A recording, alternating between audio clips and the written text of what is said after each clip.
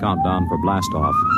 X minus 5, 4, 3, 2, X minus 1, fire.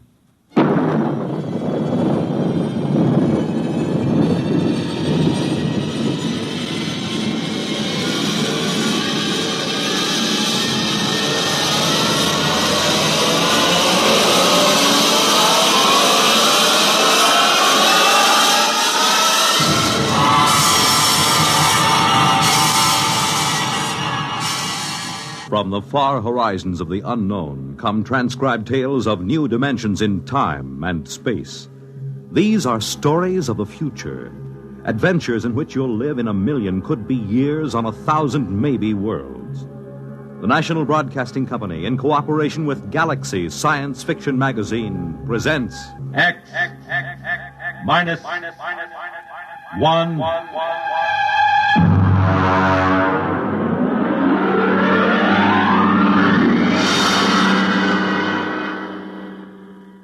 Tonight, the Frank Quatrro story, Sea Legs.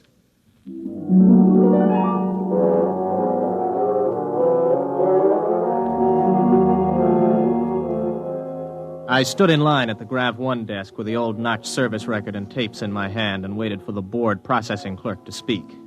The clerk seemed utterly indifferent to the excitement of the men in the line. I wondered how long he'd been out here on this godforsaken Zone 5 planet.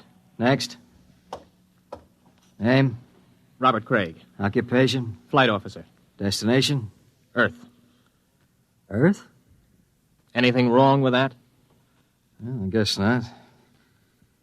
How long since you've been on Earth, Mr. Craig? Well, I've never been there. My parents left during the second colonization of Cassiopeia. I was born there. Have you ever been in a gravity system? Oh, just briefly. Under drugs, of course. You'll have to go through the gravity conditioning course. Yes, so I was told. Proceed to the airlock chamber on your right and follow the robot's orders. Good luck. You may need it. Next. I went into the chamber and stripped off my clothing while the robot droned its orders. Remove all metal objects from your person. Place them in the plastic tube at your left. Now stand underneath the decontamination tube. Depress the button with your right foot. This is all. Proceed through the green door to the psychometric section. Please respond quickly to orders, and so to not impede the progress of others. Next, please. The door to the psychometric section led into a pleasant but cold-looking room with a single metal desk. A man with a balding, high forehead sat behind the desk. Mr. Craig, have a seat. I'm Captain Wyandotte, the psychological officer. Nice to meet you. Yes, well, let's see your records. You list your destination as Terror. You're certain you wish to go to Earth? Of course I'm certain. You're somewhat aggressive, Mr. Craig. Look, I've been standing in line taking orders from clerks and robots for 6 hours. Every time somebody sees that I'm headed for Earth, I get the fisheye. Are they jealous or what? I hardly think so. You've been a spaceman for 16 years, Mr. Craig. You've been zooming around in the countergraph systems and the outer galaxies without any restraints or self-discipline. Have you ever spent 6 weeks strapped into a grav seat on a space rocket, Captain? There's a good deal of self-discipline involved in that. I think you will find things on Terror require a different kind of self-discipline, Mr. Craig. Well, I'm pretty much aware of what it's like. Are you? I suppose you've heard all the popularizations in the tapezines. Well, Mr. Craig, let me give you a word of caution. It's going to be vastly different. I'm prepared for that, Captain. Can we get going? Naturally. You will undergo a 20-day conditioning course. 20 days? Mr. Craig, you've been in space 16 years. Your body is conditioned to a normal state of free fall, or at best to acceleration. The return to gravity would kill you if you weren't prepared for it. All right, what do I do? Report to Centrifugal Department. Here are your papers. Oh, and Mr. Craig. Yes? Centrifugal is a rather trying ordeal. If during the course of treatment you should change your mind about returning to Earth, you're free to do so. Thanks. I won't.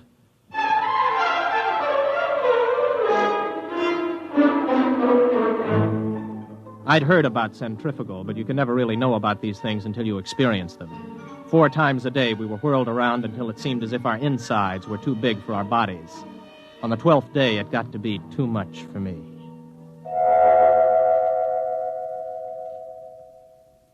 I was in the base hospital for 5 days. My roommate was an old space bum they'd brought in to die with a case of ruptured veins. His name was Charlie Brockman. How you feel, son? I'm pretty good, Charlie. You get discharged tomorrow, I hear. You gonna try it again? I guess so. Why? Only way I'll ever get to Earth. You really want to go? That's right. You talked to anybody been there last 10 years or so? No, you don't get to talk to many people from Earth and the galaxies. Were you ever there? Me? Now, what would an old space bum like me be doing on Terra? Well, I just thought maybe... I done most of my time in Zone 5. Out there, you get to thinking anybody who stays less than 80 light years from Earth is a landlubber. Yeah, I used to think the same. Then I took the exam for a job back on Earth, and I passed it. I used to think I'd like to go back. But space was exciting, you know. New and raw. It tugged at your guts, and it sent the blood rushing through your veins. But it was free. No bureaucrat ever lasted 6 months in Grav 5. I had enough hitting atmospheres all over the universe, old man. Maybe you're right. Lean over here, will you? Sure. Unbutton my pajama top, will you? Okay. There's a chain around my neck. Got a little message capsule on it. Oh, yeah, I got it. Do me a favor, huh? Take it with you when you go back to Terra. Don't open it till you're on the ship. Okay, Charlie. And, son. Yes? I lied to you. I have been back to Terra. I faked some papers and made a landing there 6 months ago. What are you doing back here? I had to leave in a hurry. Why? You'll find out, son. Good luck.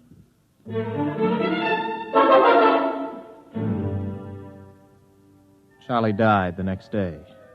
A few hours later, I was visited by Captain Wyandotte, the psych officer. How are you feeling, Craig? Okay.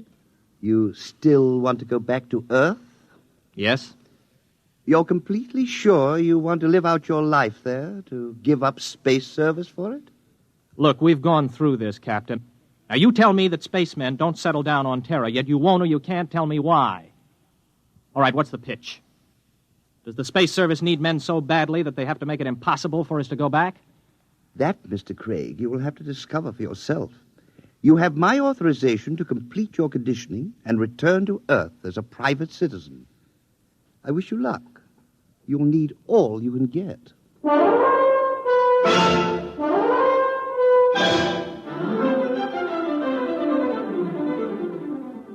Somehow I managed to survive the torments for 18 days. I was ready to return to Earth. A month later, I descended from a huge intergalactic jet at Los Angeles Spaceport. I was dead tired from the trip. I checked in at the nearest inexpensive hotel. This is your room, sir. Just put the bags down, will you? I'll unpack myself. Yes, sir. Just back from outer space, sir? Yeah, that's right. How could you tell? Sea legs. Sea legs? Well, the way you walk. You can tell when somebody's been in the low-grav systems. Oh, here.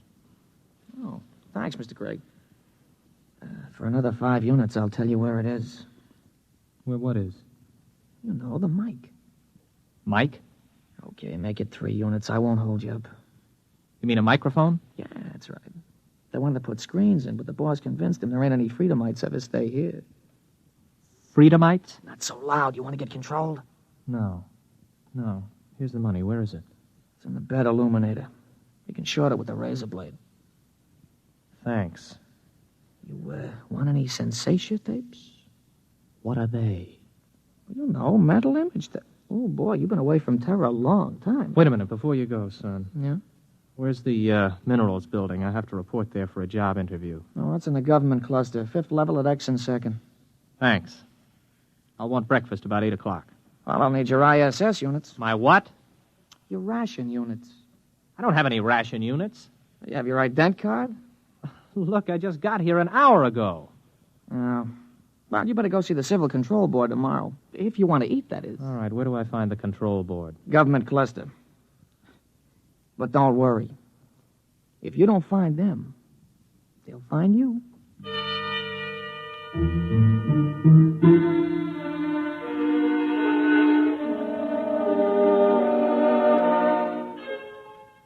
went to sleep that night with the uneasy feeling that somebody was watching me. It had been a weird day. I hadn't exactly liked it. Well, I told myself it figured that there'd be more formalities and rigmarole on Earth than there were out in the systems, especially at first. Still, I couldn't get the idea of the concealed microphone out of my mind. You may relax, Mr. Craig. You are Mr. Craig. Yes, Robert Craig. You aren't nervous, are you? No. This is my first time before the control board, and, well, it's my first time. Flight officer, huh? Somewhat unusual for a vigorous young man like yourself abandoning space service, isn't it? I don't know. Is it? Leaving something behind, Mr. Craig? No. You don't like this sort of affair, do you, Mr. Craig? Well, I'm afraid I don't quite see its necessity. I served the intergalactic service well. My records prove it. It's enough impertinence, Mr. Craig. Answer the questions. You are a Terran? Yes. Where are your loyalties? I don't understand. Your first loyalties are to intergalactic, is that right? Is there a distinction? Do you wish to be held in contempt of this board? Of course not. And you will confine your responses to simple yes answers. Now, Mr. Craig, we shall begin again. Please try to show restraint of emotion. You are here to petition for an identity card of provisional code 2 type. You maintain that you've never been on Terra before. Indeed, you state that you've never had a political affiliation. Yes. What are your reactions to the latest acts of the Liberal Party? I have none. You do not condemn the Liberal Party? Well, Then you must favor it. I don't know anything about it. Now then, Mr. Craig.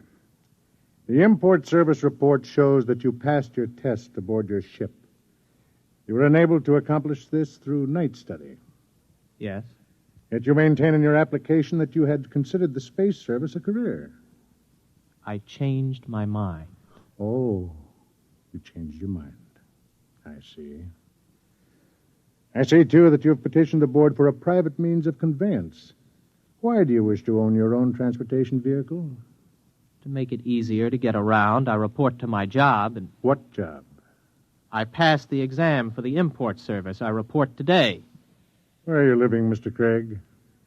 At the Star Hotel. Very well. You'll wait outside in the waiting room until you're called again. I waited about 2 hours in the porcelainized waiting room of the Civil Control Board. Then I was called over to the clerk's desk at a small window. He stamped some cards for me. Craig, Here. here's your stuff. Class 1 provisional ident card. Sign it and fingerprint it. Don't lose it. If you do, you'll be picked up by the control agents. I petitioned for a Class 2 card. You'll get a Class 1. This entitles you to maintain an apartment in the lower level of the Beverly Project. Here's your clothing ration. You'll have to turn in that leather flight jacket. No, wait a minute. I had this made on Chuan. Listen, I can remove the insignia. That is not the point. Your clothing ration is defined by law. There are no exceptions. This is your food ration. What's all this medical stuff on the card? You are rationed fairly in accordance with your particular metabolism. Oh, you're kidding. I do not kid, Mr. Craig. Well, what about a car? I asked to be allowed to buy a car. Let's see. Your petition to be permitted to purchase a private means of transportation is hereby denied.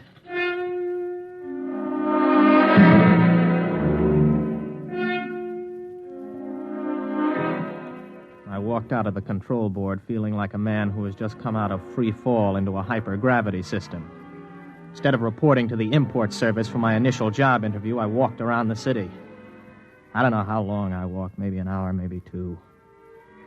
After a while, I came to the outskirts of old Los Angeles. There was a big fence around it and the usual signs. Radioactivity. Beware. It was just a pile of rubble and twisted girders.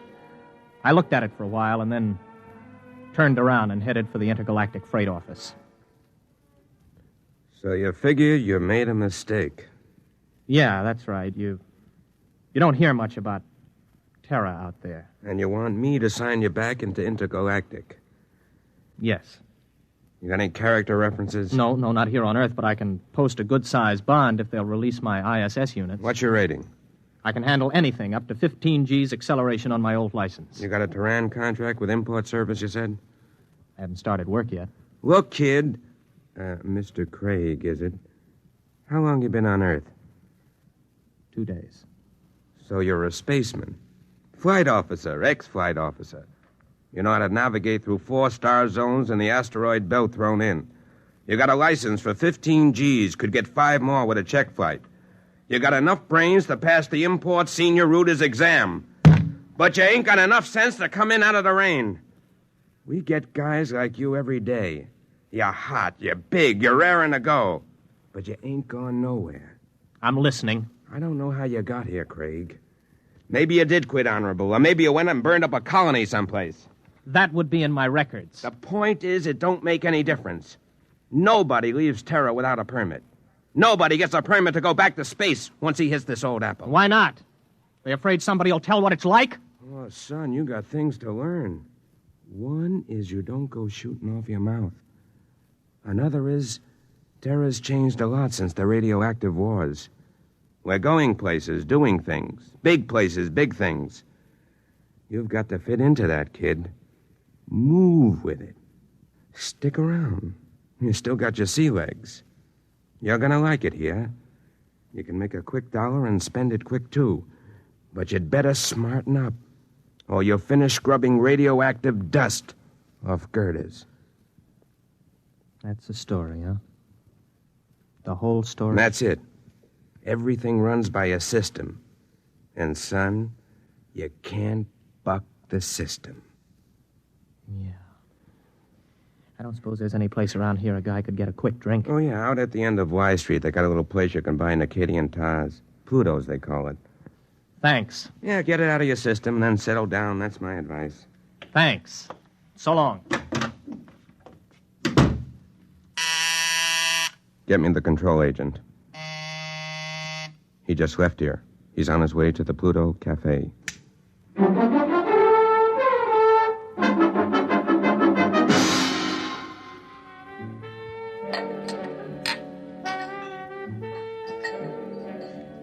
Hey, waiter, bring me another drink for the young lady. Now then, where were we? I don't know. In fact, I still don't know why you're buying me free drinks.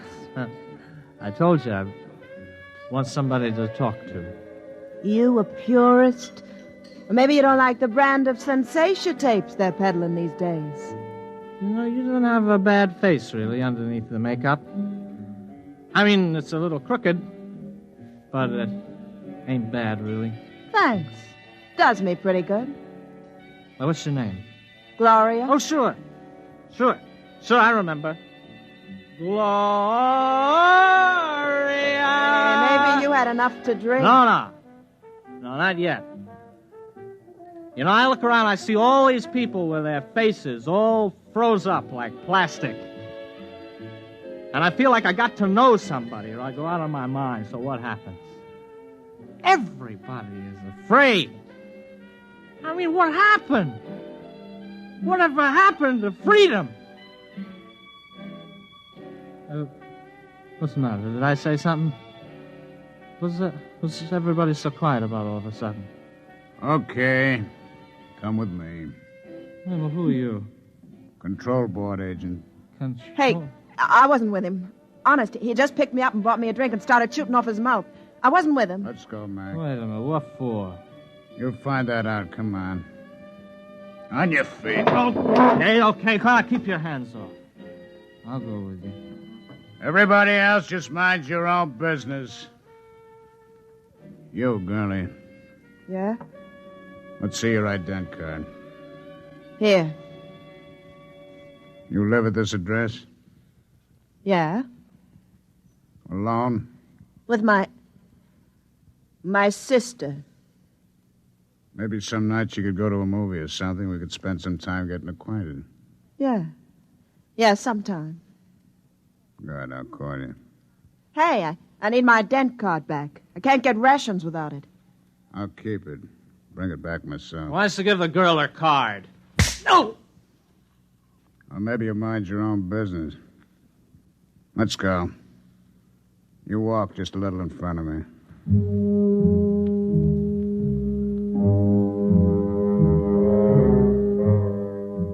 He was a big man, maybe 250 pounds, and he shuffled when he walked. He'd hit me right across the right shoulder with a sort of rubber truncheon. Now it began to ache. We're walking along a sort of back street. Everywhere in the universe there were such streets. Streets where you could find freedom in anonymity, a compromise between lawlessness and law.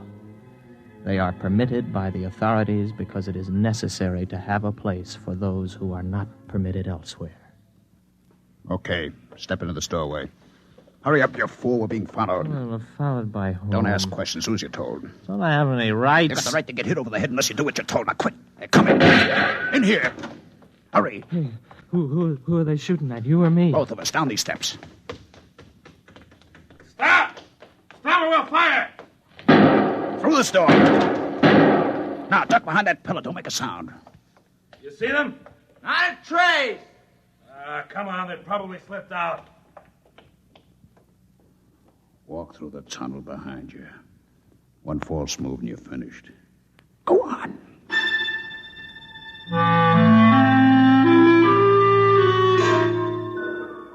From the direction of the tunnel, I guessed it was part of an old sewage system that led toward the ruined city. I don't know how long we walked, maybe an hour. Finally, we came to a small wooden door. Stop here. Okay, let's have it. What? Have what? The tube. I don't know what you mean. Our detectives picked it up on you the minute you got off the plane. You're carrying a radioactive message tube with a periodic emission signal. I'll need to have it before we can go any further. You mean the tube that old Charlie gave me? Old Charlie? Yes, Charlie Brockman. The old spaceman who was in the hospital with me. Where is it? I think it's in my pocket. I never even bothered to open it. Do it now. Let me see. Oh, yeah, here it is. Open it. It's empty. That's right. The message is in the tube itself. We identify our people by the radioactive pattern. Our people? You'll see. Come in. Make it fast. This the one? This is the one. Has he been drugged? He's had PON. A massive dose at the Pluto. Good. Mr. Craig, my name's Cocteau. This is Mr. Brannigan. You're probably quite bewildered about all this. Let me clarify the situation. You're now in the headquarters of the Freedomites, underneath the radioactive part of old Los Angeles. Mr. Brannigan is not a control agent. He's one of our men. We've been watching you ever since we detected the message tube as your ship was approaching Earth. Now, wait a minute. You guys are Freedomites? That's right. You're pretty illegal, aren't you? Let's say our lives aren't worth a snap of your fingers if we're caught. All right, who are you? Where are you from? Most of us are from the same place you're from, outer space. Many of us had the same history you have. We shipped into Earth and became disillusioned and went to the intergalactic freight office to apply for a job. The man at the office, the man who made the speech about coming in out of the rain, is one of our agents. Aren't you taking a chance telling me all this? Not at all. At the Pluto, you were given a massive dose of PON. You won't remember anything that happened to you after the drug hits you in an hour or so. It works like a shock. Everything will be repressed into the unconscious. Oh, I see. Very neat. It will exist in your unconscious, however. Somewhere, because you're the kind of man you are, because living in space has taught you the blessing of feeling free, you'll be able to draw upon your unconscious knowledge when you need to. And when will that be, Mr. Cocteau? That depends on whether you decide to join us or not. Join you in what? I haven't the faintest idea of what you're trying to do. For all I know, you're a bunch of traitors. You know, I've heard this comes the revolution stuff before. My friend, you're woefully ignorant of our aims, as is to be expected. We anticipate no revolution. We print no leaflets, publish no newspaper, and we have no world plan for conquest.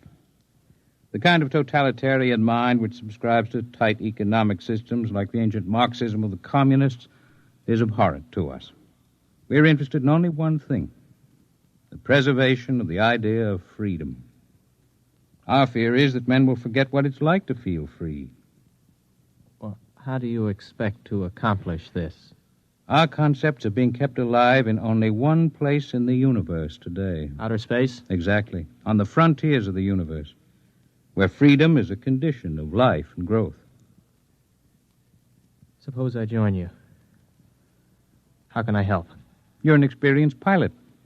We have enough connections to do some plastic surgery on your face and get you a position piloting a spaceship again. You'll remember nothing of your mission, but you will remember that you have been back to Earth, what it was like. You'll be able, carefully, of course, to tell people, to help keep the idea of freedom alive. Think it over carefully. You have 20 minutes before the drug takes effect. I don't need 20 minutes. I'll do it. Good. In exactly 48 hours, you'll wake up in your hotel bed with a new face, the identity card of a man named Harold Janus. You'll not remember how you got them or why, but you'll know what to do with his identity. He is, or was, master navigator on the Earth-Mars run. Good luck, Mr. Craig.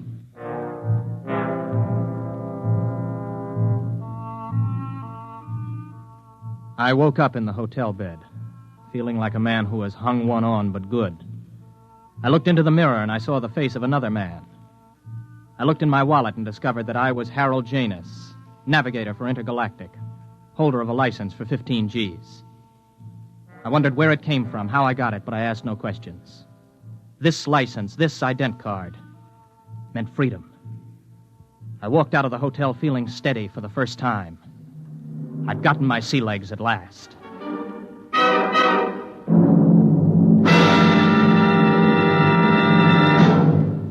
You have just heard X-1, presented by the National Broadcasting Company in cooperation with Galaxy Science Fiction Magazine, which this month features The Venus Trap by Evelyn E. Smith.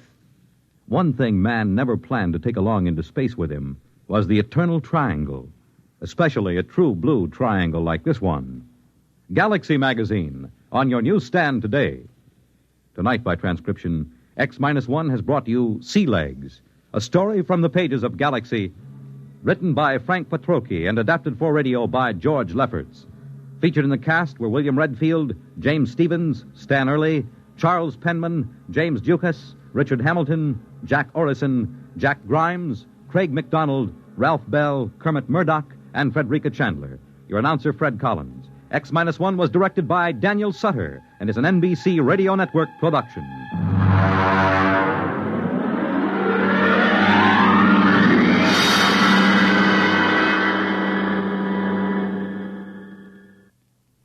Hear Politics and Primaries, Dateline, Ohio, and Indiana, tonight on NBC Radio.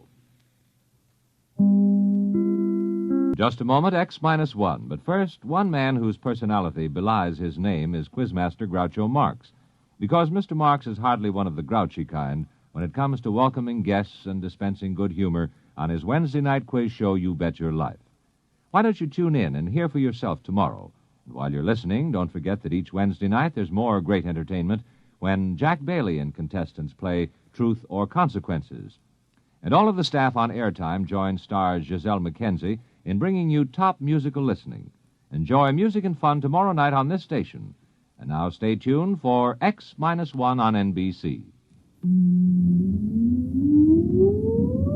Countdown for blast off. X-5, 4, 3, 2, X-1, fire.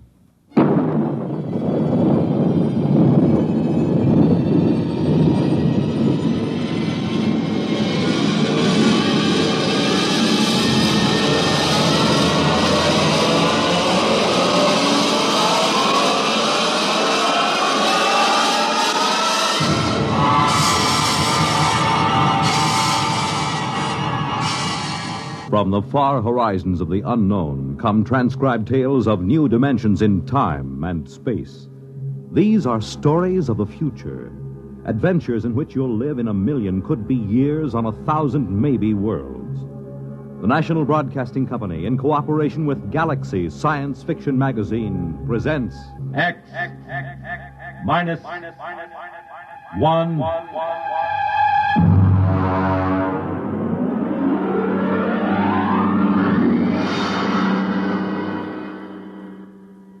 Tonight, the dramatization of a story by Jerry Soule, The Seventh Order.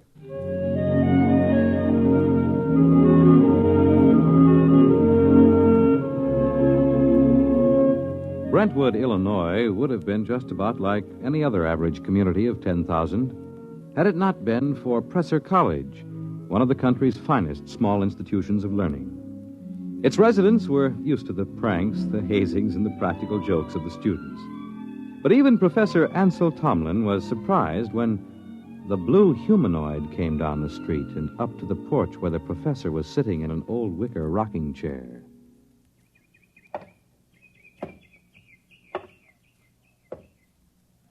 Pardon me. Of course.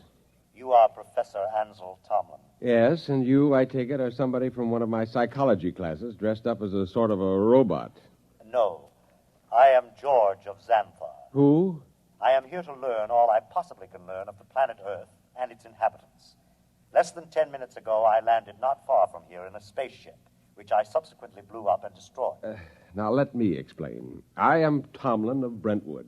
Less than 10 minutes ago, I was sitting on my porch peacefully marking exam papers. I intend to resume right now. Helen, would you get the phone? It is your wife's sister calling with reference to the explosion of my spaceship. Sure it is. She merely wants to ascertain that your family was not affected. Listen, George, be a good fellow and... Oh, my... Well, don't be alarmed, dear. It's a fraternity initiation or something. Oh, well, it does look like the real thing. Oh, did you know there was an explosion outside of town? An explosion? Yes, blast of undetermined origin is what they said on the radio. Oh? My sister just called. She heard about it in the local station and wanted to make sure we were all right. I see. Well, I have something in the oven. My goodness, that's a wonderful costume. Her sister lives 20 miles away. How did you know she'd call? My mind circuits are telepathic. They pick up all conscious thought to a distance of some 200 miles. It couldn't be you arranged the whole thing, that it wasn't really her sister. How did you get here? Who or what are you? I am a machine, the finest, most complicated machine ever made. I have a rather unique history, too. Who made you? Ages ago, on Xanthar, there was a race of humans. They made the first robots. Rather crude affairs. We class them as first-order robots. They are still used for menial tasks to some extent. And what order are you? The highest, naturally. A seventh-order robot. Or rather, a humanoid.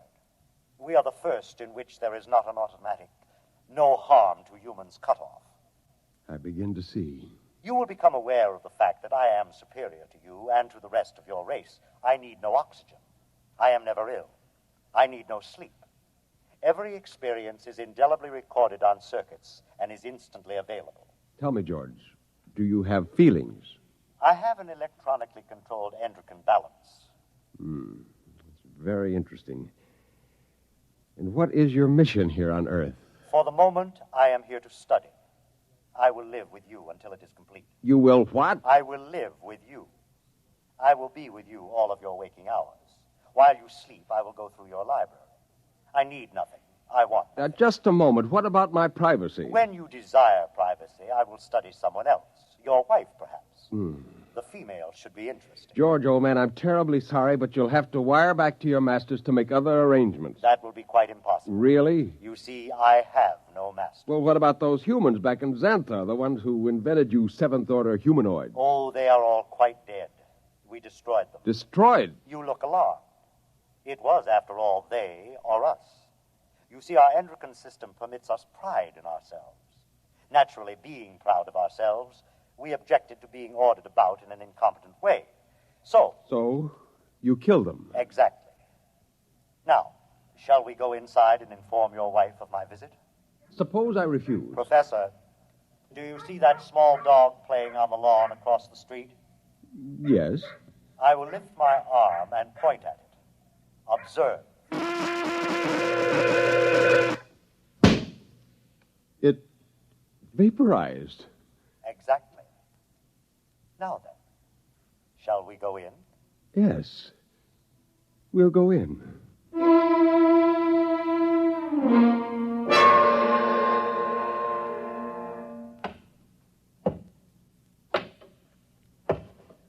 Oh, there you are. Yeah. I see you brought your friend. Helen, this is George. George of Xanthar. George is a machine. Well, anybody can see that. It's the most convincing costume I ever saw. Helen, it isn't a costume. No? No, he's really a machine. Oh. He's staying with us, What? whether we like it or not. Well, really, Ansel. We have no choice. I am a seventh-order humanoid. I detect that your mind does not comprehend. I am here as an advanced scout for my race. After we establish a station here on Earth... I don't like this. Now, would you be kind enough to leave my house, young man? You are very slow to comprehend. I comprehend that I have a lot to do, and I'd appreciate it if you leave. Otherwise, I'm going to call the police. You may call anyone you choose, Mrs. Thomas. I'll have you arrested. I assure you I can detect your intention long before you have time to do me any harm. Well, we'll just see about this. Hello? Get me the police. Helen, it's useless. I can follow the call through the phone wire. Captain Townsend will answer. Captain Townsend. Captain, I want to report a robot. A what? A thing. It won't leave my house. Who is this? I'm Mrs. Tomlin, Professor Ansel Tomlin's wife, 44 Crescent Road. I'll send a car over. Now we'll see.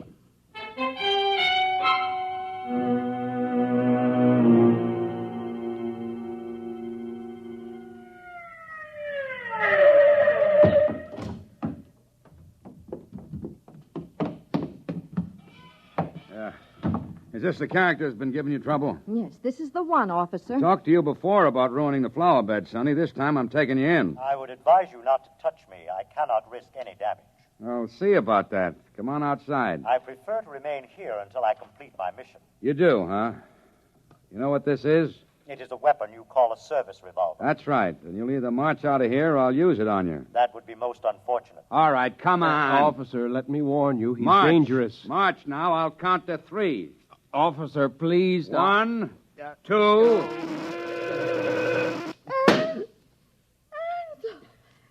Oh, no. I regret it, but he was actually going to pull the trigger. Only to frighten me. But I cannot risk damage. He might have miscalculated and struck me with a bullet. Ansel, I'm frightened. There is no need for fear. You have only to accept the fact that the Seventh Order is coming to operate the planet for your benefit. Ansel. Helen, there's no use trying to do anything just yet. Now go next door to Mrs. Coleman. Tell her what's happened. I'll talk to George. Oh, but I don't... Please, Helen? Well, all right.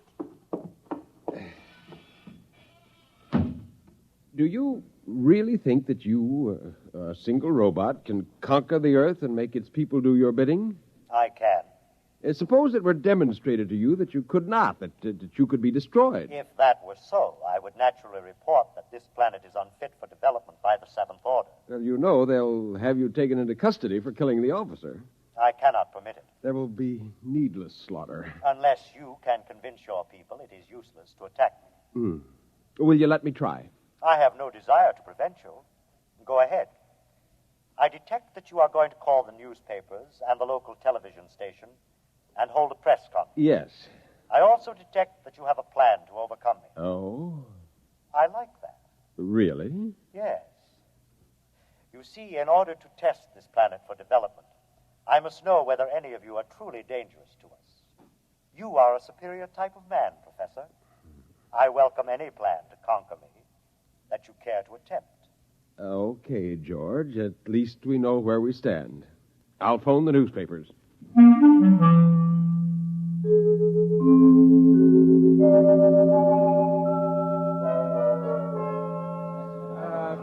Quiet! Quiet, please! Quiet! Hold it down. Ladies and gentlemen, this is Henry Bennett, broadcasting from a sound truck parked in front of the home of Professor Ansel Tomlin in Brentwood, Illinois. At the moment, Professor Tomlin is seated on his front porch.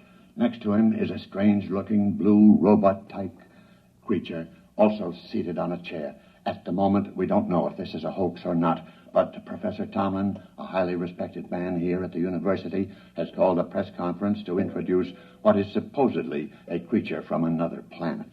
Professor Tomlin is about to speak, and we'll try to catch his words. Quiet, please. Gentlemen, I wish to present to you George of Xanthar. Yes, now, just a moment. George is a machine. Probably the most dangerous machine ever invented. He is telepathic as well. He can read your thoughts like a book. He knows exactly what each of you is thinking at this very instant. Professor! Yes? Do you expect us to swallow this nonsense? Not without proof, gentlemen. Can George do his stuff for us? Let him tell me what I'm thinking right now. You are thinking about a blonde young woman named Laura, with whom you will attend a show tonight. Come on. Well, he happens to be right, but we've seen mind readers before. Let him do something else. Now, I did not call you gentlemen here for a demonstration of magic.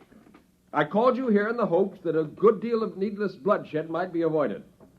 Less than half an hour ago, I watched this creature completely vaporize a policeman who was trying to arrest him. I expect that the authorities will be here any minute. I hope I can convince you and them that it is futile. Well, I certainly do. Something ought to be done about a guy. Either you're nuts or you think we are. I don't believe this machine killed a cop. If a cop was killed, a human did it, trying to blame it on the machine. Now, gentlemen, I don't know how I can prove it. Perhaps if George will demonstrate his ability to vaporize... Observe the oak tree in the front yard. Now.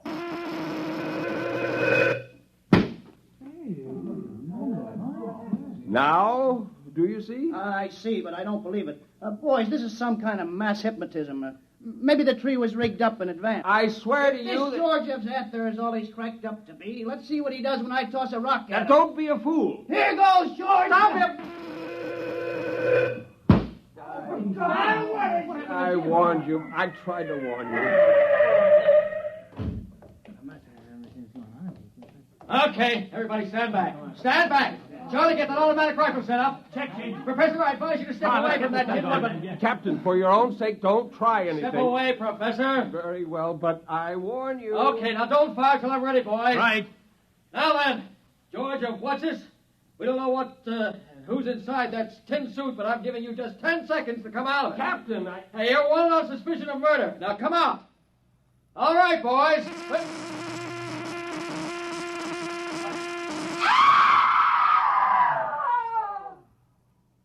Ladies and gentlemen, I'm afraid we'll have to terminate our broadcast. What started out as a good-natured hoax or publicity stunt has turned into a bloody massacre, as the bodies of some 6 policemen on the lawn of Professor Tomlin's home will attest. I don't know exactly what is happening here, but I can say this: George of Xanthar is no hoax. He or it is the spearhead of a race from outer space that's come to conquer the Earth.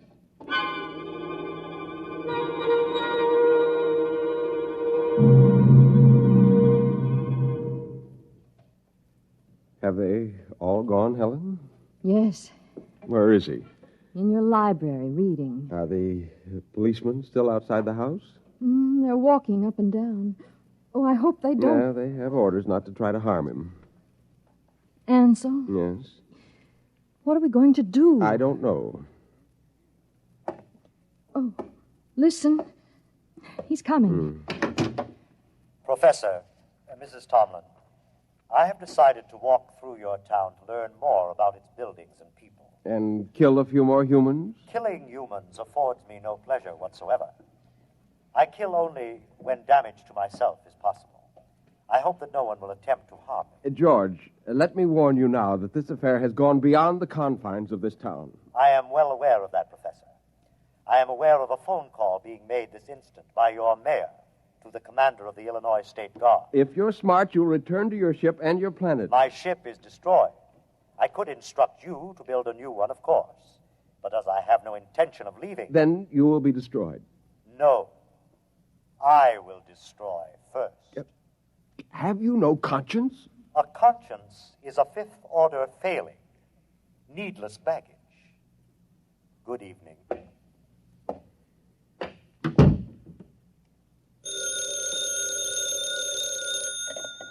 Hello, Professor Tomlin. Yes. Yes, I will. Who was it? The mayor and the chief of police have called a meeting of the citizens of Brentwood at the college gymnasium tonight. Ansel, you're not going. I must. But no, Helen, There's much more at stake here than my life or yours. Civilization itself depends upon our standing up to this machine. I'm going to the meeting.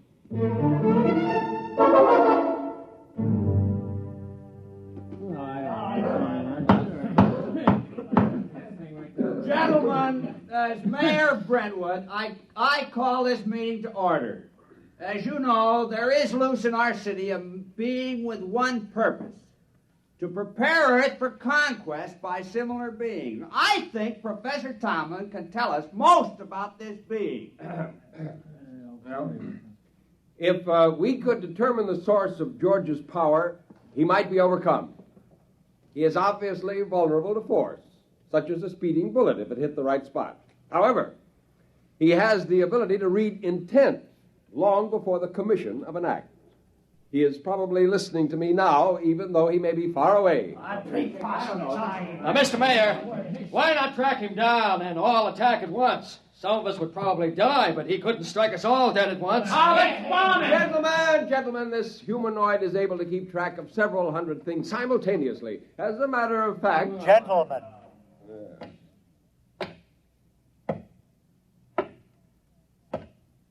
You are working yourselves up needlessly. You simply do not appreciate what it would mean to dedicate yourselves to the fulfillment of the seventh order destiny. Your lives will be made most pleasant and happy by us. Yeah, why did you kill 6 cops? If you're so powerful, bring them back to life. How do you want to be buried, Robot? Yeah, let's get them, man.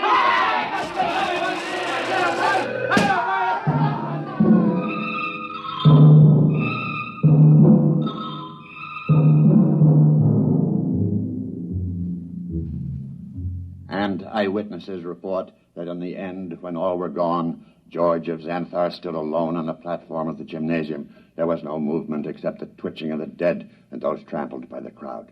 Among the survivors was Professor Ansel Tomlin, who originally... Well, that's that. What next? I don't know, Helen. I don't know. Oh, well, what's that? It sounds like an air raid alert. That's peculiar. They didn't announce it. Turn on the radio. Hurry. We interrupt to bring you a special message. All residents of Brentwood are advised to go to their basements or convenient bomb shelters. The governor has announced that units of the National Guard have managed to corner the robot, George of Xanthar, in the town square. Oh. Tanks and mortars will be used in an attempt to destroy the creature. Again, go to your nearest bomb shelter. Oh, did you hear They'll never be able to destroy him. Well, where are you going? Up to the roof. The roof? I can see the square from there. Well, I'm coming with you. Just as you like.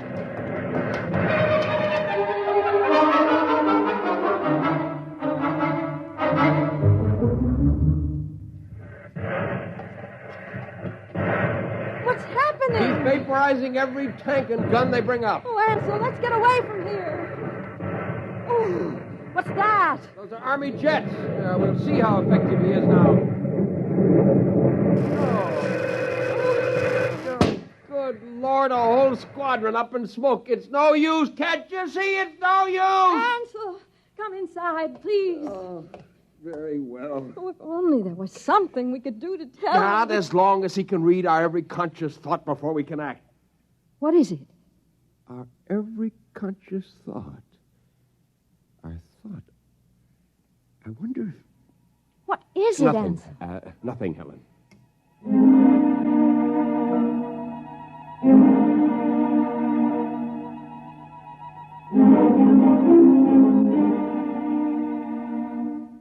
And the Army reports that the countryside around Brentwood is deathly still. The blue humanoid, George of Xanthar, is still standing in the middle of the town square, where he's been standing for 3 days now. We'll keep you informed of developments. The military urges everyone to keep calm and go about your business as usual. There is no danger to anyone who is not attacking the humanoid. No danger. Wants to keep more of them from landing. Ansel, are you going to sit there with your head in your hands forever? Well, come have some dinner. Ansel? Yeah, it might work. Where are you going? Washington. What? I'm going to Washington. Would you be good enough to pack my overnight bag? I can catch a plane out of Chicago in about 2 hours. But why? What for? I'm going to talk to the Pentagon. What do you tell them? I'm going to tell them to surrender to George of Xanthar.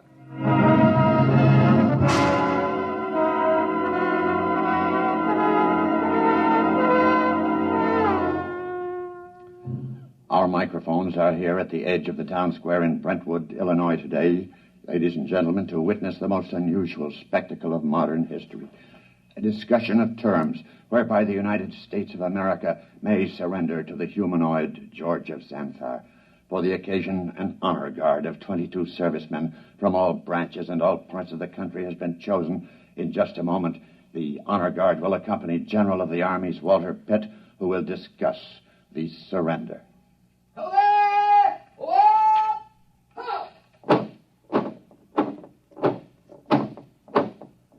The honor guard is advancing to the edge of the square.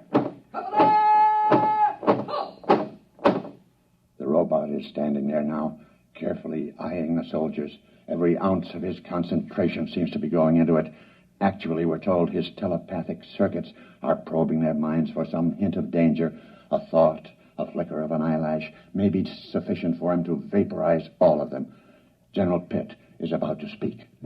George of Xanthar. I hear you, General. I have been instructed to consult with you about your intentions toward our country and the world in general, with a view to reaching some sort of agreement with you and others of your kind who you say will invade the earth. May I approach? One moment. I perceive no intent to harm me. There is one man among your soldiers, however, who has an illogical thought. Will the soldier who is thinking the thought, 11 o'clock, step closer? Do as he says. Does 11 o'clock mean anything to you, soldier? No, sir. It's running through my mind, but it don't mean a thing to me. My examination of your thoughts tells me you speak the truth. Very well. We will proceed with the talk. Ladies and gentlemen, it's a tense moment. The general and the humanoid are discussing terms. The soldier who was questioned about the thought, 11 o'clock, has stepped back into the ranks and is holding his rifle at attention like the others. I perceive it's now 10:59 a.m. If there is any significance to the thought about which the soldier was questioned, we'll know in 1 minute. We of Xanthar, gentlemen, would not want to improve a planet which could not be educated and would continually oppose our program. Therefore, I am glad to see your willingness to discuss. After my message goes out, there will be a landing party on Earth within a few days. While waiting for the party, however, there are certain preparations. Just list them for us. Your government will naturally have to turn over complete authority to us.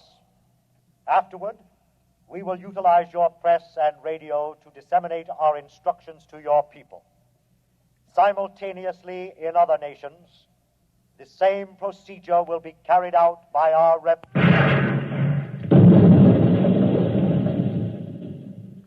Ladies and gentlemen, it's happened at exactly 11 a.m. 10 soldiers in the honor guard instantaneously fired their weapons into George of Xanthar. Apparently explosive bullets have blown him to smithereens. The remains are lying scattered all over the square. People are pouring in, kissing each other, shouting.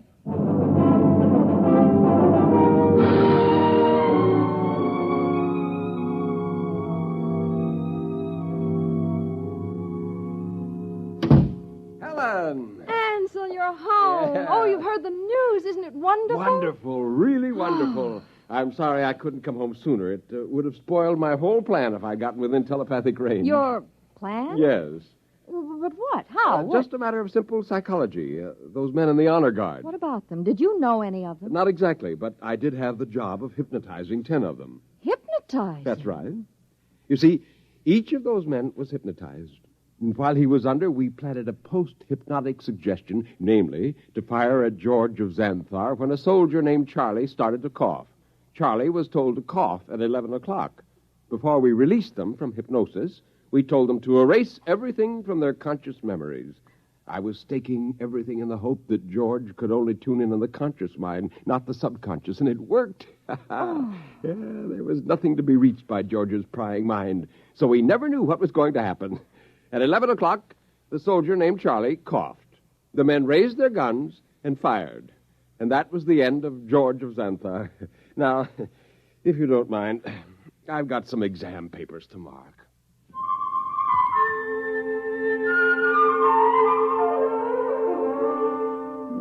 On a planet many millions of miles away, a red light, one of many on a giant control board, suddenly winked out.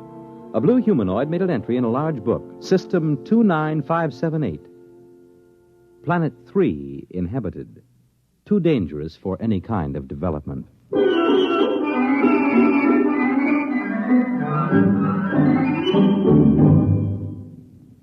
You have just heard X-1, presented by the National Broadcasting Company in cooperation with Galaxy Science Fiction Magazine, which this month features the Alan Cogan story titled In the Cards.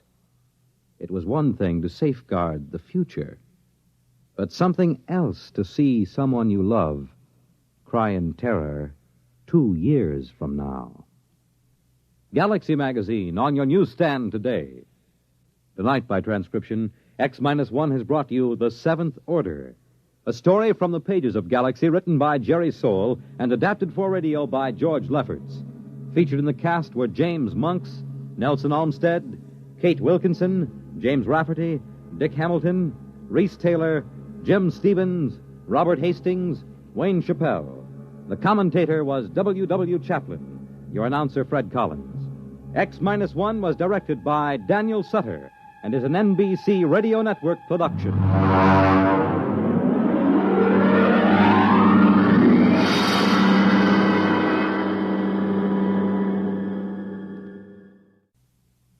The Wonderful World of Robert Benchley on Biography and Sound tonight on NBC Radio. In just a moment, X-1. But first, some of the funniest situations you've ever witnessed occur every Wednesday night when the devilish imagination of MC Jack Bailey sets to work on NBC's Truth or Consequences. You won't believe it until you hear it, so listen in tomorrow. Then another laugh session is in store later on with the wise and witty Groucho Marx as he and contestants play You Bet Your Life. While for the melodic note in your Wednesday evening schedule, it's music and fun on Airtime with Giselle McKenzie. And now, stay tuned for X-1 on NBC. Countdown for blast off.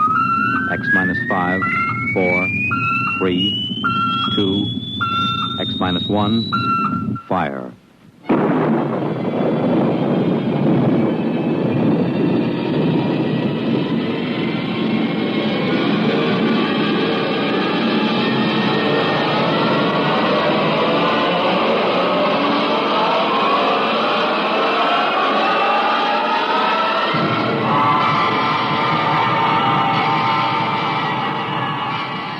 From the far horizons of the unknown come transcribed tales of new dimensions in time and space. These are stories of the future, adventures in which you'll live in a million, could be years, on 1,000 maybe worlds. The National Broadcasting Company, in cooperation with Galaxy Science Fiction Magazine, presents X-1.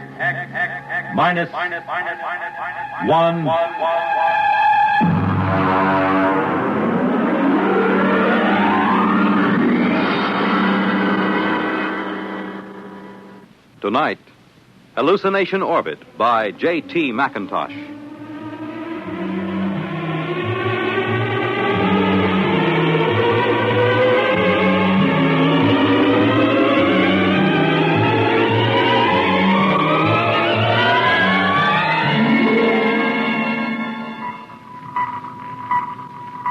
Mr. Chaka. Sir? Stand by to release a pickup rocket. Yes, sir. We'll break orbit in 8 hours, have damage control pull the rods on the number 3 pile. Check leakage. Yes, sir. Try and have the locks cleared of all unessential personnel when that pickup rocket comes back. There's no point in making trouble. I understand, sir. Pickup rocket away, sir. Very well. Take over, Mr. Chaka. I will be in my quarters if I'm wanted.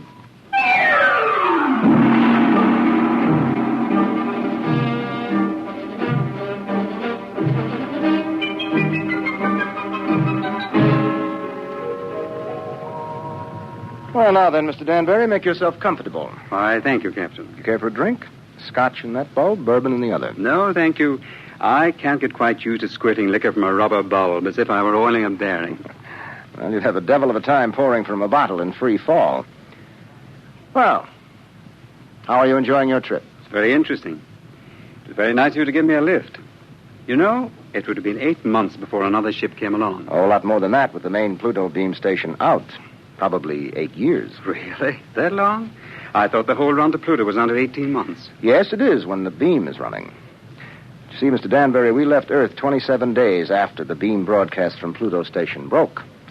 We've been spaceborne close to 6 years. I suppose that's why you're on orbit around this planet, picking up supplies or something, eh? Oh. This is a standard pickup for the space beam service. We sent a rocket down to take off a man who's been the only inhabitant of this planet for a little over 2 years. Well, I expect he'll be glad to see you. Well, there's no telling. I know I would. After 2 years of duty, Mr. Danbury, you might not know anything.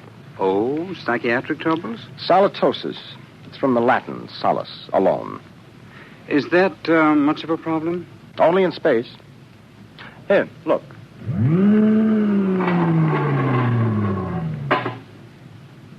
Look through that port. Seems empty. It is. It's empty of horizon, sky, sunlight, ground. It's empty of time. It's empty of people. You can't live in it too long without something happening. I see. But surely people have been alone before spaceflight. Oh, yes, but they have been on the same world with other people. And that seems to make a difference. You take a hermit on Earth, he may spend his life trying to escape civilization. Put him on a deserted world, he turns psychotic. Is there a cure? Oh, sure. Put him back with people. At least about 40 people. That seems to be the critical number. See, I have 48 in this ship's complement. I could run her with about 18. But if I tried to, I'd have psychos on my hands 6 months after blastoff. But then every one of these men on the beam stations, they're all alone, aren't they? That's right. Well, then they must get it. They do. It wouldn't pay to leave more than 40 men on a space station. And less than 40 is too dangerous. Solitosis can be homicidal. So they leave one man. Now, he gets it all right. But you can snap him out of it just by taking him back to Earth. That's why I like to have as few people as possible around when the pickup ship comes back. It can be pretty unpleasant. And what are they like? How does it affect them? Well, so far, I have picked up about 28 space station officers. I've seen 28 different sets of symptoms. I wouldn't want the job of getting those guys out of their stations and into that pickup rocket. Captain here. Pickup rocket. Signaling, sir. All right, Mr. Chalker, prepare to receive the pickup. Alert the psychiatric staff, and I'll be right there. Would you care to see them bring them in, Mr. Danbury? You're welcome if you have a strong stomach. I don't think so, thank you. All right. Mr. Chalker, as soon as the rocket is secured, make a trajectory for the next station. Yes, sir. That's Pluto Station 3. Carry on. Oh. Pluto Station 3. That will be a honey of a job. He has been on that lump of rock all by himself for close to 6.5 years.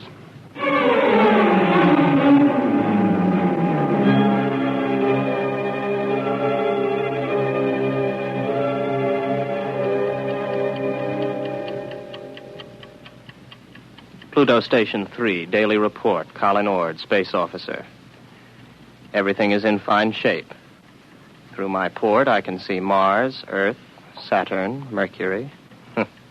That little devil, he's hiding behind the sun. He's been quite furtive lately. Why I'm required to record this report every day escapes me, because it's quite obvious to any empty-headed brass hat at the central office that not a word of this has been worth the tape it's been recorded on for the last 5.5 years. But if it amuses you gentlemen to hear me wander, after all, you are paying for the tape. Which gives me a fine thought. I'm going to set the pickups through the whole station and leave the tape running. That'll give you a daily report all day, so keep on listening. Right now, I have the distinct impression that Earth is winking at me. A rather suggestive, lewd wink. It helps to see the planets, doesn't it? Oh, I thought you were reading. I was. You know, if you hadn't been able to see the planets, you would have been a straitjacket case long ago. Well, who knows I'm not one now? You don't, anyway. Well, I think that so long as you talk sanely about madness, you can't be so far gone. It's out there somewhere, isn't it? The rescue ship. Somewhere. How long now, Colin? Where could they be now if they started whenever the beam failed? I haven't worked it out since the last time you asked, but they could be very close. Well, if the beam hadn't failed, they would have been here long ago, wouldn't they? Oh, sure. 11 months with the beam, over 6 years without it. Well, anyway, that triple time 6 years' pay adds up to quite a pile. You'll be set up for life when you get back to Earth, won't you? And at 29. I'll be rotten with money. Oh, well. It's been nice knowing you. That's because of the others before you. I've learned a lot. Never talk of the others. And above all, never talk of any others to come. I'm sorry. Would you like to play chess? It's a long time since we did. I don't think so, not anymore. I'm a little tired of chess. Oh, I know. I understand. I won't bother you. I'll go to my room, Colin. Well, don't get upset. I'm not. I understand. You're just tired of chess. You still listening, gentlemen? That last few minutes might have been a little confusing. You'd like to know who I was talking to, wouldn't you? I'm afraid you can't hear her on the tape. That's Una. And I'll tell you what she looks like. You might find it interesting.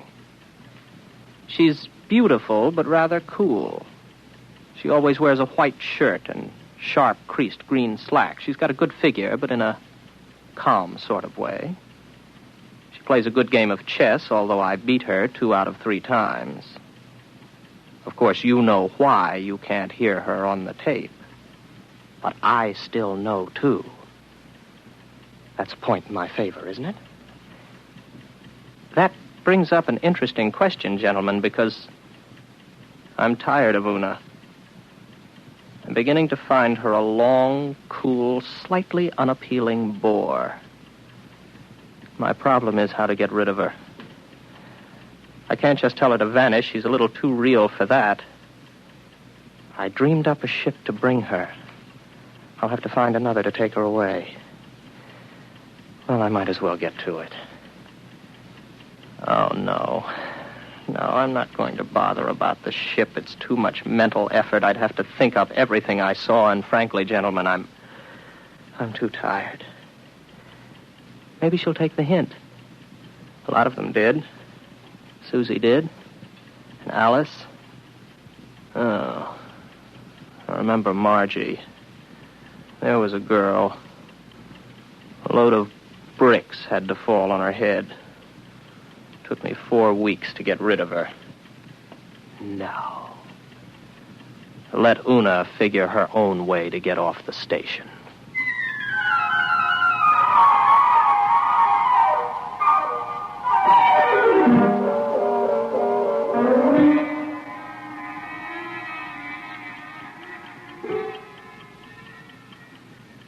Wow.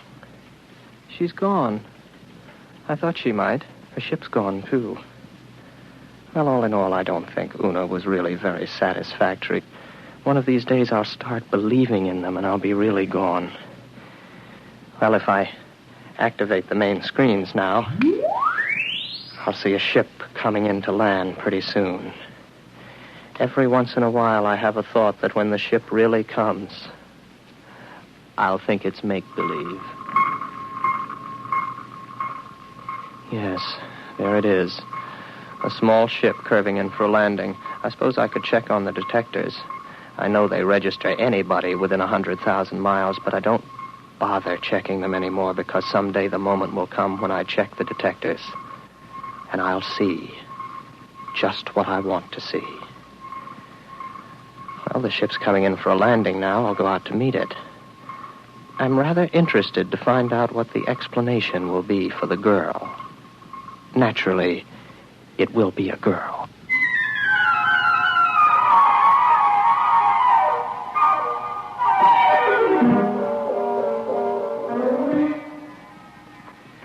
It's all right. You can take your helmet off.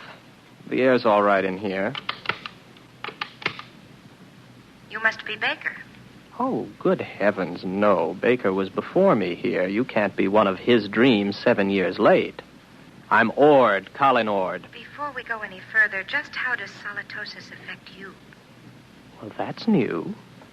None of them ever asked that before. It makes me see things that aren't there. And you know there's nothing there? Sometimes. Do you know I'm here?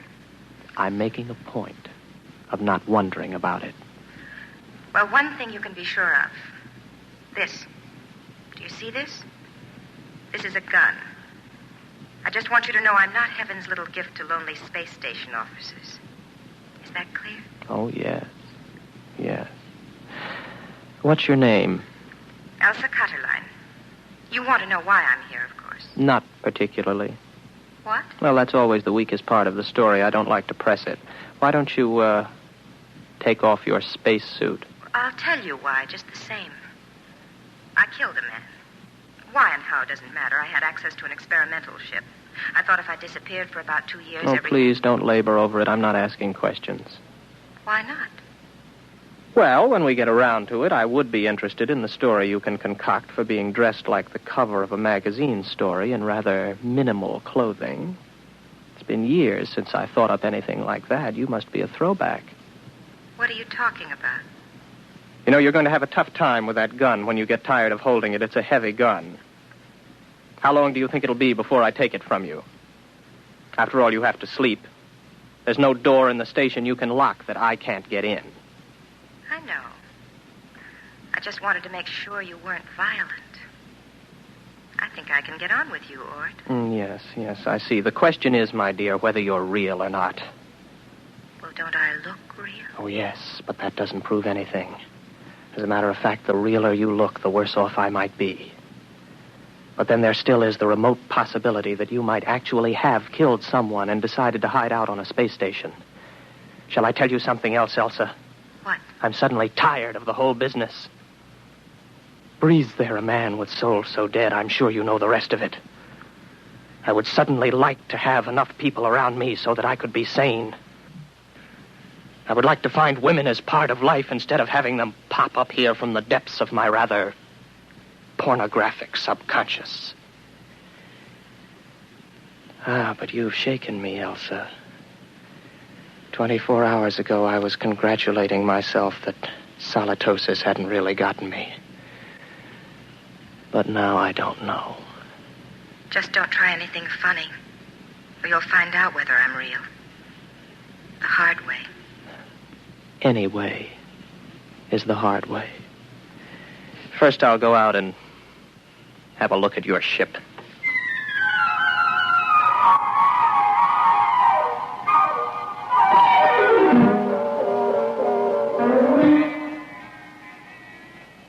£14 per square inch air.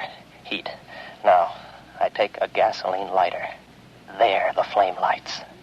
But on the other hand, if there was no lighter and I see it, I could also see it burn when there isn't any air. As a matter of fact, how do I know that I can read a meter for air pressure? And now that I look again quickly, I find I haven't got a lighter in my hand, and as a matter of fact, the pressure meter reads 0.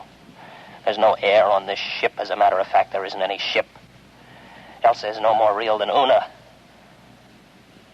All right, Colin, old boy, sit here and concentrate for about 15 minutes, and you'll be able to walk through the walls of the ship.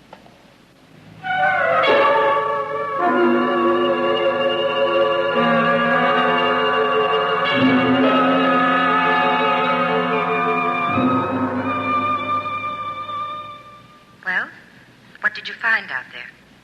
You'd better leave. It was a mistake your coming here. I'm sorry. No, don't come any closer to me. Put down the gun. Keep back. I'm warning you. Keep back. You see, it's no use.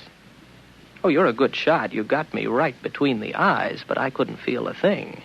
I can't let myself be shot now, can I? Give that to me. There. Now remember, if you shoot me, nothing happens. But if I shoot you, you die. Do you know that? Yes, I know that. I'll give you about 20 minutes to get that overstuffed figure back into that spacesuit and get off my planet. Frankly, I'm getting tired of hallucinations. Tired. Give me back my gun. No. I'll keep that. After a while, I'll put it in a drawer. It'll stay there until I forget it. And there won't be any gun anymore.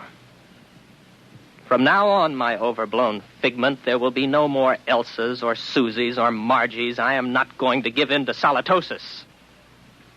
Maybe I'll bring Una back. At least she could play chess.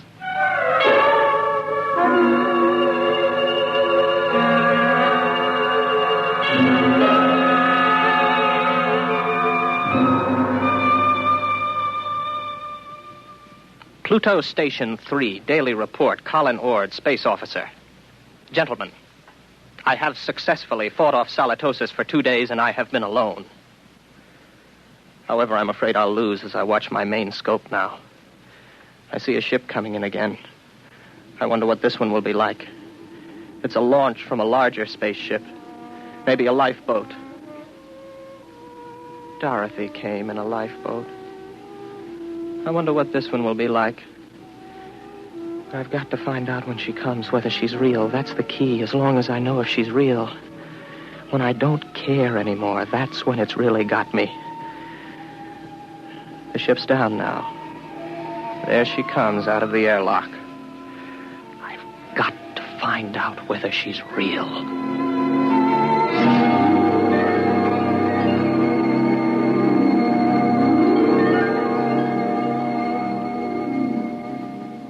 Colin Ord.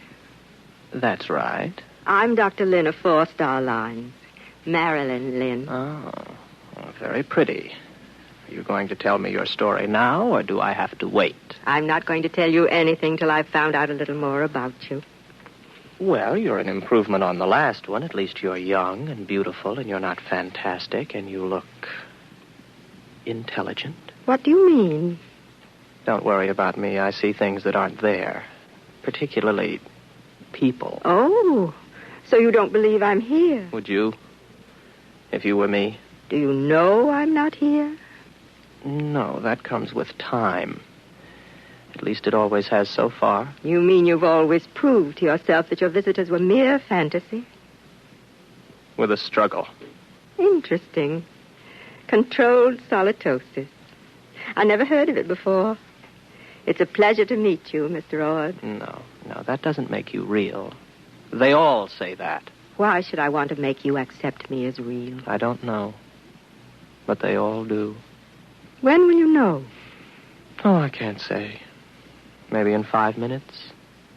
Maybe not for hours. How do you do it? You don't shoot me to see if I die or anything like that, do you? No, nothing like that. If I shoot you, you do die, like the witches in history. They'd die if they were, and they'd die if they weren't. Your mind has remained agile enough. Naturally. I never heard of solitosis inhibiting intelligence. Would you like some coffee? Is that part of the test? Whether more coffee is actually drunk than you drink yourself? No, that doesn't help. It would be very easy for me to make half what I thought I made, to fill a cup with nothing and pass it back. You look afraid. Why should I be? What am I doing? Am I doing something I don't know I'm doing? No. Would you like me to wash the cups for you when we're done? That won't prove anything. Next time they were used, I could just imagine they were washed, couldn't I? Where are you going? To find out if you're real. My ship. Go ahead. Good luck.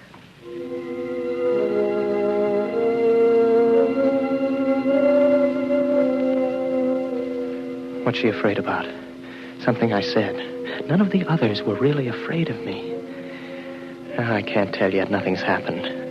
The meters all read 15 pounds to the square inch air pressure, but that's no good. I can't tell if I'm reading them at all. Oh. Well, the wall's solid enough. My hand hurts. That doesn't prove anything. Supposing I open my faceplate. If there's no ship and no air... All right, my faceplate's open. I'm breathing air. But then again, on the other hand, my faceplate may still be closed. Maybe I only think it's open. I can't tell. I can't tell that she isn't real. That means it's finally gotten me. It gets everyone. I don't really know if anything's real, if I'm real, if this space station is real, the planet, the universe, the galaxy. Maybe all life is in my mind. I think. Therefore I am. Yes, I remember that from school. Oh, I'm tired. I got to get back to the station. Very tired. Close my faceplate, if I ever opened it. Get back to the station. Got a headache. Terrible headache. I'm very tired.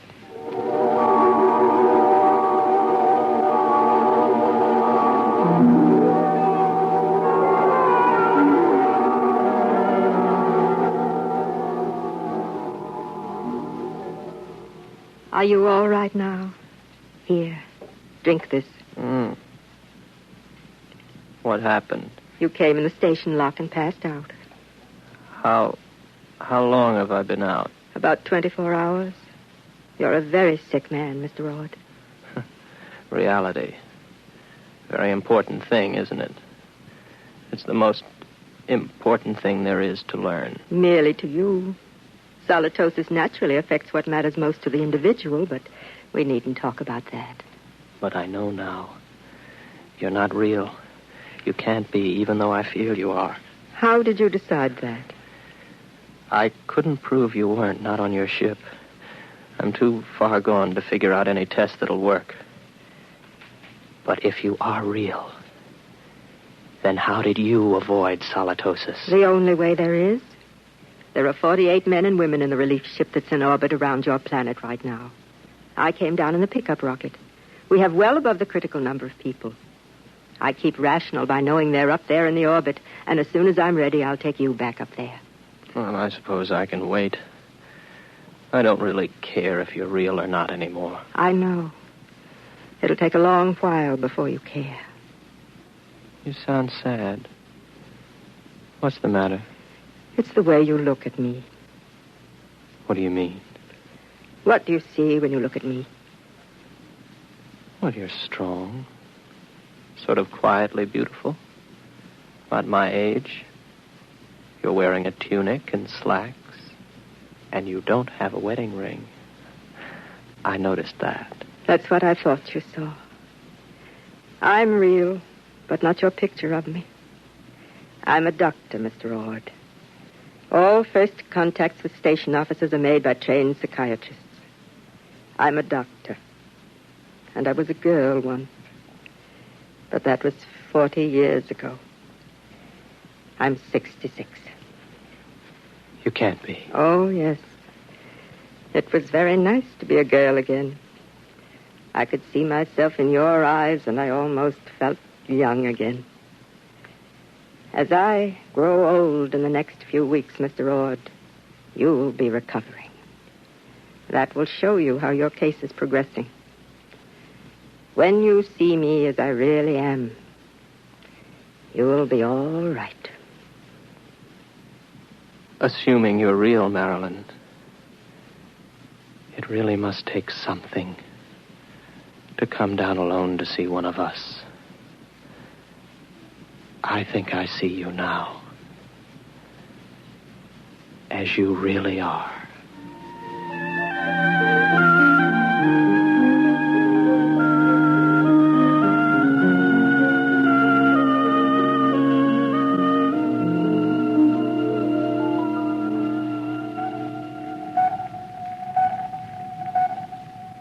Captain? Yes, Mr. Chalka. Pickup rocket all secured from Pluto number 3. How is the poor fellow? Good as can be expected. He came on board with Dr. Lynn. I'm telling you, these guys throw me. There he was, holding her hand, looking in her eyes like he was in love with her. And you know what a dried-up old bat she is? Yes, I know. All right, Mr. Chalka. Prepare to blast off.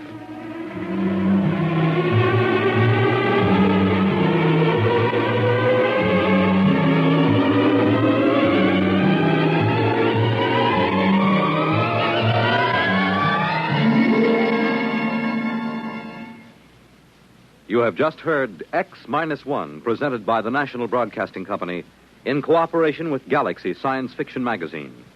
which this month features the Willie Lay column, Mutant of the Iron Horse, describing monorail railroads of the past and future. Galaxy magazine on your newsstand today. Tonight, by transcription, X-1 has brought you Hallucination Orbit, a story from the pages of Galaxy written by J.T. McIntosh and adapted for radio by Ernest Kenoy. Featured in the cast were William Redfield, John Larkin, Vera Allen, John Moore, Terry Keane, Dick Hamilton, and Hope Rissman. Your announcer, Fred Collins. X-1 was directed by Daniel Sutter and is an NBC Radio Network production.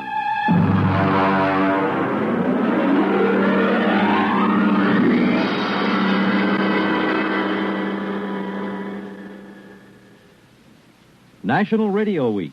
Recollections at 30 salutes Radio Tonight on NBC. Now stay tuned for X-1 on NBC. Countdown for blastoff. X-5, 4, 3, 2, X-1, fire.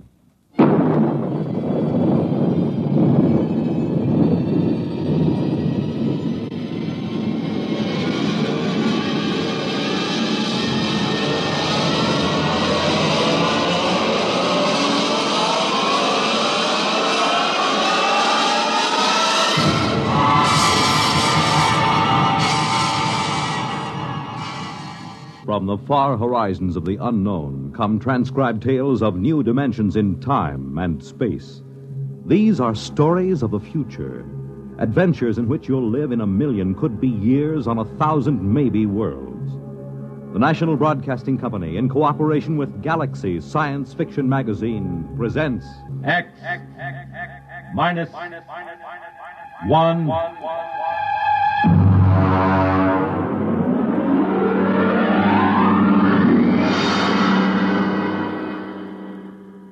Tonight, The Defenders, based on a story by Philip Dick. And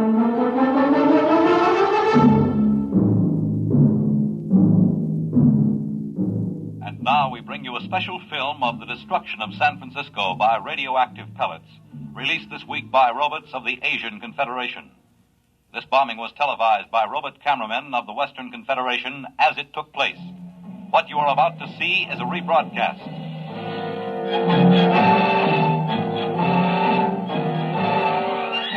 Here you see the heroic robots, the Leddies, who defended San Francisco against the dastardly attack.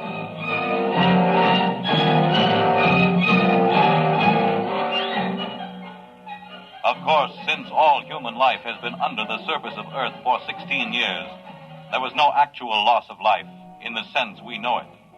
Still, the vicious destruction of Western Leddies by this sneak attack by Asian robots. The surface war. The surface war, that's all we hear. It's all everybody works for. 90 cents out of every dollar goes for the surface war. Every man, woman, and child is either inventing new weapons or manufacturing robots to fight for us or taking care of the people who are doing the inventing or manufacturing. Mary, take it easy. Oh, I'm sorry, Dad. Maybe you've been working too hard at the university. Maybe. How's the study coming? All right. Colonel Moss was asking about it only today over at Supreme Headquarters. I'm still working. Mary, you haven't mentioned the enemy much. Oh, what's there to say? Well, is he as hateful as ever? He hasn't been feeling well. Pity. I hope he doesn't die. After all, he's the only living captive member of the Asian Confederation.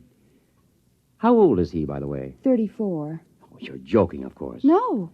Mary, Western society only moved under the surface of the Earth some 16 years ago. Now, that would mean that the enemy was captured when he was only a boy. Yes. He told you this? Oh, no, he tells everyone he's 42. I deduced it from inconsistencies in his statements. Well, that's a little dangerous, isn't it? Well, you're the only one I've told, Dad. I wish you wouldn't even tell me these things. Do you expect your friend Colonel Moss to pop out from under the bed? Now you're being facetious. It's no laughing matter, Mary.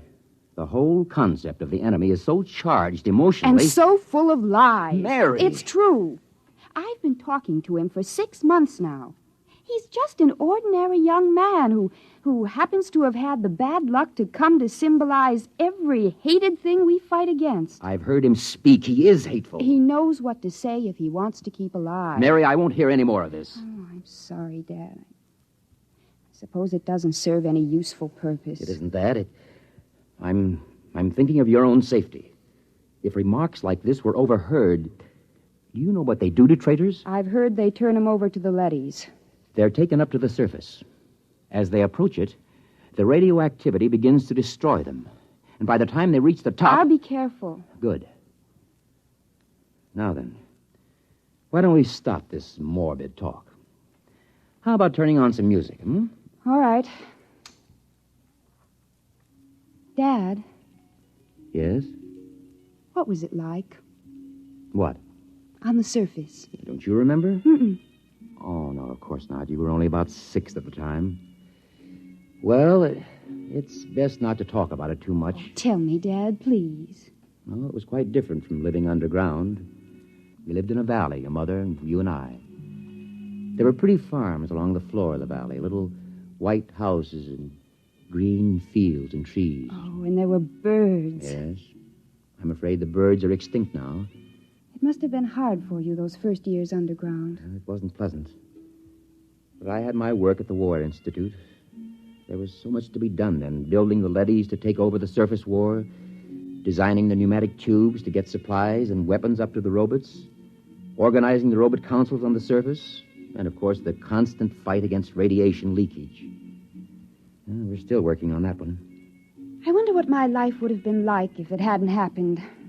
About all I know is metal walls and great roaring factories and barracks. Nobody wants to live this way, my dear. We have to. Someday, when the enemy's defeated... What makes you think he'll be defeated? The Asians are just as secure underground as we are. When our leadys conquer theirs... Dad. What is it? Dad, the enemy, the one I've been interviewing. I thought we weren't discussing him. He mentioned a word to me. A word? Yes. It seems to me that I heard it before when I was a little girl. It's best to forget these things. No, I don't know what it means, but it might even be a bad word, but I have to ask you. I'd rather not. Please? Well? The word was peace. Oh, Dad, I'm sorry. I didn't mean to shock you. I think I'll go up to my room. I have to get up early. I'm taping an interview with the enemy. Excuse me.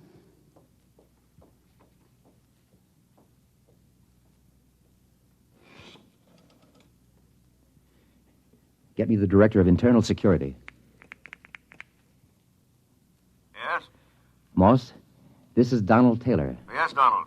It's about my daughter. Mary? Yes. She's been working with the enemy, as you know, compiling a new study. Yes? I'm afraid from some of the things he's told her that he may not be completely sane. Oh? I thought perhaps you might, supervise their relationship a little more. After all, she's been spending almost 6 months in his company, several hours a day. I see what you mean. Now, I don't mean to suggest that anything has happened already. Her attitude's... Don't concern yourself about it. Everything will be handled discreetly.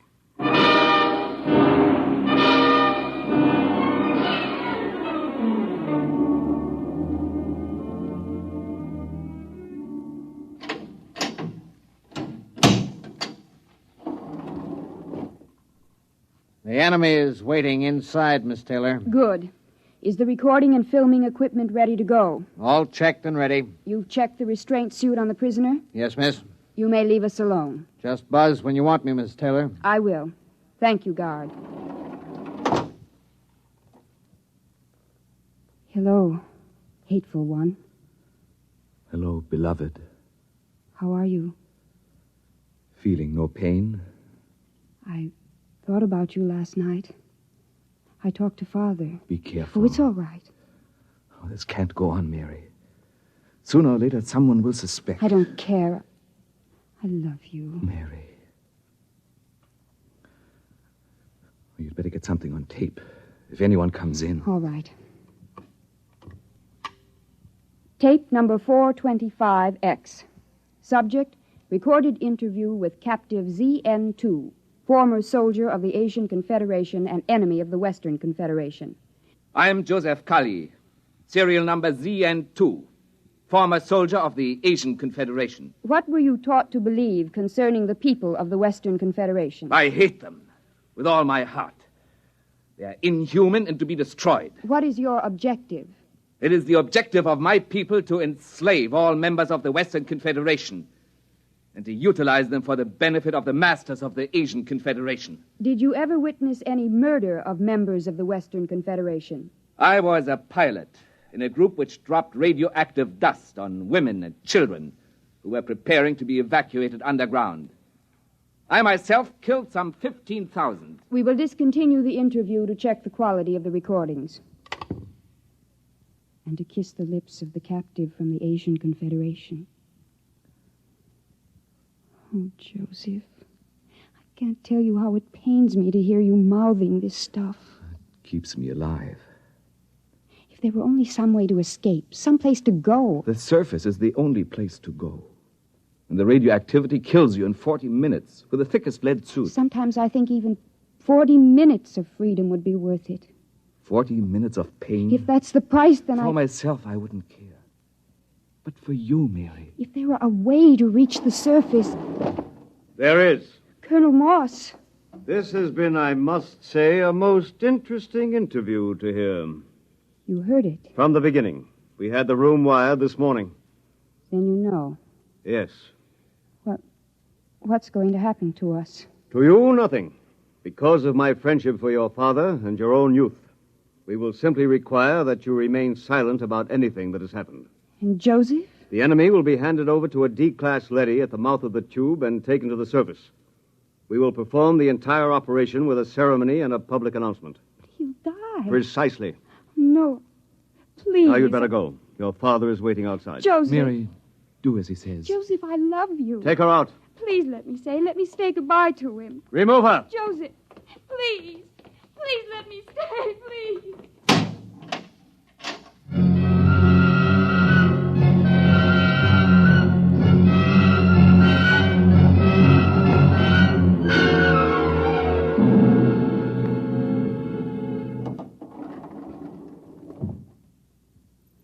Father?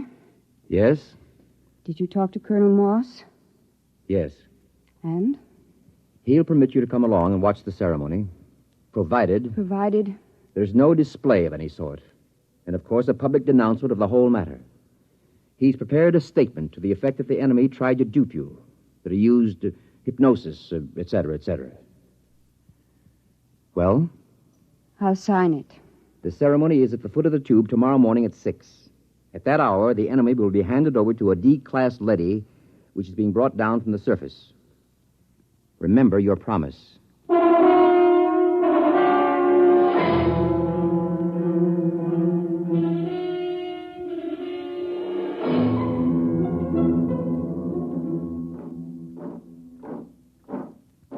Detail! Halt! The prisoner is ready to be turned over, sir. Is the robot here? The robot is arriving now.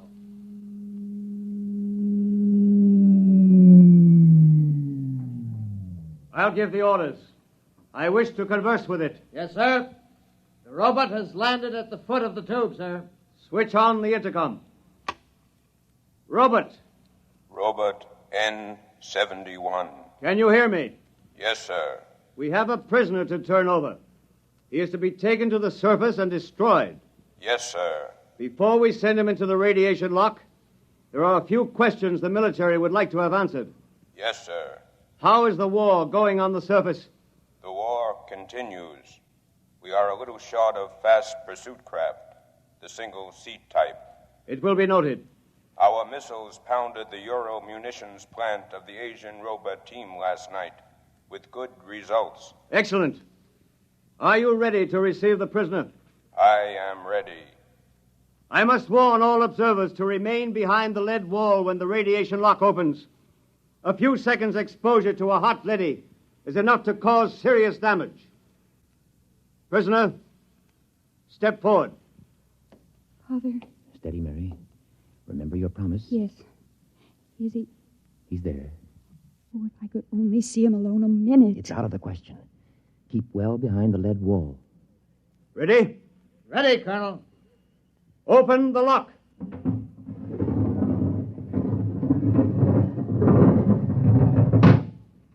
Step into the lock, prisoner. He's in with the leady. You can almost feel the radiation. By now, he's as good as dead. Lower the door. No! Wait! Joseph! Joseph! Mary, come back! Hold the door! Mary! Robert! Remove the woman and take the prisoner to the surface. Hurry! She'll be burned to death. Don't go out there. The lady is pushing her out. Close the lock! Mary! Sergeant! Get a technician in a radiation suit to pick her up. Have her shielded and brought to the decontaminating chamber. Yes, sir. My daughter. You'd better get into a lead suit, Donald. We'll see what we can do to save her.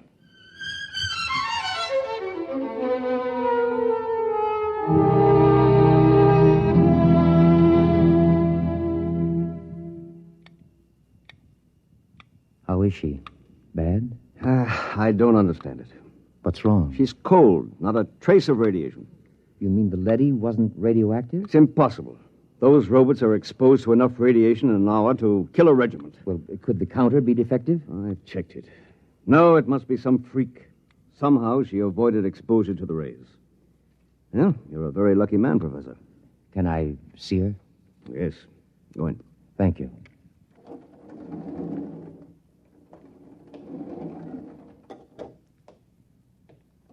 Mary, Hello, Dad. did they tell you you're going to be all right? Yes. Well, you don't seem overjoyed. Should I be? You really care for this murder of women and children? Dad, for the last time, Joseph never murdered any women and children.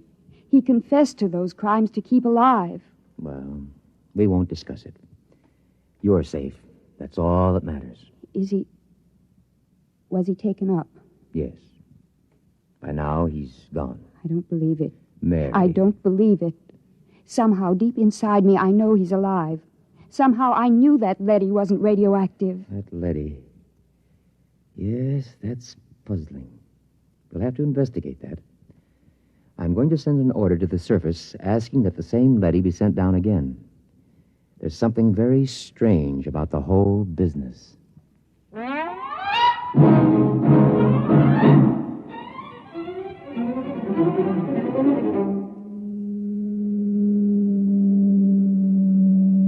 The tube is arriving with the leady as you requested, Professor. Good. I'm going in to examine it. Isn't that dangerous, even with the suit on, sir? It won't take me long. Very well. He's reached bottom. Open the lock. Father. Hold it. Mary, what are you doing here in a radiation suit? This is the same leady, isn't it? Yes. I was just going in to examine it. I want to go with you. Why? This is the leady that took Joseph up. I want to speak to it and find out. Now, Mary, why torture yourself? It's more torture this way. I have to know. If he's alive or dead, I have to know. He's dead. The leady will know. Please, Father, please. Very well. Close your helmet. Open the lock, guard.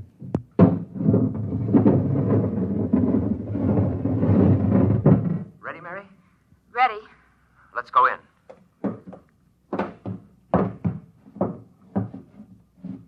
You're Robert N-71? I am. The same who escorted the prisoner to the surface this morning? Yes. Is he... He is dead. The radiation killed him before he reached the surface. Oh, no. Steady, Mary. Robert? Sir? You accompanied him to the surface? Yes. You've been exposed. I've fought in 3 battles. Then explain something. Sir? According to a counter I have concealed in my suit, you're cold. Not a trace of radioactivation. How do you explain this? Well? Answer me. That's an order. I must return to the surface. Not till you answer me. I must return to continue fighting the war. Do not attempt to stop me. Daddy has a ray gun. Look out! Keep back. I've shorted him with the metal counter. He'll be burned out in a second. That was close. I thought these robots were unable to harm their masters. He might have been bluffing, but I couldn't take a chance. Why do you suppose he did it? I don't know. But I'm beginning to suspect something so fantastic that I've got to find out about it. Find out? Leave the tube, Mary. What are you going to do? I'm going to the surface. What? My suit will protect me for about 5 minutes up there. No humans have been up to the surface for years. It's illegal. I know all about that. Now, will you leave the tube? No. I'm going with you. Mary, please. If you go, I go with you. All right. Hang on. I'm going to start the elevator. Here we go.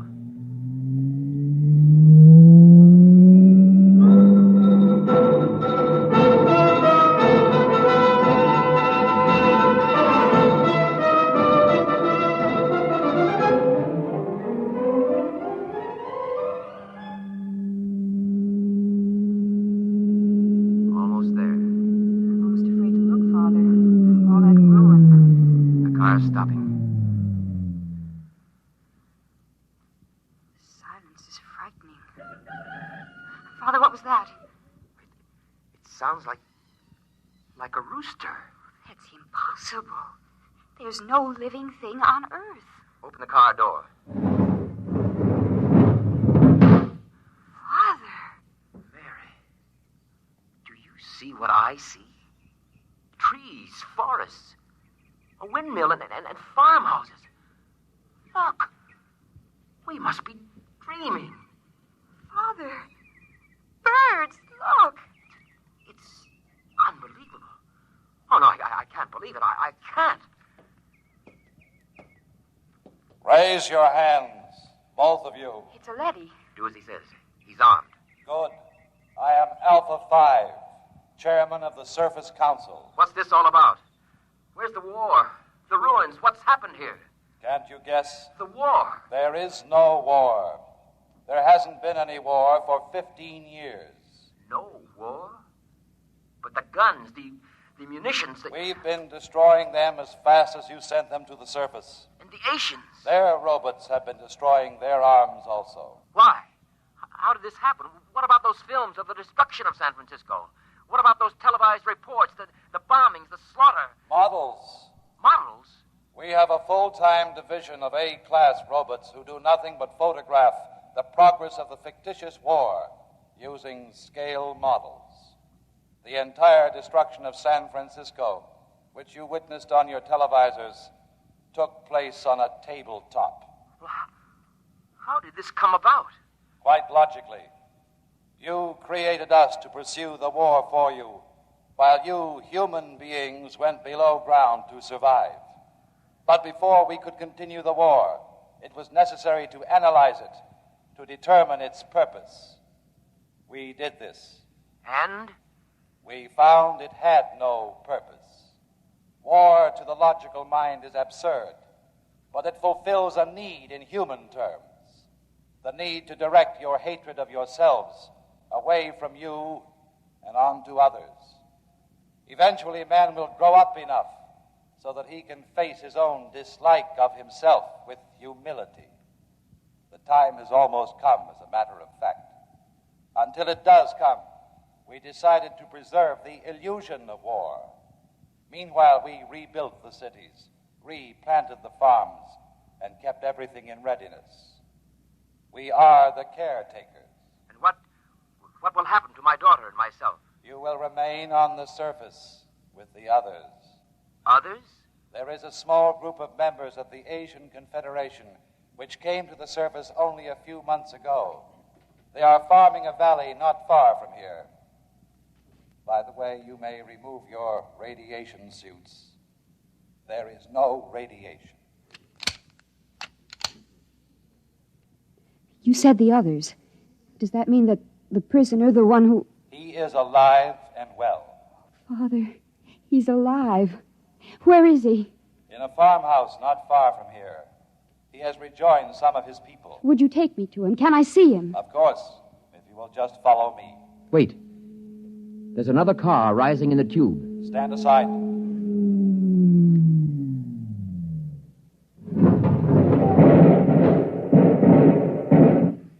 Just remain where you are. Sergeant, take this leady into custody. Yes, sir.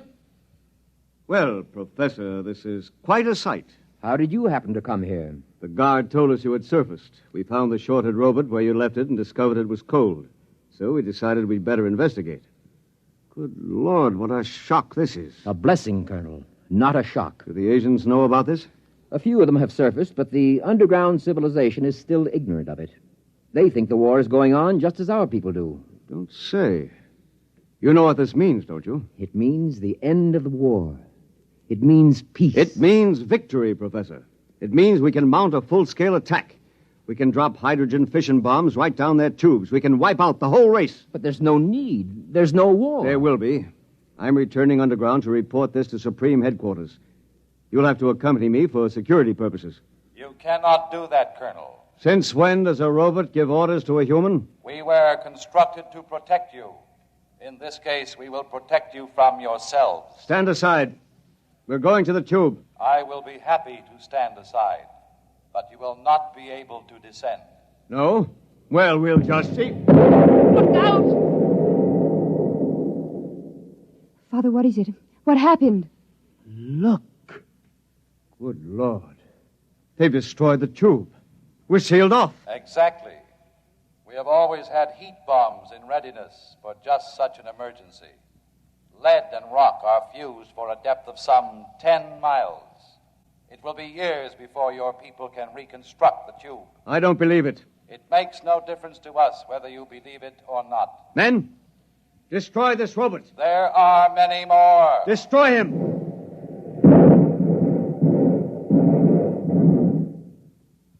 Now. Look, down the road. Humans. A bunch of humans coming toward us. Why, they're waving. Those are rations. Joseph! Joseph! Father Joseph's with them. Ready arms, men. As soon as they're close enough, I'll give the signal to fire. Colonel, in heaven's name, they aren't even armed. They're the enemy. Our only hope for survival is to join with them. We'll need food and shelter. If we destroy them... The professor is right, Colonel. We're cut off from our own people. Sergeant, another word, and I'll have you court-martialed. Now, ready your weapons. Men, don't do it. Our only hope now is peace. Silence! I've got to warn them. Go back! Go back! All right, Professor, you asked for it. Now! Father! Father, is he... Colonel Moss is dead. Thank you, Sergeant. You've saved not only my life, but many others. I couldn't see any other way, Professor. We gotta live, too. Father, Yes, Mary? does this mean that we can have peace? If we want it, Mary. If we really want it, we can have it.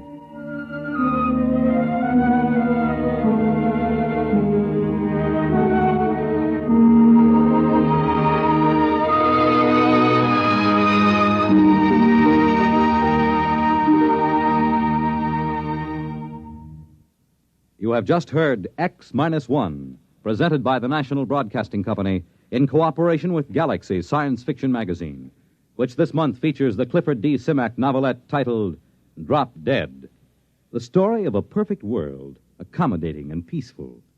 But how it got that way was less ghastly than how it stayed that way. Galaxy Magazine, on your newsstand today.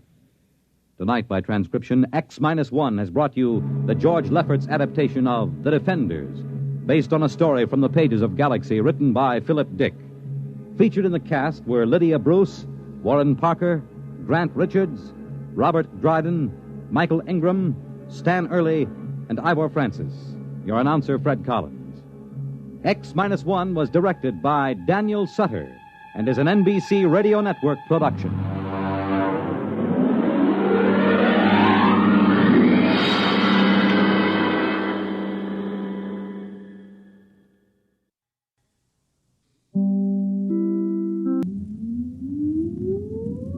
Countdown for blastoff.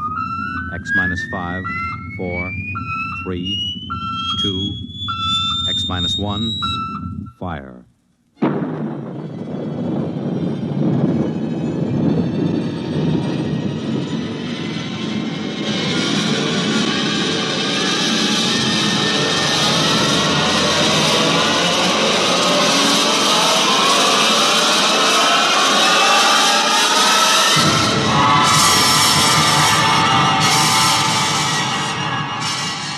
From the far horizons of the unknown come transcribed tales of new dimensions in time and space. These are stories of the future, adventures in which you'll live in a million, could be years, on 1,000 maybe worlds. The National Broadcasting Company, in cooperation with Galaxy Science Fiction Magazine, presents X minus one.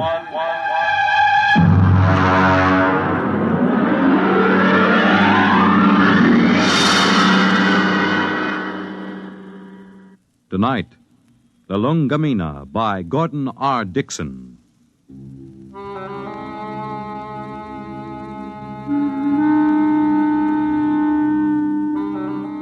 Blame Clay Harbank, if you like, for what happened at Station 563.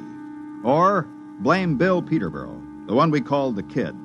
I blame no one. I'm a Dorsai man. That means I was brought up on one of those tiny planets a million light years from nowhere. Being a Dorsai man is quite a responsibility. We are a very polite people. We have to be. Because when we get angry, we fight to the death.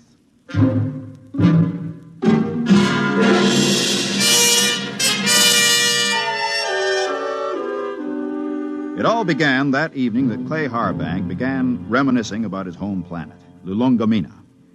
We were sitting around the recreation room of 563. There was a card game going on in one corner. Lulongamina. The very name sounds like music, doesn't it, Mort? You know me, Clay. I'm a Dorsai man. I've been in the Dorsai planets. I've seen them all knocking around this universe for 35 years. But when it comes to sheer beauty, Lulongamina. How long since you've been home, Clay? Home? 20 years, Mort. 20 stinking, miserable years. Well, that'll be over soon. Another 10 days. You gonna miss old 563? Miss this godforsaken little asteroid? Not for a minute. We'll miss your ugly face around here. At least I will. I'm gonna miss your gloomy Dorsai puss, too. Mort, why don't you get out of it? You've had more years in space service than any of us. You've probably got enough credits to get out, too. Me? I wouldn't know what to do with myself. Couldn't you go home? You should know better than that. The Denebrian trouble? The Denebrian trouble? You could go to Earth. What for? Ever been there? Never once. And I've never wanted to. I've seen too many Earthmen. Like the Kid over there. He's green in service. He's full of greed and stupid hate like the rest of them. No, that's not for me. Looks as if the game's breaking up. Here he comes. Well, if it isn't the big gambler from the windy planet. What's its name?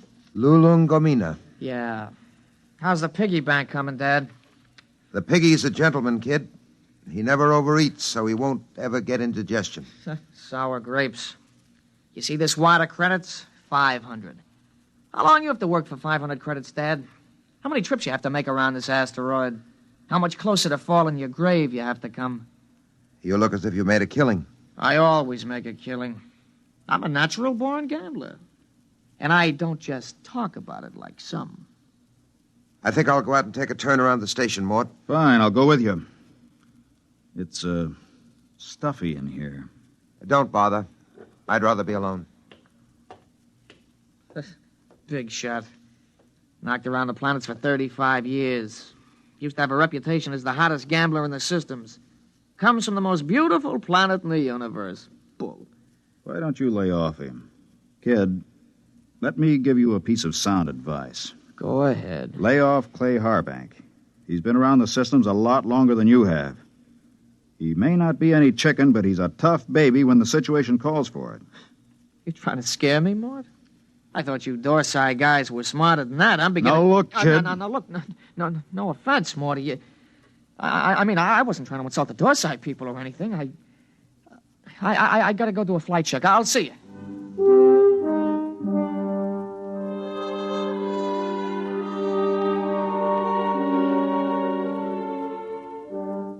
We were in bad shape. The 20 of us at Frontier Station 563 on the very edge of the human area had gone sour. Half the men had applications for transfer in already. What I told the Kid about Clay being tough, well, that was a bluff to keep him off. Nobody knew better than I did that Clay was burned out inside like a used-up rocket. I put on a spacesuit and went out to join him. Oh, hi, Mort. Hi. Beautiful night, huh? Nice. Back on Lulongamina, on a night like this, the rakish flowers open up, and you can hear them singing. There are 6 moons, and every one of them is like a yellow lantern. My mom and Dad and I used to live on the edge of a lotus pool. Here I go talking about home again. Figures. A guy who's been saving up for 10 years to get home is bound to start thinking about it when the time comes. I wish you could come with me, Mort. Clay, tell me something. Yes? Do you ever get the urge to gamble again? Do I get the urge to gamble? Mort, you ever watch a man who's been on PON for a while? When he's broken the habit, you can't get him near the stuff. He despises it. And yet, the same man is liable to go back on with no provocation. Well, that's the way it is when you've gambled all your life. I figured. Maybe that's why I keep talking about home.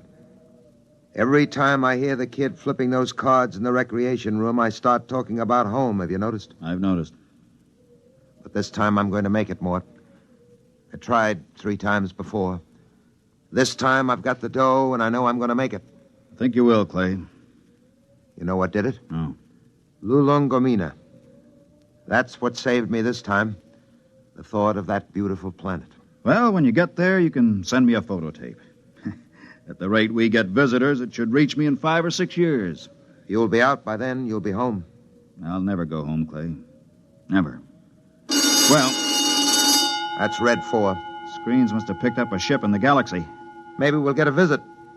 Keep us from going loco anyway. Coming in? No, I think I'll stay out a while.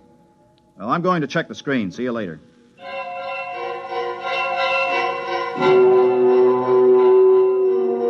Red 4 meant simply that a ship was entering the galaxy. The chances of it touching down on 563 were pretty remote, unless it happened to need a clearance for Earth or Mars. The screen was black by the time I got there, but the kid was filing a report. Oh, hiya, Mort. Hey, what's a Hixabrod like? Why? We're having one for a visitor. You don't say. I just came in over the receiver. What'll he be like? A Hixabrod? Stiff as a poker, proud as Lucifer, honest as sunlight, and tight as a camel on his way through the eye of a needle. What do they look like? Oh, they're kind of humanoid, but they have a deadpan face that never changes, like a mask. Well, they're a little scary, I hear. That's the green skin and the scales. Also, they run about 8 feet tall. I wouldn't tangle with one if I were you. Back on Denebria once, I saw a Hixabrod rip a man to ribbons with its claws. Why? The man made the mistake of insulting Hixa. That's one of the twin planets they come from. Pretty touchy, aren't they? Not really. They're a very level-headed race. You know the Hixabrod reputation, don't you? No, you didn't hear much about them on Earth. Well, they're the first and only mercenary political arbitrators in the known universe. A Hixabrod can be hired, but he's absolutely incapable of being influenced or bribed. He tells the cold truth and nothing but the cold truth. And, brother, when a Hixabrod tells you the truth, it's plenty cold. It really lets you have it, huh? They're a small race and very much in demand. If some kind of political dispute comes up from planetary to inter-alien, both sides hire a Hixabrod to represent them. That way they know the other side is being completely honest. Oh, that's very interesting, you know. Very interesting.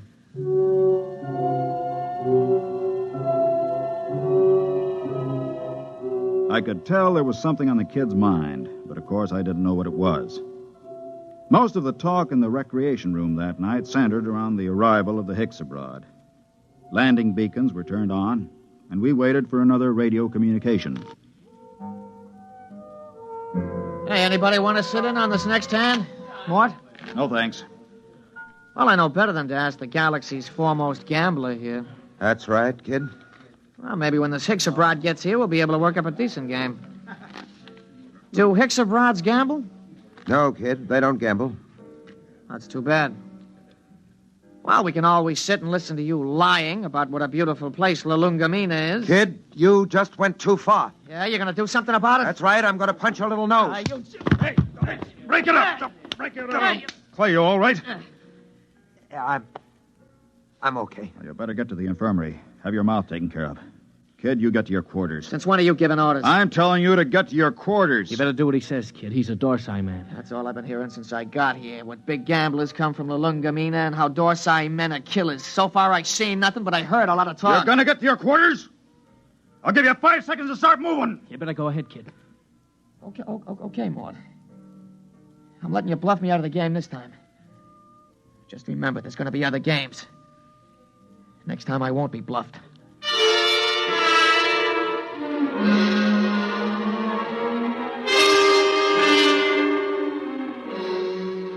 He left the recreation room.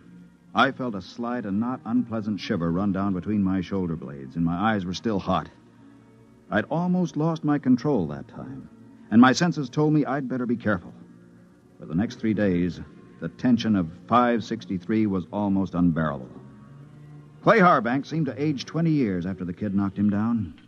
Now hear this, all personnel. Now hear this, all personnel. A ship is approaching for flight check. A ship is approaching for flight check. Report to Central. Report to Central.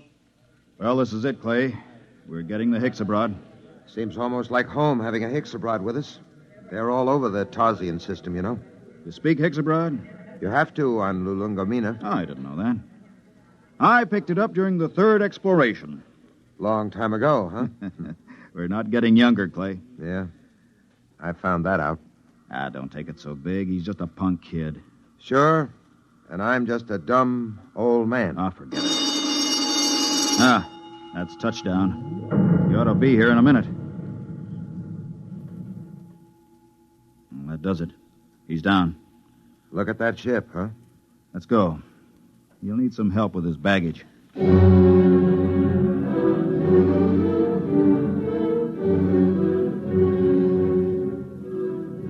The ship was a silvery one-man job, the kind that have taken the Hicksabrods all over the universe. The cabin door slid back, and the Hicksa stepped out. He was as green and scaly as a lizard, but there was a certain unmistakable dignity in his bearing. Since I spoke the language, I was the first to greet him. Belt the Hutch and Hicksabroad. Welcome to this place. I greet you, Dorsai man. My name is Mort Bianski. I am called Dorlassis. Come. I'll show you to your quarters. Thank you. How long will you remain here? Only for one night. I wish clearance for Mars. I'm sure it can be handled. This way.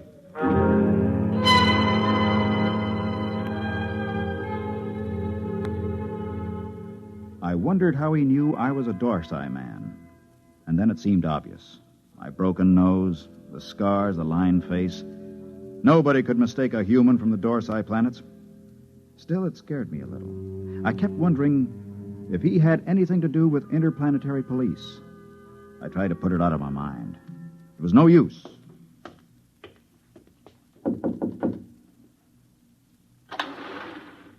Mind if I come in, Clay? Sit down. Have a smoke. Thanks. Where's the Hicksabroad? In his room, getting cleaned up for dinner. Strange guys, aren't they? Well, there's something even stranger going on. What's that? The kid's in there with him. With the Hicks? Mm-hmm. What do you suppose they're talking about? I don't know. I wish I did. Kid's probably trying to get the Hicks into a dice game. I doubt it. What's on your mind, Mort? Clay, you've been around. Are there any Hicksabroads in interplanetary police? A few. Why? I don't know. I just had a feeling, you know. Oh, you're dreaming up bogeymen. Maybe.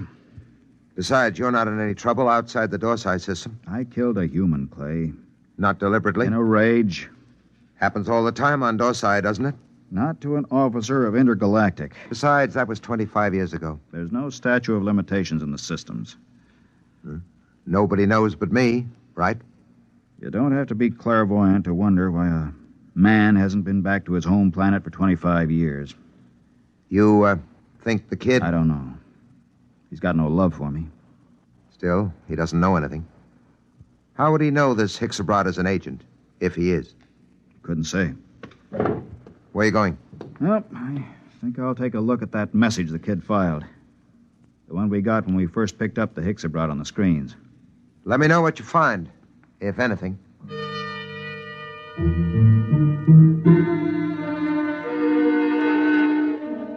I walked through the empty corridors to the communication center.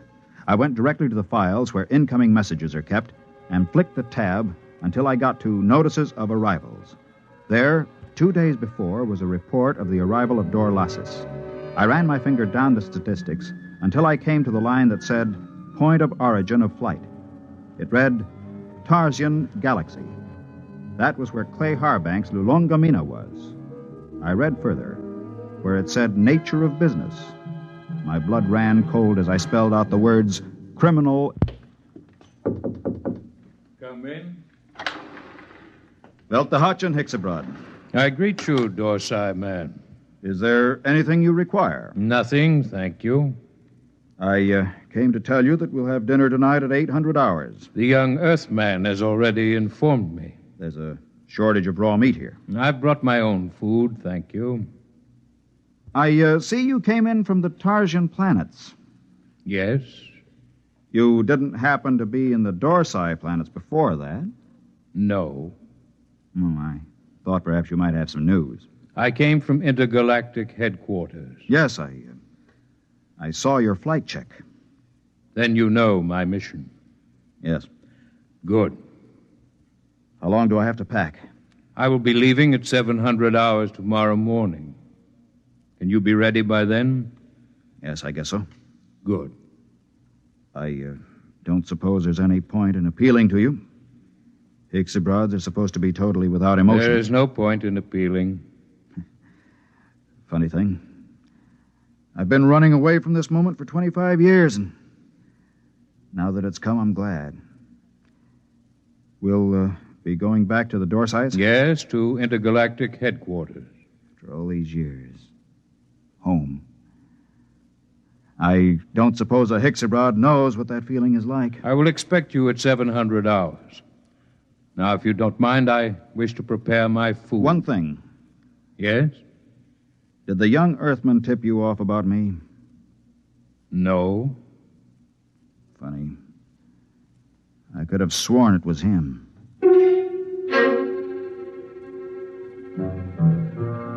That was that. When a Hixabrod tells you no, you can bet your life he isn't lying. I began to wonder how they located me. I began to wonder what he and the kid had talked about. I began to wonder a lot of things. Well? He's an agent for Intergalactic. Well, that doesn't prove he's after you? He is. How do you know? I just talked to him. Lord in heaven. It isn't so bad, really.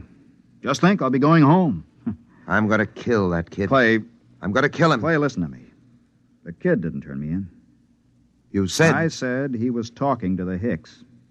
I just asked him, and the Hicks told me it wasn't the kid. They don't lie. So don't go blowing off. It's going to be hard. 10 days. Doesn't have to be 10 days. What do you mean? How many credits do you need to buy your way out?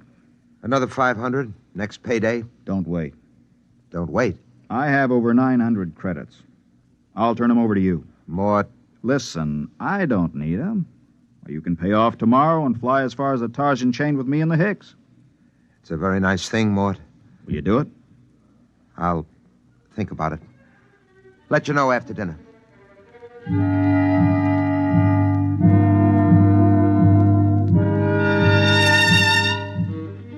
I thought of running away, but there was really no place to run once they tracked you down. And the Hixabrowds were utterly relentless once they'd agreed to bring a man in. Since they had no feelings, they made no judgments. They were absolutely certain that a man would get a fair trial. I packed my stuff and went in to dinner. The Hixabrod was at the head of the table eating his raw chinsu meat. Pass the gravy, please. Dorlasis. Yes? They tell me that the Hixabrod home planet is a very beautiful place. It is true. Well, I'm from Earth myself. Yes. I'm curious to know what this beautiful planet of yours looks like. The kid's pretty talkative tonight. What's cooking? I don't know, but I don't trust it. The flora and fauna are maintained in excellent natural balance. No local surplus has exceeded 1% of the normal population for the last 60,000 years. Life on Hixa is predictable. The weather is controlled within the greatest limits of feasibility. The symmetry of the landscape is without parallel in the universe. Very pretty picture. Very attractive home world.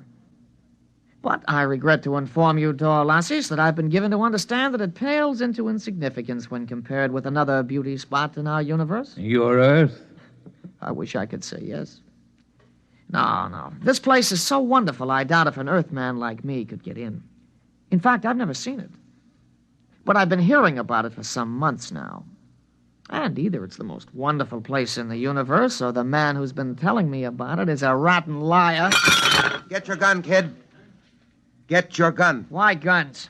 You call me a liar. Why use guns when it's possible to prove the thing one way or another with complete certainty? For months now, you've been telling me two things. One, that you used to be a gambler. Two, your precious Lulongamina is the most wonderful place in the universe. The question is either statement true? They're both true. You'll back them up? With my life. I'm not asking you to back them with your life. Just back them with that nice little hoard you've been accumulating all these years. Clay, don't. Well, you said you were a gambler. Bet with me and prove it. Suppose I do. How do we prove my statement about Lulongamina? It's easy. We have with us at this table a Hexabrod. In a conversation with him, I found out that he's just visited every planet in the Tarsian chain. Now, as everyone knows, a Hexabrod never lies. Do you think you could judge this point, Dorlasis? The point can be judged. Well, gambler? Clay, it's a trick. Don't bet. How much will you bet, kid? All I got. The equivalent of 10 years' pay. Well? You're on. Dorlasis, okay if I question you? Proceed.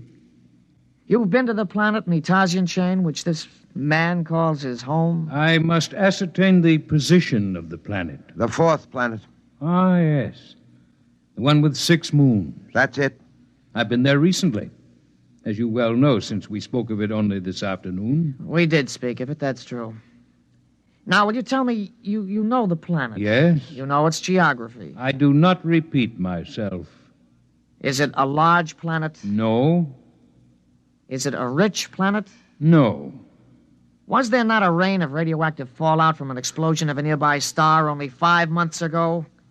There was. Did it not destroy every piece of vegetation and leave this planet a gutted, smoking ruins, charred and ugly? It did. Well, gambler? You haven't asked him the main question yet, kid. Would you like to ask him? All right. Hexabrod, the question to be judged is this. Is Lulongamina the most beautiful and the most wonderful place in the universe? Yes. It is. What? Well, kid? It's a trick. It's a rotten trick. I don't believe it. The Hexas... The eyes of the Hexabrod were narrow and baleful as he pushed back his chair. You could almost feel them burning as he dragged his scaly feet over toward the kid. He stopped about 6 inches from the kid and held both his hands up, palms near the kid's eyes. There was a clicking sound, and we watched 11 sets of gleaming razor-like claws shoot up from the tips of the Hexabrod's fingers. Their points were almost against the kid's eyes. Look at my hands, Earthman. Are they not clean? Yes. Do you doubt that I have told the truth? No. Then there is nothing further to discuss. I bow to you, gentlemen. I thank you for your hospitality. You will excuse me.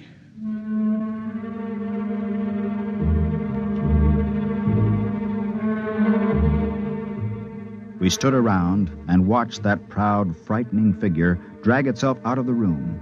The kid was trembling like a leaf as he drew a bank draft for 10 years' pay and handed it to Clay Harbank. The next morning, Clay and I boarded the Hexabrod ship, and 4 days later, we touched down at the outer planet of the Tarsian chain. Well, this is where I get off, Mort.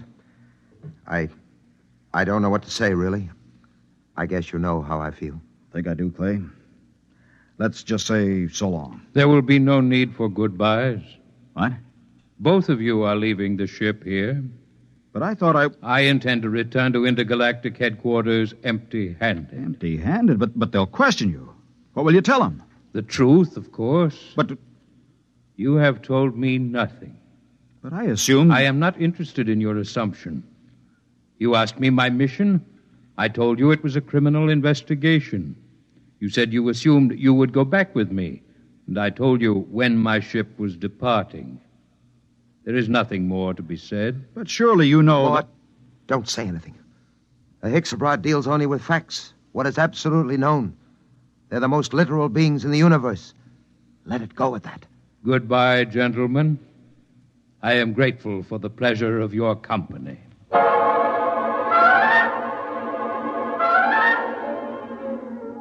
5 minutes later, Clay Harbank and I shook hands at the exit of the spaceport on Tarsus 10. But before we parted, there was one thing I had to know. Clay, one thing before you go. Yes? How did you know the Hexabrod would lie about Lulongamina? He didn't lie, Mort. A Hexabrod never lies. But Lulongamina... Mort, let me tell you something. Lulongamina is a word in use throughout the Tarsian planets. Actually, it's a Hexabrod word. It means home. All I did was ask the Hexabrod if home was beautiful. He simply said yes. And a Hexabrod, as everybody knows, doesn't lie.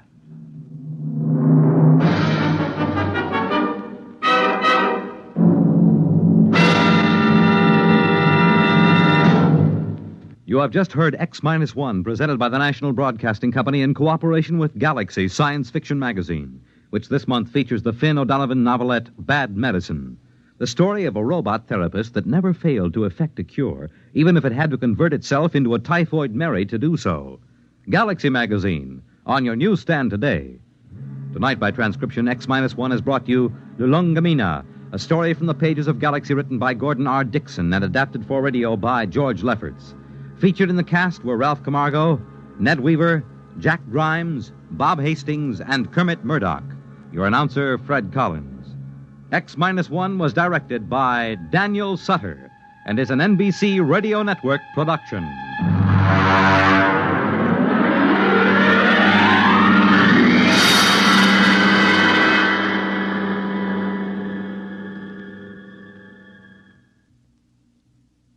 X-1 came to you from our Radio City studios in New York. Next week, listen to Project Mastodon, Clifford Seamack's story on X-1. Follow the news with Chet Huntley tonight on the NBC Radio Network.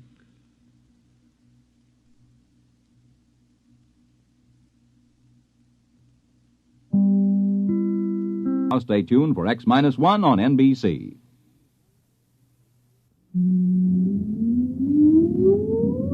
Countdown for blast off. X-5, 4, 3, 2, X-1, fire.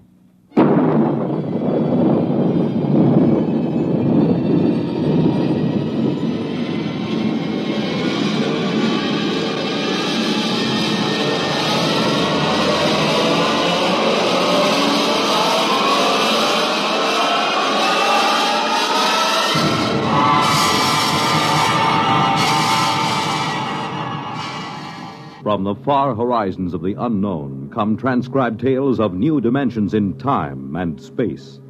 These are stories of the future, adventures in which you'll live in a million, could be years, on 1,000 maybe worlds. The National Broadcasting Company, in cooperation with Galaxy Science Fiction Magazine, presents X-1.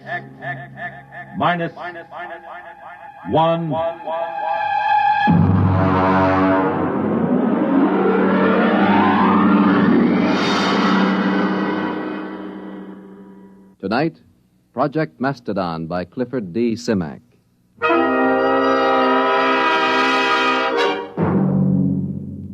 Mr. Secretary, may I present Mr. Hudson of, Macedonia. Macedonia. Mr. Hudson, this is the Secretary of State.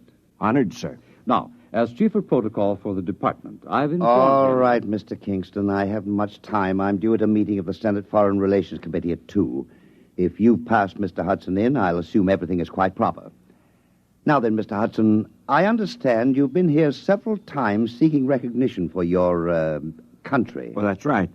I had a hard time making your staff believe I was in earnest. And are you, Mr. Hudson? Oh, very much so. You are an American, Mr. Hudson. I assume you are acting as a representative for Macedonia rather than as a principal in the matter. Oh, no. I claim dual citizenship, sir. I am a Macedonian. You pardon me, but I've never heard of your country. Well, it's a new nation, but quite legitimate. We have a constitution, a democratic form of government, duly elected officials, and a code of laws. We are a free, peace-loving people, and we are possessed of a vast amount of natural resources. And Please tell me, Mr. Hudson, just where are you located? I gathered it was somewhere in Asia. Oh, no. Technically, you are our nearest neighbors. That's ridiculous. Now, look here, Hudson. You can't... If you'll give me just a moment, Mr. Secretary, I have considerable evidence. I'll have to ask you to leave. I'm sorry, sir. Go ahead, Mr. Hudson. You've submitted a document signed by a certain Wesley Adams. Well, he's our first president. You see, we'd like to establish diplomatic relations. After all, we are a sister republic. We'd like to negotiate a trade agreement, and, of course, we'd be grateful for assistance under the foreign aid program. Naturally. Who wouldn't? Mr. Secretary. All right, Kingston. We're prepared to offer something in return for, one thing.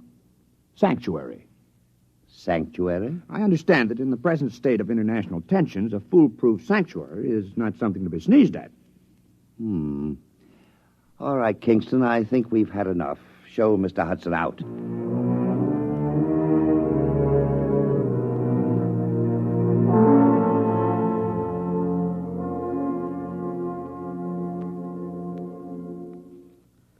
All right, let's have the story again.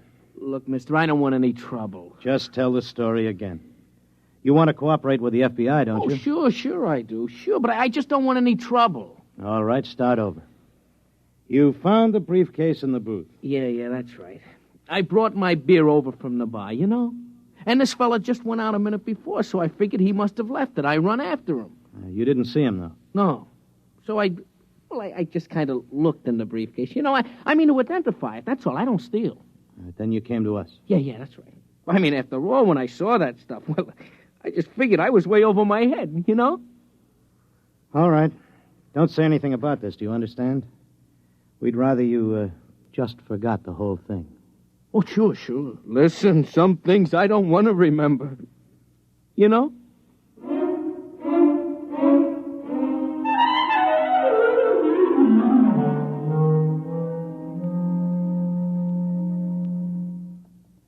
Hello? Is this Dr. Harrison of the Paleontology Department? This is Mr. Jenkins at the Federal Bureau of Investigation. We have some movie film we'd like you to look over. Huh? We acquired it. Big shaggy elephants and tigers with teeth down to their neck. No, it's not fakes. Our labs are sure of that. Whatever is on those films is real. No, we don't know. That's why we called you. We haven't the slightest idea where those pictures were shot. We can't even guess.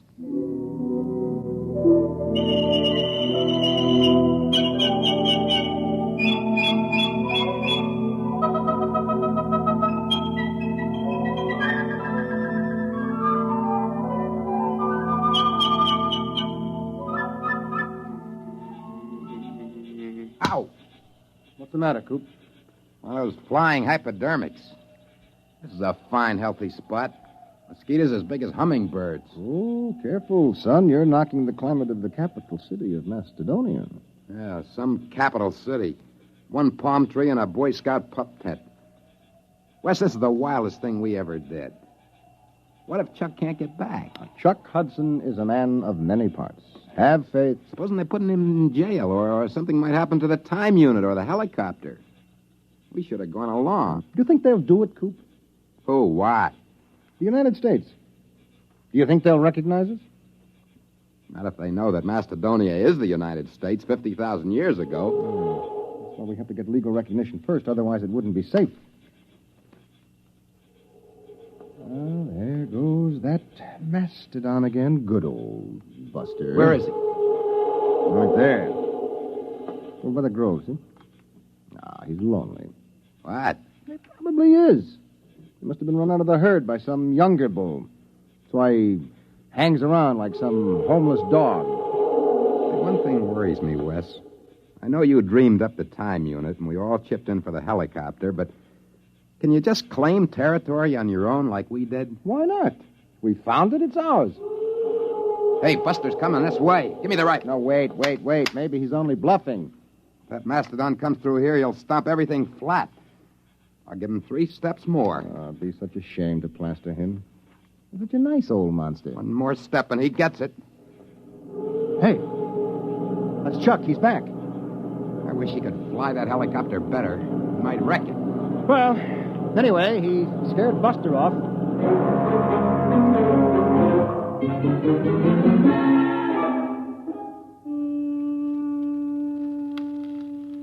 Poke those fires up, Wes. Oh, they're high enough, Coop. You don't want a saber-tooth waltzing through here, do you? Well, we better get a stockade up. You know, some night a herd of mastodon will come busting in here, and if they ever hit the helicopter, we'll be dead ducks. We'd never get back. We'd be stuck back here in the Pleistocene age. I won't feel safe till we get another helicopter. Those mastodons carry a lot of ivory. And the mammoths up north. Oh, sure. And get socked in the jug for smuggling ivory? The only way to cash in on the time unit is to get diplomatic recognition for Macedonia. We've got a good case. You said so yourself. What, a saber-tooth? Down by the grove. I don't like that. Sounds closer. Hey, poke up that fire, will you, Coop? Oh, well, that's Buster. There he is. He's tangling with a saber-tooth. I'll lay 3 to 5 on Buster. Cat's drawing blood. I'll take $5 of it. Come on, Buster. Roll on him, will you? Cat's on his head now. Hey, he's coming this way. Look out! Wes, turn him. Shoot.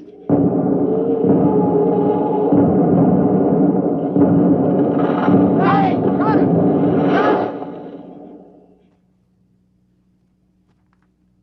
Is he dead? Yeah. The tiger's gone. He won't get far. Neither will we. Oh, no.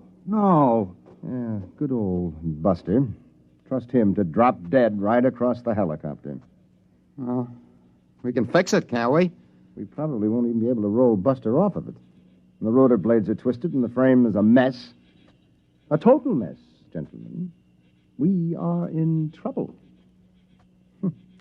Macedonia faces a crisis.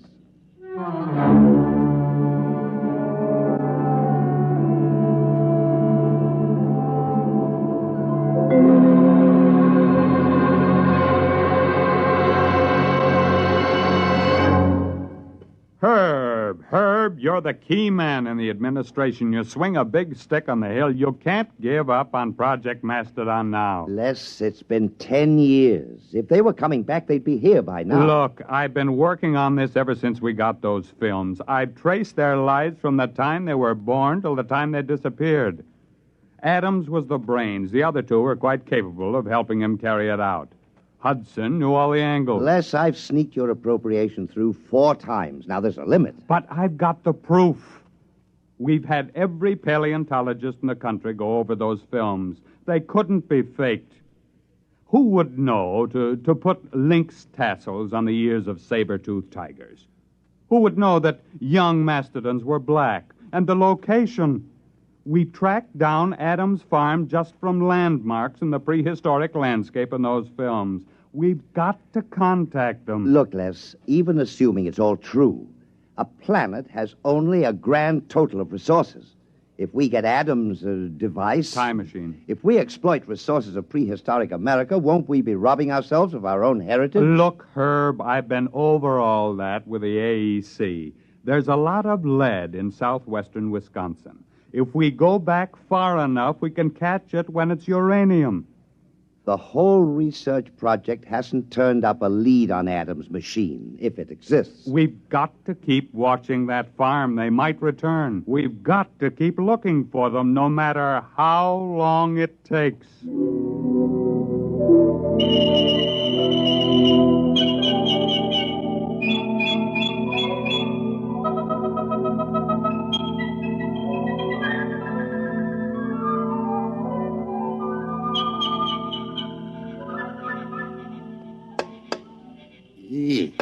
Listen, Wes, we can't stay around here much longer. Old Buster's getting a little too strong. Yeah, well, I'll have the time unit clear the helicopter in a few minutes. Then we'll just have to move camp upwind. Look at him. It's only 2 days since he dropped dead, bless his heart. Already those vultures are half into him. I'll have him picked clean inside of a week. Give me the hex wrench, will you? Wes, is it all right? The time unit? Well, we won't know until we try it, Coop. And then, of course, it's too late. Well, either does or doesn't. Problem is, how are we going to use it without the copter? Well, couldn't we take a chance on using it on the ground? No, we have to get up in the air. You don't want to take a chance of arriving in the 20th century about 6 feet underground. Wait a minute, Wes. It's got to be higher here than in the 20th century. Look, these hills have stood here since the Jurassic era. They got to be weathered down. Yeah, I know. The only safe way is to build a platform about 12 feet high. That should be enough to clear us. But suppose we come out on the other end 2 feet higher. Well, we fall. Which would you rather do? Take a chance on a broken leg or stay Yeah, here? okay. Now, what do we build the platform out of?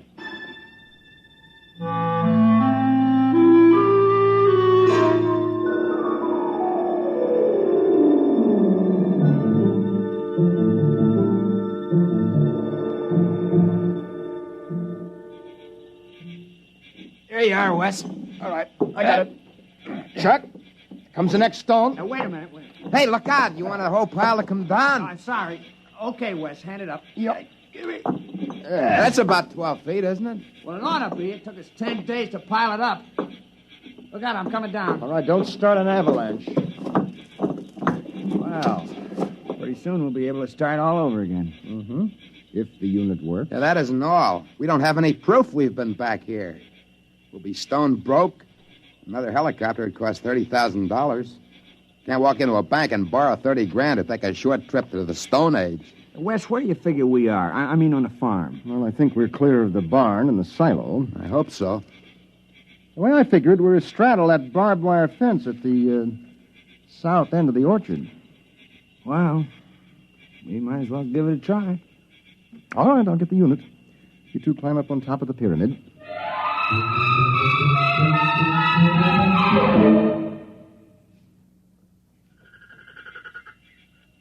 You ready? Think it'll work, Wes? I don't know, Coop. Got pretty well banged up when Buster hit the copter. I haven't got the equipment to check the waveforms. All right, stand around close, bend your knees a little. Might be quite a drop. Go ahead. Push the button. Okay. 1, 2, 3. Nothing. Doesn't work. Well, that's that. We're stuck.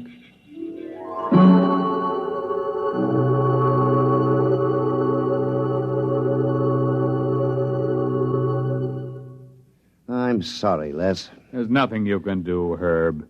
You've been out of government for 5 years. If there's anything I can do, the board of directors instructed me to offer you... No, thank you. Well, what are you going to do? I mean, now that you're retired. I bought a farm. Oh? In Wisconsin. Well, you haven't given up, have you? I'm the only one. They closed Project Mastodon down 3 years ago, and they've been hinting ever since that I'd be happier retired. Old Bowers, he's the crackpot from Project Mastodon. I'm sorry, Les, but it has been 20 years. Yes, it has. But think of it. From a military point of view, hidden bases in enemy territory itself, centuries removed in time, yet only seconds away. If we had bases like that and shelters... Relax, Les. It's all over. Sure. It's all over.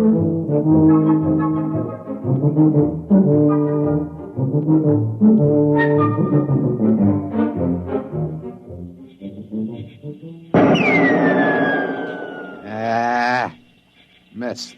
You should be more careful. We've only been stuck a month now. Someday we'll run out of ammo, and then it's bows and arrows. It's cold. There'll be snow soon. Coop, I'm worried about Wes. He takes it pretty hard. As long as he's tinkering on that time unit, he's happy. Oh, he isn't going to repair the unit. He hasn't got a chance. Back in the workshop with the tools, maybe. Well, anyway, the hunting's great. Well, maybe we better start saving bullets for big game. We won't be lords of creation around here long without our guns. Yeah, and if one of us gets sick or breaks a leg, well, nobody lives forever. Wes is the lucky one. He's got that time unit to tinker with.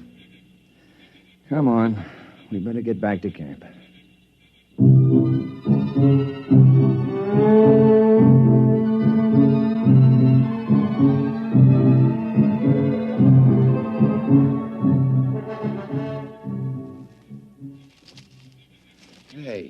Hey, Wes! Come on. Wes! Wes! There's no sign of him. Wait, there's a note on the door. Wes! Never mind, listen. Dear guys, I don't want to get your hopes up again and have you disappointed, but I think I may have found the trouble. I'm going to try it out. If it works, I'll be back to get you. Wes. What, a fool? That unit can't work. He must be off his rocker. Wait a minute. Coop, look, that pyramid. It took us 10 days to pile those stones up. It's gone. The pyramid of rocks. It's gone.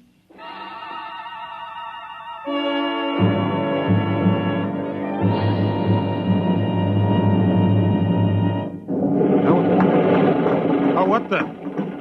Of all the confounded... Oh, what's going on out there? Rocks? Who dumped those rocks? My car, who's out there? It's all right. Don't you move, mister. I got a 45 pointed at you. Well, I can explain. Well, you better. There was a brand new car where you dumped that load of rocks. Who the devil are you? My name is Wesley Adams. Adams? Man, where have you been all these years? Well, I don't suppose you'll believe me, but the fact is... I've been waiting for you for 25 years. The others all gave up. I'm sorry about your car. Oh, never mind. I'll be right down. Now, don't touch a thing. Don't go anywhere.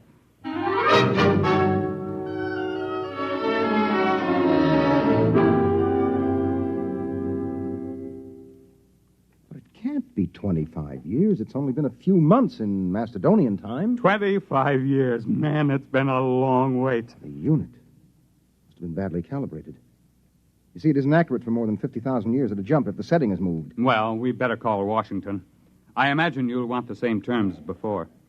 Terms? Recognition, economic aid from Macedonia, defense pact. Listen, Adams, you've got those saps over a barrel. You can get anything you want now. The unit. I'll have to calibrate to the day to go back for them. Oh, don't worry about it. You can have every scientist in the country working on it now.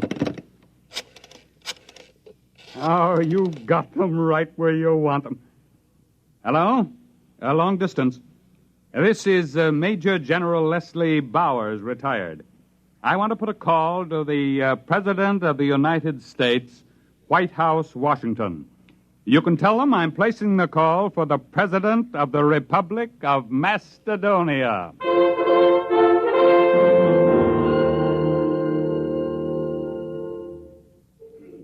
Come on, Og, son of fire. Put another log on. It's cold. It's good cold storage for the furs. Boy, when Wes gets back, we'll be millionaires. Furs, ginseng root, ivory. If he gets back. It's been 5 years. He'll come back. I feel it in my bones. Well, he better find it before we get too old to enjoy anything. Unfortunately, there's no Social Security in Macedonia. Don't you worry. Wes is working on it right now. I can feel it.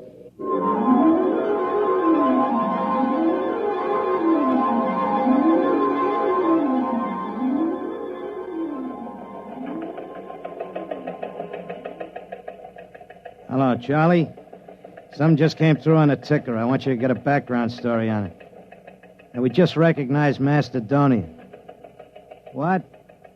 How should I know where it is? Look it up in the encyclopedia. Huh? No, the item says formal recognition was delayed 5 years until communication could be established. Certain technical difficulties. What? I don't know. Wherever it is, I don't see what difficulties could hold up 5 years. It stands to reason wherever the place is, you could walk there in 5 years. Nah, it's not important. You know these postage stamp countries. Monaco, Luxembourg, they're all alike. What's so different about Macedonia?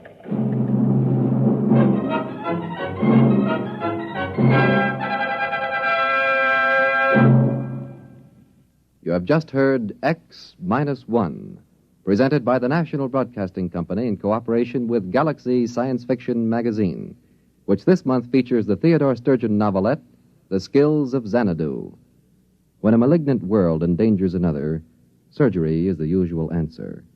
But perhaps there's another solution, to kill it with kindness. Galaxy Magazine on your newsstand today.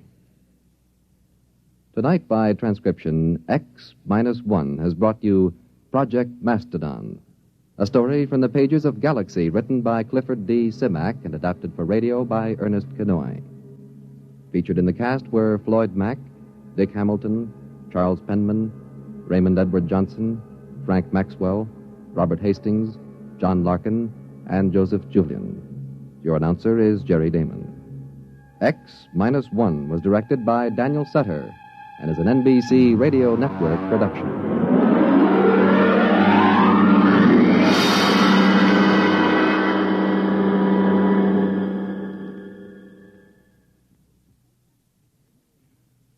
Listen next week for the Murray Leinster story, If You Was a mcklin, a tale in which the childlike natives of a strange planet pull a real switch on a red-headed female witch, and everyone doubles in brass.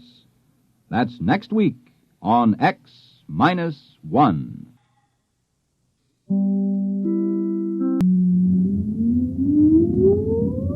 Countdown for blast-off. X-5, 4, 3, 2, X-1, fire.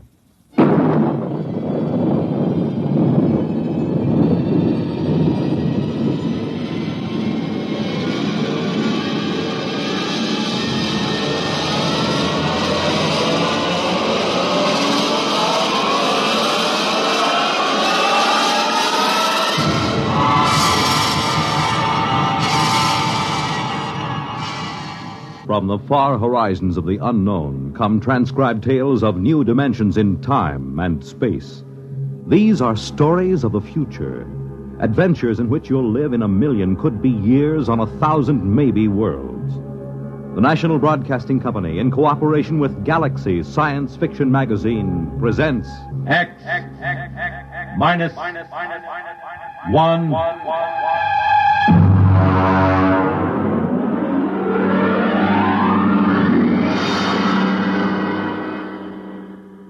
Tonight, the Murray Leinster story, If You Was a mcklin.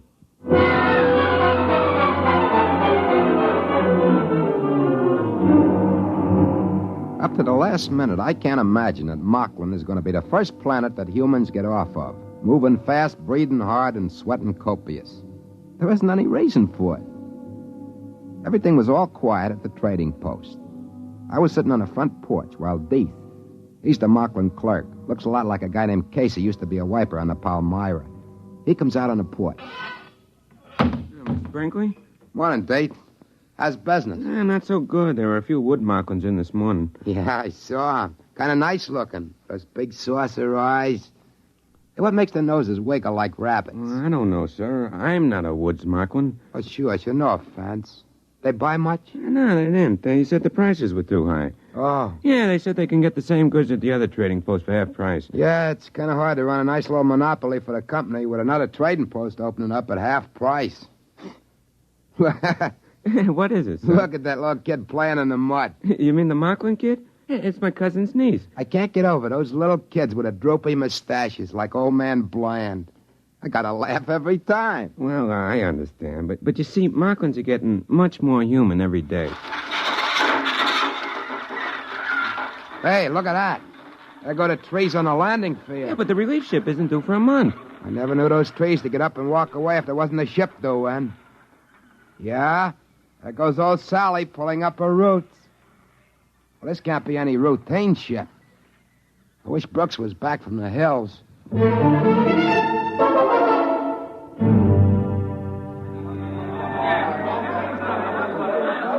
Hey, Captain Haney, over here. All right, come on, let go of my hand. Yeah, nice to see you all again. Friends, yeah, sure. Friends. I wish those Mcklins were a little less friendly each time. It's like being a movie star. Captain Haney? Hey, what's that? We didn't send in a requisition for anything like that. Red hair, and everything else. Captain? Relax, Brinkley. That is Inspector Caldwell. She's a troubleshooter for Sam Company. They must have finally read those reports Brooks keeps sending in. Look out for her. She's... good morning, Miss Caldwell. Inspector Caldwell, please. This is Joe Brinkley. He's the assistant manager of the company post. Where's Brooks? He's up in the mountains, ma'am. He should have been here. I'm on mcklin to check into this matter of a competitive trading post. Who's back of it? The company is supposed to have exclusive trading rights. Brooks is trying to find out. The mcklins around the place always say the humans are off somewhere hunting or something. We've never seen them. Hey, take the lady's luggage. Yes, sir. It's a pleasure. Oh, he looks a little familiar, your clerk. He's a mcklin, but he looks a lot like a man used to be a wiper on the Palmyra, Casey. I think he's on the Aldebaran run now. Please conduct me to the trading post. That afternoon, Brooks come down out of the hills with a bunch of woods mcklins that were guiding him. I took Inspector Caldwell over to meet him, and he gets one look at her red hair and other equipment, and he stops short. Hey, what's this? She mcklin? I beg your pardon? This is Inspector Caldwell. She come in on the Palmyra today. This is Brooks, the head trader. Well, am I glad to see you. I guess they finally read my reports in sector headquarters. You've come to check my request that the planet be abandoned? Not at all. mcklin has great potentialities. Friendly natives. Trade should continue and increase. But I explained. All I am interested in is why you allowed a competitive post to be established in our exclusive territory. My reports cover that. Haven't you read them? Of course not. I was given a briefing on the situation here and told to correct it. Well, now, let's get to it. Do they cut prices? 50%. Yeah, but lots of mcklins still trade with us, just out of friendship. They're real friendly, these mcklins. Now, I'd like to know just... Excuse me, Mr. Brinkley. What is it, Deke? A girl just brought you a compliment. Oh? Well, now send her in and get a present for her. Yes, sir. 50%. Well, if they want a trade war, we'll give it to them. We can cut prices if we have to. We have all the resources of the company behind us. My dear Miss Caldwell, if you'd read any of my... Inspector Caldwell. Here she is, Mr. Brinkley. Compliments, sir. Compliments. Wow. Let's see him. He's asleep. Well, look at that. Ears like mine. The same bashed-in nose and everything. What do you know? Kitty. Hey, what's your name? Morano. I can't remember ever seeing you before. Well, that's the way it goes. Hey, take her in the post and give her a present. And this way. Thanks for the compliment. I'm greatly honored. Yeah, it's real cute, ain't it? Real human. Human? Brinkley, you are going to be transferred out of here the instant the Palmyra gets back. Why? You mean that girl? I'm giving her a present. What's the matter? That's all you think about it? The callousness. You're revolting. Miss Caldwell, I'm afraid maybe you don't exactly understand about parallel evolution here on mcklin. I gather it's been parallel enough. That will be all on that subject, if you please. In the morning, I shall want to go and inspect that other trading post.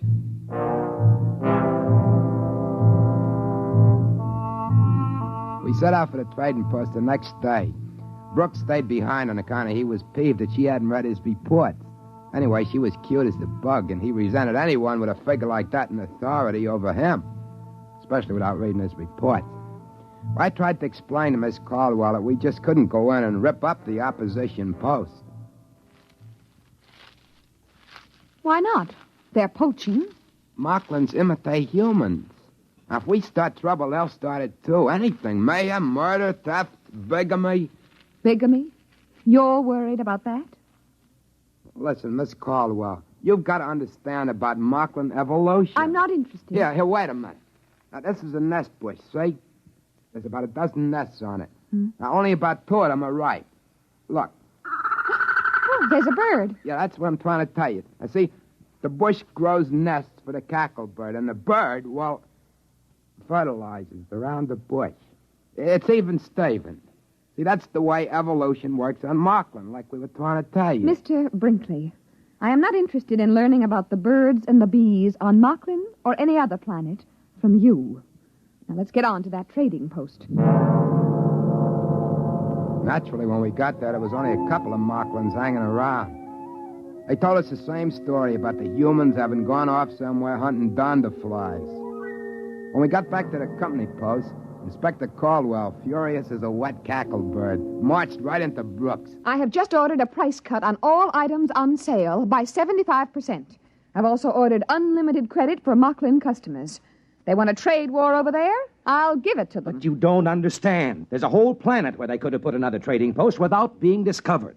Why put it so close to us? That furnishes them with a ready-made market for human trade goods. And it furnished them with mcklins trained to be interpreters and clerks. And it furnished them with a mcklin head clerk, who is a very handsome young man, Mr. Brooks. He not only resembles you in every feature, but he even has a good many of your mannerisms. You should be very proud. Goodbye.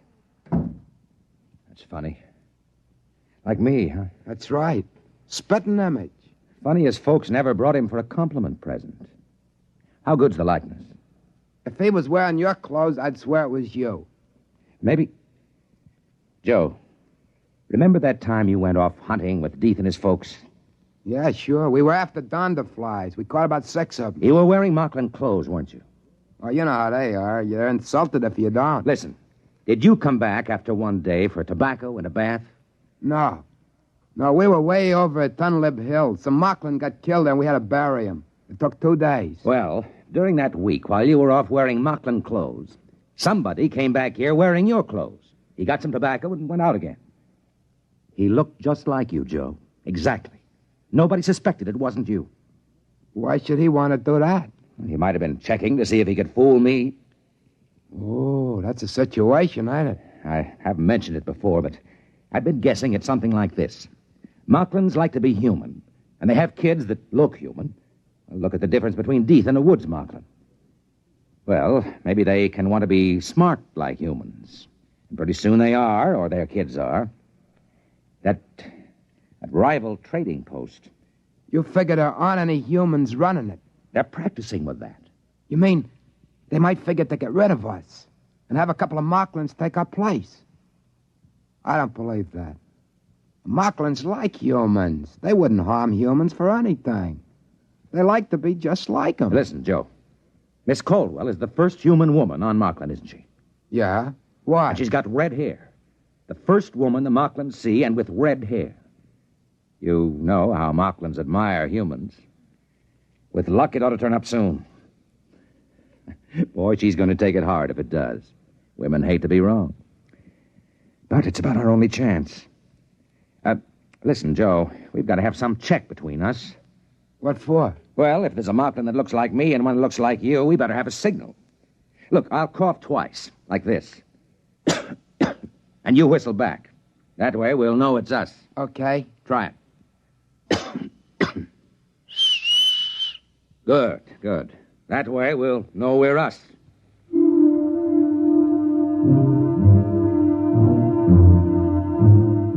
Brooks starts off the next morning to visit the other trading post and see the mcklin that looks so much like him. Before he goes, we do our little routine. It's about 2 weeks till the Palmyra is due back. That's pretty close figuring, waiting for what we're waiting for. I was thinking how good life was on mcklin up to now, and that made me kind of a little sad.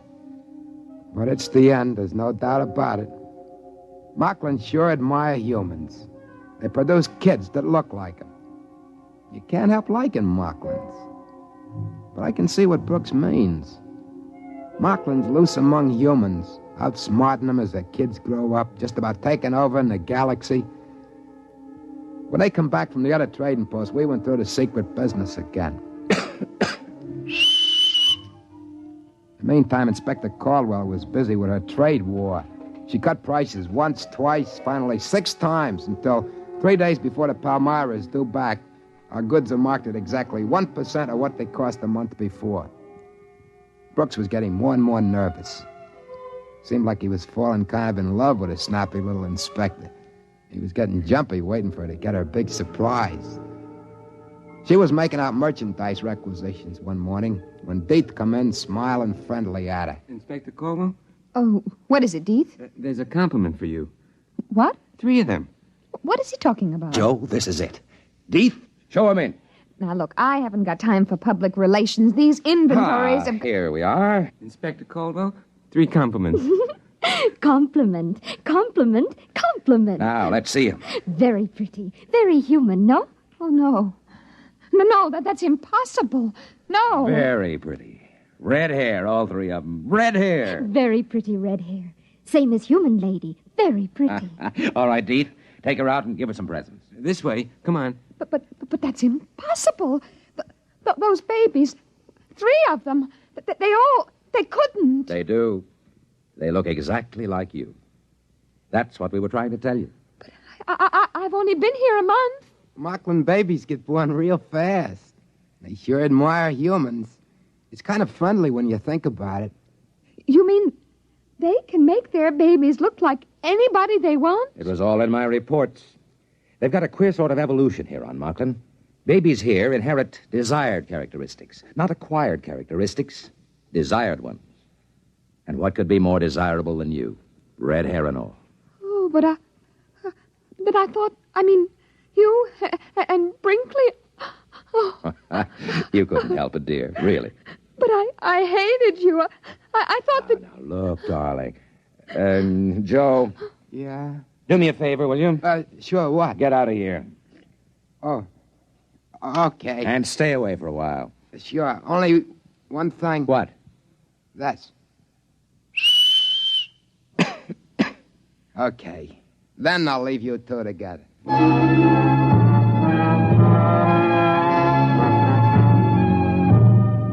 About 2 days later, the Palmyra boomed down out of the sky.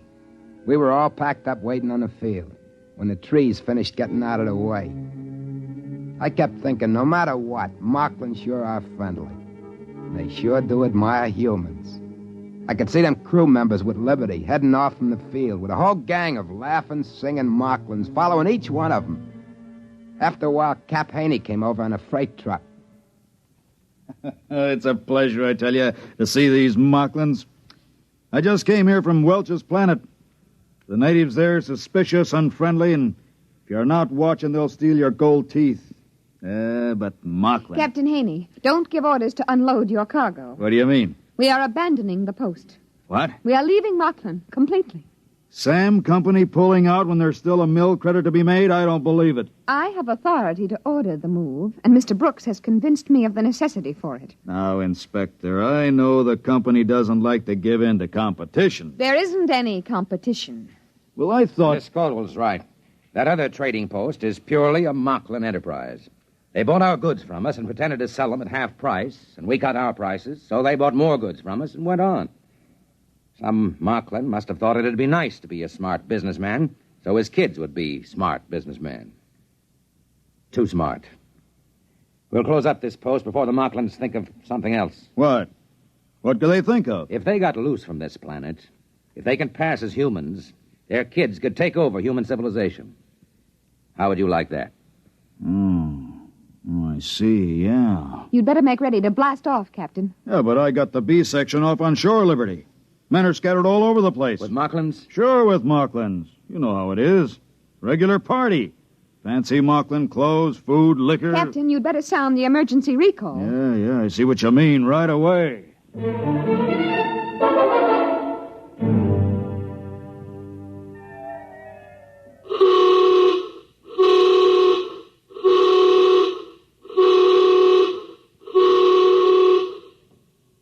Well, that accounts for all but about 5 of them. They're coming across the field now. Keep that line straight for the hatch. We got to count off. 4, 5. Yeah, they're all in line. I'll check against the roster. Wait a minute, there's another one coming. Look. By that tree. There can't be. I got 38 men lined up already. 38, that's a full count. That's a human. He's wearing Mocklin clothes. It looks like Pete Werber from the engine crew. Hey, wait. Wait for me. Wait. Yeah, but it can't be. Werber's already checked in. There he is, in line. Wait for me. Hey, where'd you come from? I couldn't find my clothes. You see, I was in these Mocklin clothes when the signal went off. I was trying to find my clothes. Werber, look over there in the line. Where? Hey, that's my clothes. That guy. He looks just like me. Now, what's the idea? Hey, you! Come over here. Yes, sir. What's the idea? All right, you caught me. I'm a mcklin. He stole my clothes. Why did you do it? Oh, we mcklins like humans so much, I thought it would be nice to make a trip to Earth and see more humans. How come he looks like me? My parents planned it 5 years ago when you came here first. They made me look like this wonderful human and hid me till now. You give me back my clothes. Well, of course. I wouldn't want to make any difficulties for humans.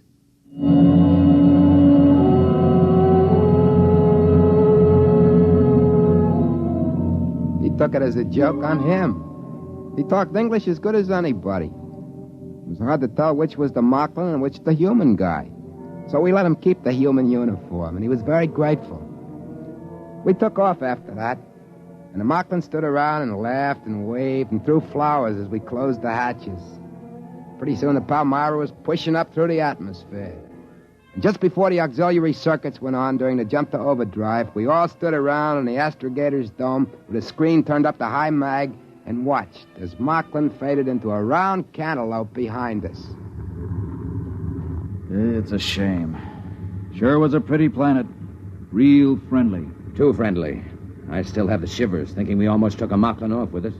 The other crew had been on mcklin long enough to have a double. 5 years is a safety margin. Takes them that long to grow up. We were lucky, huh, Joe? Huh? What? I said we were lucky. Yeah. We sure are.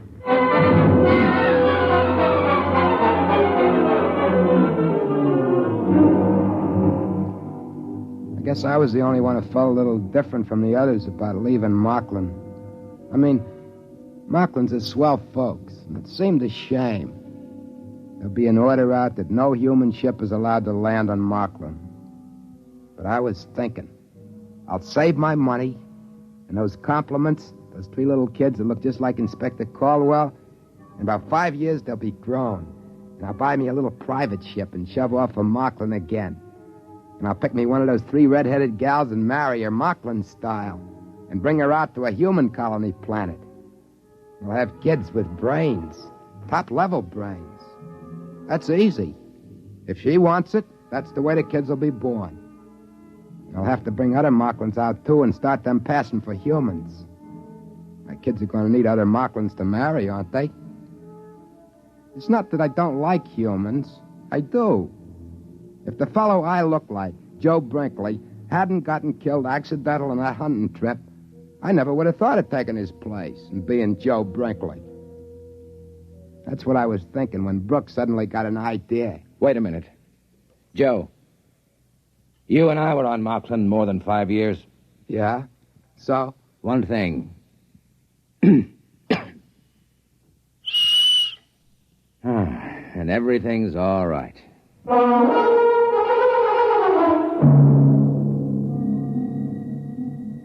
I mean, you can't blame me for wanting to live among humans, can you? Wouldn't you, if you was a mcklin?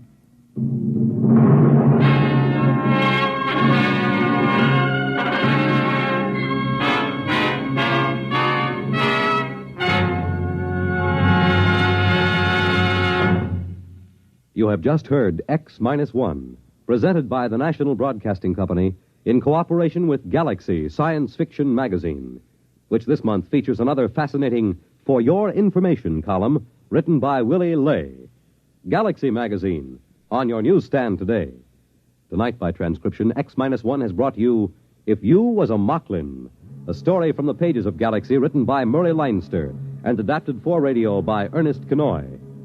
Featured in the cast were Joseph Julian, Patricia Wheel, Carl Weber, Ralph Camargo, Helen Gerald, Stan Early, John Marley, and Dick Janiver. Your announcer, Fred Collins.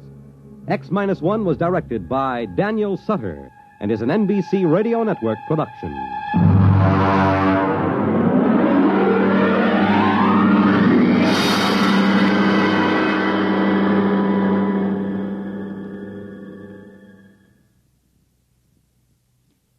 Next week, listen to Project Trojan, an original story by Ernest Kenoy on X-1.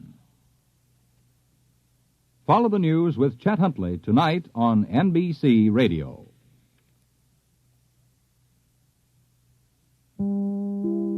In just a moment, X-1. But first, a quiz program does not always improve your IQ, but what's an NBC radio quiz program? Well, you can be sure it'll improve your disposition. Yes, NBC offers listeners a laugh lesson every Wednesday night with 2 fun-filled question-and-answer shows. One is Truth or Consequences, and though you may never learn why a chicken crosses the road, you'll howl as contestants perform the stunts dreamed up by MC Jack Bailey.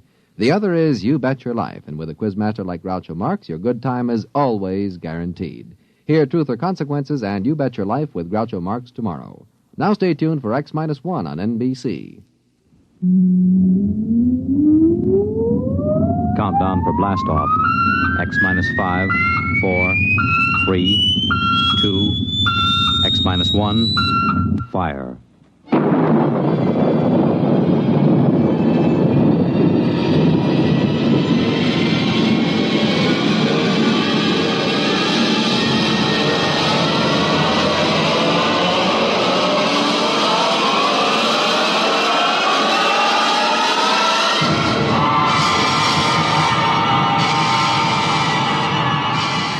From the far horizons of the unknown come transcribed tales of new dimensions in time and space.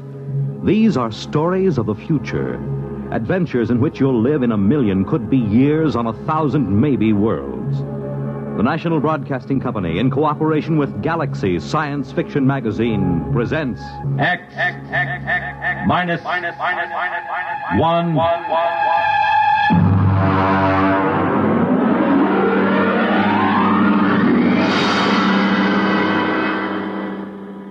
Tonight, Project Trojan by Ernest Kenoy.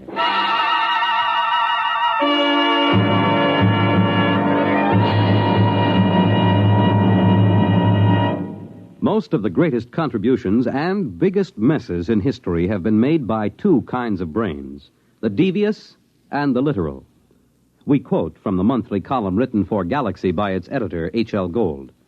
For our story tonight has been inspired by one of his recent columns, discussing the exceedingly thin line that sometimes lies between science fiction and science fact, and of the strange use that both Allied and German intelligence made of science fiction during the recent World War II. Our report, of course, is entirely fictional, but similar schemes are known to have been attempted by both sides. And now, here is Project Trojan.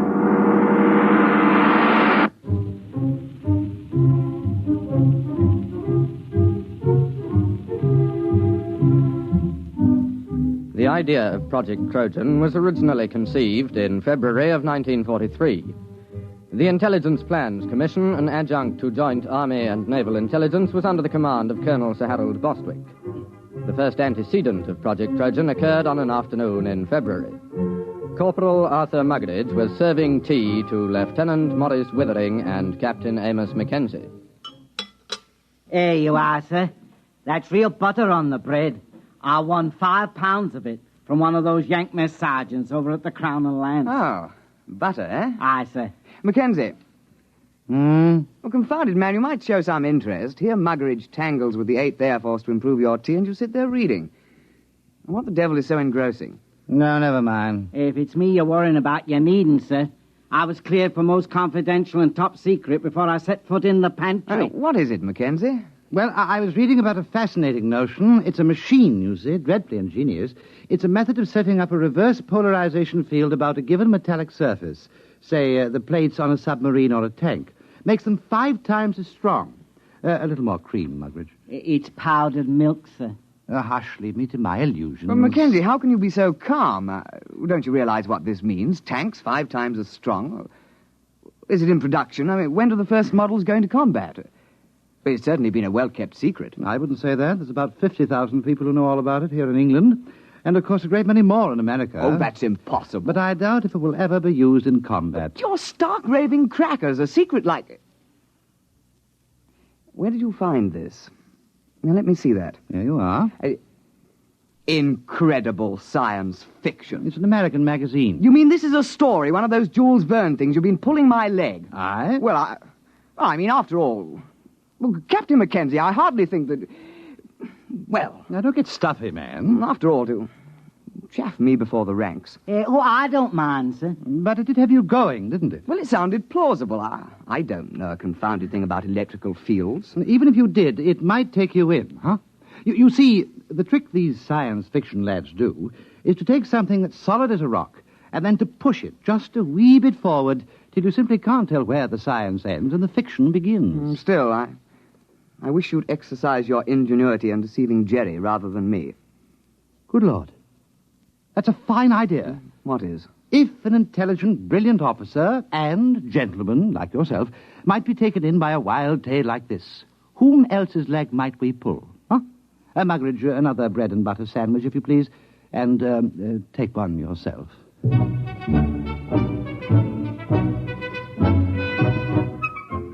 Lieutenant Withering and Captain Mackenzie worked out preliminary plans for Project Trojan and presented them at an appropriate time to Colonel Sir Harold Bostwick. Well, sit down, Withering, Mackenzie. Oh, thank you, sir. Have you had breakfast? I understand Corporal Muggeridge has been playing darts with the Yanks again. There are fresh eggs for breakfast. We've had breakfast, sir. Oh, well, then. We have a plan, sir. Oh, capital. You remember, sir, our intelligence reports indicated a concentration of German research scientists working near Hanau. Certainly, I recall. They've got the whole lot of them inside a mountain. We tried bombing. I doubt if they even noticed. They're supplying the basic research for the German guided missile program. Yes, we know that. The reaction motor for the V1s came out of the Hanau lab. Oh, Muggeridge! You see, sir, if a considerable number of those research scientists were diverted to another project, the rocket program would be crippled. Yes, well, of course it would. What are you going to do? Advertise in the Times and offer them high wages? Aye, sir. Oh, Muggeridge, this coffee. No, sir. Next time you go to the Crown and Lance, keep coffee in mind, will you? Aye, sir. Only the Yanks are getting fair dives at darts. It was touch and go with the eggs. We can only expect you to do your best. I'll try, sir. Well, now, come to the point, gentlemen. Suppose the Germans got hold of one of our top new development weapons. Something so completely overwhelming that they'd have to pull almost every man off rockets to work on it. Now, look here, Mackenzie. Those Jerry scientists are not exactly playing about with small boys' chemistry sets. They're a cut above our own chaps in several fields. What makes you think you could plant something on them? Science fiction, sir. I beg your pardon? Do you see this magazine? Yes, incredible science fiction. What's that chasing that girl there? That's a Martian, sir. You can tell by his tentacles. Mackenzie, are you stringing this along preliminary to applying for compassionate leave on the grounds that you're overworked? No, sir. It's a good plan. We invent a weapon that might exist but doesn't. And we leave it lying about where the Germans can snaffle it. And then they take most of the scientist fellows off the rocket program to work on our weapon. And that's the most preposterous nonsense I've ever heard. But, sir... I don't want to hear anything more about it. Yes, sir. I suppose she was right. Who was right? This Wren. I met her going up to London. Rather proper little type till you got to know her. But then she's rather a firebrand. Captain Mackenzie, please spare us the sordid details of your off-duty peculations. Sorry, sir. You see, she's the secretary to Admiral Sir Alan Grummins. They're talking of dropping this unit. They feel that other intelligence groups are quite competent to handle the routine, unimaginative work that we've been doing. Oh, I see. Mm-hmm. Of course, they'd reassign personnel. Mm-hmm. Would you say this science fiction scheme of yours was imaginative? Oh, it's practically visionary. Well, suppose you do some preliminary work. Thank you, sir. Routine, eh? Unimaginative, eh? Bah!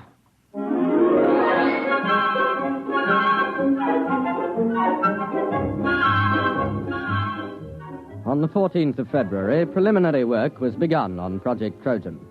At first, Lieutenant Withering and Captain Mackenzie worked alone, researching the source material of the project. Slamming the firing keys, brick blasted down on the Krull warship. Bright beams of crisp destruction lanced out from the giant dreadnought and licked along the plates of Brick's one-man scout. Nothing in that one. What have you got? It's a story about two robots who fall in love. What's the name of that Johnny who came closest? Herman. Jad Herman. He got half a dozen ideas that are close. Where do you suppose he is? Somewhere in the States, I suppose. That's no use, then. Why? Look, man, perhaps we can put a query through Central Chafe Intelligence. The Yanks ought to be able to dig up this Herman chap for us. No. It's worth a try.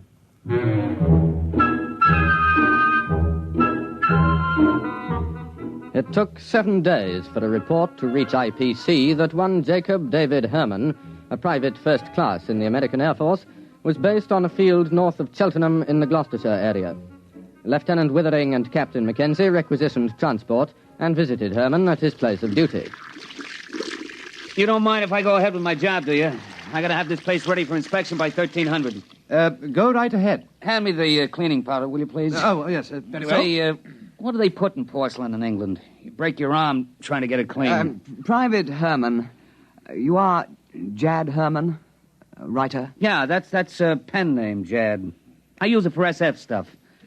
I used to write for the Confessions under the name of Cynthia Herman. I remember one article. I was saved by the YWCA from a life of shame. We're interested in your science fiction articles at the moment. Oh, yeah? Well, I know we had some sci-fi fans in England. Oh, we're not exactly sci-fi fans. We're from... anybody else here? Well, look for yourself. There's no hiding place down here. Well, we're from Intelligence Plans Commission. Uh-huh. We need your assistance, Mr. Herman. No kidding. Yes, we have a project that calls for your particular talents. You got a latrine needs cleaning? We're quite serious, Mr. Herman. Will you kindly pack your things and be ready to come with us within 1 hour? Oh, I'm sorry, gentlemen. I couldn't possibly leave until after inspection. I've got too much of myself invested in this latrine. But after that, I'm at your service.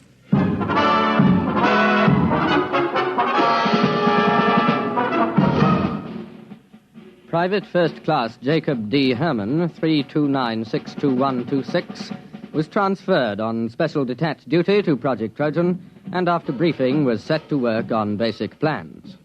Now, look, Mac, here's the way I see it. If you want to con a scientist, you got to be pretty straight all the way. You can't get away with more than one phony step in the process. Precisely. Now, here's the way I see it. It's a focusing beam weapon. The electronics on that are square. I used it in a story about 2 years ago. Feinschreiber at MIT and Temple and Westover at the Bell Telephone Laboratories worked out the basic field formulas. Oh, you mean it's real? Well, up to a point. Everything's on the level till you get to the catalytic action on the grid. Now, that just won't work. It's a basic problem in physics, and it makes the whole thing impossible. But don't the Germans know that? Oh, sure. You see, you make up plans for the weapon, call it a death ray. You let the Germans steal everything but the catalyst formula. They'll think we've got it licked, and they'll break their necks trying to duplicate it before we put the weapon in production. I see. But we can't call it a death ray. Well, how about projector, electronic grid deflecting, type 3? That has a broad ring to it, my lad. I've got the basic idea of the thing, but you'll have to get some of your science boys to work it out. Oh, we'll put a requisition into the Manpower Commission in the morning.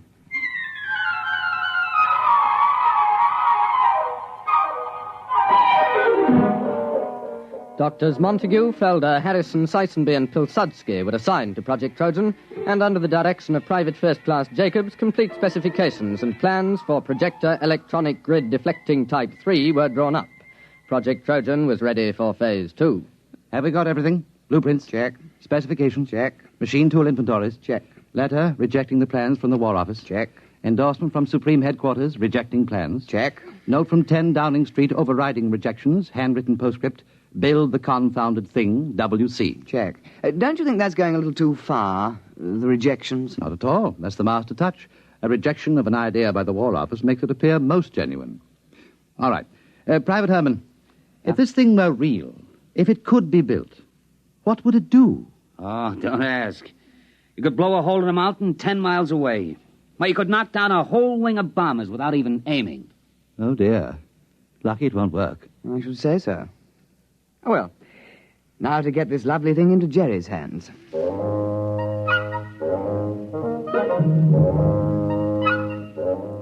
Phase 3 of Project Trojan was commenced on the 15th of March, 1943. Central Counterintelligence Agency had discovered the infiltration of a German agent, a Belfast Irishman named Gogarty, into the blueprint division of Clark and Porchester, a printing firm doing some subcontract work for the Air Ministry. Gogarty, the German agent, presumably microfilmed the plans because shortly thereafter he received word that his sister, living in the Irish Free State, was to be married to a bus conductor. British agents attending the wedding disguised as farm labourers lost track of Gogarty for several hours due to circumstances beyond their control.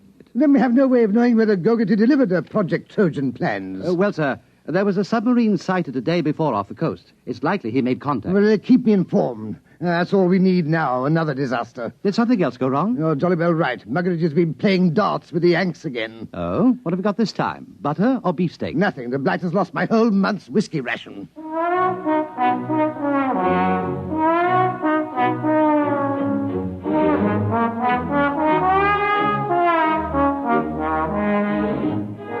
Now the cover operation supporting Project Trojan was undertaken. A battalion of the Royal Engineers was detailed to practice at secret installations with wooden mock-ups of the projector. A lance corporal in this detachment, a volunteer afterwards awarded the George Medal, was court-martialed and sentenced to 7 years hard labour for revealing information about the project while drunk on a 3-day leave to Tynecastle. This particular aspect of Project Trojan has been in the news recently, inasmuch as several backbench Labour members of Parliament have asked questions in the House, as it came out that the corporal served the full 7 years and wasn't released until 1951. The Home Secretary explained that this was an unfortunate oversight, and there were jeers from the opposition, with Mr. Honorin Bevan taking the occasion to call for the resignation of the government. At the time, March and April 1943, the Intelligence Plans Commission awaited reports from British operatives. Sir, there's been a shift in assignment at the research laboratories at Hanau. Professor Schlickmann and Doctors Hirsch, Van Sulau, and Grishman have been transferred from rocket research to another project. Trojan? We must assume so. But that's only 4 men. But they're the top experts in electronics, chemistry, and metallurgy. If they're really working on Trojan, we've set the German rocket program back a year, while their scientists go yelping off after a red herring. Well, let's hope so. Bring me any further reports as soon as received.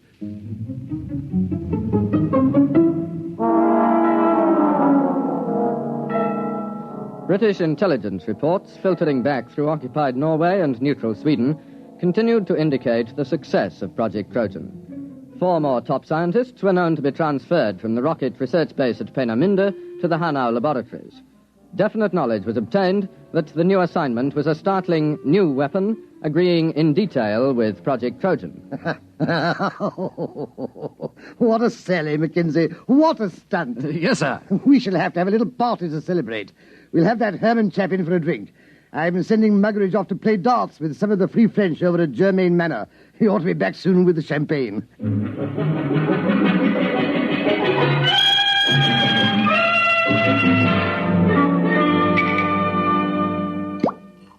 Pour all round.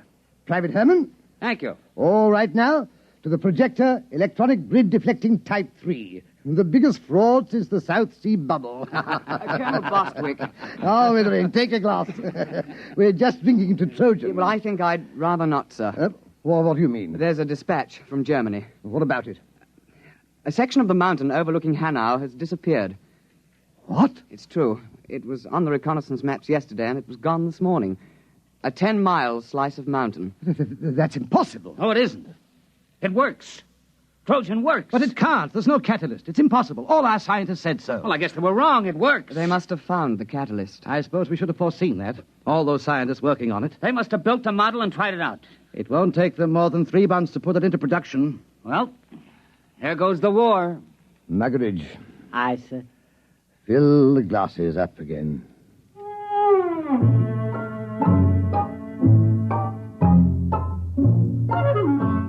Intelligence Plans Commission now waited for additional dispatches concerning the reaction to Project Trojan in Germany.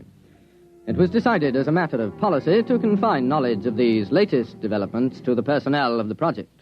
Anything new, Mackenzie? No, sir, except that aerial reconnaissance confirms the damage to the mountain at Hanau. It's not quite as extensive as the first dispatch, but it is a bit of a hole. Oh, what do they think caused it? The Air Ministry seems to feel that an ammunition dump must have blown up. Couldn't that be it? I'm afraid not, sir. We have an intelligence report about several captured British and American tanks being brought to Hanau for testing. They were spotted the next day, completely destroyed. Trojan? Trojan.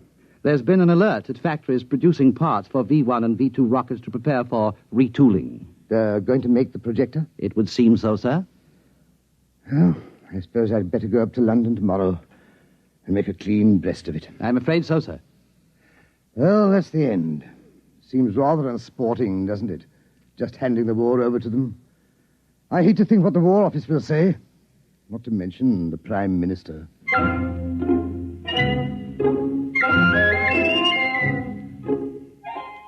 Project Trojan was nearing its closing phase.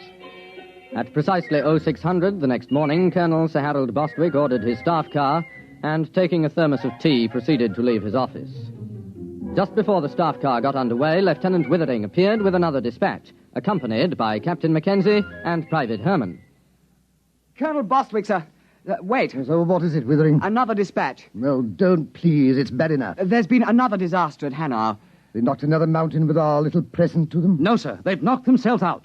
What? The laboratory under the mountain. It's exploded. It has? Went up like a Roman candle. We've got pictures.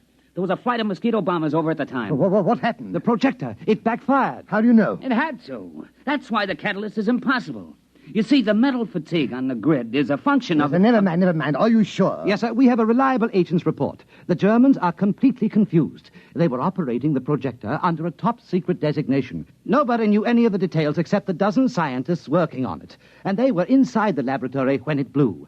Our man was in the rescue squad. There isn't a thing left, sir. Plans, models, or scientists. Sir, do you realize that Project Trojan was a success? We've diverted a dozen top scientists from the rocket program permanently.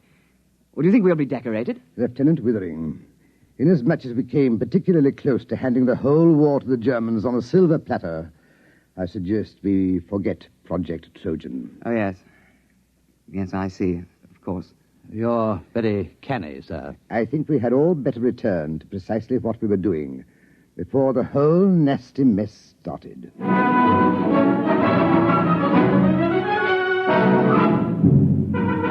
The final phase of Project Trojan was completed on the 22nd of March, 1943.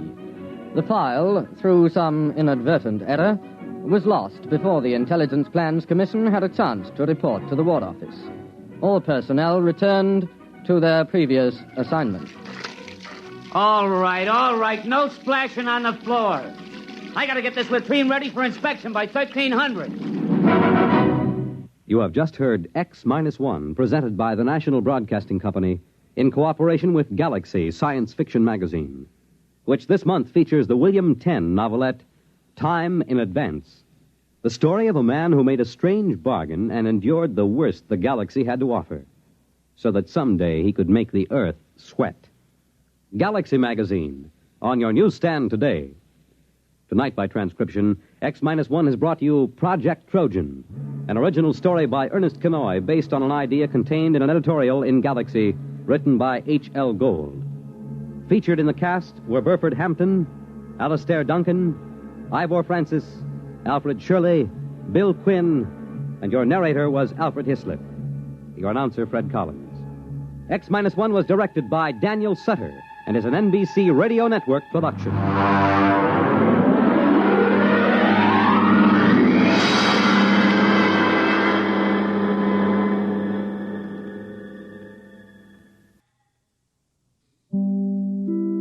Now stay tuned for X-1 on NBC.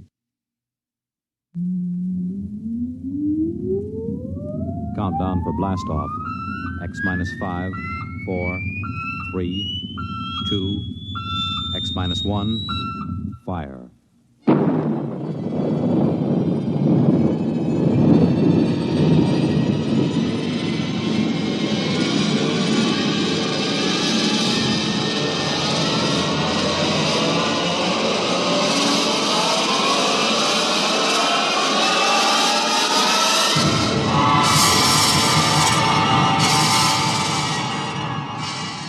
From the far horizons of the unknown come transcribed tales of new dimensions in time and space. These are stories of the future, adventures in which you'll live in a million, could be years, on 1,000 maybe worlds. The National Broadcasting Company, in cooperation with Galaxy Science Fiction Magazine, presents X minus one.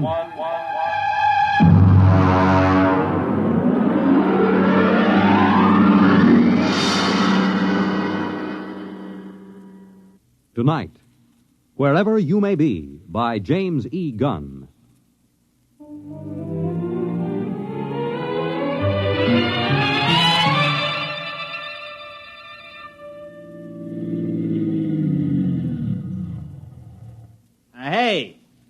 Hey, you. A little girl. You on the fence. Yeah? Hey, kid, come here. Well, I'm right comfortable where I am. Listen, kid. Is there a service station on this road? Well, Merv Wheelock got a gas pump at the general store. Oh? How far is it? About 18 miles. Oh, that's a big help. Well, I don't know what else to expect in the middle of the Ozarks. You want me to help you, mister? No, just keep out of the way, kid. Ow! Well, there's nothing funny about that. You just gonna sit there and watch me sweat, kid? Oh, no. There'll be lots more to watch. Well, I don't know what's so amusing about watching a man change a flat tire. Ow! You sure you don't want me to help, mister? No, I'm perfectly capable of changing a tire by myself.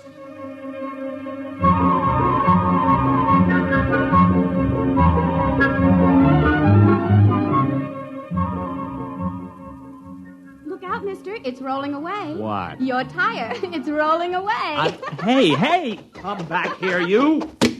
Well, this is the most sadistic tire I ever... Now, stay put. Why don't you go home? Can't. Why not? I run away. Oh, well, that's tough. There. Now, listen, kid. You know a cabin about 15 miles up the road? I reckon. You know where the turnoff is? There ain't no turnoff. You just drive till the road peters out and you take the footpath. You gonna live in that place? Mm-hmm. Just for the summer. Oh. Well, so long, kid. Oh, mister. Hey, mister. Now what do you want? Well, nothing. Only you forgot your jack. Oh, that does it. Where are you going? No place. Thought you said you ran away. I surely did. Don't you have any relatives? No. Friends? No. All right, then, go on home. Oh, come on now. What are you crying for? All right. Get in. I'll give you a lift. Listen, look out for those notes. There's over a year's work in those. Oh.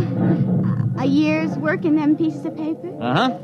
Those are notes for the thesis I'm going to write. You write stories? No, research paper. I have to do it to get my degree at the university. Well, what's it called? I mean the story you'll write. It's called The Psychodynamics of Witchcraft, with special reference to the Salem trials of 1692. Oh. Witches? Yeah. All right, where do you live, kid? Well, I can't go home. Pa'd beat me again. Oh, he'd pretty nigh skinned me alive, I guess. You mean he hit you? Little kid like you? Well, he don't use his fists. Not often. He uses his belt mostly. Look here. On my knee. See that black and blue mark? And this one? Never mind. Why does he hit you? He's just mean. Well, he must have some reason. Oh, he wants me to catch some strong young fellow who'd do the work around the place. A gal don't bring in no money, he says. Leastwise, not a good one. You're much too young to get married. I'm 16. You don't look more than... Well, I don't know. Most girls my age got a couple of young ones. One, anyways. The way Pa carries on, you'd think I didn't want to get married. Now, it ain't my fault no fellow wants me. What seems to be the trouble? Mostly, I guess I'm just unlucky. One fella I went with pretty nearly a year. He busted his leg. Another nigh well drowned when he fell in the lake. Now, it don't seem right they should blame me, even though we did have words. Blame you? Well, they say it's courting disaster instead of a gal. Fellas just stop coming round. You married, mister? Mr. Matthew Wright. No, I'm not married. Wright. Abigail Wright. That's right, Purdy. Abigail Wright? Oh, did I say that? Now, ain't that funny? My name's Jenkins.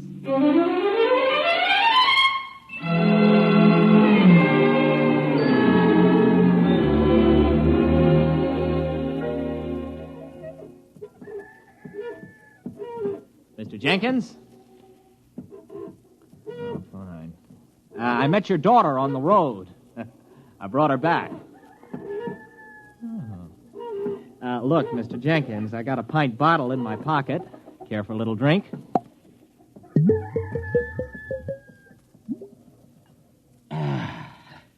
Terrible week. Well, I'm sorry. I repeat, I brought your daughter back. Why?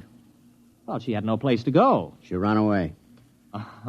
Now, look, Mr. Jenkins, I realize that teenage daughters can be a nuisance, and after meeting your daughter, I can understand how you feel. Still in all, she is your daughter. Got my doubts.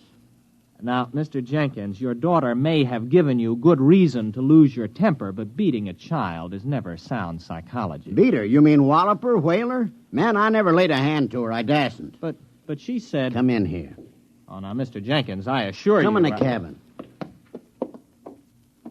You look around this here room, mister. See them dishes all over the floor, those chairs all splintered like they was kindling, that table turned over bottom side topmost like a turtle on the road? You think I beat her? Well, the place is a shambles. I ain't saying Abby did it. But when she gets unhappy, things happen. Dishes come flying through the air. Funny things happen around Ab. Ever since she started filling out 5 or 6 years ago. Well, she's only 16. 16? Don't let on I told you, but she's past 18. There, you see? Oh, it just fell off the shelf. Well, look, you're a city fella, passable looking. Why don't you take her with you? What? Oh, now, wait a minute, Mr. Jenkins. Well, she's right pretty when she fixes up, and she can cook right smart. Go on, take her. Well, you must be mad. You can't give a girl away like that. If you'll excuse me, I think I'd better be going. Nobody asked you to bring her back. The gal eats more than I do. Oh, now, look, here. Here's $10. Buy yourself a jug. Well, I'd like to, but I can't do it. It ain't worth it. You brought her back. You can take her away. Oh, here's 15. Well, I should know better. All right, mister. I'll get her. It ain't no use, though, I can tell you, mister. All right, Abigail. Get out of the car. You're home. But, Pa... Oh, he isn't mad at you. He's welcoming you back. Now, come on, get out. Dirty, nasty old man. Serving right if that bottle he's pulling busted right over his head.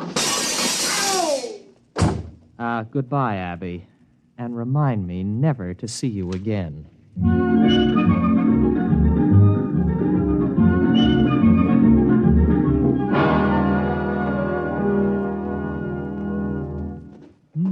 All alone. I'm so all alone. There is no...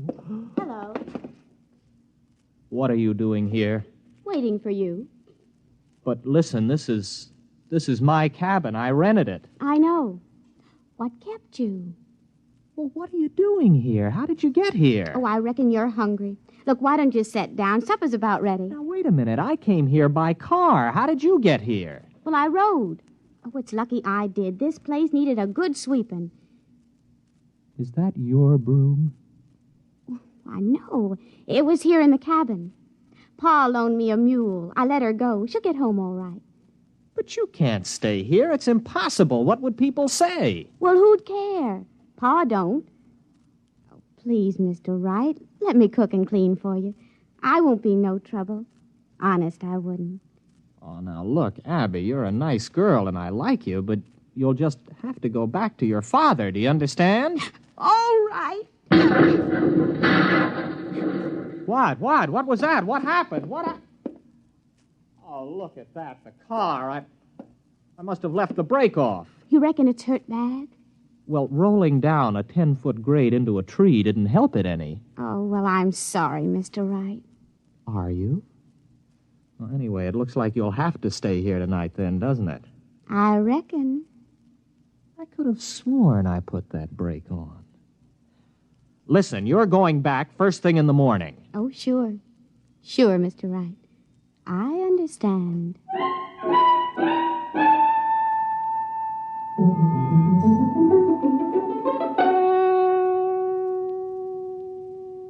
Abby, tell me something. Who wrecked your father's house? Libby. Libby, huh? Who's Libby? The other me. Mostly I keep her bottled up inside. But when I feel sad and unhappy, I just can't keep her in. Then she just lets loose and goes wild. Schizo. Abby, where did you get an idea like that? Well, when I was born, I had a twin sister. Only she died real quick. And when I was bad, my ma used to say Libby would never have been mean or cross or naughty. So when I'd done something bad, I started saying Libby done it. I guess after a while, I've begun to believe it myself. Can you control it, Abby? Not much. You see, when I get feeling mad and mean, things just happen, that's all. How about a rolling tire? You sure did look funny. Oh, I was just feeling mean about Pa, I guess, and I took it out on you. I don't believe it. It's absolutely impossible. It's primitive. It's straight out of Fraser's Golden Bough. There's got to be some explanation. Illusion or hypnosis. There's got to be some physical explanation. Well, I don't see why. I mean, if a thing just happens, you don't have to explain it. It's just there, ain't it? All right. Here. Now, make that cup move. Why? I want to see you do it. But I don't want to. I never wanted to do it. It just happened. Come on, try. Now, no, Mr. Wright. Look, it never brung me nothing but misery. It's bad enough when you can't help it, but it's worse when you do it on purpose.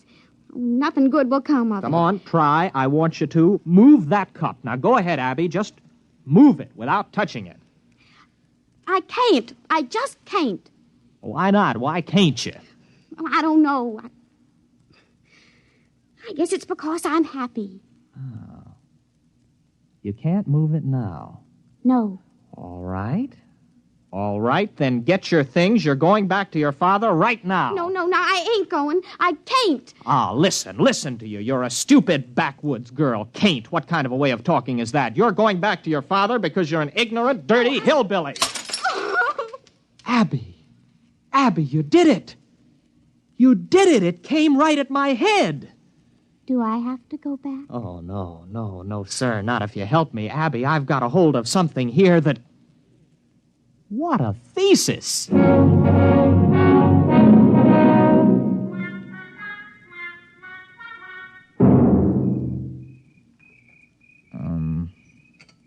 Abby? What's, courting like here in the hills? Oh, sometimes we walk and look at things together and talk a little. But if the night is warm, we just sit and hold hands and whatever. Like this? Mr. Wright, do you like me a little bit? Oh, not marrying like, but friendly like? I like you very much, Abby. Very much. Oh, Mr. Wright. You kiss real pretty. Abby, what happened to your fellas? I mean, the other boys. Well, folks said I'd the evil eye. I mean, Hank fell off the roof and broke his leg, and Gene, well, he fell in the lake and liked to drown. It wasn't my fault it was after we'd had words, now was it? No. Why, Mr. Wright, you're shivering. Maybe we better go get your jacket. Abby, tomorrow we're going to drive to Springfield to do some shopping. Really, Mr. Wright? Why, I ain't never been to Springfield. Oh, ain't that wonderful?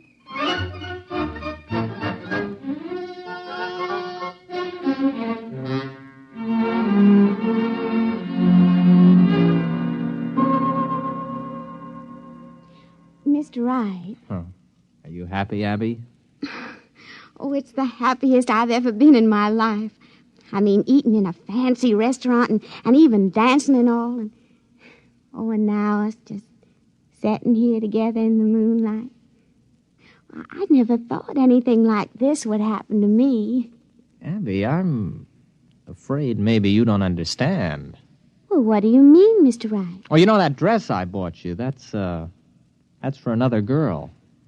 What? Yeah, it's for another girl. I'm going to marry her. She's about your size, and I thought we could pick it out that way. Oh, no, Oh, Mr. Wright. Abby, wait a minute. Where are you going? Wait, I want to talk to you. No, I'm going to bed.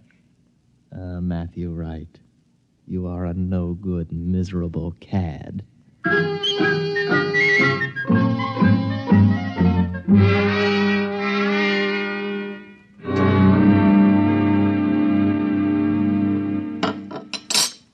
You want any more coffee?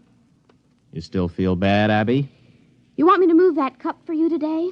I can do it real good. How do you know? Well, I just got a feeling. Look. You can do it now? Sure, I guess.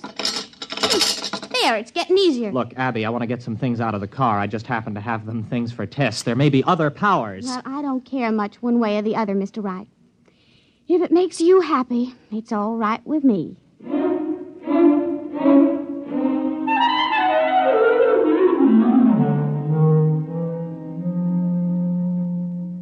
Abby?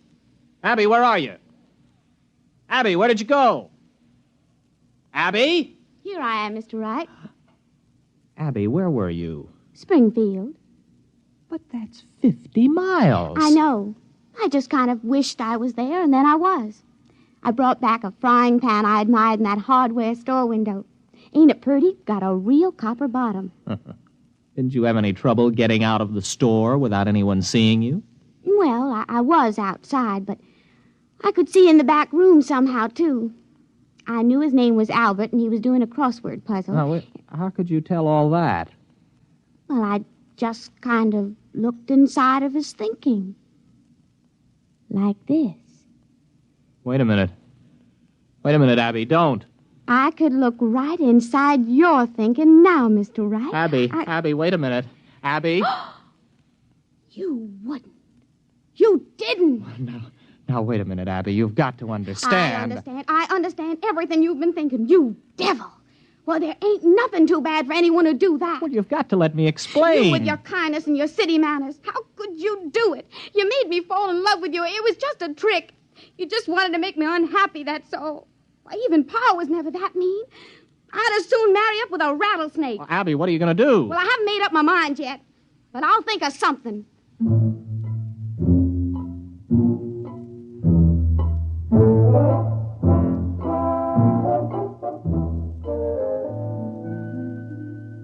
Well, I've got to think of some way out of it. She's in that other room thinking what to do to me. I've got to think of some way. No, it's no use. As soon as I think of it, she knows. Oh, got to keep my mind busy. Mary had a little lamb. Its fleece was white as maybe if I could get her father. No. If there are 2 outs and bases loaded, or men on first and second, and a ball is hit, which, in the opinion of the umpire, can be handled by an infielder, the infield fly rule shall be invoked, and the batter is called out. The base runners may advance at their own peril. Their peril. I've got to think. No, I mustn't think. Matty boy.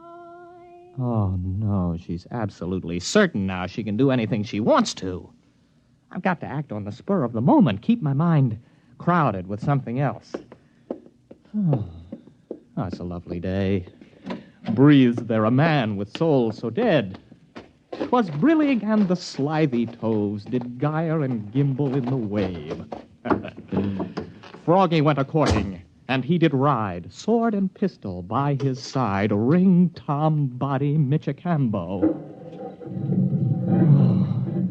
Full fathom 5 my father lies, of his bones are coral made. Seabirds hourly toll his knell, hark, I hear them, ding-dong dell. That's pretty. Abby! Where are we going? Oh, Abby. What are you doing here? I couldn't let you leave without me. I've got plans for you. Oh? Very interesting plans. But how could you tell I left? I was thinking all sorts of other things. Mm-hmm. Matt, you were thinking some of the cutest little rhymes. Oh, but that was on top. On top? Why, sure.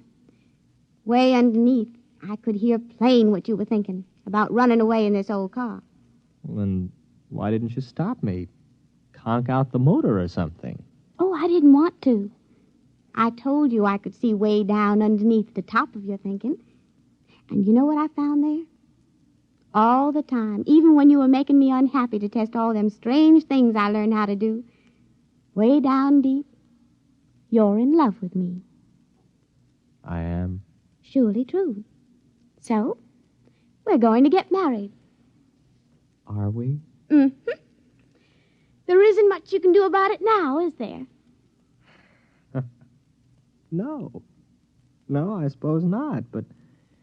You know, it's a frightening thought getting married to you, Abby. A wife who can read your mind and all the rest. Oh, I wouldn't worry about it, darling. Why, I can only do those things when I'm downright miserable. Everything will be perfectly all right. Just as long as you keep me happy.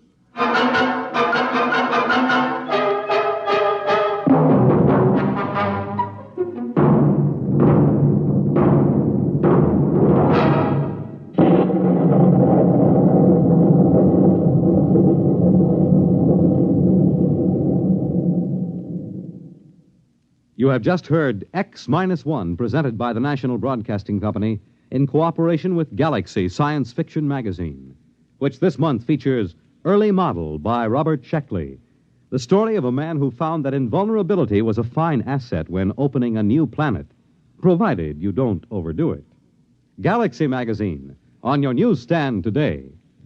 Tonight, by transcription, X-1 has brought you Wherever You May Be, a story from the pages of Galaxy written by James E. Gunn and adapted for radio by Ernest Kenoy.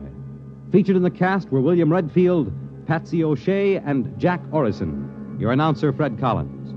X-1 was directed by Daniel Sutter and is an NBC Radio Network production.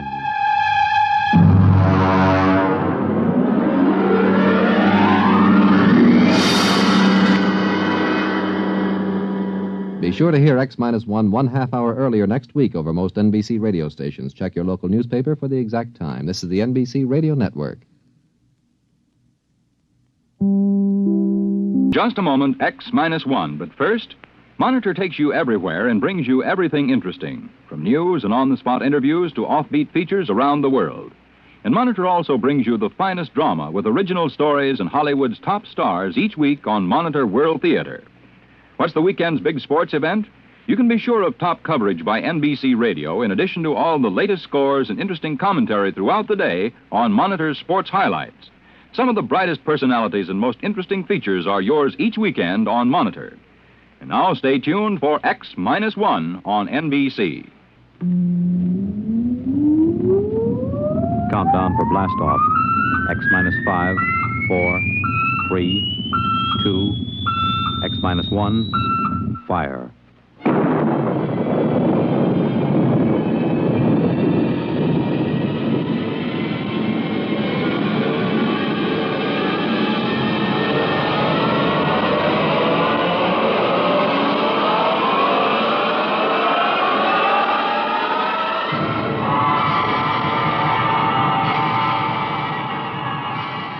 From the far horizons of the unknown come transcribed tales of new dimensions in time and space.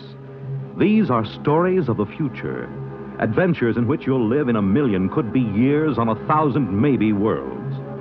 The National Broadcasting Company, in cooperation with Galaxy Science Fiction Magazine, presents X-1.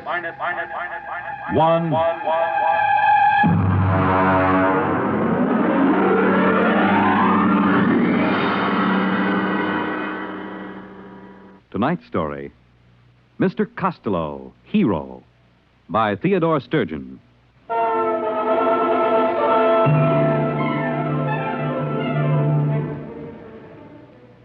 It began the day the skipper called me into his cabin. I'd been a purser aboard the spaceship Star Climber for almost 12 years, and I'd never yet been asked to Iron Man's cabin. But then a lot of strange things have been happening on this trip to Borengwen. Come in. Oh. Sit down, Purser. I said sit down. Yes, sir. All right. Here's a deck of cards. Deal. Sir? I said deal. 5-card draw. Go on, man. Yes, sir. Well? 3 of a kind, sir. You didn't draw. I beg your pardon? When you play draw poker, you're supposed to draw. If you don't draw, you're supposed to give your opponent a chance to draw. Now, mister, did you ask me to draw? Well, we haven't been playing that way recently. Who changed the rules? I don't know. Uh-huh. Let me ask you something else. You stood a watch last night in the ship's galley. Why, yes, sir. Has anybody ordered a galley watch? Well, no, sir, but it isn't against the rules, is it? Against the rules? No, it isn't. Now, tell me, does the cook mind having a man watching him 24 hours a day? Well, no, sir. You see, that way he knows everybody can trust him. You mean that way you know he won't poison you? Well, yes, sir. Now, tell me, Purser, who aboard this ship suggested that the cook might try to poison you? Well, I really couldn't say, sir. It just came up. Well, Cookie doesn't mind, sir. Really, he doesn't. He says if he's watched all the time, then nobody can suspect him, so he doesn't mind. All right. Now, let's proceed to something else. How long has it been customary for the deck officer to bring a witness with him when he takes over the watch? That's out of my department, now, sir. Now, think hard, Purser. Did you ever hear of a deck officer bringing a witness with him before this trip? No, sir. Or stand a galley watch? No, sir. Or play draw poker without drawing? No, sir. Now, one more thing. Yes, sir? We never had Mr. Costello as a passenger on this ship before, did we? Mr. Costello? Mr. Costello. No, sir, we didn't. Okay. Ask him to come to my cabin. But... That's an order, mister! Yes, sir.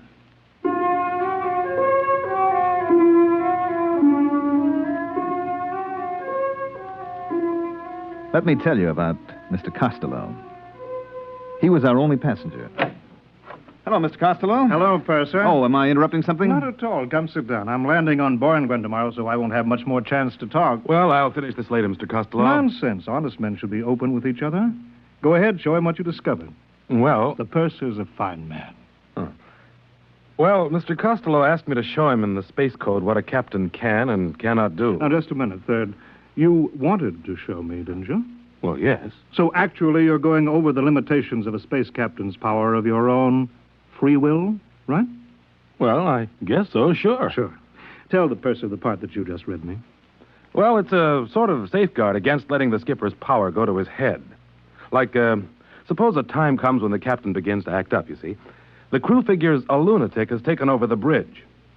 Well, the crew can send a delegate for an accounting. If the skipper refuses, then the crew can confine the skipper. Well, isn't there something about the proceedings having to be radioed at the time they happen? Now, there is a man who is absolutely fair. Witnesses for the watch, safeguards on the kitchen. I tell you, you're all good men here. Yes, sir, this is the safest ship I've ever seen.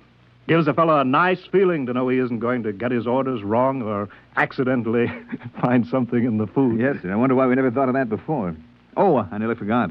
Mr. Costello, the skipper wants to see you in his cabin. Oh? Right away. I see. Will you come along with me just as a friendly precaution? Hmm? You can wait outside. Well, in that way, both of us will know what happened. I'll never be able to say that you didn't give me the message, and you'll be able to say I went to see the skipper. Right? Well, I guess so. You know, that this buddy system sort of makes everything safer, doesn't it? That's right, Purser. You can't do anything bad if you have a friend along to witness.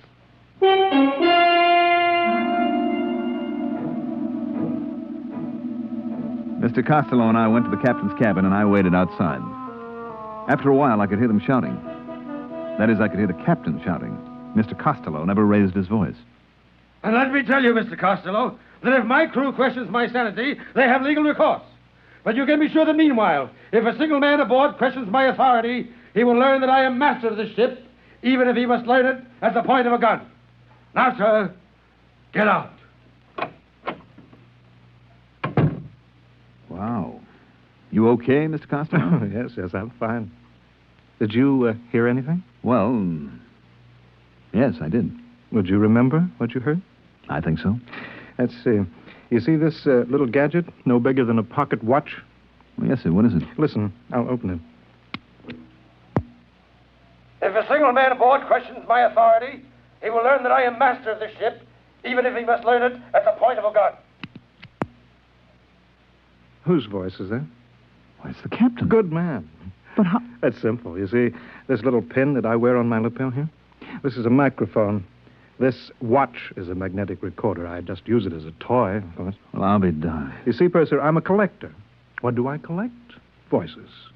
Voices anywhere, anybody, anytime. Listen. A lunatic has taken over the bridge. Why, that's the third officer. Mm-hmm. Listen to this now. I better not, Mr. Costello. I wouldn't want you thinking I take bribes from passengers. Recognize it? Why, that's my voice. Exactly. The time you brought me the special radio message from Earth Central. And you offered me a blue gemstone, and I said that... Hey, listen to this. I take bribes from passengers. Well, if that isn't the end... Cute, huh? Well, I guess I'll get back to my cabin and pack. When do we arrive at Borenguen? 6 tomorrow morning. Oh, good. By the way, I'd like you to come see me when you put in there again. Well, that's very nice, sir, but you're an important man, and I'm just... Nonsense. I insist that you visit me. Well, that's real nice. Oh, by the way, what's the major trade on Borenguen? Glunker. Glunker? Yes, it's a kind of soft fur. You can make a warm coat out of it that will roll up into a thimble. You don't say. And the Glunker trade, that's carried out by trappers? Mostly. Mm-hmm. They work alone and bring in the pelts. I see. They spend a lot of time alone, huh? That's right. You know, sometimes I envy them. I mean, working on a ship, you're almost never alone, and the way I see it, a man needs to be alone sometimes. Correction. Only, I repeat, only if he has something to hide. Otherwise, to be alone is antisocial and evil. We put in at Borenguen the following morning. I stood at the ramp of the ship and checked out the supplies and checked in the Glunker pelts that we were taking back to Earth. The Borenguen people were a nice, independent, easygoing bunch. I knew a Borenguen woman named Nola, and she came out to the ship to see me. 15,000 Glunker pelts. Check. 300 pounds of radioactive ergite. Check. Just put that shipment of show seed over next to the ramp. Hello. What? Well, Nola. Nola. I saw your ship on the cargo manifest. Well, it's good to see you. Will you be on Borenguen long? Just for a day or so. Listen, I have to get this cargo checked in. Can we see each other later? I'll be through at the spaceport at 16 hours. Well, good. Suppose I... Oh, excuse me a minute. Here comes our passenger. Well, good morning. I see we've arrived safely. Yes, sir. I expected you out before this. I had a few items to get in order. Oh, Mr. Costello, this is Nola. She's a Borenguena. Well, it's very nice to meet you. This is a real nice guy, Nola. See that he doesn't have any trouble with customs, will you? Nola works here. Any friend of the purser? Wonderful. Well, I'll say goodbye now. Remember to look me up, Purser, next time you hit Borenguen. I will.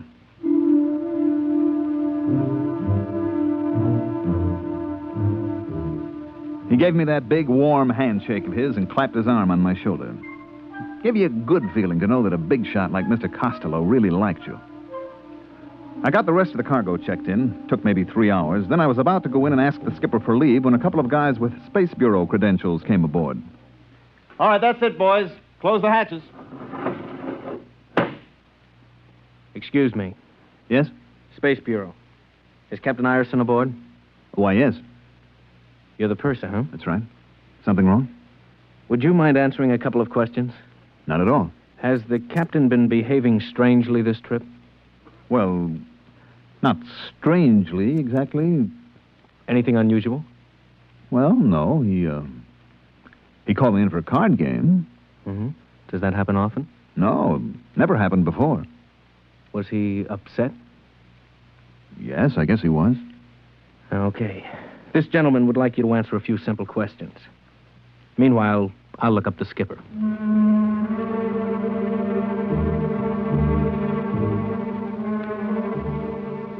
They took the skipper off the ship and left Borenguen the next morning with a new skipper assigned by the port captain.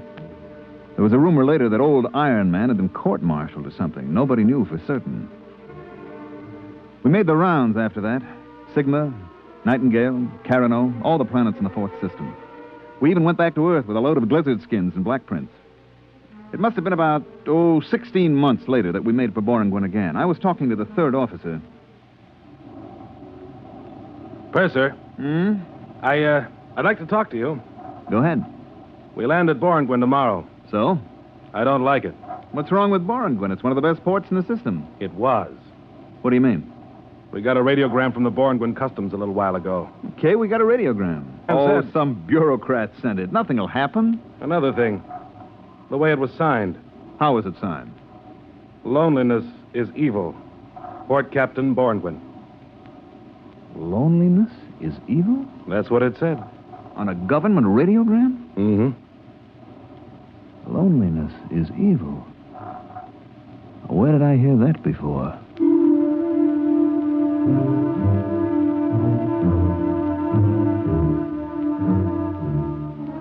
Well, we touched down on Borengwin at 1200 hours. What a change. The spaceport was deserted. The only people who came aboard were 2 agents from Customs. They censored our tapes and checked our written literature. I finally started a conversation with them. Excuse me, sir? Yeah? There is a Borengwina named Nola that used to work in Customs. I wonder if she's still there. I wouldn't know. Well, the reason I asked, she usually meets my ship when it comes in. Yeah, I see. Well, maybe I'll look her up. She has an apartment on R Street. She won't be living there. Try Central Barracks. Central Barracks? That big warehouse near the spaceport. I thought they stored the Glunker furs there. They don't use the warehouses to store things anymore. No? They need them for the people. The people? You haven't been on Borengwin since the Brotherhood movement?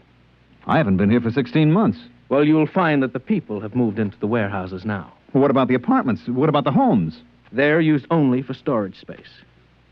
I don't get it. Look, we haven't got time to explain now. My partner and I have to get back to Central Control. Well, maybe I'll go to try and find Nola. Better take a companion. What for? They don't like soloists on Borengwin. Since when? Since Brotherhood. No ladder has a single rung, you know. So what? It takes 100 pair of hands to build a house. Okay. A single pair is useless. Not only useless, but evil. I don't get your drift. All humanity is made up of many parts. Any part that wants to go off by itself hurts the main thing. What good would your hand be if a single finger suddenly decided to go off by itself? Listen, is this a gag? It's deadly serious. Well, suppose I want to go off by myself.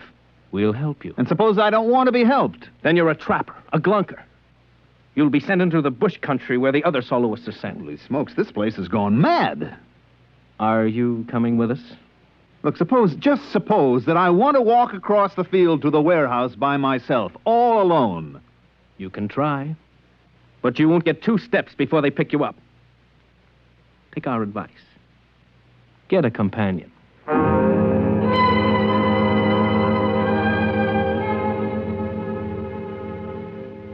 I let them take me over to the barracks.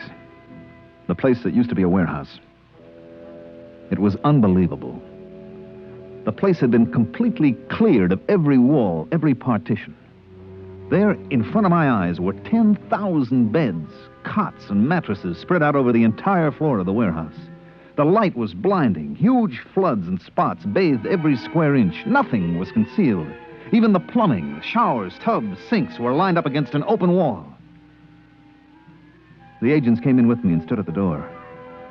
A cluster of Borengwin people waited in a roped-off area. This is it. Wow. The customs personnel are in that 3rd aisle going north. I'll walk down there. Thanks for the company. It's a duty. Wait. I'll get you a companion. Anyone for the 3rd aisle going north? 3rd aisle going north. Yeah. There comes a man. He'll accompany you.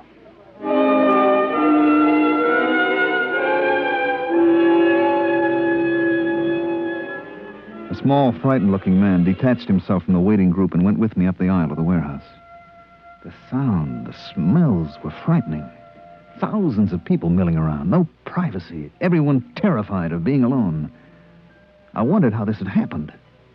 Finally, after an hour of searching, I found my friend Nola. So that's the way it is on Borengwin now.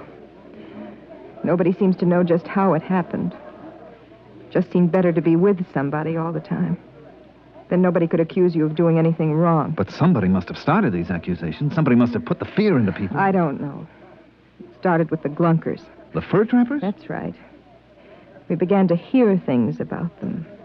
That they were thieves, that they planned to take over the city. Just rumors, of course. And pretty soon, if you didn't like somebody, you called him a Glunker. Then there were signs. No Glunkers allowed. You know? Oh, I saw some. We began to hear about it on the televisor, and pretty soon they appointed a committee to investigate and find out if there was any truth to the rumors about the Glunkers. It was headed by Mr. Costello. Costello? Mr. Costello? He's a big shot now. Owns half the city, I guess. Well, it can't be the same one. Yes, it is. I've seen him. When did everybody move to the central warehouse?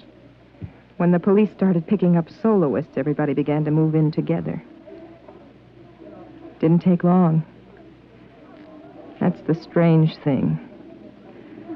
How little time it took.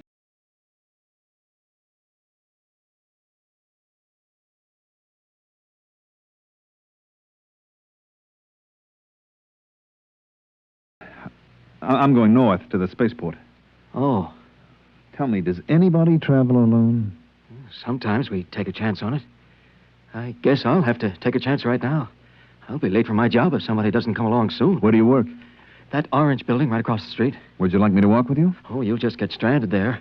I'll make a run for it. The street looks clear. Well, thanks for the company. Not at all. So long. Hey, mister, look out, that car. Look out! Why, you... Is he dead? Yes, sir. That was deliberate. I saw you. Hello, Purser. It's Mr. Costello. Yes, I'm sorry about the accident. My chauffeur was... He tried to run away. That's what happens to soloists. If he'd had a companion to warn him, to thrust him out of the way... You understand that, don't you, Purser? I don't know. Climb into the car. You can't go wandering about Boranguen alone. Well, Police will take care of the body. It's all right. Okay, if you say so, Mr. Costello. Drive to the spaceport. Yes, sir. Well, what do you think of our little planet? Well... I knew you'd like it. Just think of it, Purser. All humankind, a single unit. Yes, this is a people that has found the truth. It awes me. Makes me humble. Speak up, man. I'm your friend. Well, I was going to say, I'm not sure I like it. Well, take your time. Nobody has to make a man see the truth. Isn't it right? Well... That's right, isn't it? Yes, I guess it is. Fine. Yes, only the trappers refuse to see the truth. Are they really dangerous? Dangerous? They go out and spend weeks alone by themselves, don't they? Alone with their own evil thoughts. Evil thoughts? We all have them, you know. Even you. For example, you remember this? Well, Well, this should refresh your mind. Listen to this. I take bribes from passengers. Your voice, Purser, and a very evil thought, too. But that isn't what I said. That's what's on the tape, Purser. Now, then, I wouldn't use it against you, of course. Mr. Costello, what is it you want from me? Nothing. Absolutely nothing. Well, a minor favor, perhaps. Go on. Your ship is going back to Earth after it leaves Boranguen. Yes? You will have a passenger. I didn't know that. To be exact, a mentally deranged man. Who is he? His name is Hines. He's been the Earth consul here on Boranguen. He's been recalled to Earth to report. You said he was mentally ill? He is, but the Earth government doesn't know him. Well, what can I possibly do? I wouldn't want Mr. Hines to go back and tell them a lot of lies about what's happened on Boranguen. Well... Purser, I want you to put this capsule into Mr. Hines's food. What is it? Oh, sleeping potion. You think I'm a murderer, Mr. Costello? Purser, do you know what will happen if this tape recording of your voice is sent back to Earth? Do you know what they do to pursers who take bribes? You'll be court-martialed. You'd use it? Only in the interests of protecting our happy society. Now then, will you see that Mr. Hines is properly sedated? You can get 10 years of Uranus. Well, Purser? Give me the capsule. Good. Ride over to the ship, driver.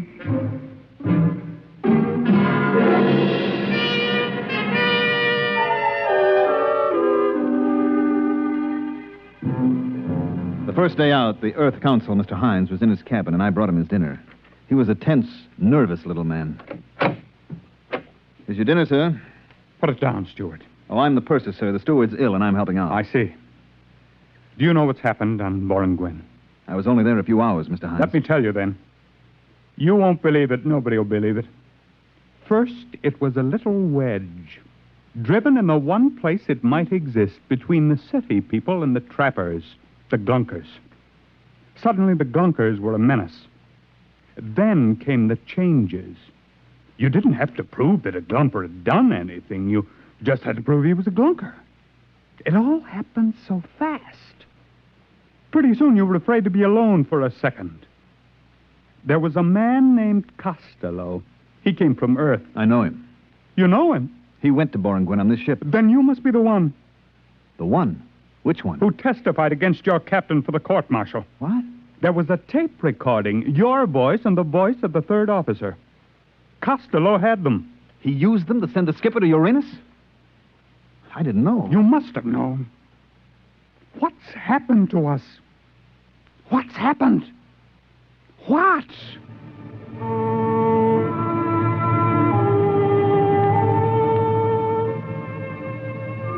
I got him into his bunk and gave him a sedative. Then I took away the food I'd fixed for him. I still had Costello's poison capsule in my pocket. I went down to the radio room and sent a message to Earth headquarters. 2 days later, we landed. Mr. Hines told his story and I told mine. I showed them the poison capsule and told them what had happened to the skipper and about the tape recorder. Within 24 hours, a task force of the Earth fleet was on its way to Boranguen. It wasn't much of a battle, they tell me. The Boranguen army didn't have its heart in it. That was, 20 years ago, I guess. About Mr. Costello? I met him again last week, right here on Earth. Funny thing, I was sitting in Central Park on a bench. Well, if it isn't the purser. I'm sorry, I don't believe... Look closer. Don't you recognize me? No, Why, Mr. Costello. I thought you... You thought I was on Uranus? I was. I served 20 years. Mind if I sit down? It's a free Earth. You know, I'm glad I ran into you. I think you may be just the man that I need. Need? Yes. Let me show you something. Here, in this pouch. Recognize these? They're just live ants. Exactly.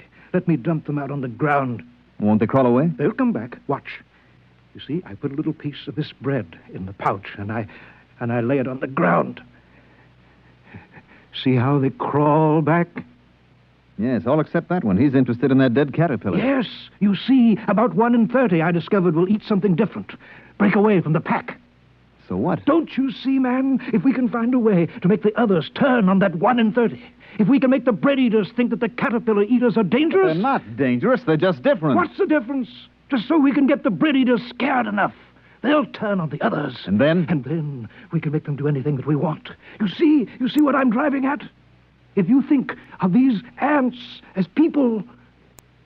Well, where are you going? I'm leaving, Mr. Costello. Why? Doesn't what I say make sense? Yes, it does, Mr. Costello, except for one thing. What is that? I'm no ant. So long, Mr. Costello.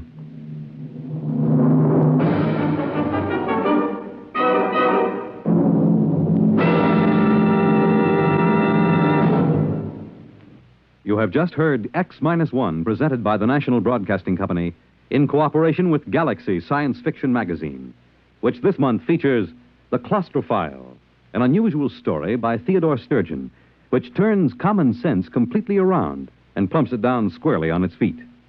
Galaxy Magazine, on your newsstand today. Tonight, by transcription, X-1 has brought you Mr. Costello, Hero, a story from the pages of Galaxy written by Theodore Sturgeon and adapted for radio by George Lefferts. Featured in the cast were Wendell Holmes, Mandel Kramer, Bob Hastings, Joe DeSantis, Terry Keane, James Stevens, James Dukas, and Raymond Edward Johnson. Your announcer, Fred Collins. X-1 was directed by Daniel Sutter and is an NBC Radio Network production.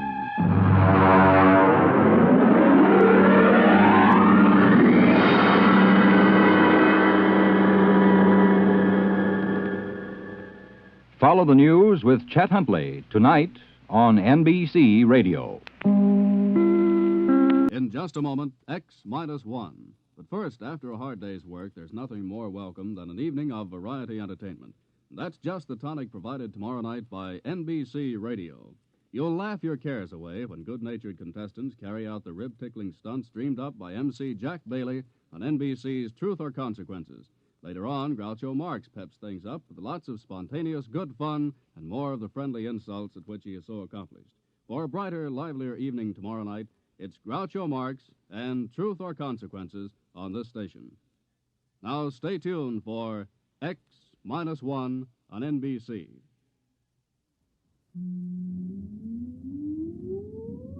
Countdown for blast-off. X-5, 4, 3, 2, X-1, fire.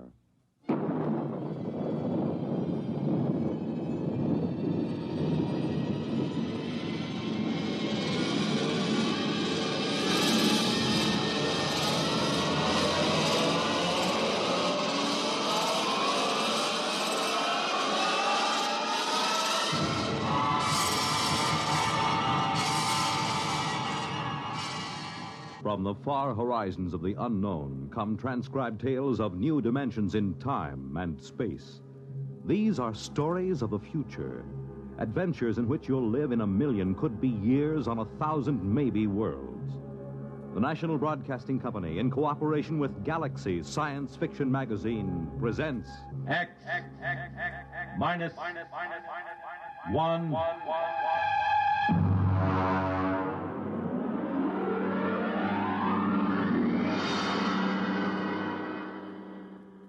Tonight, Bad Medicine by Finn O'Donovan. But first, farmers know they can't stop storms, floods, or droughts from ruining a crop. But they can make sure things like that can't ruin them by investing in United States savings bonds. Not only farmers, but over 40 million Americans in all sorts of jobs own 40 billions of savings bonds. And why? Because savings bonds are the easy way to start saving and to keep saving. And the money you invest in savings bonds mean protection now and ready cash when you need it in the future. Improving the farm, sending the youngsters to college, or planning your own retirement. These are the big things you can be ready for with savings bonds. And besides offering you a safe investment, each Series E savings bond pays you back $4 at maturity for every $3 you invest. Yes, you earn extra dollars while you save, so start saving now. For the big things in your life, be ready with United States savings bonds. And now, on with our story.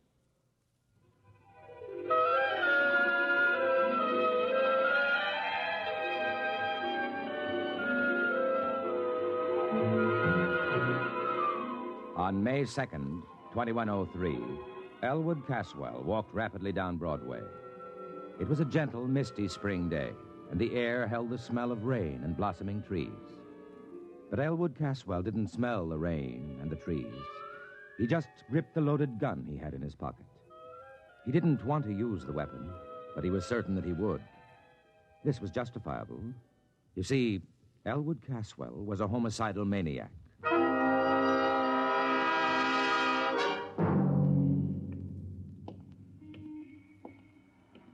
Why shouldn't I kill him? Hey, look out, will you? Oh, sorry, sir. Only the other day he said to me, Elwood, you're looking very well. What business is it of his how I look? Hey there, Elwood. Elwood. Huh? It's me, Marty Klein. I work on the jet buses with you, remember? Oh, yeah, of course. Hello, Marty. Forgive me, my mind was on other things. Yeah, I know how it is. A couple of weeks ago, I was walking around in a fog so thick you could cut it. Yeah, really? Sure. Preoccupied, you know. I had this idea in my mind. You too? Yeah. The same person? Huh? Were you troubled by the same person? My wife. Hey, you okay? Oh, yeah. Yes, of course. Well, I had this idea, see? I was going to get rid of my wife. Kill her? Kill her? I mean, send her to a country for a week. Oh. You sure you ain't sick? No, I never felt better. Well, anyway, I was going to take a week off. Quit the jet buses. Hey, can you imagine? I've been a jet bus operator for 10 years now, and all of a sudden, I feel like I can't take it for another minute. I know how you feel. And I was going to take a trip all by myself. A trip? To where? To the farthest place I could think, to Mars. I was just going to pick up and take a vacation on Mars. Silly, huh? I don't know. What happened? Well, I talked it over with Ethel. Your wife? Yeah. Ethel, she's a real sensible girl. You know what she did? No, am I supposed to? Well, Ethel went right down to that home therapy appliance store, and she says, "You got a home therapy machine that'll cure my husband of this idea he can't stay on the jet buses?" I've heard that those machines aren't perfected. They got him licked now. So, okay, she describes the trouble, and next day they deliver this thing, and boom, I plug it in, see? And? And a voice talks to me. It starts asking me questions. Yeah, what kind of questions? All kinds. Things I wouldn't even tell my own mother. You told the machine? Why not? It's only a machine. Yeah, I see your point. Well, then the machine starts to tell me a few things. And before I knew it, inside a week, I'm cured. Now, I can't wait to go back driving the jet buses. You don't say. So that's why I say I know how it is to have one thing on your mind all the time like that. This machine, what did it cost you? That's the beauty part of it. My Ethel. Boy, she's a smart girl. After a week, she sends it back, see? She says it don't work. So all we lose is the deposit. I see. Well, I got to get back to work now. Hey, ain't you working the jet buses today? Huh? No, I'm off today. Well, I'll see you, Elwood. Yeah, see you, Marty. What was the name of that place? Where they sell the home therapy machines. Yeah. Home therapy appliances. It's right down Broadway, about 2 blocks from here. So long, Elwood. Perspiring freely, Elwood Caswell continued down Broadway toward 43rd Street. His friend Magnuson would be finishing work soon, returning to his apartment less than a block from Caswell's. Elwood gripped the gun tighter. How pleasant it would be to saunter in, exchange a word with him, and then... No, I won't do it. I don't really want to kill anybody. It isn't right. Think what'll happen. The authorities will lock me up. My friends won't understand, and... Mother would never approve. Still, if I see Magnuson, if I see his hateful, accusing face in front of me... Oh, this must be the store. Yeah. Home therapy appliances. Good afternoon, sir. Can I show you some of our home therapy appliances? I want therapy. Quick. Of course, sir. This way, please. Now then, this is our new alcoholic reliever built by International Combustion Motors and advertised in leading magazines. A handsome piece of furniture. I think you will agree, and not out of place in any home. It also opens into a television set. Look, what I need... Therapy, of course. I just want to point out this model need never cause embarrassment to you, your friends, or your loved ones. Notice, if you will, the recessed dial which controls the desired degree of alcoholism. You see, heavy, moderate, social, light, and teetotal. A new feature unique in mechanotherapy. I'm not alcoholic. The New York Jet Bus Authority does not hire alcoholics. Oh, sorry. You seem the type. No offense. Please. You seem rather nervous. Perhaps the portable anxiety reducer. No. Well, sir, perhaps if you told me just what you feel is bothering you. What have you got for homicidal mania? I beg your pardon? Homicide. The urge to kill someone. Oh, of course. Well, let's see now. Pardon me. Have you worked here very long? A week. Oh, yes, here's the ticket. This black job with the chrome trim. What is it? This, is a Rex regenerator, built by Planetary Motors Corporation. Handsome, Goes with any decor. Opens into a well-stocked little bar, so your family, friends, loved ones need never... Will it cure homicidal urge, a strong one? Oh, absolutely. Don't confuse this with the little 10-amp neurosis model. This is a hefty, heavy-duty 25-amp machine for really deep-rooted conditions. That's what I've got. Well, this baby will jolt you out of it. Big, heavy-duty thrust bearings, oversized heat absorbers, completely insulated. Sensitivity range I'll take it. Yes, sir. With me, right now. Now? Before it's too late. I'll pay cash. Well, yes, sir. It'll be a few hours before the warehouse can... I'll take this one here. Well, that's a floor demonstrator. Does it work? All of our demonstrators work, sir. Then I'll take it. I can't wait for a warehouse. I can't wait for anything.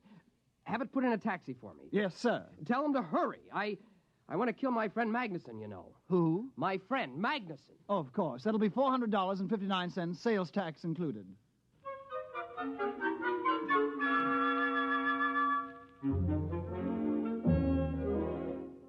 After Elwood Caswell left the store, the clerk, whose name was Haskins, smiled to himself and lighted a cigarette. He had made his first sale. He inhaled. Haskins? Yes, Mr. Follansby? Smoking. I asked you to rid yourself of that filthy habit. Immediately, Mr. Follansby. I'll use one of the display model denicotinizers at once. By the way, I just made a rather good sale, sir. Oh, really? Yes, sir. One of our big Rex regenerators. Well, now, it isn't often we... Wait a minute. Where's the floor model? Well, sir, the customer was in an awful hurry. He was going to kill his friend. You gave him the floor model? Yes, sir. Was there any reason why... Oh, grief, Haskins. Didn't I inform you we never sell a floor model? But, sir... Good heavens! I've got to get to him. What was his address? Address? His name, then. Well, he didn't say. Then his check. But he paid cash. You mean you just let him pick up the machine and walk out? Well, sir, he paid cash. He was homicidal, you say? Yes, sir. His friend... I don't care about his friend. Get the police. No. Call the Planetary Motor Security Division. Quick. Yes, at once. Well... Excuse me, Mr. Follansby. What will I tell them? Tell them, you fool. Tell them that one of our customers has accidentally got that display regenerator they sent us. The one they shipped by accident. They were going to replace it tomorrow. Yes, sir, the one they shipped by accident. Will they know? If they don't be more explicit, tell them we've sold the Martian model. The one for treating psychotic Martians.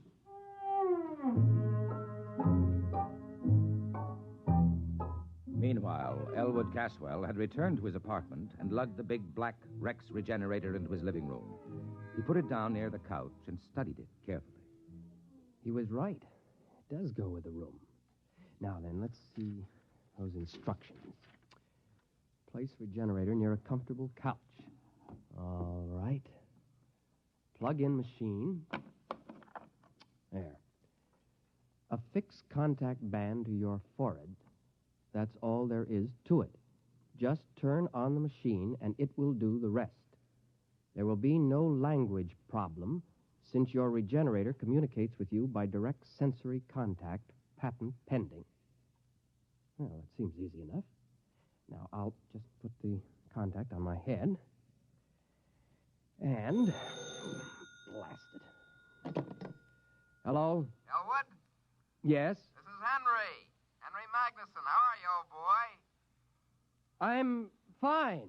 I wondered if you were doing anything tonight. Thought you might like to drop over for a game of chess. Game of chess, huh? You stupid oaf. What? Nothing. I thought you called me a stupid oaf. Just talking to my cat. Oh, I didn't remember you had a cat. I thought you hated cats. Oh, I do. This isn't really mine. It's a neighbor's. It keeps coming in. Oh. What about tonight? Will you be alone? Well, yeah. You haven't mentioned to anyone that you're inviting me over? Not a soul. Why? Someone's looking for me, a process server. Oh. Now, I've been avoiding him for days.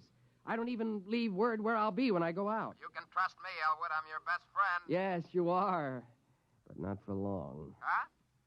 Just talking to the cat again. Oh. Well, will you be over? Yeah. In about an hour, okay? Yeah, an hour will be fine. There are a few things I have to do I just first. gotten some new laugh records from the boys at the office. I got something here that'll really kill you. So long, Elwood. So long. I've got something here that'll kill you, too.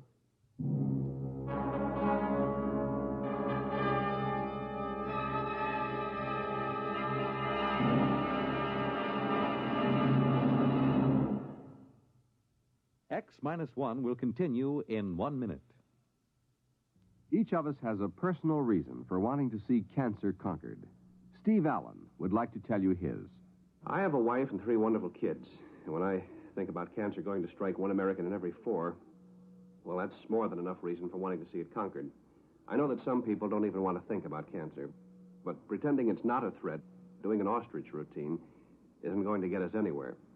We've got to stand up to it and fight. We can fight, each and every one of us. Through the American Cancer Society, we can be part of the battle that someday will beat cancer once and for all. That day will come, but you and I have got to help. How about it? Thank you, Steve Allen. Remember, fight cancer with a checkup and a check. See your doctor once a year for a checkup. It's your best cancer insurance. And to help conquer cancer, send a check to your unit of the American Cancer Society. Make it generous. And now, on with our story.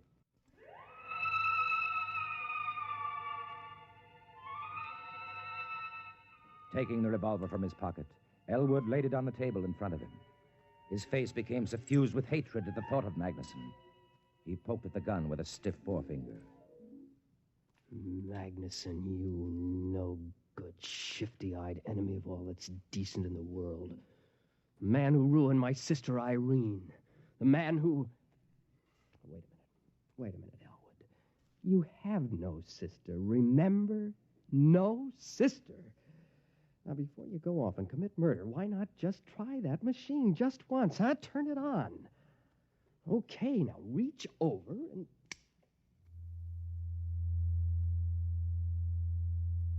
Good afternoon, Elwood. I am your mechanical therapist. You may call me Gloop. Gloop? You seem surprised. It is a perfectly common name here on this planet. Gloop, of course. I've heard it many times. Now then, I am scanning the material in your preconscious with the intent of synthesis, diagnosis, prognosis, and treatment. Yes? I find... This is a most unusual case. Really? I thought it was simple homicidal mania. There is, of course, no such thing. You are obviously hallucinating a set of symptoms, nonsense syllables to enable you to avoid the real problem. Oh? A most unusual set of symptoms, I must say. Your pilot light seems to be fading. My light is not fading. I am merely trying to relate your symptoms to proven theory. Well, as long as you know what you're doing. Mechanotherapy is an exact science, Elwood. It admits of no significant errors. We will proceed. Good. First, the word association test. Fire away. I will proceed to give a word. You answer with the first thing that comes to your mind. Ready? Ready. House. Home. Planet. Earth. Just musing. Now, Fleeful. Fleeful? Fleeful. That sounds like a Martian word. Just give me a response. Fleeful, Okay. I can make them up, too. Marfouche. That's a pretty good one, huh? Made it up in the spur of the moment. Marfouche is very significant. It is a corruption of the Martian concept of fush klib. Very significant. I don't know any Martian words. Aha, noteworthy. We will proceed. Loud. Soft. Green. Mother. Thanagoyas. Pathamathanga. How's that one? Arides. Nexothesmodrustica. Top that. Catith of snow-hell gnoptices. Okay. Rigamaroo, Kalamazoo, Iggity-bibbity-boo. Good. It fits the pattern. Pattern? Your neurosis. I can diagnose it now. Go on. You have a classic case of theme desire, complicated by strong dwarkish intentions. I could have sworn I was homicidal. The term has no referent. It must be rejected as nonsense.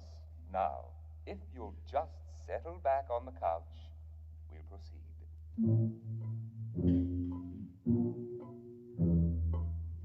At precisely this moment, a tall, gnarled, ugly man pushed his way through the doors of home therapy appliances. His clothing, unpressed and uncaring, hung on him like corrugated iron. When the clerk, Hoskins, approached him, he flipped back his lapel to show a small silver badge underneath. Sir? John Rath, Planetary Motor Security Division. Oh, yes, sir. Mr. Follinsby, Mr. Follinsby. Yes, sir. Hello, Follinsby. Mr. Rath, Well? So far, we haven't a single lead. You're certain he never mentioned his name? Oh, yes, sir. Now think. Is there anything significant? Is it serious, Mr. Rath? Mr. Follinsby, this man is homicidal. Won't it treat him? Homicide is unknown on Mars. It'll treat him for the most likely Martian sickness. What would that be? Theme desire, Mr. Follinsby. Theme desire? It's a Martian illness in which the victim feels cursed by the tree-like nourishing parent, although, of course, Martians don't have parents in the ordinary sense. Well, Haskins? I remember one thing. He mentioned he was a jet bus operator for the New York Jet Bus Authority. Ah. One other thing. Yes? I believe, yes, he was alcoholic. An alcoholic jet bus operator. Excellent. It'll be on his records. Get the Jet Bus Authority at once.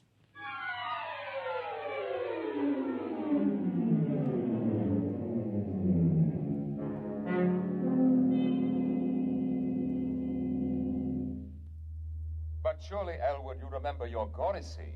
No. Tell me then about your juvenile experiences with the Thorestrian fleet. Never had one. Complete blockage. My father... There is no such thing, of course. but... I thought we'd finally agreed on that. Okay, if you say so. Now then, since you claim you don't even know what agoraphy is, tell me what you imagine it to be. A forest fire. A salt tablet? A small screwdriver? Am I getting warm? A revolver? What the heck is agoraphy? Why, the tree that nourished you into puberty. No tree nourished me. You have completely repressed the experience. No tree ever nourished me. Mr. Caswell, let me try to explain your case as best I can. Somewhere in your childhood, your agoraphy, or parent tree, stifled your theme desire. Now, this gave rise to your present urge to dwark someone in a Flendish manner. To what? To dwark someone in a Flendish manner. Listen, you crummy piece of hardware. I have never had agoraphy. I have no desire to dwark someone in a Flendish manner or any other manner. All I want to do is put a bullet into Herbert Magnuson. Understand? All I want to do is kill Magnuson. Lie down, Mr. Caswell. We'll go over it again.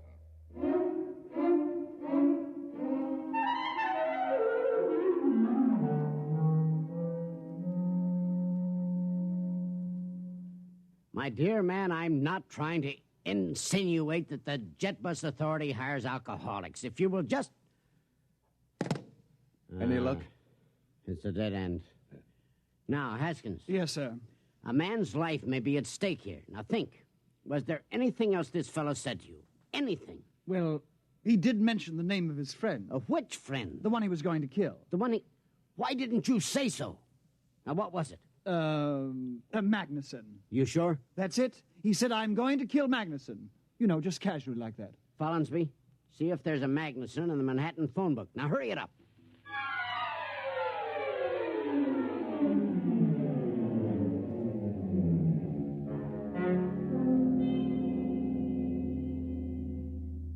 Yes, Mr. Caswell, you were saying?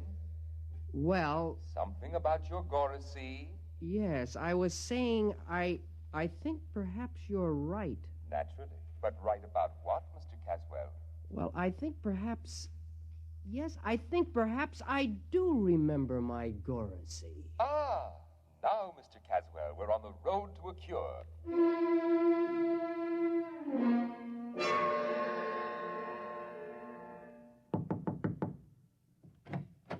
Mr. Magnuson? Yes?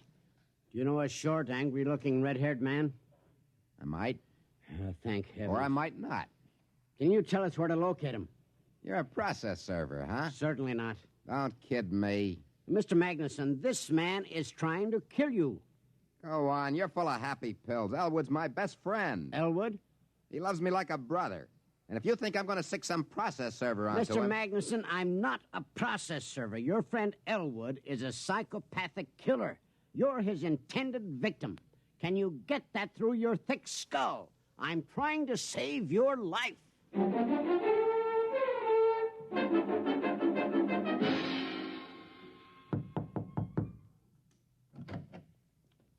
Yes.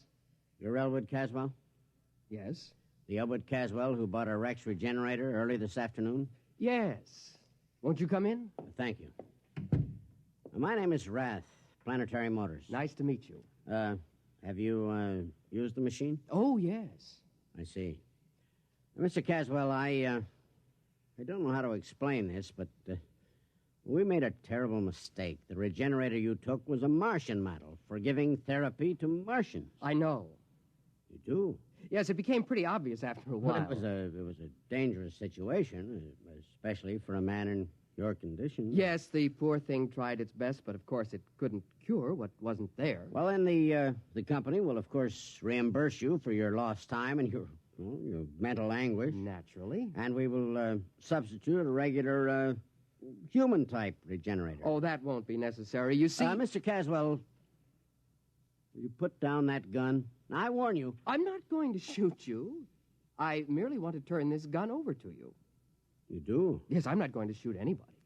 You mean that... The machine's attempt at therapy forced me to reappraise my whole self.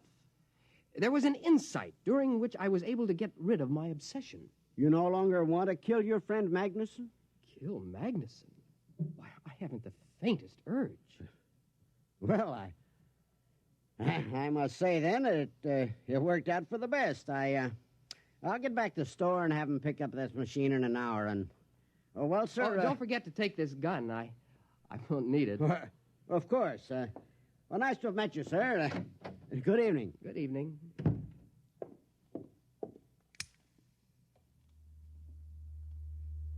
Did you hear that? He asked me if I still intended to kill Magnuson. Magnuson, that inhuman monster who cut down my Goracy.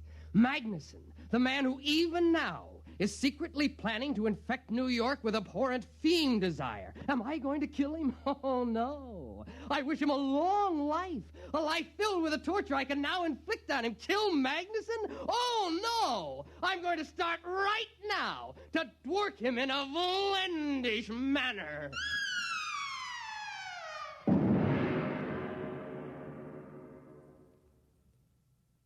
You have just heard X-1, presented by the National Broadcasting Company in cooperation with Galaxy Science Fiction Magazine, which this month features Honorable Opponent by Clifford D. Simak, the story of an Earth general with the distasteful assignment of meeting a delegation of unmilitary clowns who arrive as conquerors.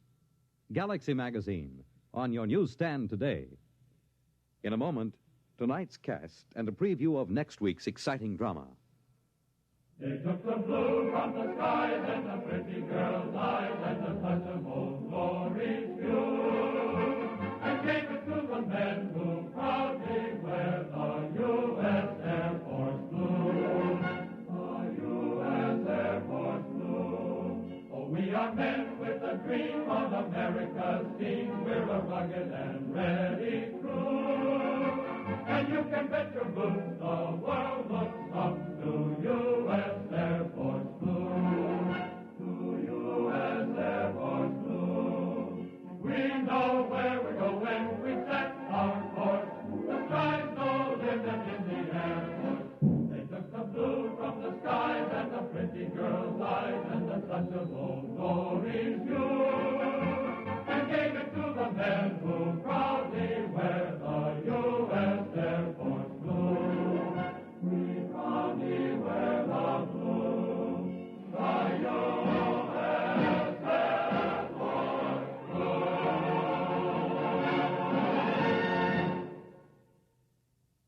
Tonight, by transcription, X-1 has brought you Bad Medicine, a story from the pages of Galaxy written by Finn O'Donovan and adapted for radio by George Lefferts.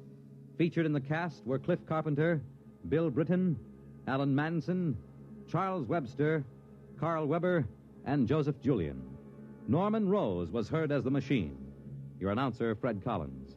X-1 was directed by Bob Maurer and is an NBC Radio Network production.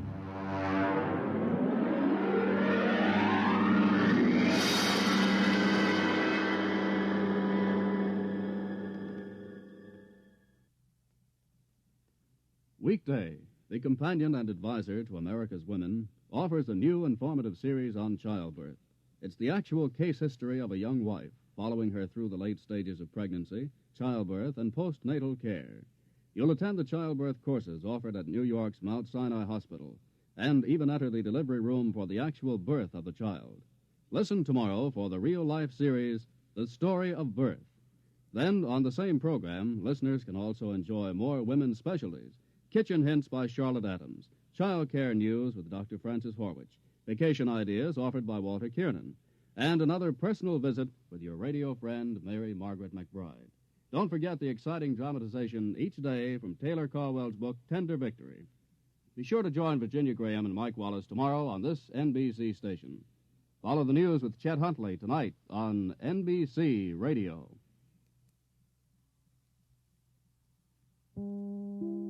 In just a moment, X-1, but first, here's an important date to remember. It's this Sunday when the highly acclaimed program On the Line with Bob Considine premieres on NBC Radio. Behind each news event is a human interest story, and beginning Sunday, you can hear these fascinating sidelights with commentator Bob Considine. You'll also meet the important people who make the headlines, people from the government, labor, and management, or perhaps someone in your own hometown today. The latest news becomes more meaningful when you understand the human interest. So make a date to hear On the Line with Bob Considine. Now stay tuned for X-1 on NBC. Countdown for blastoff. X-5, 4, 3, 2, X-1, fire.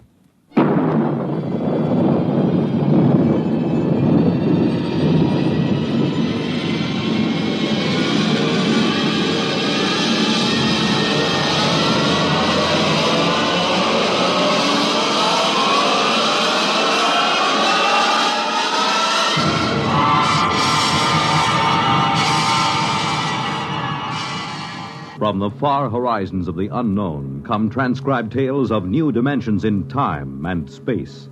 These are stories of the future, adventures in which you'll live in a million, could be years, on 1,000 maybe worlds.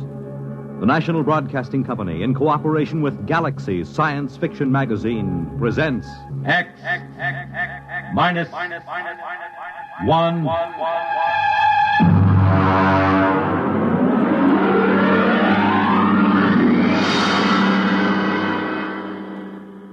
Tonight, The Old Die Rich by H.L. Gold. The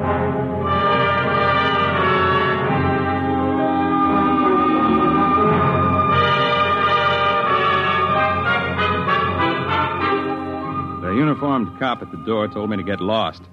But Lou Pape spotted me and told the man to let me in. It was a shabby room. They always are. There was a woman on the bed, an old woman with white hair, thin enough to show the tight-drawn scalp. The medical examiner was going over her as if she were a side of beef that you had to put a federal-grade stamp on. When are you going to stop taking this ham friend of yours around to these cases, Sergeant, just to gratify his morbid curiosity? Forget about Weldon, Doc. What did she die of? Not eating, malnutrition. Oh, now look, Doc, in the top bureau drawer, she had bank books showing $32,000 from 5 different banks. Now, she had the price of a meal. Malnutrition induced by senile psychosis. They starve because they're less afraid of death than digging into their savings. I don't know, Doc. It doesn't feel right to me. Listen, Weldon, just because you get up on a stage or on some half-baked television show and make believe you're 70 years old doesn't qualify you as an expert on gerontology. Maybe not, Doc. But I went bald at 25, and I've been playing old men ever since. There's a lot more to it than just shuffling around and talking in a high-cracked voice. Yeah, there hasn't been an actor since Otis Skinner. Maybe. But the way I work, I have to get inside the character. I have to decide when he was born, how he got along with his father, where he went to school, what he thinks of women, everything about a character. There isn't a one of them these days can make themselves heard past the 5th row. Look, I'm serious. Now, I've tried imagining myself growing weak from hunger. I've tried to think of not even spending a nickel to keep me from dying. I just don't believe it. It isn't right. I don't feel it. Well, lucky for me, I don't have to feel these things inside of me because I'm a doctor and not an actor. Sergeant, malnutrition induced by senile psychosis. I'll order the wicker basket from Bellevue. So long, Barrymore. Well, he's right, Mark. We get a couple of these cases every year. Some old bat starving to death with $17,000 in old bills pinned on his union suit. Turns up all the time. Al, it doesn't feel right. Well, he knows his business. But he doesn't know old people. I do.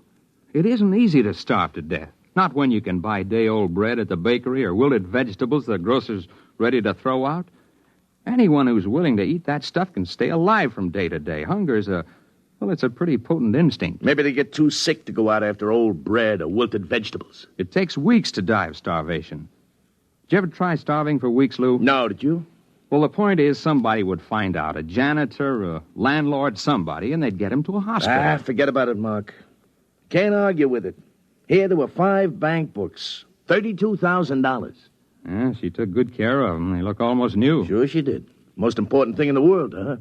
April 23rd, 1907, $150. The ink's pretty dark. Shouldn't it be faded? She probably never took it out in the light.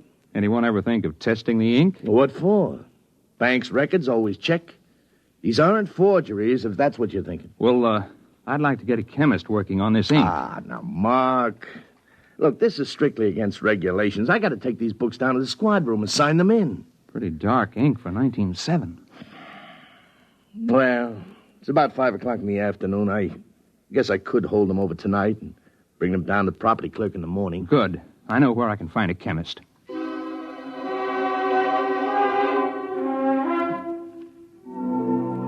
Mr. Weldon, there's no doubt of it. The ink sample is typical of inks used 50 years ago. 1907 would be about right. There, you see, Weldon? I was supposed to go to the Trotters tonight. But according to the amount of oxidation, it's fresh enough to be only a few months old. There, I was right. Well, couldn't that be the result of unusually careful handling, though? Oh, yes, I suppose it could. An airtight compartment, perhaps, sealed with one of the inert gases or a vacuum. That might account for the lack of normal aging. Lou, you can't keep inert gases in a top bureau drawer in a fourth-floor walk-up. Yeah. Well, it's probably some simple explanation. For fresh ink, half a century old.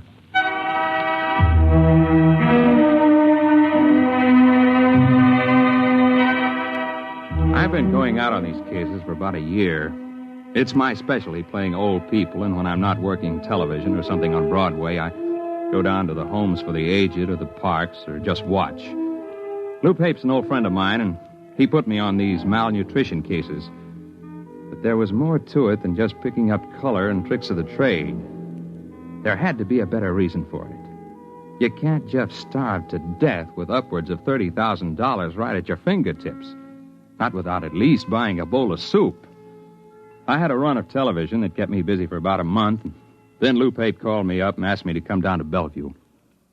I'll autopsy if you want it, Sergeant, but I can give you the cause of death right now. Malnutrition due to senile psychosis. What's up, Lou?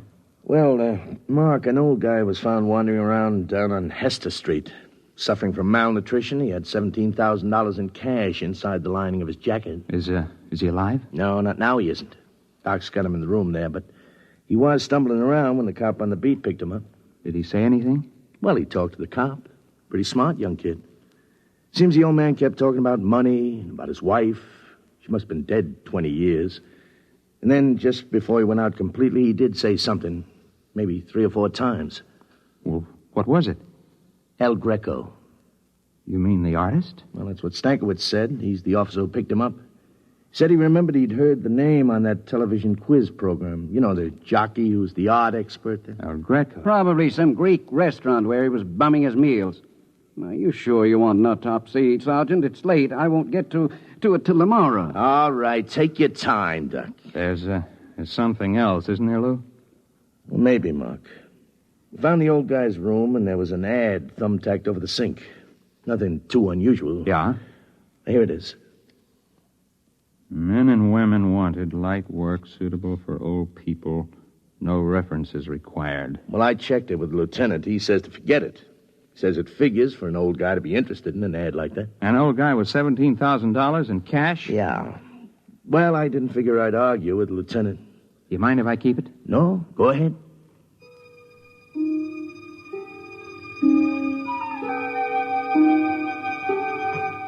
It was an old brownstone house in the East 80s. I got in line with the rest of the applicants. My face was lined with collodion wrinkles, and I wore an antique shiny suit and run-down shoes. It was a good makeup job. I looked more authentic than the rest of the old-timers who were waiting for the interview. I finally came up to where a woman was asking the questions. Name? Kernet. Louis Kernet. Kernet. Mm-hmm. Address? Well, I don't exactly have a place. I've been staying with a fella down on 12th Street, a friend of mine. I met him in the cafeteria. Mm-hmm. Previous occupation? Well, I worked at a lot of things. Used to be a printer way back. I could hand set... Do you have any references? Well... Family? No, ma'am. I haven't got any family. I had a cousin in Salt Lake City, but I haven't seen him in 30 years or more. The ad said you didn't need no references. Well, that's right. Now, will you wait in the other room? Yes, ma'am. Do I get the job, ma'am? Just wait in the other room.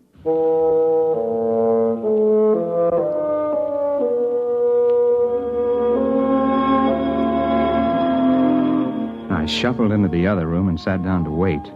I concentrated on building a character for Louis Kernet. If I was going to carry this through, I was going to have to play a better performance than I'd ever given before. About half an hour, a young woman came into the room. I'd planned to be dozing the way an old man would, and so my eyes were closed when I heard the door close. When I opened them, I was looking into the barrel of a .38 revolver. Are you awake now, Mr. Weldon? Huh? Ma'am? I don't think what? you need to carry on anymore. If you need any further convincing, you are Mark Weldon. You're about 40 years old, and you played this same character on television about 6 weeks ago. You played it fairly well. Thank you. Would you mind putting down that gun? Yes. Why did you apply for this position, Mr. Weldon? You're not old. Not really. Well, as a matter of fact, it was a bet. I was having an argument about the method with an actor who trained at the Old Vic. I bet him that I could get by off the stage with Don't bother. You've been very busy recently trying to find out why senile psychotics starve themselves to death. How did you know that? Well, I happen to know that you've been present at several police investigations into these cases, and you're a good friend of Sergeant Lou Pape. Well, you know a great deal more about me than I do about you. Well, I would be glad to enlighten you. My name is May Roberts. I'm the daughter of the late Dr. Anthony Roberts, the physicist, who was dismissed from the Brookhaven Atomic Energy Laboratory 5 years ago. I assume you're connected with these starvation cases, or you wouldn't have known I was investigating them. Well, that's obvious, isn't it? I'm not afraid of professional detectives, Mr. Weldon. They deal only with facts. But I don't like amateurs. They guess too much. They don't stick to reality. Consequently, they're likely to get too close to the truth. Unfortunately, Miss Roberts, I'm nowhere near the truth. I haven't the slightest idea how you're tied in with those starvation Well, deaths. I intend to show you, Mr. Weldon. I'm happy to announce that you have the job. Now, look, Don't move, Mr. Weldon.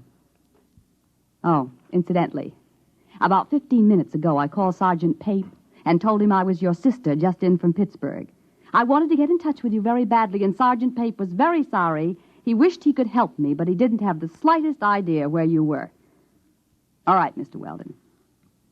Right ahead of you, please. Through that door.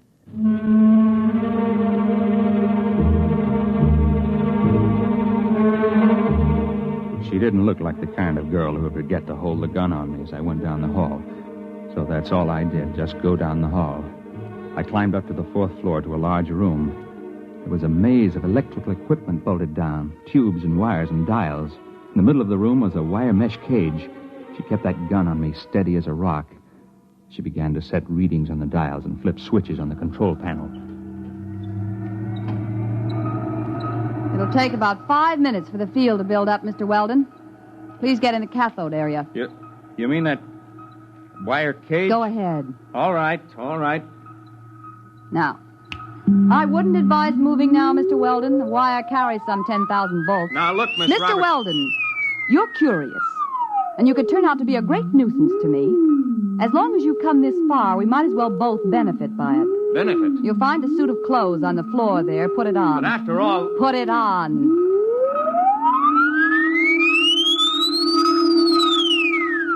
I didn't know whether she was bluffing about the electric charge, but the revolver looked real enough, so I stripped and changed into the other clothes. The shoes were a little too tight and pointed. The collar of the shirt was too stiffly starched and too high under my chin. The suit was too narrow at the shoulders and at the ankles. I remember my father had a suit like that. The same shiny blue serge. All right. In your pocket, you'll find a set of envelopes. And you'll find a set of instructions on each. Follow them carefully. I don't get it. You will. Use the envelopes in the order they're arranged. What's this all about? Mr. Weldon, I meant it when I said this could be a benefit to both of us. There's no use explaining anything. You'll find out. And don't try to escape. It can't be done. All right. Now the field generators are ready. Look, Miss Roberts, this is absolutely... Just follow instructions, Mr. Weldon.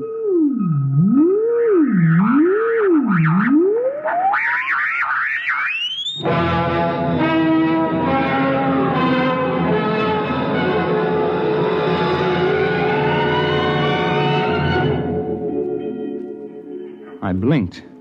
I was standing outside a bank on a sunny day in spring. I stared at the people passing by. They were dressed like the characters in a 1930 movie. The women wore long dresses and flower pot hats. The men had hard straw hats, suits with narrow shoulders. The cars were square with flat radiators in the front. There's a trolley car passing by, and Suddenly, I realized that the last trolley car stopped running in Manhattan years ago. I tried to figure it out. It was New York, all right. I recognized some of the buildings. First, I figured it must have been hypnosis. And then I looked at the first of the envelopes in my pocket. I read it and walked into the bank. Yes, sir. Our Mr. Golden tells me that you wish to open an account. Yes, that's right. Uh-huh. Well, we're very happy to have a new depositor. Very happy indeed. Of course, you realize the institution is in sound condition, very sound. You needn't worry about all those rumors in this bank. No, sir. Solid. Well, that's good. All right, now then, name? Mark Weldon. You have no address in the city at present? No. And you're depositing $150? That's right. All righty. I'll just check the slip here. $150, right. And the date, May 15th, of course, 1931. 31? The Depression. Oh, now, Mr. Weldon, this is a very good year for business. This temporary recession is bound to abate. Sound banking policies will see us through. It's just around the corner, you know. What is? Prosperity. All right, Mr. Weldon, we're very happy to have your account.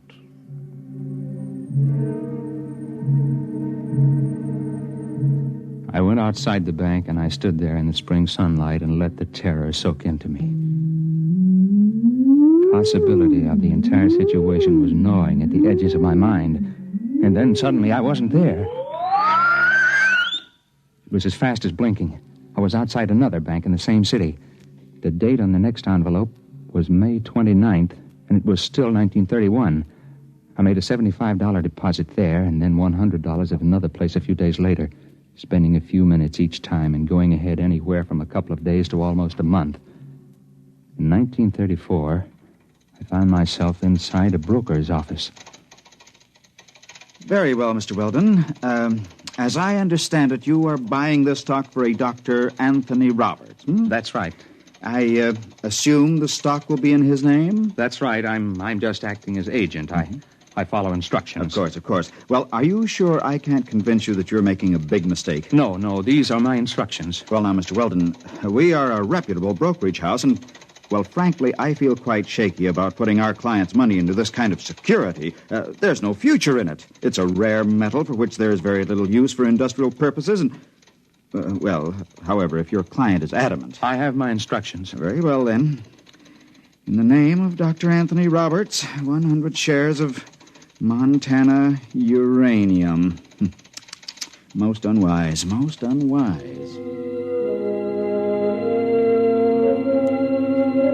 It went that way about 50-50. I'd deposit money in my own name in various banks at other times. Then I'd buy a stock or make a bet for May Roberts. On June 21st, 1932, I bet Jack Sharkey to take the heavyweight title away from Max Schmeling.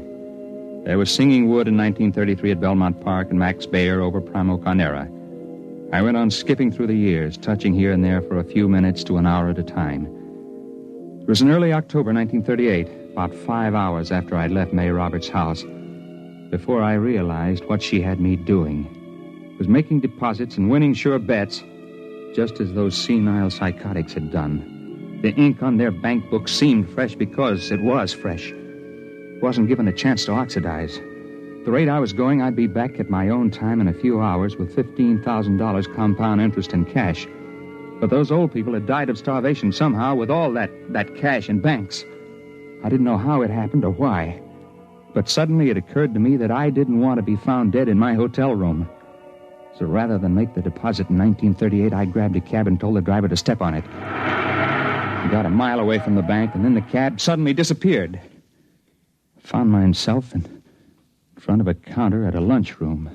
The envelope instructed me to make a bet on the World Series. There wasn't any way to get out of the range of the machine. It picked me up at least 5 miles away from where I was supposed to be. Came back a week later to get my winnings. I was hungry, so I got myself a hamburger and went out the door. When I hit the sidewalk, it happened again.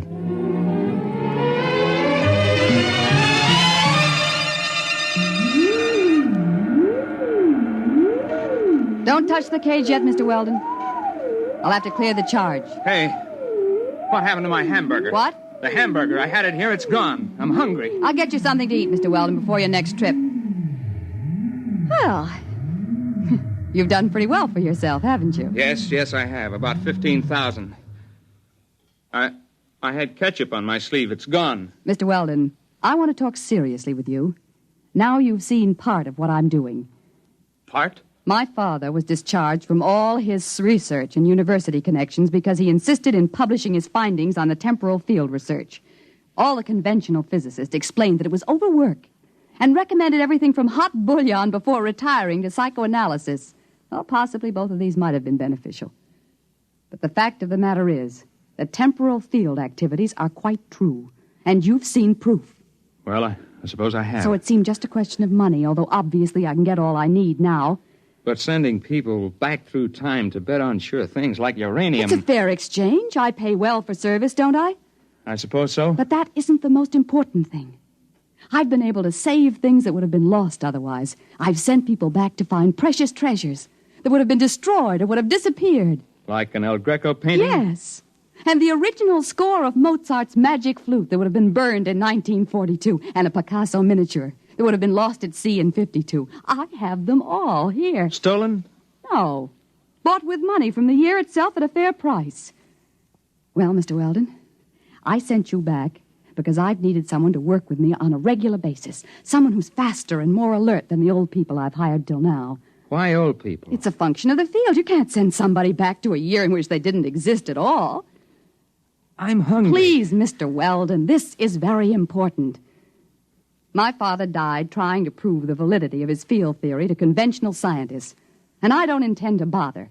We can become the most powerful people in the world. I don't feel very powerful now. You haven't got a sandwich hanging around, I want to make you an offer, Mr. Weldon. I need someone to help me expand the operation, plan the projects and research. I chose you because I was afraid that you might hit on the truth by yourself. Can I come out of this cage Be careful. now? Don't touch the contacts. The field reacts on a random factor for at least an hour after it's cut off. I'll be careful. Tell me, Miss Roberts, why haven't you been able to go back to the time that your father was alive and bring him back before he died? Dead tissue can't be transported. We've tried it with mice and rabbits from a laboratory in 1941, and they just disappear. Like my hamburger. Mr. Weldon, I assume that you're interested and that we can make our plans without using this revolver. I hope so. $15,000 is a lot of money. Of course, you were able to send those old people back a lot further. Some of them as far back as 1880. How long would they be gone? I mean, in subjective time. Several weeks. Perhaps a month, though more. There's only one problem, Miss Roberts. Well, I'm sure we can work out any details. Well, this one is a little hard to work out. You see, I'm hungry. I haven't been this hungry since I got lost on a hunting trip and went without food for 3 days. You see, you forget I've got an interest in this business because they found some old people dead of malnutrition and $30,000 or so tucked away in their pockets. They had been gone a month or more, and they had to eat during that time, didn't they? When they came back, the food disappeared like my hamburger. It disappeared all at once, all over their body. In one fast jolt, they starved to death. No, you don't understand. They just couldn't take the field transition. They were too old, some of them, and they lied to me about their age to get the job. Oh, no, you can't tell me that because I know how hungry I am. And I was only gone about 12 hours. They were murdered. Get back. You know, they say a hungry man gets mighty desperate. He'll do almost anything. Let go. Let go. Let go of it. Oh! My arm. Look out. Look out. The cage. The contact.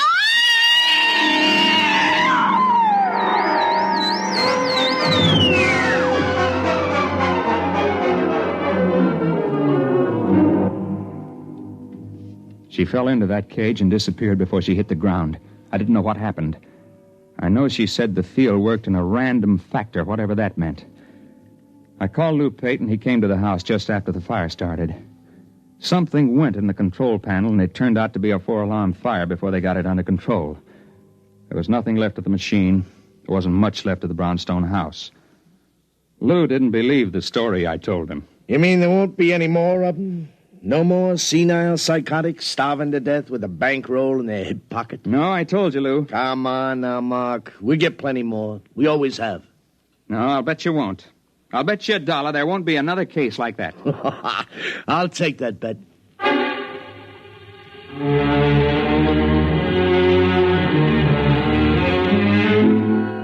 I lost the bet. There was one more case. And perhaps it was the strangest one. A woman was found wandering in Bryant Park just before she died of acute starvation. One strange thing was she was young, not more than 30. And the other was she had $17,000 stuffed in her pocketbook and a bullet wound in her arm. The medical examiner said was at least 2 months old. I guess that's what she meant by the random factor.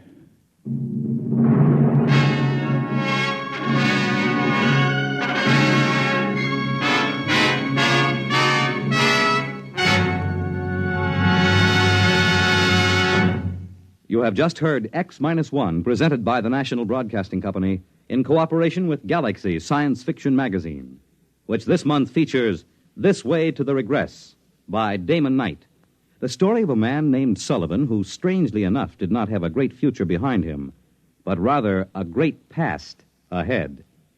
Galaxy Magazine on your newsstand today. In a moment, tonight's cast and a preview of next week's exciting drama.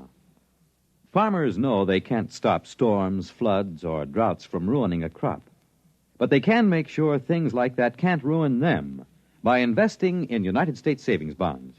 Not only farmers, but over 40 million Americans in all sorts of jobs own 40 billions of savings bonds. And why? Because savings bonds are the easy way to start saving and to keep saving. And the money you invest in savings bonds mean protection now and ready cash when you need it in the future. Improving the farm, sending the youngsters to college, or planning your own retirement. These are the big things you can be ready for with savings bonds. And besides offering you a safe investment, each Series E savings bond pays you back $4 at maturity for every 3 you invest.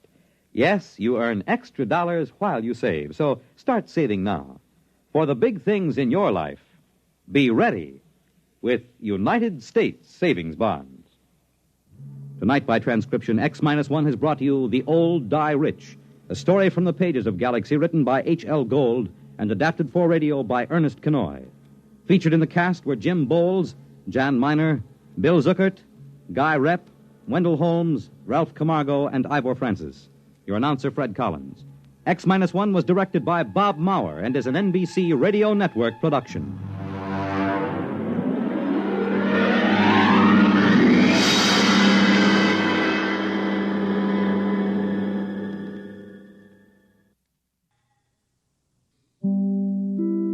In just a moment, X-1, but first... A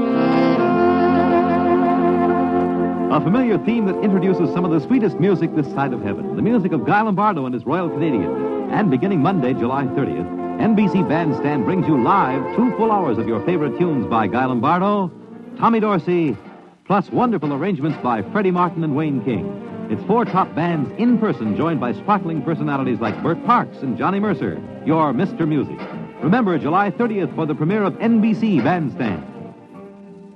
And now stay tuned for X-1 on NBC.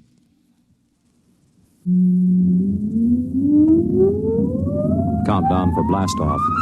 X-5, 4, 3, 2, X-1, fire.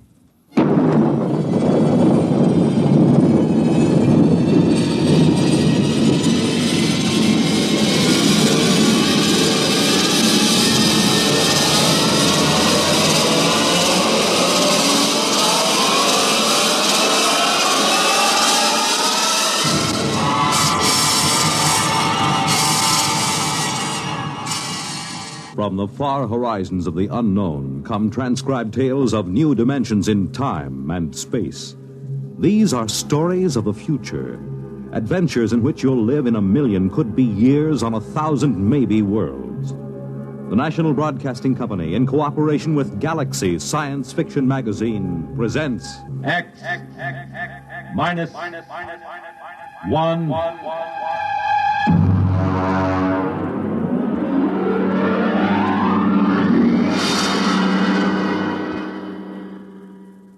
Tonight, The Stars Are the Sticks by Theodore Sturgeon.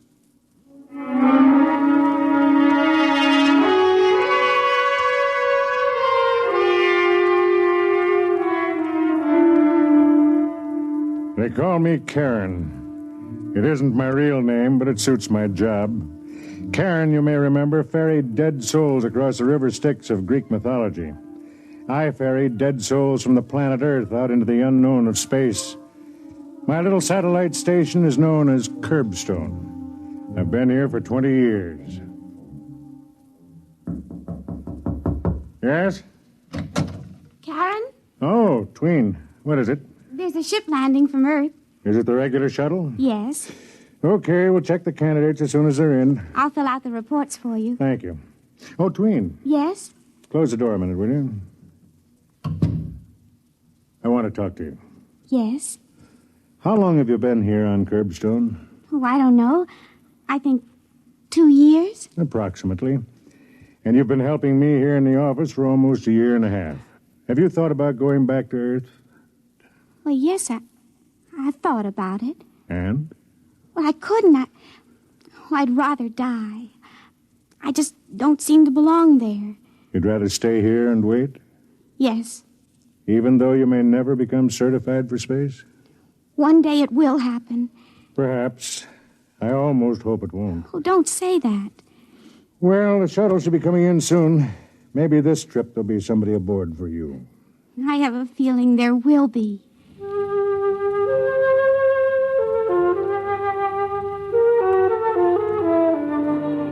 I suppose I ought to explain a little about Curbstone at this point. We're a stopping point. Well, a jumping-off place would be more accurate. We get people from Earth who, for many reasons, cannot remain there. Some are antisocial, criminals of a sort. Some are misfits, individualists who cannot adjust to the rigid standardization. Some are just different, people who are physically different and who have been ostracized as a result. And a few are poets, those who have souls too big for the confines of Earth. They come to Curbstone and wait to be certified for space. And it's my job to send them out. They're waiting. How many of this trip? 2 men and a woman. One of the men... Yes? Nothing. Oh, I've known you too well to be fooled. Why, you're practically glowing. Did you speak to him? No. But you think perhaps he'll be the one to choose you? Well, I think perhaps the way he looked at me. How? Well, he didn't think there was anything funny about me. He just looked. There is nothing funny about you. Oh, you're trying to be kind. You should know me better. I'm the original Billy Goat Gruff. Oh, I do know you better. You have a kind heart. Enough of that. Ask him to come in. One at a time.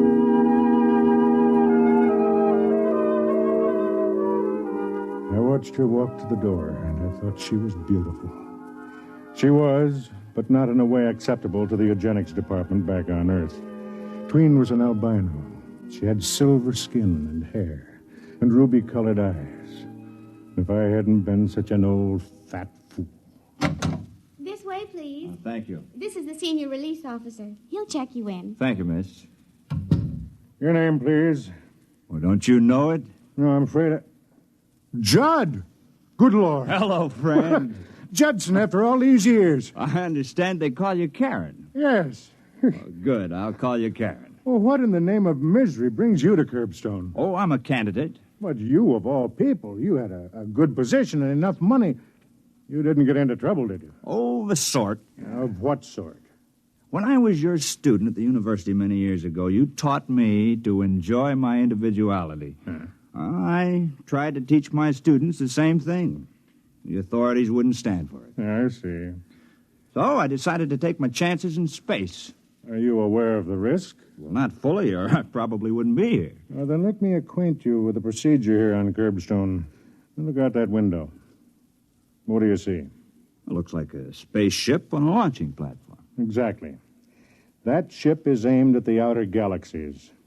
It has enough fuel to reach its destination and land, but not enough to come back. I see. The people who come here to Curbstone have to be certified before they can take off in one of those ships. Well, how does one go about being certified? There are 3 requirements.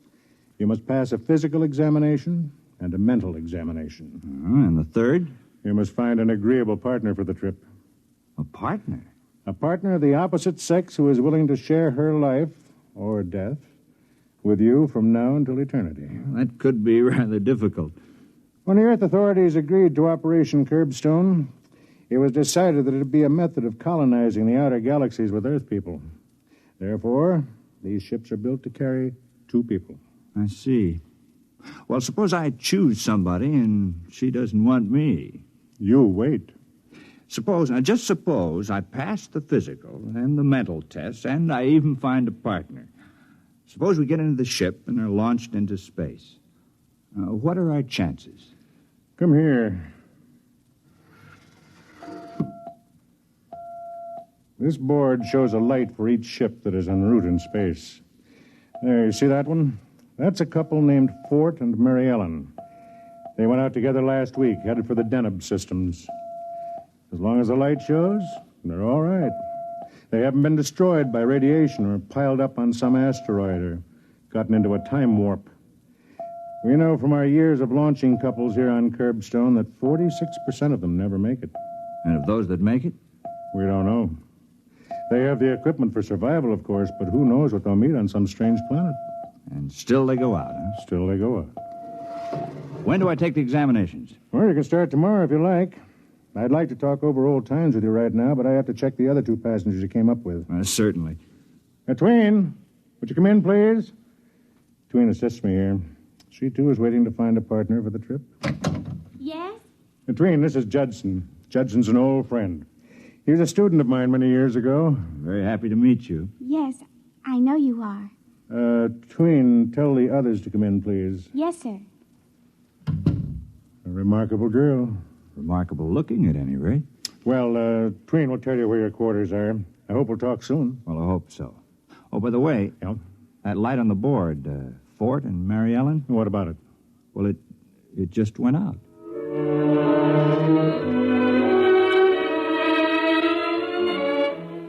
I was happy to see Judson. My memories of our association were pleasant ones. As he left, the other 2 passengers came in. The man was young, dark-haired, and slick-looking. His name was Wald. The woman, well, she takes some describing. Her name was Flower. Her voice was like a cello, and her figure was a walking demand for the revival of the now extinct profession of Peeping Tom. Let me be honest, I didn't like either of them. That takes care of your documents. How long will it take us to be certified? Well, that depends. If you pass your tests, it can happen in a week. And suppose we don't pass our tests? You might be here a year, 2 years. There's no limit. You can keep taking the test, or you can return to Earth. Earth? Oh. Well, is there anything to do up here? I'm in excitement. That depends on what you consider excitement. Anything we haven't already tried. Isn't that right, Wald? We decided to come up here, Mr. Call me Karen. Karen? How quaint. Anyway, we decided to come up here because we were bored with the routine on Earth. You're aware of the risk involved? You mean we might not make it? Well, that's life, isn't it? Well, for some. For others, it's death. I don't like that kind of talk. You'll attend an orientation session tomorrow. I'll have my assistant show you to your quarters. Tween. Yes? Come in, Tween. I want you to meet Flower. How do you do? And Wald. Well, Curbstone is exciting already. Something different, darling? Oh, shut up. This is Tween. She'll show you where you live. Oh, a pleasure. A distinct pleasure.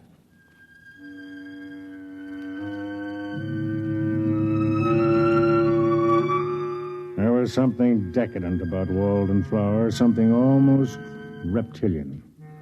I couldn't believe that these 2 would ever step into a ship and risk the trip to space. Of course, I could be wrong.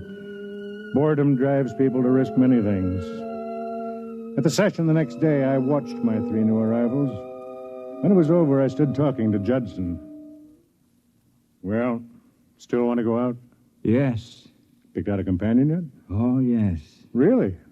Well, you haven't met anybody yet. I've met the person I'd like to go with. Mind if I ask who? Your assistant, Tween. You don't disappoint me, Judd. I fell in love with her the first time I met her, too. I haven't even talked to her yet, except to say hello and where's the commissary, but there's a quality about her like, well... Like a cool breeze on a hot summer's day. Well, you are smitten. At my age, I can afford to be romantic. Oh, excuse me, am I interrupting? Not at all. Judson, you know Flower. Yes, we met on the ship coming to Curbstone. I wondered if you were busy. Me? You. Well, not really. No. Good. Then you can take me down to the recreation room for some methyl caffeine. Well, I don't use it. That doesn't mean you can't take me. Well, you're Mr. Wald. I mean... Wald and I are just very good friends. Besides, he's busy right now. He's being shown around the satellite by this gentleman's assistant. Tween? That's her name. The peculiar one. Coming, Judson? I guess so. You excuse us? Certainly.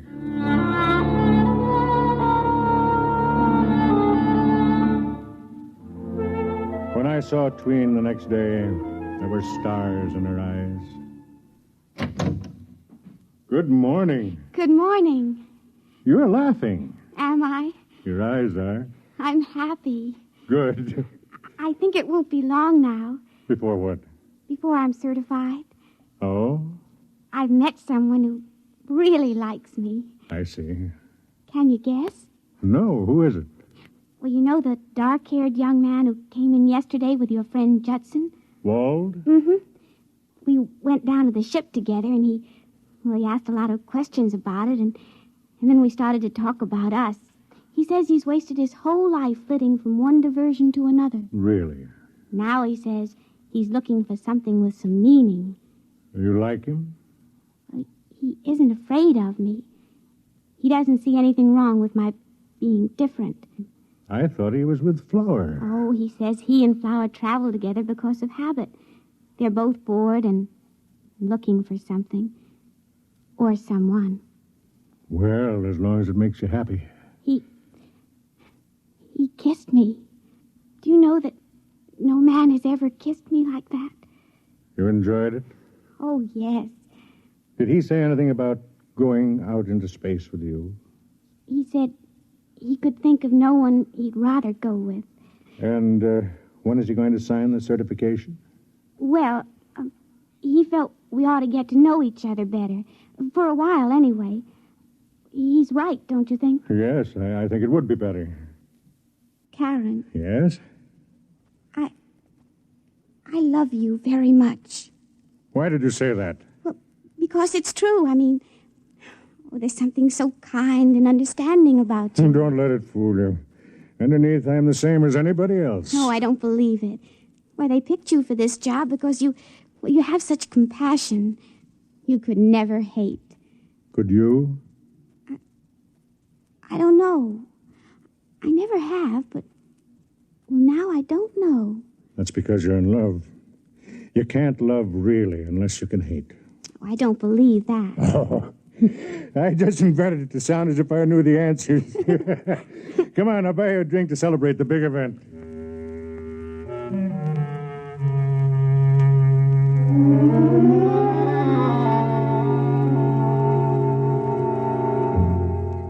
I watched her sip the drink, the tones of her skin coming and going with the pulse of her blood. I thought to myself, you're going to be hurt, Twin. You're going to be terribly, terribly hurt. And I wondered if perhaps she didn't know it. Well, Tween, another couple out into space. Maria and Clint. Will you record it and have another ship brought up to the launcher? Tween. What? Oh, sorry, I was thinking of something else. Wald? Sort of. How long has it been now? 3 months. Long time, huh? Well, he wants to be sure. And you? Are you sure? Oh, yes. Nothing to do but wait, then. I have to go over to the hull division. Will you take over? Yes.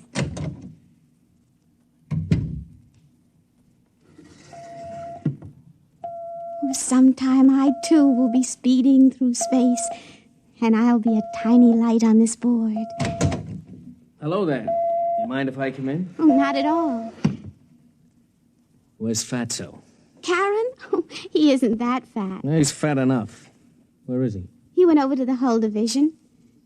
This is a nice layout. Did you come to see me or the layout? You know I came to see you. Matter of fact, I wanted to talk to you about something. Well? The party tonight at the rec center. Well, what about it? We're going, aren't we? I can't make it. Was something wrong? I'm meeting somebody else.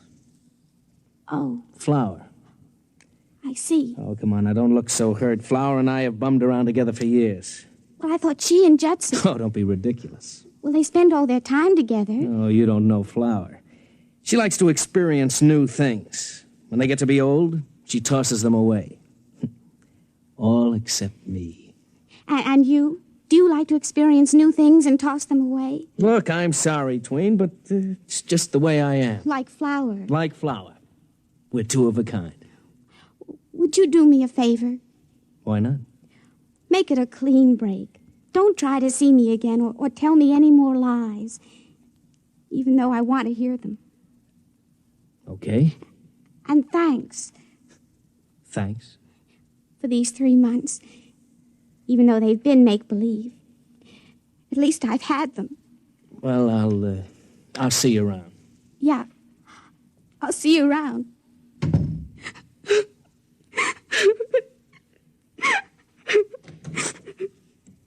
Hey. Oh, Karen. Karen. Oh, no. Just let him flow. He doesn't care about me. He never has. I know. And he's going back to Flower. I know. I saw him leaving. What'll I do? He's the only one who ever wanted me. No, not the only one. Now there are two of us.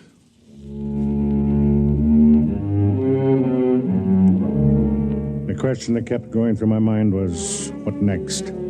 How long was Walt going to hang around Curbstone before he decided to go back to Earth? I couldn't believe he'd have the guts to go out into space, but I had underestimated Flower. Well, the prodigal returns. Don't make funny remarks. Tell me, darling, what brings you to my room at this late hour? Could it be that you miss me? Or has little Miss Tween given you the heave? Shut up and give me a drink. And don't act so self-righteous. You've been having your fling with this Judson character. My. Jealous, too. Oh. I thought you and I agreed a long time ago we'd never make any claims on each other. That was a long time ago. Frankly, I'm getting bored with this satellite. Let's go back to Earth. I'm bored with Earth. Well, we'll go someplace else then. I am going someplace else. Where? Out. Space. Oh, come on now, don't be ridiculous. Oh, I am not being ridiculous. Do you know that only 46% arrive? And if you get there, heaven only knows what kind of monsters or poison atmospheres get you. I know, but there's a certain thrill in the risking. Oh, and when did you start feeling poetic? Since I started talking to Judson. Listen, Flower, don't try to trick me. I know you too well. You're 100% too selfish to risk your pretty skin for some poetic feeling. Well, listen to me. You and I have been together for years. We're very much alike. Now I'm telling you that I intend to go out. I want you to sign my certification and come with me. You're mad. No. I think maybe if we get away from everything out there, we'll find each other. Oh. We'll have a chance to love and be decent like ordinary human beings. Oh, Walt, don't you see? We've been destroying ourselves for years. We're getting older now. Please try to see it. A clean start, a new life, huh? Well? This fella Judson has really been filling your ear, hasn't he? He's a kind person. He doesn't think I'm worthless. You kill me, girl. Walt, will you come with me? No. If you want to wreck yourself, go ahead. And who, pray tell, thinks enough of a cheap character like you to sign her certification? Judson. What? He said he would go out with me. And I intend to go.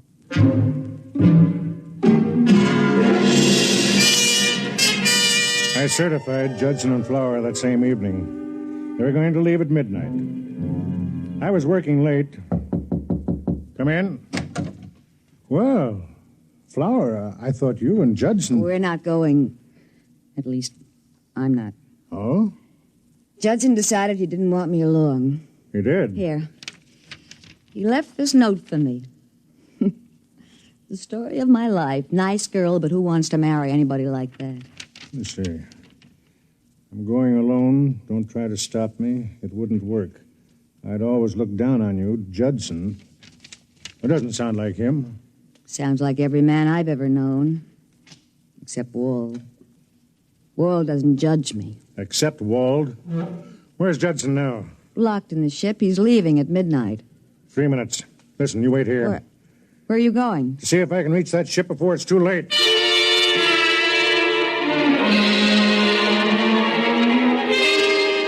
A man of my size and age shouldn't run, especially when he has a bad valve in his heart. But I covered the distance to the takeoff ramp like a track star. As I hit the edge of the ramp, I heard Tween's voice screaming at me from the control tower. Karen, look out! You'll burn! Karen! Look out! Karen! I reached the door just as the rockets were beginning to warm up inside the ship. There wasn't any way to get in except to blast. There's only one way to stop a ship from taking off once the combustion chambers are operating. You have to get the dampening rods into the chambers and stop the chain reaction. It took a lot of beef, but I've got a lot.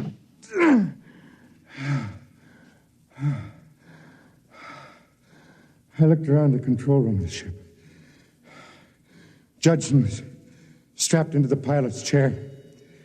The controls were preset for automatic takeoff.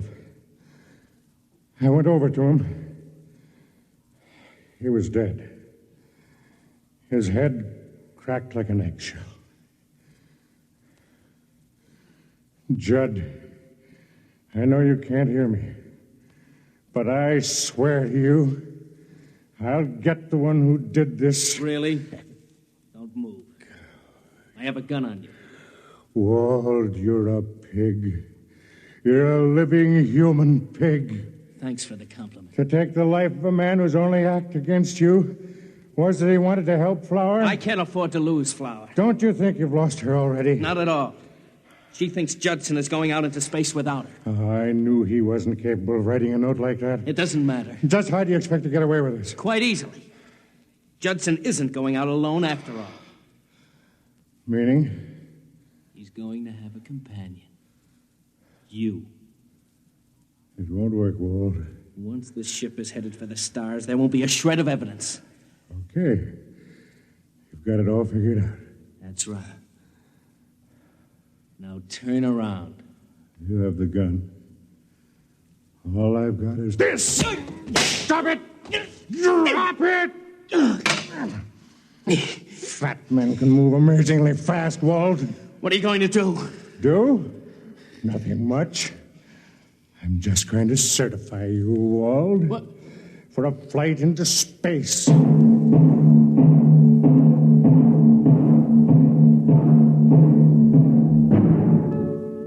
There are things you can do to a man if you know enough physiology. Pressures on the nerve system that can immobilize him for hours. I did them to Wald. Then I set the controls of the ship again and went out. I was breathing hard. It took me a long time to make it up the steps of the control tower, where Tween was waiting.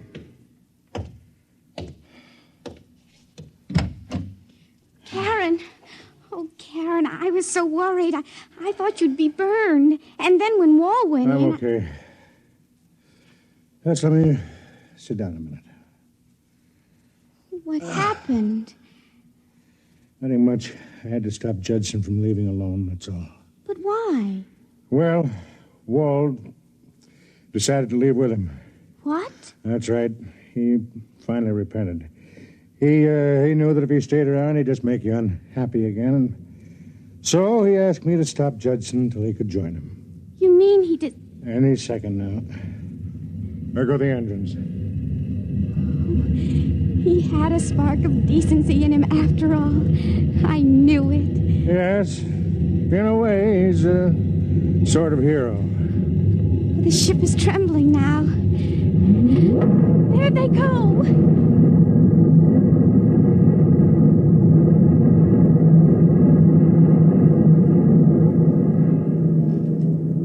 Maybe she knew, maybe not. Anyway, she had loved a man, and now she could love another. She came over to me and leaned over and kissed my mouth. Her lips were cool. Then I knew that I could live with the viciousness of what I had done. When you're old and fat, as I am, the kiss of a young girl can make you human again. They call me Karen. They forget what it feels like to be denied two worlds instead of one. And they forget something else, too. Karen was more than a boat pilot. He was an executioner.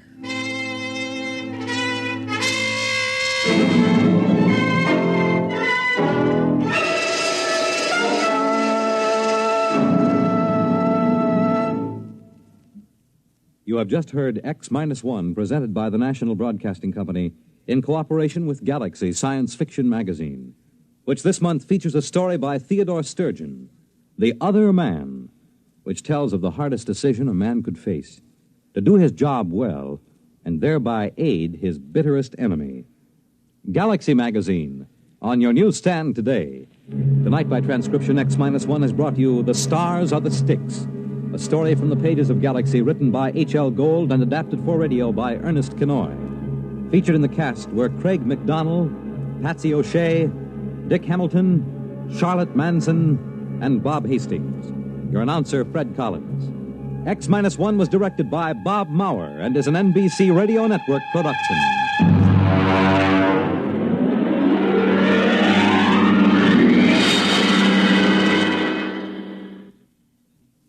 The music of Freddie Martin, live weekday morning starting Monday on NBC Radio.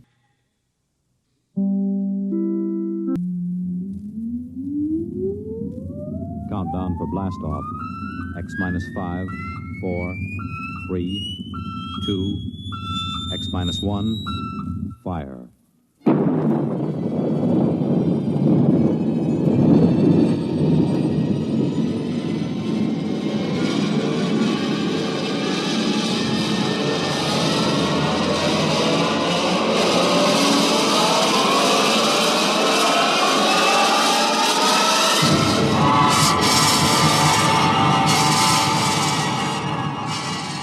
From the far horizons of the unknown come transcribed tales of new dimensions in time and space. These are stories of the future, adventures in which you'll live in a million, could be years, on 1,000 maybe worlds. The National Broadcasting Company, in cooperation with Galaxy Science Fiction Magazine, presents X-1.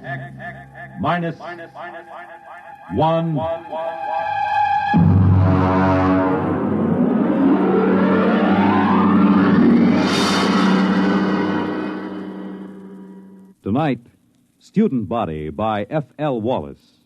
Our story in 1 minute.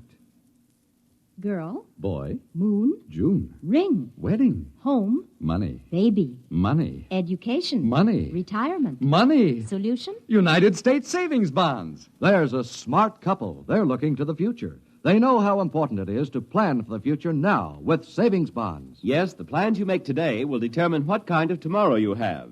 Are you a student? Are you a young married couple? Are you approaching the golden years? Whatever your age, whatever your situation, savings bonds can be a big help in making your tomorrow secure and happy. Plan wisely. Buy savings bonds regularly where you work or where you bank. They're a good investment. You're saving your money and you're earning more.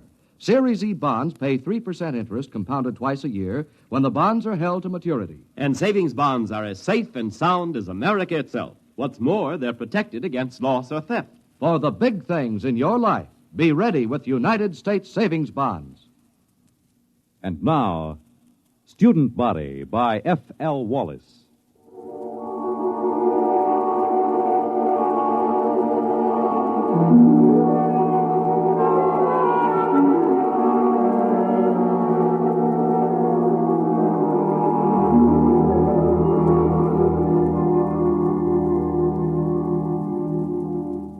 Emergency report to Central Colonial Service. Subject Planet 7G63, Glade. Reporting Dano Marin. Special assignment from Biological Control.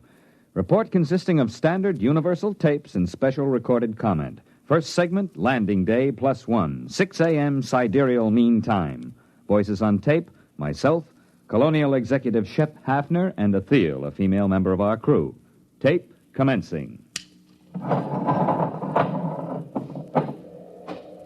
Watch your step on the ramp, Marin. It's tilted. Oh, yes, I will. All right, where are these people? Over there, a few hundred feet. Beneath that tree. Oh, come on, then. You know, I'm going to have to note in the log that you cleared the planet for colonization as of last night. I understand. I'm taping this now for my records. I take full responsibility for the safety of this planet. All right. But wait until you see this. Here we are. Now, do you see there? In the clearing beneath that tree? Why, good Lord, they haven't a stitch of clothes on. None of them. That's just what I told you. Are they all right? They're not... No, they're just asleep. You can see them breathing. Look here, Hafner. Who gave them permission to sleep out here in the open? Shh, don't wake them yet. I gave them permission, Marin. They've been cooped up in that ship for over 6 months. They wanted to sleep outside. And in view of your clearance, I couldn't see any reason to refuse permission. I know. You were within your rights. But the clothing, why, they don't even have blankets. They did have, when they bedded down last night. Some of them even used the standard issue sleeping bag. Well, then what happened to them? There are 13 people sleeping around that tree, and they're stark naked, all of them. Last night you told me there was nothing dangerous on Glade. Do you still think so? I know so. I have the complete biological survey. Does your survey account for anything like this? You know it doesn't. That's what I thought. Okay. Now you've seen it for yourself. Let's wake them up and get them back to the ship. No, wait. You better wake them one at a time. This will be embarrassing enough for them as it is. Yes, I suppose you're right. I will wake the nearest one first. That's Ethel, our lab technician. Yes, well, here, take my jacket. Cover her with it before you wake her. All right. Wake up, Ethel. All right, Ethel, wake up. It's Executive Hafner. What? Oh, what is it? I am sorry, Ethel. Something has happened. Oh, my clothes. My blanket, everything's gone. Now, be careful. Don't wake the others. Yes, the others. Why, good heavens, they're all that way. Ethel, just go back to your cabin on the ship. Everything is all right. We'll explain it to you when we have the others safely back. Well, I feel so foolish. How could this happen? What's the meaning of it? Now, just get back to the ship. Your clothes back there are perfectly safe. Yes, all right. Well, thank you. You told her we'd explain it later, Hafner. Do you think we can? That's your job, isn't it? This planet is as new to me as it is to you. You're the biologist. What destroyed their clothing? It would have to be something that could destroy both blankets and clothing without waking the people. Nocturnal insects? Ordinarily, I'd say that was a distinct possibility if it weren't for the fact that our surveys show no evidence whatsoever of any such insects on Glade. Your survey could have missed them, couldn't it? Not if they existed in any great quantity. Besides, if insects were the answer, there should be some kind of evidence of them right here in the area where Ethel was lying. Certainly one or two of them would be crushed when she rolled over in her sleep. Well, that sounds reasonable. Now, look for yourself. There's absolutely no sign of anything at all here. Well, what about some chemical, some vapor oozing from the ground? No chance at all. I'd rule that out completely. Then what?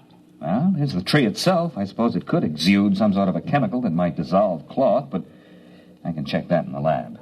Well, we'd better arouse the rest of these people and get them back to the ship. Hey, wait. What? What is it? Why, it's some kind of an animal. Just caught a glimpse through there. Ah, there he is. Yeah, you see behind that bush? Yeah, it looks almost like a chipmunk. Yes, and he's feeding on something. Why, it looks like a piece of cloth. Marin, do you think that... Shh, he doesn't hear us. I'll just ease up to him now. Closer. Now. You got him. Oh, well, hey, you little devil. Watch out, Marin. He's got sharp teeth. You're telling me. Yeah, easy there, boy. Easy. Like to have your head stroked? Sure you do. That's the boy.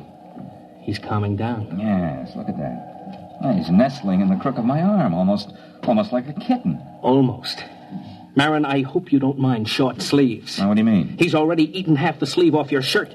I think we've found the answer to our problem. The animal was a small furry mammal resembling an Earth-type rodent. Its overall length is 14 centimeters, weight 512 grams. Fur stringy and sparse, color a light beige, indicating no particular protective coloring. The animal was placed in a special cage in a biological laboratory aboard ship for further study. Next tape, landing date +2.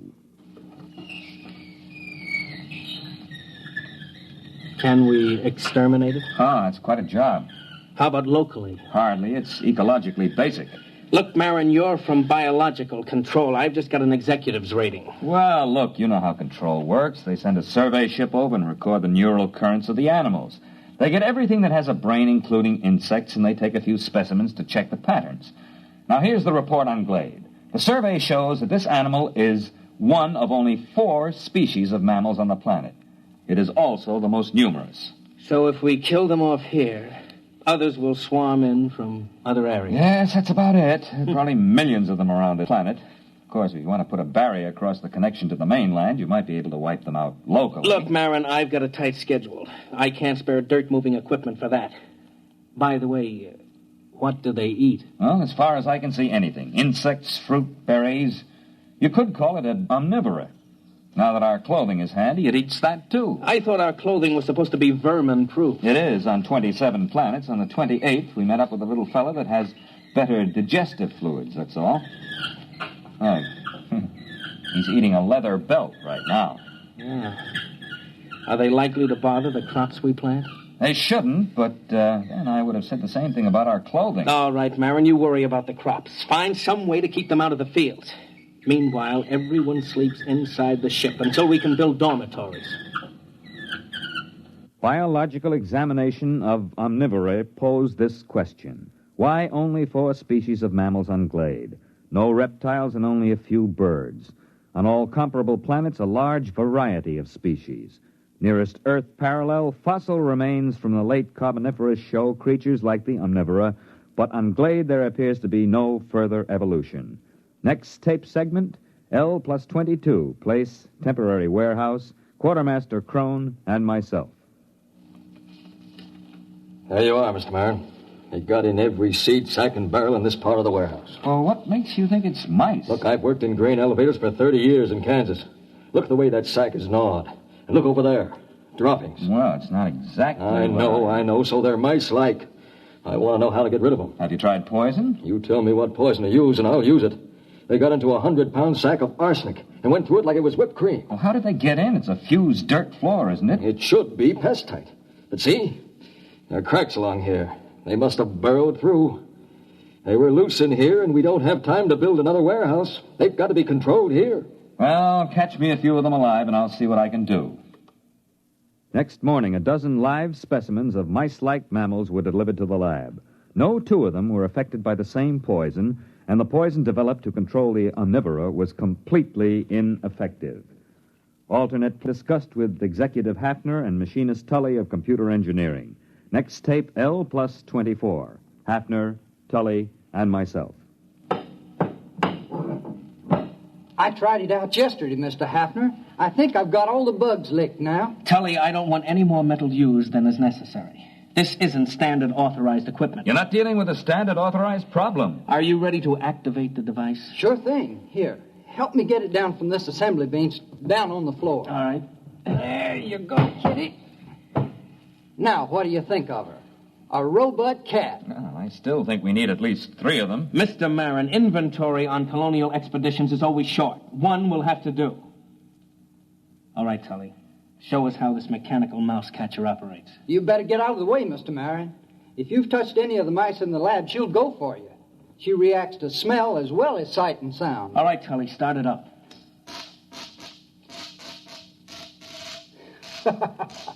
All right, kitty, go ahead and have a good time. Why, she moves like a cat. You know, I wouldn't bet a plug nickel on any mouse in the same warehouse with that baby. Robot cat device proved relatively successful in Warehouse 1. Rodent damage held below danger margin. Next tape, L+37. Tully, Hafner, and myself.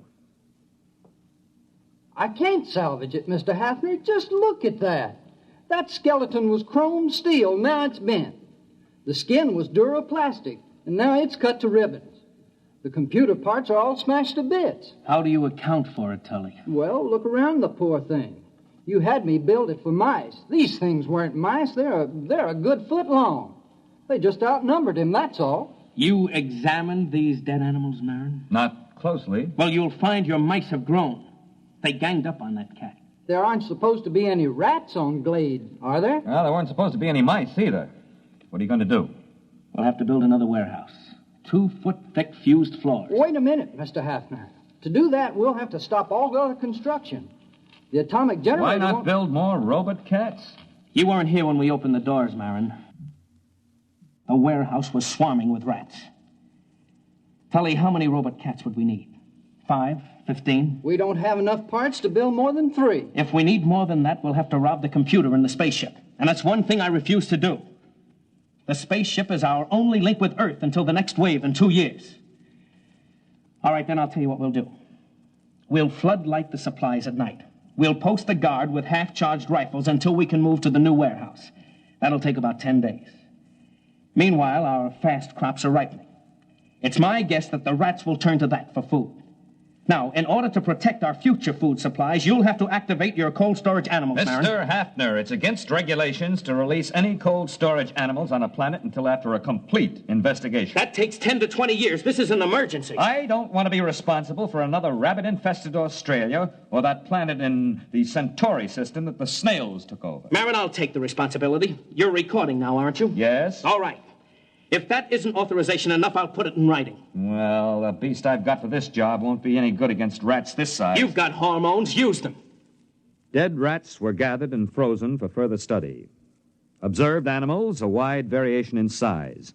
Internally, a lack of uniformity in organs. Some specimens had huge fangs and delicate jaws. Others had tiny teeth and massive bone structure. Obviously, the most scrambled species ever encountered by a biologist. Reproductive cells were especially baffling. Proceeding with hormone treatment on cold storage Earth animals. Next tape, L+39. Lab technician, Athil, and myself.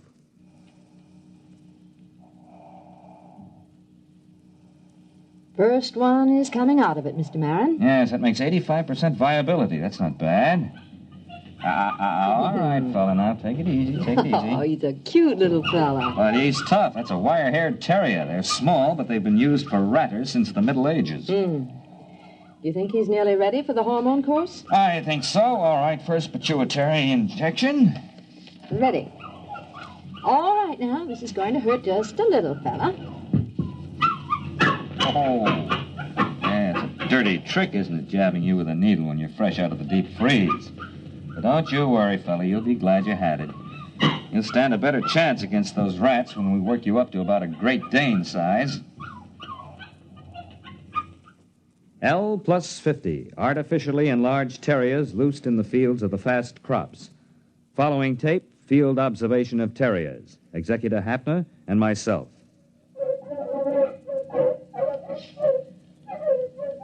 How long have they been at it, Marin? Since daybreak. I have to bring the dogs in at night and shoot them full of antibiotics. Will the dogs last? Well, this crop will be harvested in about a week. We'll make that. And there'll be 2 weeks to rest up before the next fast crop shows above ground. I think we've got the rats licked for a while. Well, when you get a chance, you might ask some of those PhDs in Central how they happened to hand us a survey and forgot to give us a few details like mice and rats. I have been checking on that, Mr. Hafner. I don't think there's any doubt. When that survey was made before we landed, there weren't any mice and rats on Glade. Then where did they come from? How did they get here? I don't know. But we're going to have to find out. Research project on pseudo-mice and pseudo-rats interrupted by field trip with Biological Survey Officer Whitehead. Tape L+63 in field geological survey vehicle. Whitehead and myself. You think you got troubles? Can you read a sonar map? No. Here, look. See this scope? It reads straight down about 10 miles. I'm supposed to be out looking for oil shale, but I got kind of interested in this. Look, first few feet down, you can find fossils. After the first few feet, that's about 20,000 years, there are no fossils until you get way down here. That's about the same as late Carboniferous on Earth. Then you get the fossils again. It doesn't figure. But isn't that usual? Changes in geological eras? You don't get it, man. I'm not talking about eras, I'm talking about years. Straight down from here, 20,000 years ago, this was a desert. And then 3 years later, it was a jungle. 5 years after that, there was a glacier. Earth normal would be 50,000 years or more for a change like that. What caused it? Yeah, you've got me. Fluctuations in the sun, I don't know, but talk about changeable weather. This planet really has it. Based on accumulated data, theory developed regarding mammalian life on planet Glade. Tape L plus 65. Place temporary headquarters of Executive Hafner. Marin, I've got a lot of work to clear up this morning. I thought you might like to know where the mice came from. They don't bother us anymore. I've also determined the origin of the rats. They're under control. I wonder if they are, Mr. Hafner. What do you mean? Mr. Hafner, I've checked this with Whitehead. Between 100 million years and 20,000 years ago, this planet was changing violently and quickly. The first change wiped out the dinosaur just the way it did on Earth. But it kept on changing. Desert, glacier, jungle, and all this within the lifespan of a single animal.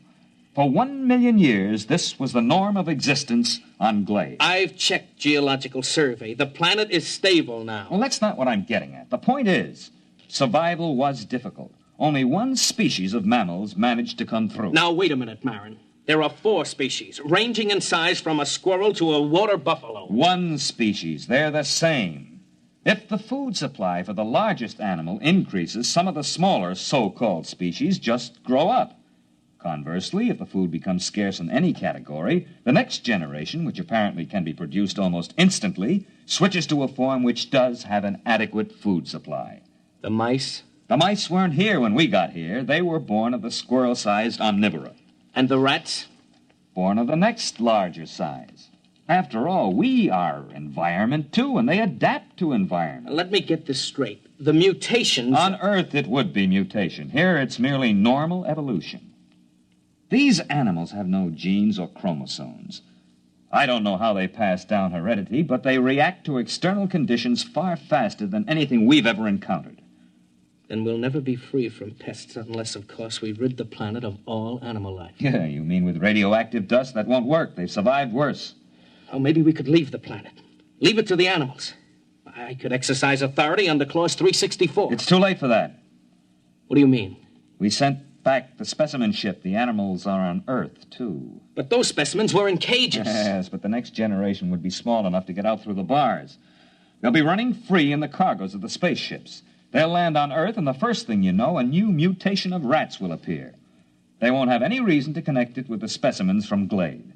They won't be able to vermin-proof every building on Earth. No, we've got to stay here. We've got to study the animals here and find out how to beat them. If we can. Next tape, L plus 83. Place, Field Outpost. Quartermaster Crone, Hafner, and myself.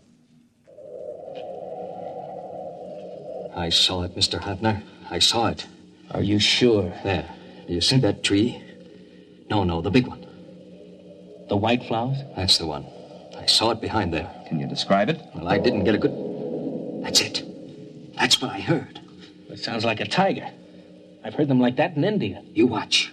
Right by that tree. Hey, look out, look out. It's heading this way. Give me that rifle. Hurry up. Shoot. Shoot! Try again. I got it. Come on, let's take a look. Now, look out. It might be still alive. No, I hit it square with that second charge. What in the devil is it? It's a good 8 feet long. What do you make of it, Marin? Well, except for the lack of markings, it closely resembles a tiger. Look at those claws. We chase the rats out of the warehouse, they go to the fields.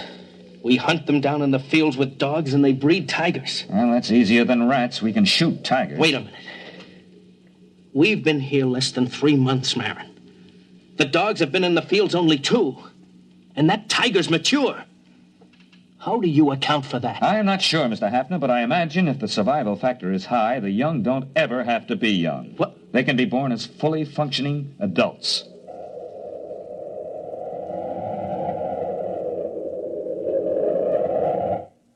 Development report. Mice under control. Field rats under control by terriers. Tiger-like animals under control with searchlight and rifle. Additional complication. The original animal developed an appetite for electrical insulation. There is no protection except to keep the power on at all times. The last tiger-like animal was seen at L plus 130. After that, the attack ceased. By L plus 2 years, the animal seemed to have been controlled in all its forms. However, 3 months before the next colonists were due, a new animal was detected. Food was missing from the fields. Dogs were useless. The animal seemed to roam the fields, and the dogs did not attack. Patrols were unable to find the animal. Tape L plus 2 years. Hafner, Engineer Tully, and myself. Now, here's the way I'm rigging it up, Mr. Hafner. Whatever it is, it spotted the photoelectric cell rig. So I've worked up an alarm that reacts to body radiation. You're sure the animal won't spot that? Well, I'm burying it in the field. Then we'll move the visible alarms to another field. All right, Tully. As soon as the alarm goes off, notify Mr. Marin and me. Do you understand? Yes, sir. Just as soon as the alarm goes off. L2 plus 15. Radiation alarm sounded. Place, field station, Hafner, and myself.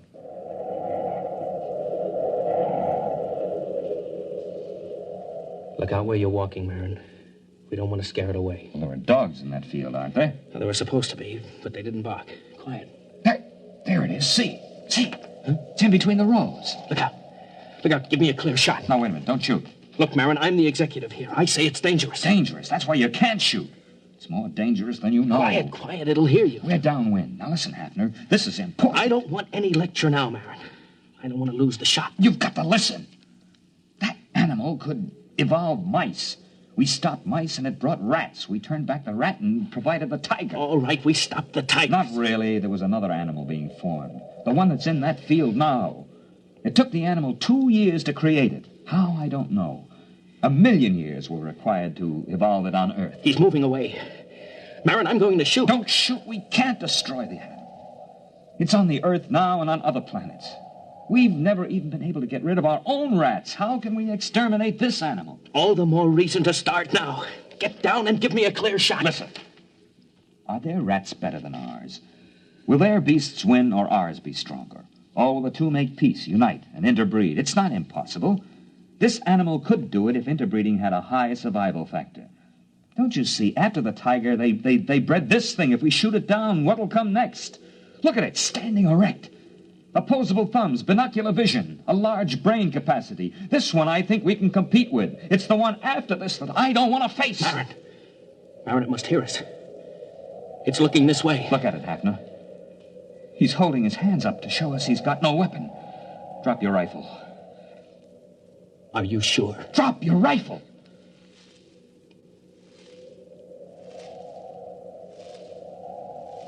He's coming this way. He's got one of those white blossoms in his hand. Yes. Must be a sign of peace. What? It looks almost like a man. I wonder what's inside that body. I wonder what's inside that head.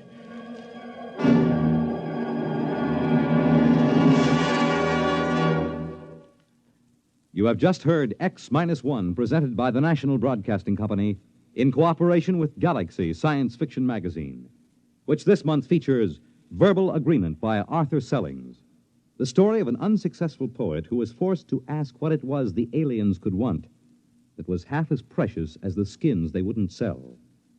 Galaxy Magazine, on your newsstand today. Tonight, by transcription, X-1 has brought you Student Body, a story from the pages of Galaxy written by F.L. Wallace and adapted for radio by Ernest Kenoy. Featured in the cast were John Raby, Bob Hastings, Kate Wilkinson, James Stevens, Charles Carruth, and Merrill E. Joels. Your announcer, Fred Collins. X-1 was directed by Bob Maurer and is an NBC Radio Network production.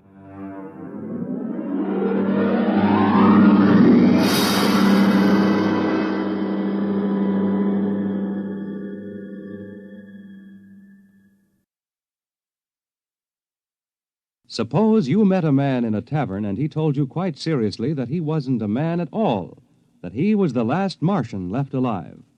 Well, that's what happens to a newspaper reporter next week when he is sent out on what appears to be a routine crank story. What happens next, though, is very far from routine, as the interview leads to a whole succession of astonishing events. The story is The Last Martian by Frederick Brown, next week on X-1. The Fisher Body Awards to Teenagers will be made tonight on the NBC Radio Network.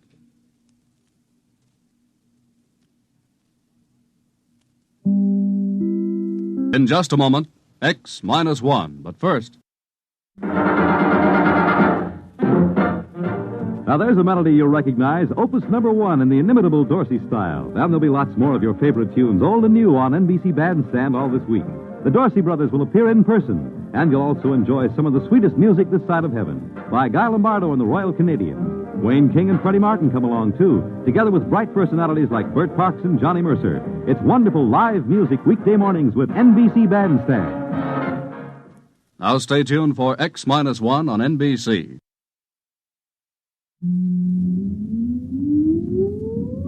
Countdown for blast-off. X-5, 4, 3, 2, X-1, fire.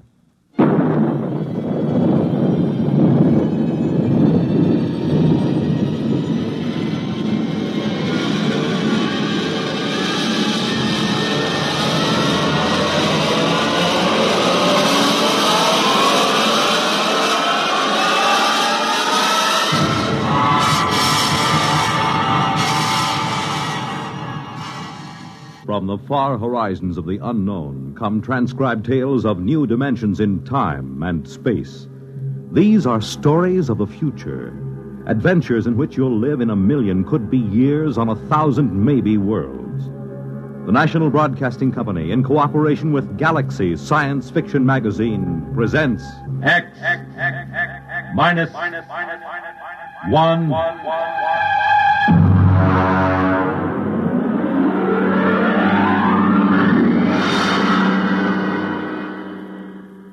Tonight, The Last Martian by Frederick Brown.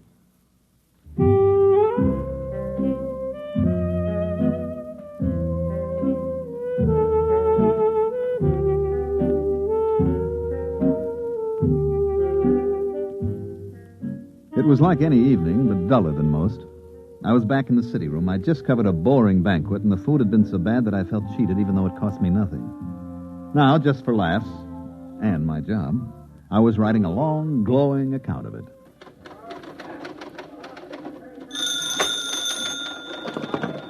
City desk, Corrigan. Yeah? You what?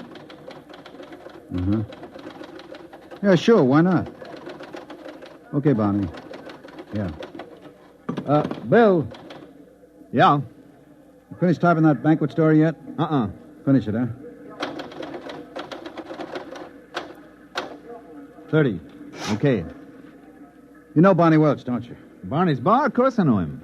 I know you know him. It's just a rhetorical question. What about him? He just phoned. So? He's got a guy down there. Who? Claims to be from Mars. What, is he drunk or raving or both? Barney doesn't know, but he said there might be a gag story if you want to come over and talk to the guy. Drinks on the expense account? Yeah. You got a deal.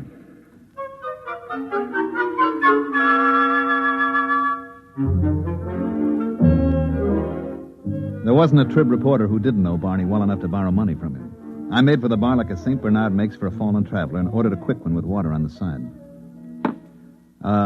Keep the bottle handy, Barney. Which one is the Martian? You see the tall, dismal-looking guy sitting alone there in the booth?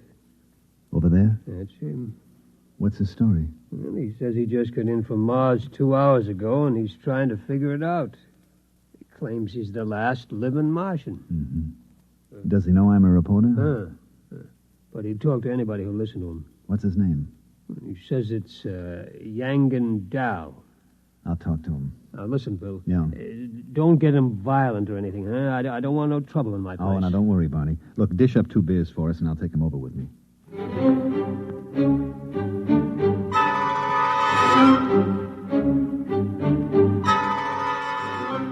Barney drew 2 beers and cut off the heads.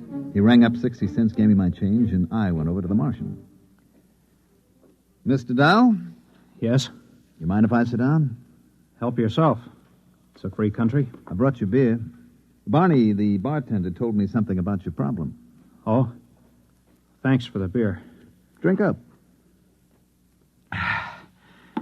Well, I suppose you think I'm out of my mind, but, well, maybe you'll be right. The bartender probably thinks I've flipped my lid. Listen, are you a doctor? Nope. Do you think I'm insane? I'm not a doctor, and I haven't even heard your story yet. How can I tell? Okay, I'll tell you. I'll tell you everything that happened. Then you tell me if you think I'm all right. 2 hours ago, I was on Mars. 2 hours? How did you get here? I don't know.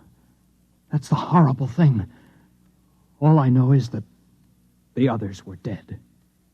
All of them? How do you know? I saw them. I saw their bodies in the street. It was awful. Now, wait a minute. You mean you're the last one? The last Martian? Yes. Well, it's a little hard to believe. Listen, I was there. I was in this room in the city of Scar. I don't know why I was there, but I was. I was locked in. Then I got hungry, and there was nobody to bring me food. So I worked a stone out of the floor and started digging. It took 3 days. When I got out and reached the street, everyone was dead, lying in the open. What did you do? I took a Targan, an energy plane, and flew it to Xandar. Xandar is the biggest city, the capital. Every place, it was the same. Hundreds of thousands of bodies lying in the fields, the streets, as if everyone had died at the exact same instant. At Xandar, in the stadium. I'm listening. In the stadium, there were 100,000 of them. As if they'd come there specially to die together. I landed my ship there. In the stadium? Yes. I see. Well, there, in the stadium, they had built some sort of platform. On it was a column made of copper. Copper is a rare metal on Mars. And there was a push button. Where?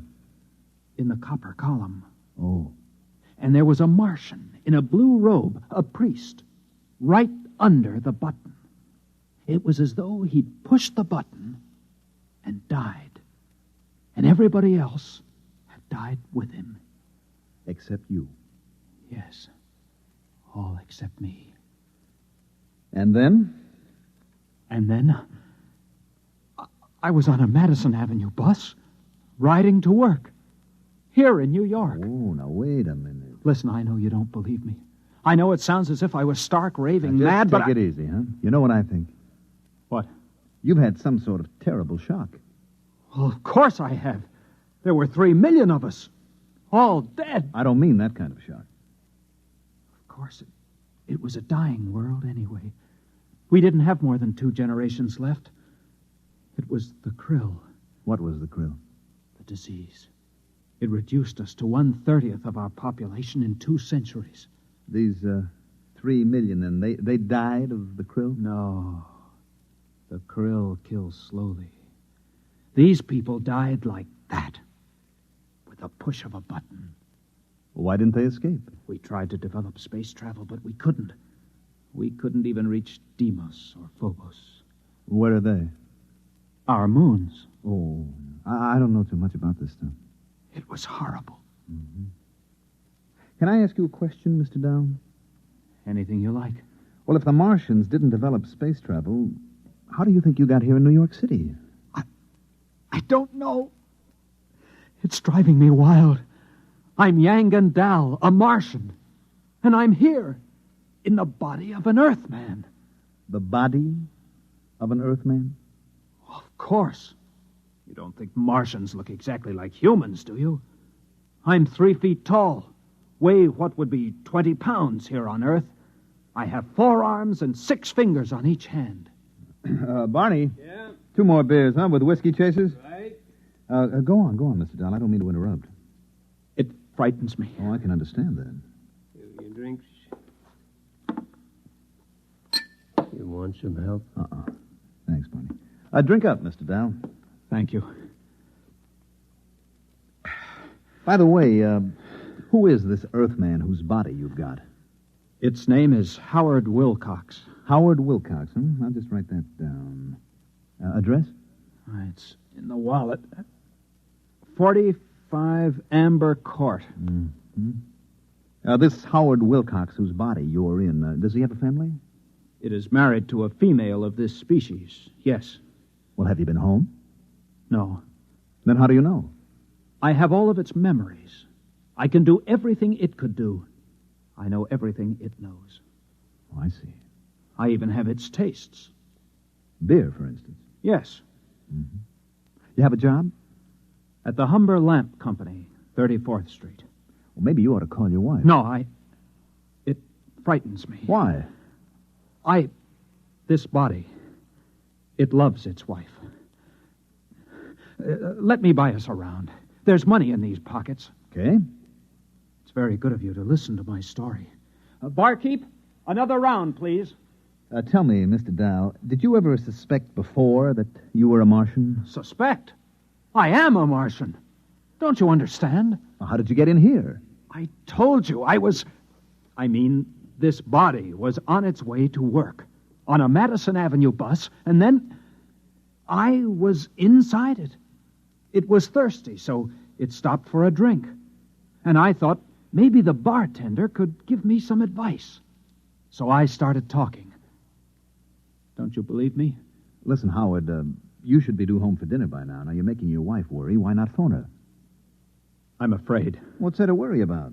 Whether you're young and Dahl or Howard Wilcox is a woman sitting home worrying. I suppose you're right. Of course I'm right. You're very understanding. Oh, not at all. You wouldn't want to come with me, would you? I'm sort of afraid. Well, it would look funny. I could tell her you're an old school friend. We could have dinner. And then maybe I could get to know her. You really want me to come? Would you? Let me make a phone call first, okay? Fine.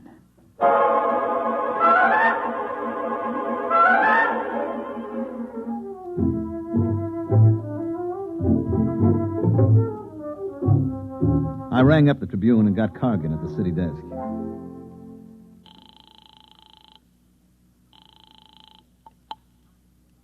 City desk, Cargan. Hi, Bill Everett. Did you find him? Uh-huh. Well? There's something strange about this guy. You think he's insane? I don't know. What do you mean you don't know? Is he or isn't he? Well, he's got the whole story so perfectly organized, he might even convince somebody it's true. He remembers every detail. What do you figure you're going to do? Well, I'm going home with him. I'm going to meet his wife and observe them. How many drinks have you had? Oh, I'm sober. Don't worry. Me worry?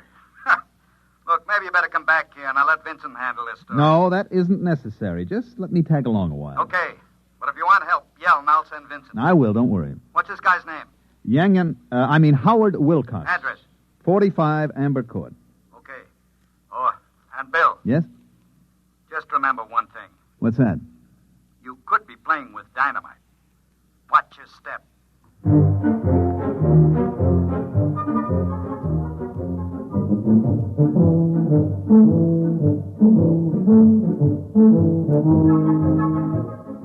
Number 45 Amber Court was an apartment down in the village. We were met at the door by a pretty woman in dungarees with her black hair and a ponytail with a red ribbon. Let me handle it, okay? I wish you would. Howard, I was so worried.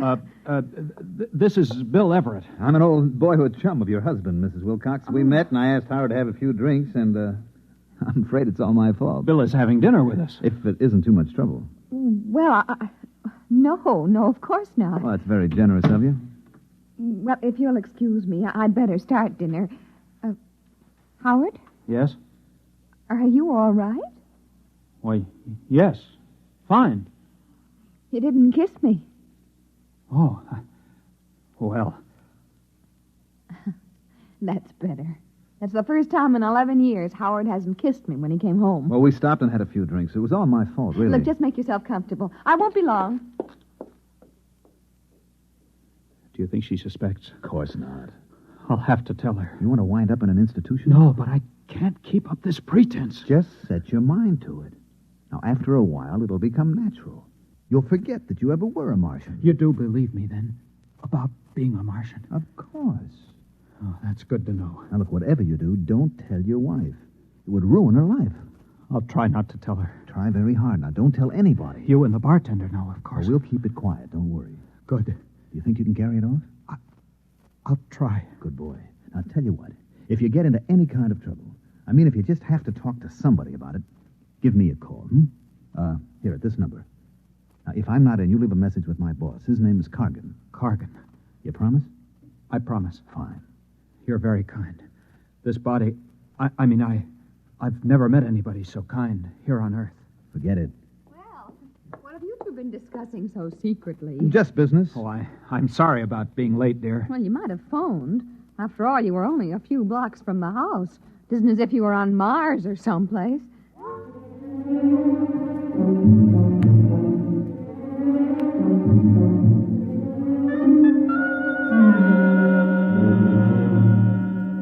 Dinner went pretty well, and Elaine Wilcox turned out to be an expert at shish kebab, which is one of my favorites.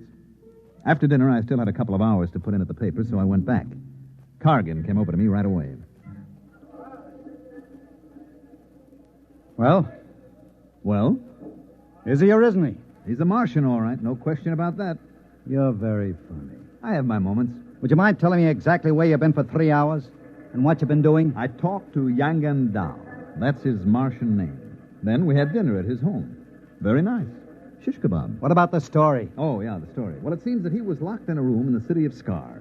And he got out and saw all the dead bodies of the entire Martian population. Then he flew to the Capitol and saw a button that a priest had pressed, and the next thing he knew, he was inside an Earthman named Howard Wilcox riding a Madison Avenue bus. Want me to write it up? Is that all you've got to tell me? That's all. Listen, this guy's going to be perfectly all right as soon as he gets used to the idea that he's Howard Wilcox. He is, I suppose you're a qualified psychiatrist? Well, I'm qualified to judge this. I'd better send Vincent over there. There's no need for that. I have a distinct feeling you've let your emotions get into the act. Well, what's wrong with emotions? They don't belong in this business. Look, Cargan, this is a decent enough guy. He's a little bewildered, maybe. Now, why not let him live out his life in peace? He may be dangerous. Don't you trust my judgment? We can't afford to pass up anything important. Oh, you're exaggerating. Maybe. Vincent. Yes, Mr. Cargan. I want you to do a follow-up on a story that Bill here started. A man named Howard Wilcox who thinks he's a Martian. Oh? Bill has the address. Now, if anything happens to this guy, there are liable to be questions and accusations. Vincent can handle that end of it. You want the full treatment on this story, Mr. Cargan? If you think the man is a menace, give him the full treatment. Okay, Mr. And then I beat it to the nearest phone booth and called Howard Wilcox's home. His wife, Elaine, answered.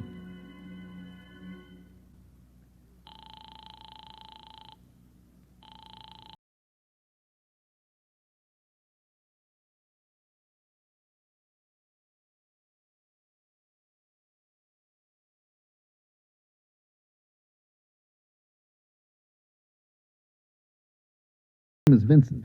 Now, he's a big, ugly man with a scar on his lip. He's coming over here? He's on his way now. Well, what for? Well, that's the part you aren't going to believe, Mrs. Wilcox. Well, try me and see. He's going to murder your husband. I'm afraid I didn't hear you. I said he's coming over to murder your husband. You and Howard did do quite a bit of drinking. I'm trying to do you a favor. Now, listen to me. I'm listening. Send him away. Tell him Howard had to leave town. Do you hear me?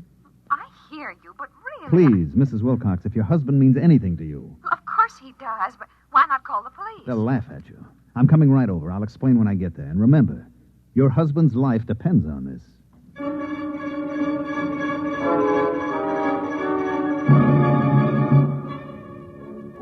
I didn't know whether I'd convinced her or not. It all sounded so terribly melodramatic. Anyway, I hopped into a cab and told him to use a heavy foot on the gas pedal, and about 15 minutes later, I arrived at 45 Amber Court. Oh, it's you. Was Vincent here? There was a man here from the Tribune, yes. Did you do as I told you? Well, I got Howard out of the house. I sent him out for some mozzarella cheese and gave him a couple of places that don't carry it. What'd Vincent say? I told him Howard wouldn't be back in town till tomorrow. He said he'd be back. Did he say what he wanted? Just that he had some good news for my husband. Some good news. May I come in? I wish you would. I want to know what this is all about. Sit down. Mm-hmm. Now, would you mind explaining? You won't believe me. You keep saying that. Okay, Mrs. Wilcox. Your husband, Howard, is a Martian. A Martian? That's right. I see. And when did you discover this about my husband? This morning. Would you mind telling me just when he arrived? From Mars, that is. This morning. You don't say. Told you wouldn't believe me. Oh, I hadn't said that yet. You're sure Howard is a Martian? Yep. He claims to be the last Martian. Look, see if I can make it clear. There was a plague sweeping Mars. Now, they devised a means of transporting their intellects through space to Earth.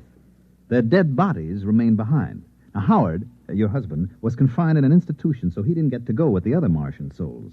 He dug his way out and went to the capital city where the energy machine was located. Mm-hmm. I guess there was enough left to send his intelligence down here, where it landed in the body of one Howard Wilcox. How did you find this out? He told me. Mr. Everett, if you don't mind, I'm rather tired.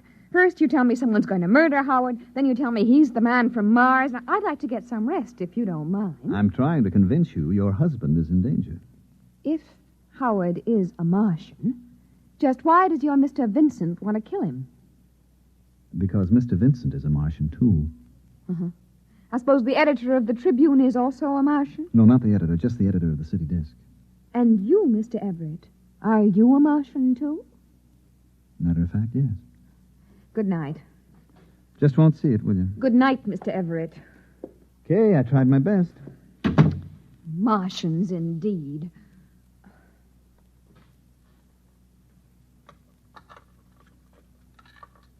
Oh, Howard, thank heavens. I couldn't get the mozzarella. It doesn't matter. Tell me, Howard, are you a Martian? What? Why, yes. How did you know? Oh, woman's intuition. It's terribly late, dear. Let's turn in. No, not yet. I want to know how you knew I was a Martian. Howard, please, I've had just about enough of this nonsense today. It isn't nonsense to me. Only this morning I was Yang Gandal, a Martian. Now I'm in the body of your husband. Is this a joke you and your friend Mr. Everett invented to torture me? Because if it is... It isn't a joke. It's the truth. Howard, I just can't stand much more of this. I'm beginning to wonder if it's me. Who could that be at this hour? I'll answer it. Yes? You are Mr. Howard Wilcox? Yes? My name's Vincent. I'm a reporter from the Trib. Yes? May I come in? Yes. Who is...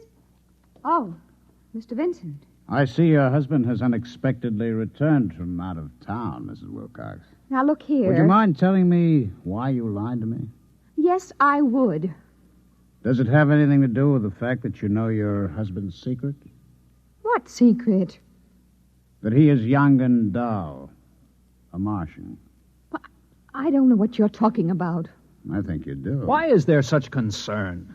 I am Yang Gandal. I am a Martian. The last Martian, as far as I know.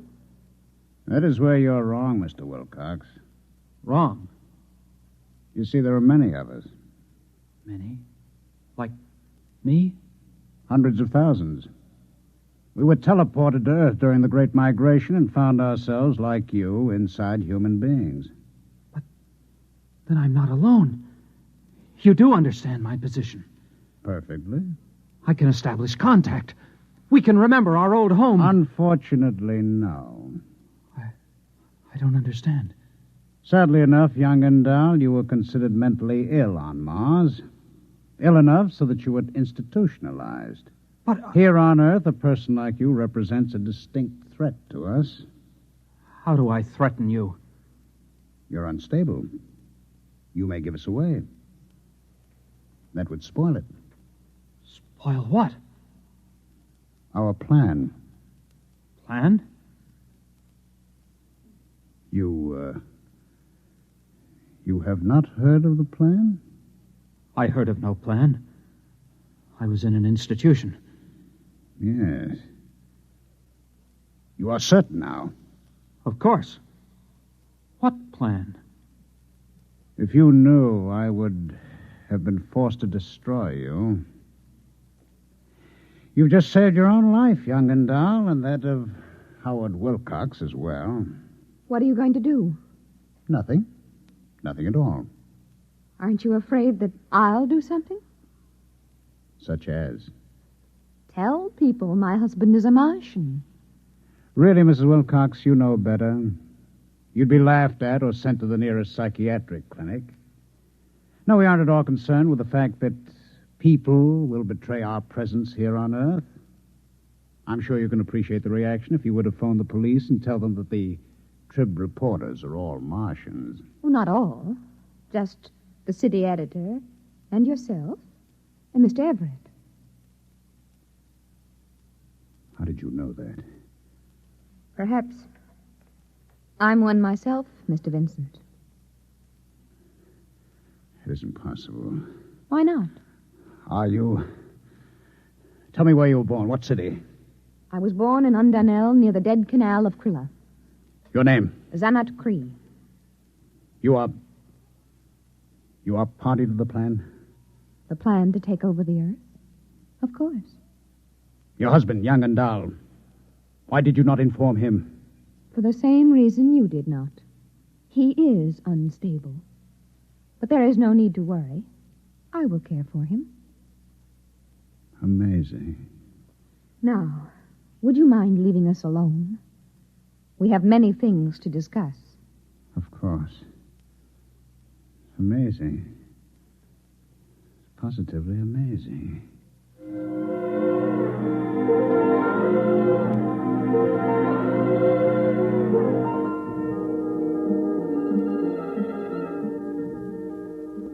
I was standing in Barney's bar having a double scotch on the rocks when Vincent came in looking like a man who spent the last 3 hours in a KitchenAid mixer with the dial on Fluffy.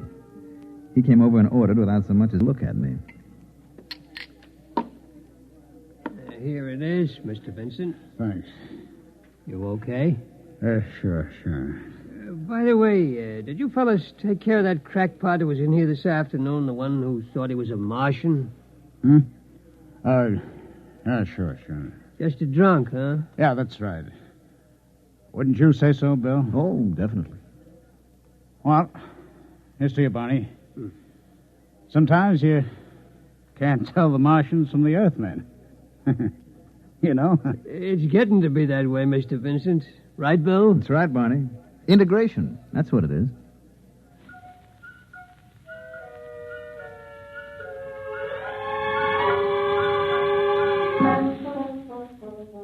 I gave Barney a sly wink and lifted my glass along with Vincent. Of course, Barney understood. You see, he's one of us, too.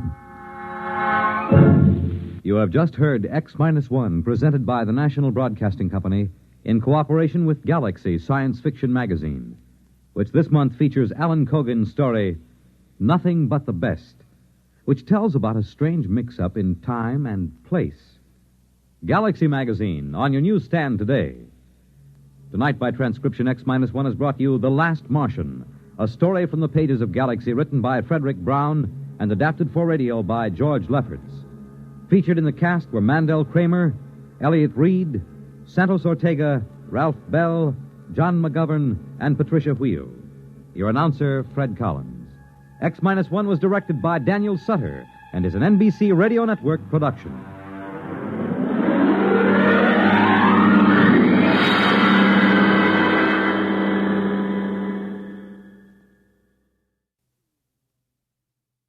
Go to the conventions with NBC Radio beginning Monday, August 13th.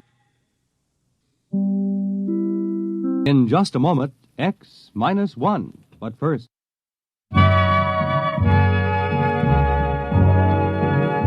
You are listening to the distinctive style of Claude Thornhill, one of today's top musicians and band leaders. It's popular music with all the beauty of a classical symphony. And there are more fine arrangements by Claude Thornhill all this week when he makes his appearance on NBC Bandstand. In addition, you're treated to the inimitable beat and rhythm of master jazzman Lionel Hampton. Join MCs Bert Parks and Dick Hames all this week on NBC Bandstand. And now stay tuned for X-1 on NBC. Countdown for blast off. X minus 5, 4, 3, 2, X minus 1, fire.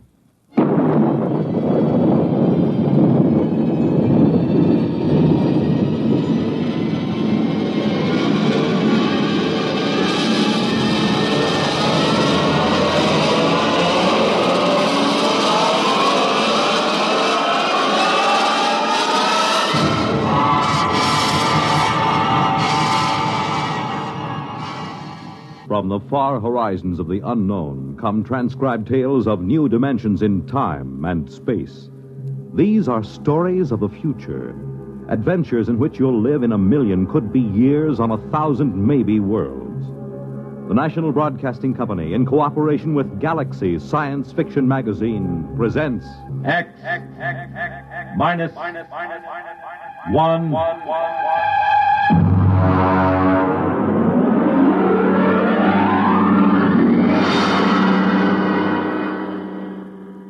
Tonight's story, The Snowball Effect, by Catherine McClain.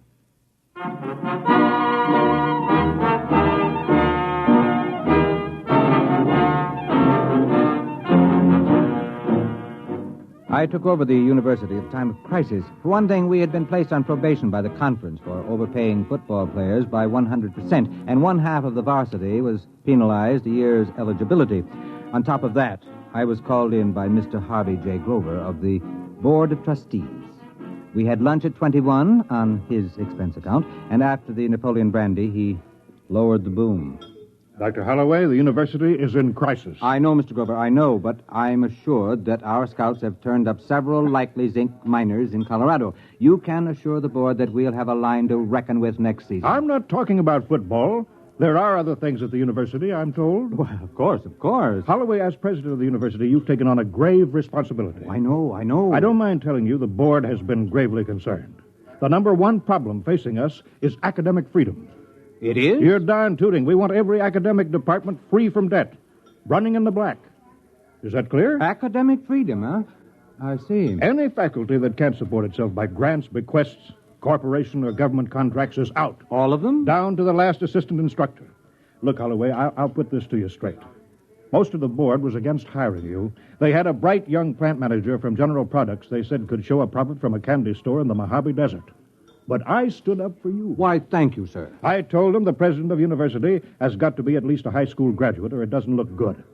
You know, you did graduate from high school, didn't you? Oh, yes. And college, too. I got my master's at Harvard and my doctorate at... Never mind. Let's not go too far.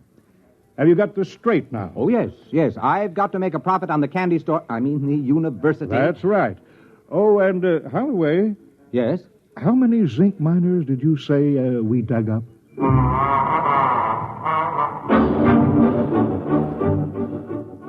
I started in with anthropology, astronomy, astrophysics, agriculture. Almost all the departments could show a nice, healthy contract from the Department of Defense for research, or from some corporation. Even the classical wing came out okay. They were being subsidized by a pride of Texas millionaires who thought it was cute to have original Greek and Latin tombstones set in concrete on their patios. One fellow from Galveston gave a classical barbecue featuring a swimming pool with pornographic marbles from Pompeii set around the scum gutter. I ran into my first problem when I got to sociology. Now, look, Dr. Caswell, I'll be frank with you. I'm paid to make sure this institution doesn't come out on the short end of the stick. Well, that's a quaint expression. I got it from Mr. Grover of the Board of Trustees, so you can see this is no time for kidding ourselves. Can sociology pull its own weight? What is it? Sociology is the study of social institutions. Now, look, Caswell, to the Board of Trustees, sociology sounds like socialism, and nothing can sound worse than that. Come on now. What are you doing that's worth anything? My dear sir. And don't wrinkle your nostrils at me, Caswell. If you've allergies, take an antihistamine. If not, just answer my question. This department's analysis of institutional accretion by the use of open system mathematics has been recognized as an outstanding and valuable contribution to... Valuable in what way? Well, since the Depression, Washington has been using sociological studies of employment, labor, and standards of living as a basis for its general policies Please, Professor, stick to brass tacks and leave Washington out of this. What specifically has the work of this specific department done that would make it as worthy to receive money as, say, a heart research fund? Fundamental research doesn't show immediate effects, Dr. Holloway, but the value is recognized. Caswell, all the other departments have managed to squeak by. You're the last one. Unless you can toe the mark, there'll be 14 sociologists testing the institutional efficiency of unemployment insurance as an instrument of economic policy.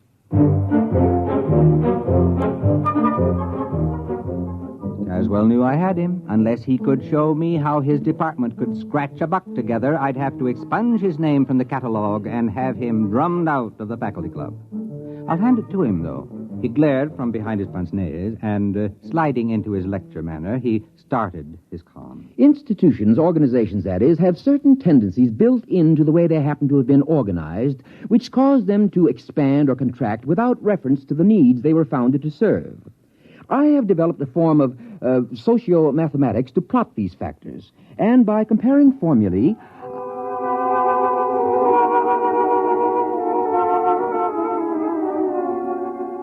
Is it all perfectly clear to you? Well, it wasn't to me either. I grasped the idea that he could tell whether an organization would get bigger or smaller and why. And so I asked him for proof. Well, I could give you a demonstration. How quickly? 6 months. All right, let's see. We've got a basketball team averaging 7 feet. That ought to keep the board busy till spring. And after that, that bonus pitcher we stole from the Milwaukee Braves. All right, Caswell, you've got 6 months.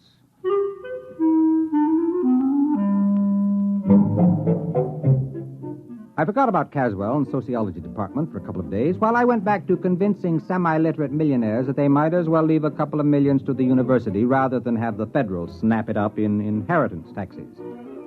I was onto a real beaut. A button manufacturer with a bad heart who could go any minute, who wanted to endow a scholarship for needy and intellectually gifted lacrosse players. When Caswell came back to see me, we had lunch at the student cafeteria on my expense account. And he explained. Ever hear of feedback effects? Is it something to do with reducing overweight co-eds? No, it's a mathematical term. You might call it the snowball effect. You mean like rolling a snowball downhill? That's right. It grows. Now, here's the mathematical symbol. That spiral? That's the formula for the general growth process. Do you understand the equation? Why, no. It accounts for all sorts of institutional growth. The Roman Empire, Alexander, the Masons, the spread of tobacco, anything. You see, when the snowball becomes too heavy for the cohesion strength of snow, it breaks apart.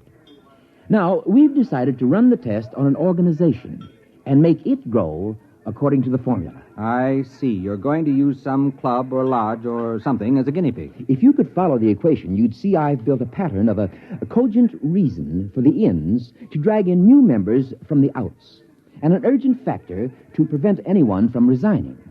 That's this Greek symbol here. Kappa for compulsion.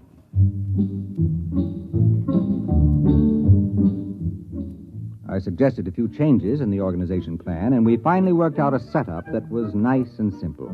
We put our heads closer together and tried to pick the best place for a demonstration. It should be small enough to observe, and yet large enough to be statistically significant. How about Passaic, New Jersey? My sister lives there. Oh, let's make it Watershaw. I have some student sociological surveys of it already. We can pick a suitable group from that. We've got to make this an ironclad demonstration. We'll have to pick some little 2-foot nothing club that nobody would ever expect to grow. Some miserable, pathetic little organization.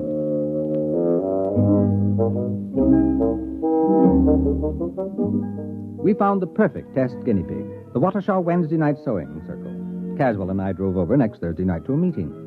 They always met Thursday night, except every once in a while when the chairlady forgot to have her hair set, in which case they met Friday.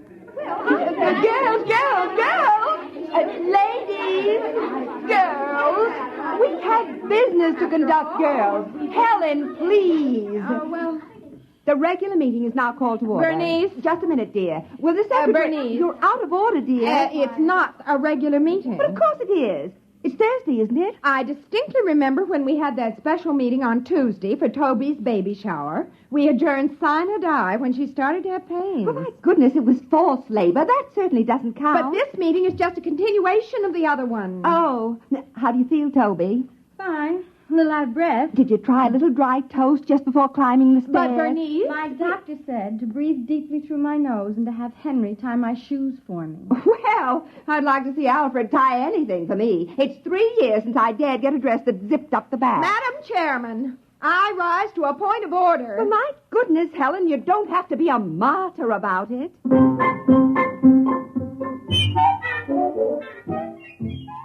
That's the way the meeting of the Watershaw Sewing Circle went on.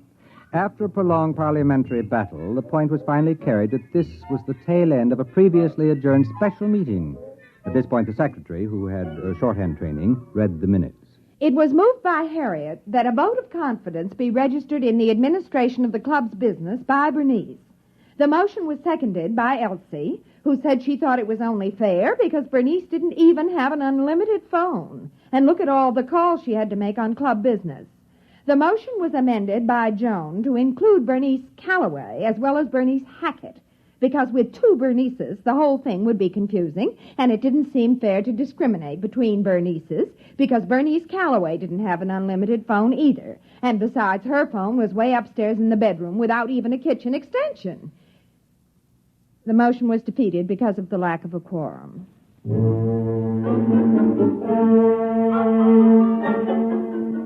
Finally, the new business of the meeting was reached, and Bernice, introduced Professor Caswell and myself as observing professors doing a survey of charitable institutions.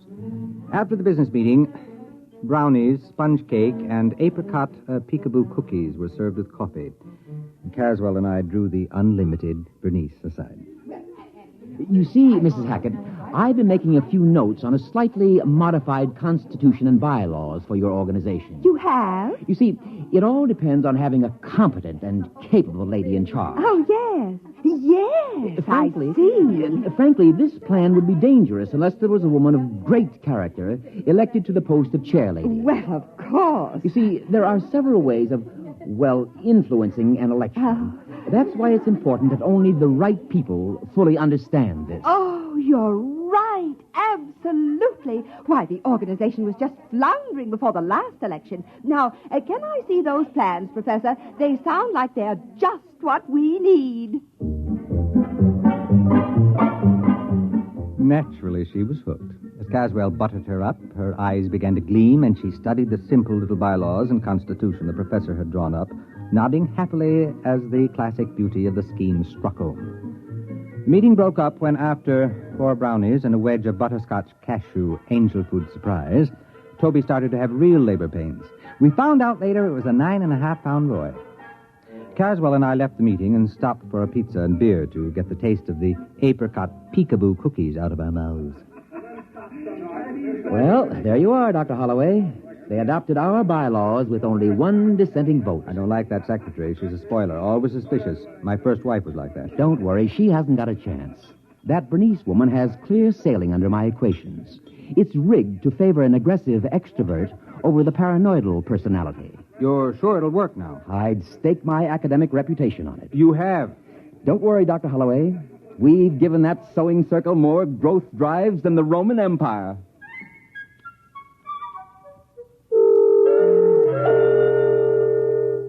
We let the whole thing gel for a while. About 4 months later, I shook loose from my schedule and dropped over to see Caswell. He looked up from a student paper on the correlation of Bermuda shorts seen at Madison Avenue and 46th Street to the swing towards Democratic candidates in the Corn Belt. Good morning, Dr. Holloway. Good morning. Caswell, I just wanted you to know we hadn't forgotten you. Now, about that sewing club business, I'm beginning to feel the suspense. Could I get an advance report on how it's coming? Well, I haven't been following it that closely. We're supposed to let it run the full 6 months and then check. But I'm curious. Could I get in touch with that woman? What's her name? Bernice something? Hackett. Bernice Hackett. Would it change the results if we checked it now? Not in the slightest. If you want to graph the membership rise, it should be going up in a long curve, probably doubling ever so often. Well, if it's not rising, you're fired, you know. If it's not rising, you won't have to fire me. I'll burn my books and shoot myself. I went back to my office and put in a call to Watershaw. Mrs. Hackett wasn't in. The maid informed me she was at the meeting. That sounded better. If the sewing circle was meeting on a Saturday, then maybe Caswell had a chance. But she wasn't going to a sewing circle meeting. There was another organization, the Civic Welfare League. I hung up the phone and thought about poor Caswell. If the sewing circle had really gone up the flue, he was on his way up with it.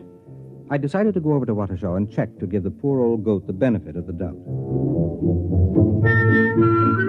The meeting of the Welfare League was in the Knights of Columbus building, a tremendous pile used for dozens of club meetings at a time. There was some kind of political rally going on in the main hall. Streets were jammed, and I figured I was going to have a tough time finding the little back room where the Civic Welfare League was meeting. I figured they must be in a pretty bad way trying to hold a meeting in competition with a brawl like the one in the main room. Right this way, look, sir. Miss, I'm looking for a small meeting. Well, It's here you the, are. Membership application, song sheet, bylaws, and pledge. No, you don't understand. I don't well, want that's all right. You can keep it. It's a new membership kit. Everyone's supposed to have it. We've just printed up 6,000 copies to make sure there'll be enough for this meeting. No, you don't understand, Miss. I'm looking for the meeting of the Civic Welfare League. Well, this is it. No, I mean the one with Mrs. Hackett. Bernice Hackett. Do you know her? Well, there she is up on the speaker's platform. And now, after the ushers have passed among you with membership blanks, it is time to rededicate ourselves to the principles we stand for. With a bright and glowing future, the best people in the best planned town in the country, the jewel of the United States. All we need is more members. Now get out there and recruit! Recruit! Recruit!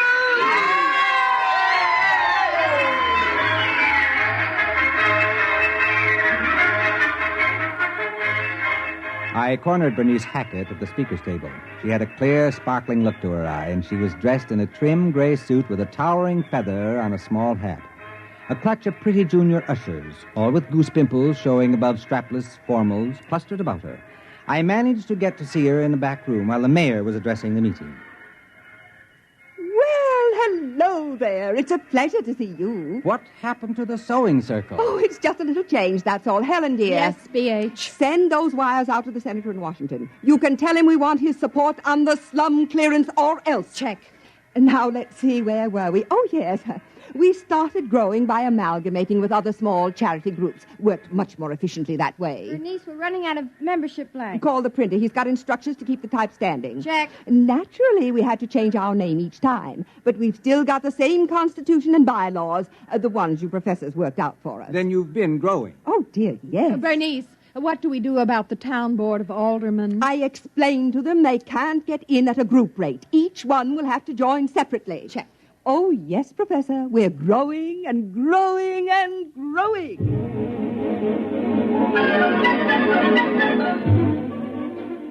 I kept close watch on the sewing of the Civic Welfare League for the rest of the month. Evidently, they'd swallowed up the real estate organization because they came out with a plan to attract new industries to town, and there was a gimmick splitting up the profits among club members only. It was the same provision Caswell built in to split up profits from dues and fines, but now it was operating in the 100,000s. I graphed the rise in membership, and it went up like the first rise in a roller coaster. I went over to Caswell's office to tell him the good news. Naturally, I knew the equations would work. Well, don't be so calm about it. With a demonstration like this, I can get all kinds of grants and funds for the sociology department. You'll think it's snowing money. Well, naturally, I expected this.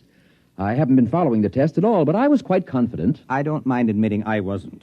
Well, that organization sure blew up. Now, let's see the formula for stopping it. Oh, I didn't complicate the organization with negatives. I wanted it to grow. It falls apart naturally when it stops growing for more than 2 months. You remember, we built into it the idea that the members know what happens if the membership stops growing. Why, if I tried to stop it now, they'd cut my throat. Yeah, they sure were enthusiastic at that meeting. No, we'll just let it play out to the end of its tether and die of old age. And when will that be? Well, it can't grow past the female population of the town. There are only so many women in Watershaw, and some of them don't like sewing. Sewing? Caswell! What's the matter? Are you sick? You haven't been following the experiment? Why, no. I told you I haven't even thought about it since we started. Well, they wanted to expand, and they weren't going to let sewing stand in their way. They went from general charity to social welfare schemes to something that's pretty close to an incorporated government. They're now filing an application to change their name to the Civic Property Pool and Social Dividend Membership Combine. Well, very interesting. I hadn't thought of that. Fascinating. Dr. Caswell, tell me, where does the formula say it will stop? Oh, I shouldn't worry. It stops when you run out of people to join it. After all, there are only so many people in Waukesha. It's a pretty small town. Yes, it is. Doctor, they've opened a branch office in New York.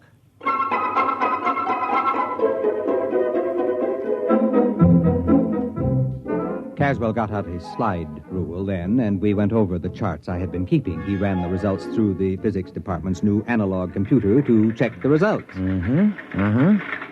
Yes, it checks. Well? Well, now, allowing a certain lag of contagion from one nation to another, language and cultural barriers, it'll reach total world population in 12 years. About 1 week after that, various isolated pockets, Australian Bushmen, Tibetans, African Pygmies, will all be members. You mean only 12 years? Give or take a week, 12 years. The whole world? Well, there is something to be said for a worldwide government. Many people are definitely in favor of it. But under Bernice Hackett, the whole world? Oh, you asked me for a demonstration. The equation works. But what happens when the whole world is organized and there are no new members? Well, 2 months after the organization stops growing, it collapses. It's built in the formula. Yes, but what happens then? Oh. Well, I haven't the faintest idea. I haven't carried the equations that far. Look, Caswell, whatever happens, I don't want anyone to ever pin this on me. From now on, if anyone asks me, I never heard of Waukesha. Well, that was 12 years ago. I think Caswell and I are about the only men on Earth who don't hold membership cards in the United Terrestrial Civic Welfare and International Property Pool. Bernice Hackett, Global Administrator. It's a race against time now. There hasn't been a new member in a week and a half, and Bernice is anxiously awaiting news from the first Mars Expeditionary Fleet. And as she says, if only they find life there. We need new members, desperately. You have just heard X-1, presented by the National Broadcasting Company in cooperation with Galaxy Science Fiction Magazine, which this month features The Stars, My Destination, the first installment of a 4-part serial by Alfred Bester, a brilliant novel on teleportation in the world of the future. Galaxy Magazine, on your newsstand today. Tonight, by transcription, X-1 has brought you The Snowball Effect, a story from the pages of Galaxy written by Catherine McClain and adapted for radio by Ernest Kenoy. Featured in the cast were Ted Osborne, Wendell Holmes, Warren Parker, Audrey Blum, Mary Patton, Patsy O'Shea, and Peggy Allenby. Your announcer, Fred Collins. X-1 was directed by Daniel Sutter and is an NBC Radio Network production.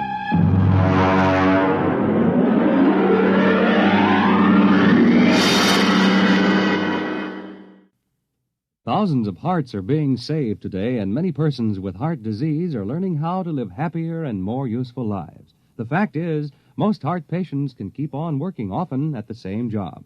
This progress is the result of intensive medical research which you support when you give to the Heart Fund. Send a contribution now to your local Heart Association or to Heart, care of your post office. When you help your Heart Fund, you help your heart. Only NBC Radio brings you the whole convention story. Listen tonight. Just a moment. X-1. But first...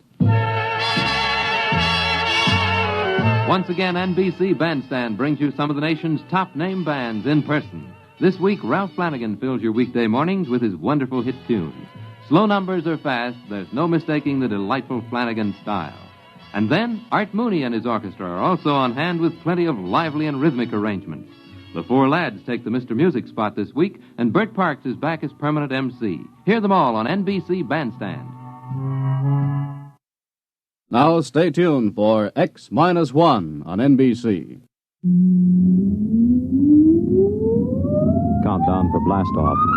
X-5, 4, 3, 2, X-1, fire.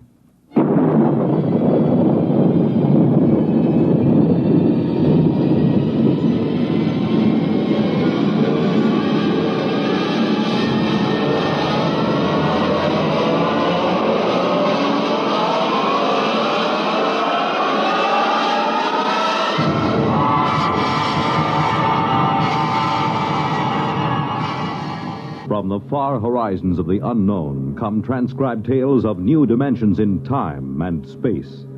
These are stories of the future, adventures in which you'll live in 1,000,000, could be years on 1,000 maybe worlds.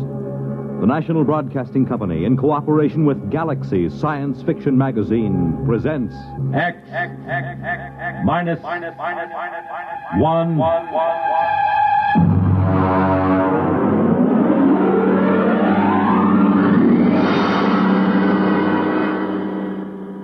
Tonight, Surface Tension by James Blish.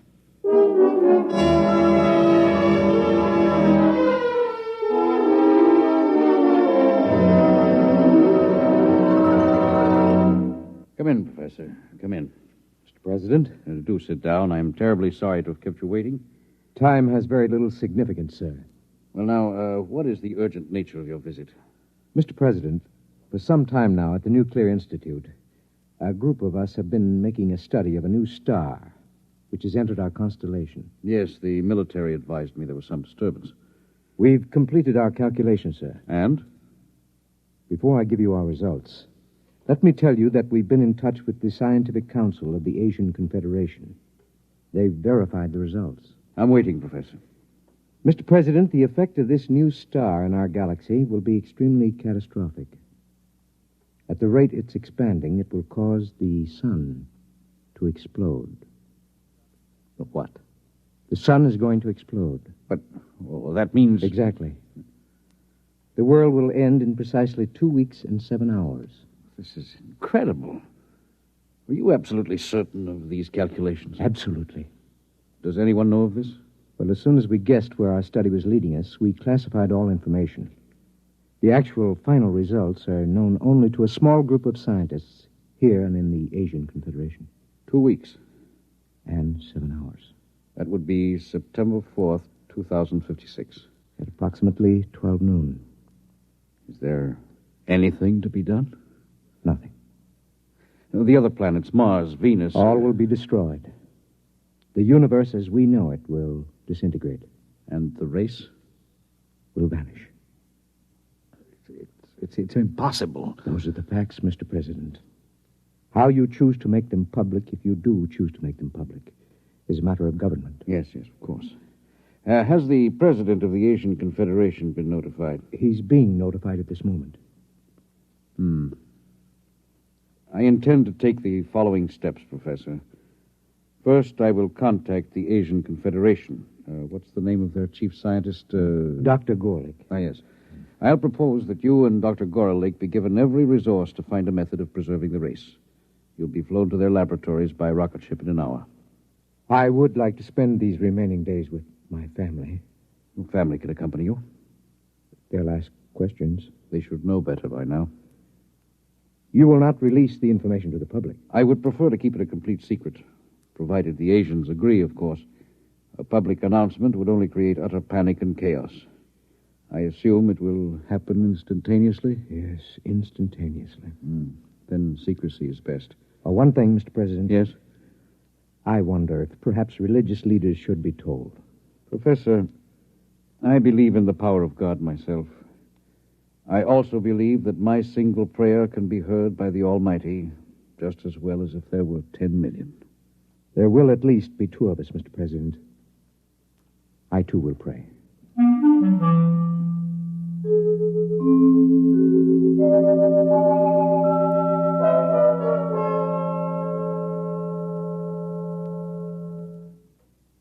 Dr. Gorlick?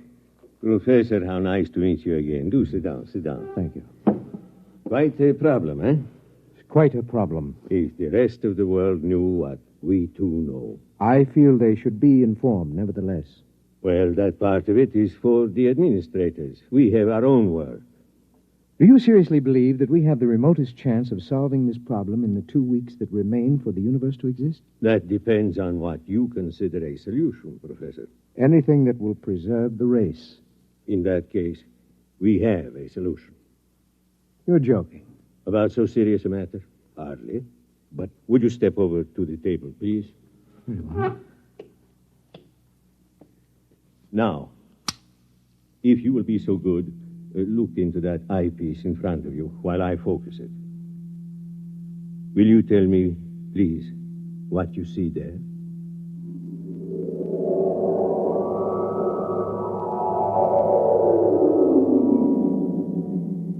Fascinating.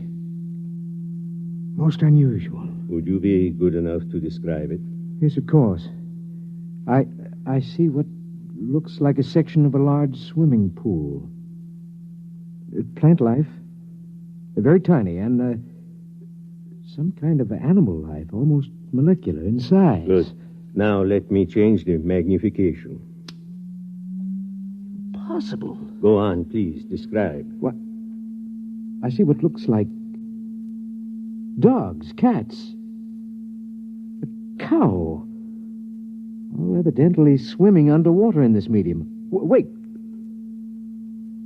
Yes, they seem to be dogs and cows and cats, except that they appear to have gill-like breathing apparatus. Good, good. It looks as if somehow these species have been mutated to live underwater. Exactly. Well, I don't understand how this is possible.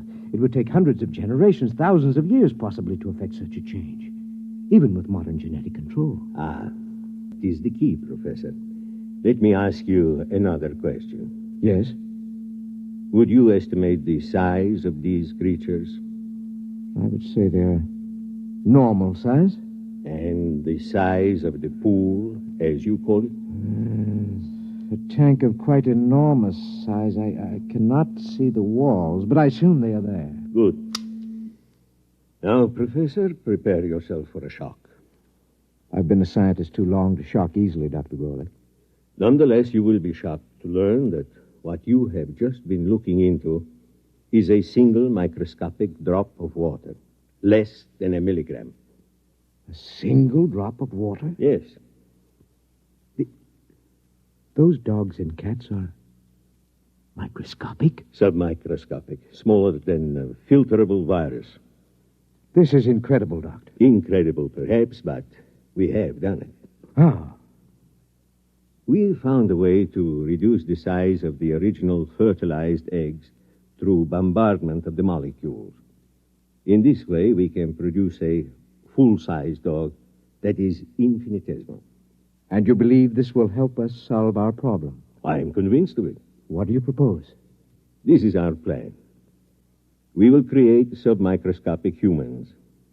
At the submicroscopic level, 1,000 generations can reproduce in the equivalent of a few seconds of time. In less than an hour, we can have a species of human that is capable of living underwater. Gill breathers? Precisely. And then what? Don't you see, my friend? In a single drop of water, we can reproduce as many human beings as now live in the city of New Chicago or Trans-Europa. But when the sun explodes in 2 weeks' time, all life, even that in a single drop of water, must perish. That is true, Professor. But remember this. To a submicroscopic species of human, 2 weeks would be the equivalent of some 20 million years on Earth. In other words, to these human beings, starting tomorrow, the species will have hundreds of thousands of generations, each living a full life, before the final explosion of the universe. Almost like playing God. I am not a subscriber to the concept of God, Professor. I must say I'm slightly shocked to discover that you, a man of science... Believes in a creator? I do, Doctor. In any event, will you help us go ahead with our experiment? I have no choice. Good. We'll begin tonight to produce the first species.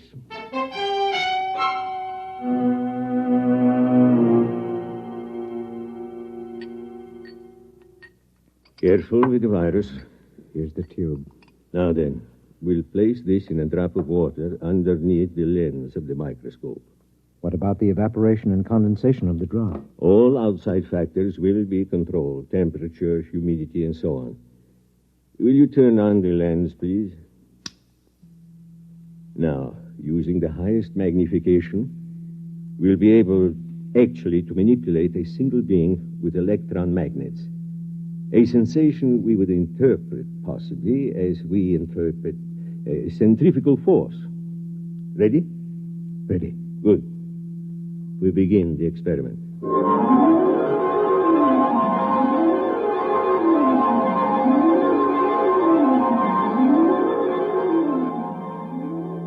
Time?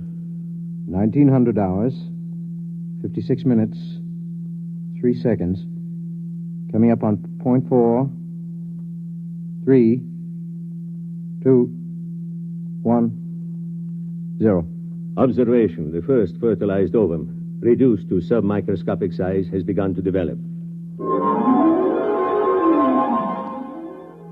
Time? 1956, 20 seconds. Coming up on 2, 1, 0. 4 submicroscopic human beings have been reproduced. 2 appear to be males, 2 females. Time? 1956, 24. Observation. 10 generations of submicroscopic humans have been reproduced. Webbed toes and fingers and elementary gill modifications have begun in response to submersion of species in highly oxygenated vapor. Time? 1956, 45. 100 generations have reproduced. Increased water in vapor has resulted in gill structure, species now ready for total submersion in a droplet of water. Turn on the electron magnet. Now for the crucial part of the experiment. Total submersion. Finish or die, I feel like a murderer. The prolongation of the human race is at stake. It's a calculated risk. Still. Steady. I am about to effect the transfer. Steady. Now. Done. Look in the microscope, quickly. I can't find them. Let me.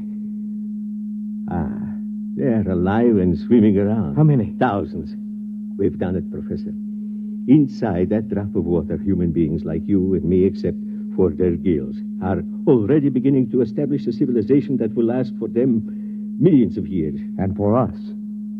2 weeks to observe and wonder, and then... Unless a miracle should occur. Let us begin now. Time, please. 1900 hours, 56 minutes, 49 seconds, 3, 2, 1, 0. Observation. The equivalent of 1,000,000 years has already passed inside our droplet of water. Human life is firmly established.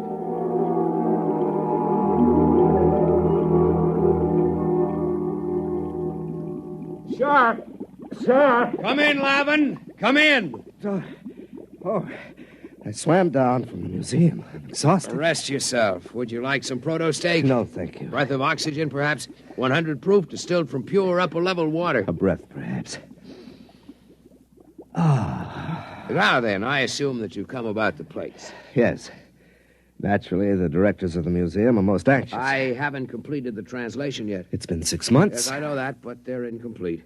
One of them was evidently lost during the final battle with the Eaters. Sure. Can you tell me off the record what you've already deciphered? Well, first, let me warn you. These plates were prepared thousands of generations ago. They're highly romantic. What they tell us may be fantasy. Still, I'm fascinated. After all, the greatest archaeological discovery of all time, buried 1,000,000 years in the ooze of the bottom. Very well. The first line of the oldest plate reads as follows. It goes, "In the beginning, we were created..." Created? What an extraordinary concept. By whom? What about evolution? Yeah, let me finish. It goes, "We were created by men who are not as we are, but who are our ancestors all the same. They were caught in some disaster, and they made us and put us here in our universe so that the race of men might live on." Ridiculous. Perhaps. Well, this supposes a universe other than ours. The theory has been advanced before. By fools. Fools? Look at us, Lavin. Are we really suited to this universe? Our gills, our webbed feet, these are the product of evolution and adaptation, but the shape of our bodies, the way we swim... Well, I'll admit there's some basis for the theory, but every experiment, every attempt to prove that anything exists outside, that the surface can be pierced... According to the plates, the surface can be pierced. Listen to this passage. There are three surfaces of the universe. The first is the bottom, where the water ends. The second is the thermocline, the dividing water between the bottom and the sky. The third is the surface film beyond which none can pass. And beyond the surface film, beyond the surface is the universe of the creators. Well, the whole thing sounds like a parable or a song. Whatever it is, remember this. Thousands of generations pondered the miracle of our existence before these plates were written. Primitive. Men. You sound like a mystic, Shar. To think that a scientist like yourself could believe in the existence of creators. Nonetheless, creators who were formed in our own image. Or we in theirs. I'm shocked, truly. I intend to complete the translation of the plates. I will pursue this project for the rest of my life, if necessary.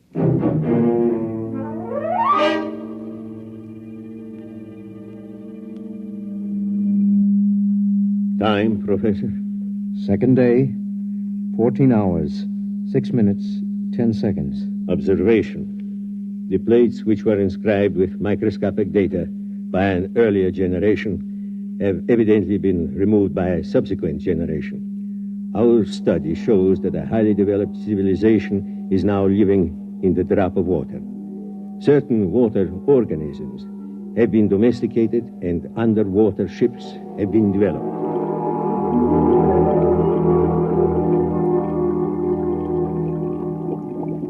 The meeting of the council is called to order. Gentlemen, you all know the topic. Our speaker will be Shar. Gentlemen, some 28 time units ago, when I was a much younger man, I was given the privilege of translating some metal plates found buried in the bottom. As all of you know, I've devoted much of my life to convincing the world that travel through the surface film was not only possible but necessary to survival. Finally, the council has seen fit to grant my request for a special ship to accomplish this travel. I'm deeply grateful, and I would like to request my friend Lavin as head engineer for this project. Permission is granted. We wish you luck. The whole of our world will be following your expedition.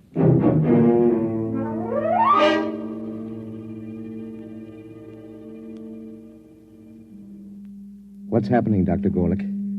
From what I can detect, the Guild Breeders are preparing for the equivalent of space travel. A large cylindrical ship is being built. What method of power are they using? I can barely detect it through the microscope, but my guess would be that they will use some form of living creatures to power the vessel.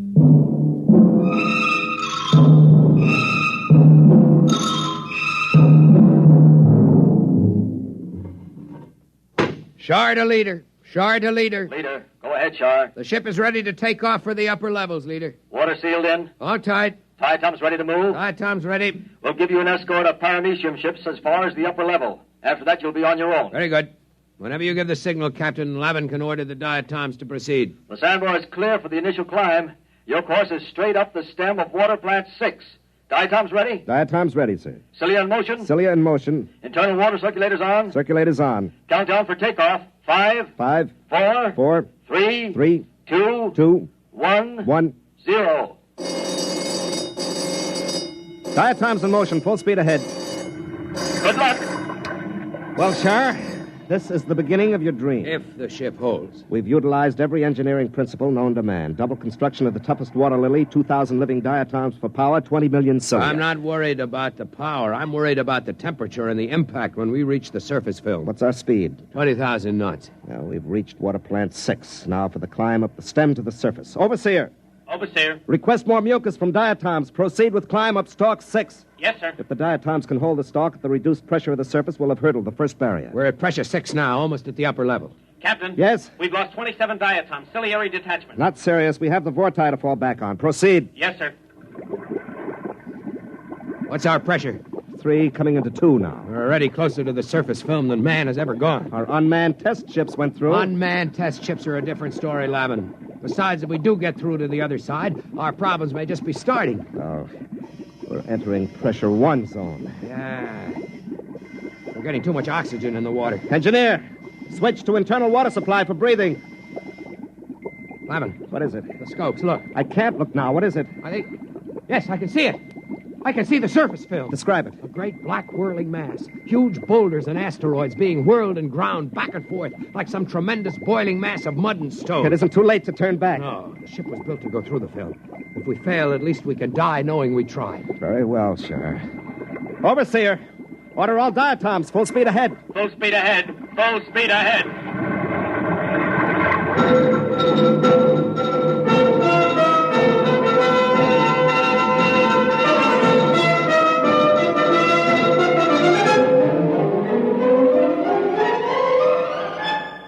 We're in the film, Shar. Pressure on the ship is increasing. Overseer, more oxygen for the diatoms. Captain, the diatoms are dying. More oxygen. Keep moving. We're almost through. Shar, use the auxiliary vorti. Maybe the motion of their cilia and the thrust of the water. Overseer, bring up the vorti. Full speed ahead. We're moving.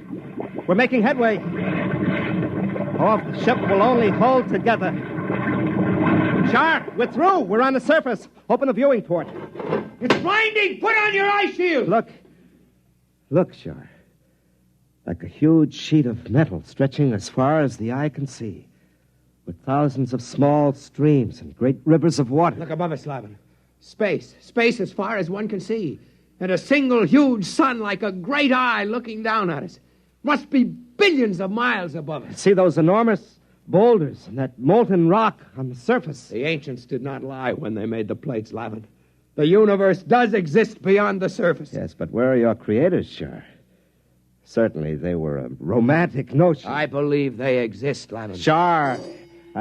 Captain, the diatoms are dying. There's not enough oxygen in the water cases. What's the atmosphere like? Almost 30% oxygen, completely unbreathable. We'll have to try to get back into the surface film to restore life to the diatoms. Overseer, get the diatoms out of their shells. Full reverse speed down the stalk. We're going under again. Yes, sir. I'll try. We know one thing, Lavin. The surface can sustain life. Can't sustain ours much longer. Full reverse. It's no use, Captain. The diatoms are near death. Use the vorti. We haven't enough water, sir. They're starting to suffocate. We've got to get back beneath the surface. Lavin, we must think of what it means to mankind to know that the universe goes on, that it can sustain life. I don't know what to do, Shaw. We're finished. There must be a way. A way? Why don't you pray to your creators now? Perhaps they'll help you. And as for me, I'm resigned to death. I cannot share your bitterness, Lavin. We have enough water for perhaps 2 minutes breathing, Shaw. There are no miracles and no creators. You'd better prepare to die. I am as ready as you, Lavin. Captain, we're strangling. Well, sir, why don't you pray to the creators? Better still, let me. I have a louder voice. Hey, creators! You all-powerful ones who made us, can you hear me? This is Captain Lavin of the first ship to breach the surface. We need your help. Can you hear me? We need your help. If there be creators, and I believe there are, then I ask that our presence be noted, and that we be delivered from this trial not for ourselves, but for the good of the race.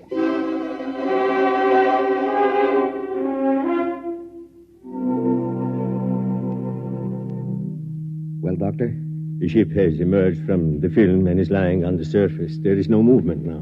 Probably strangling from lack of water. Very likely. What are you going to do? It's a pity they can't get back again. Eventually, they may have to learn to live on the surface when the temperature changes. Why not help them? You've played God before. Why not, indeed? Switch on the electron magnet. Ready. Now then, if I can just breach the surface tension near them, they'll be sucked under again, as in a whirlpool. If they survive... You'd better hurry. Here goes. Can't live much longer, Sean. No. It's getting... What's that? I don't know. We're moving. Downward. Lavin, it's a vortex. A vortex is opening through the surface. One way or another, we'll die. The ship can't take the stress. We're dropping. Sure.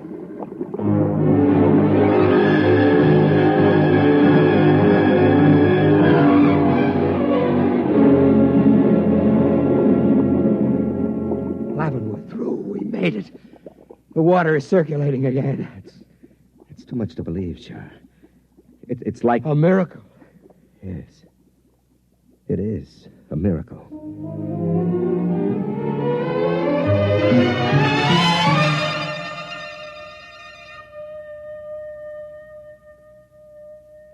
Well, Doctor? They've gotten through. The ship is floating down toward the bottom now. I wonder what they thought at the moment they were saved.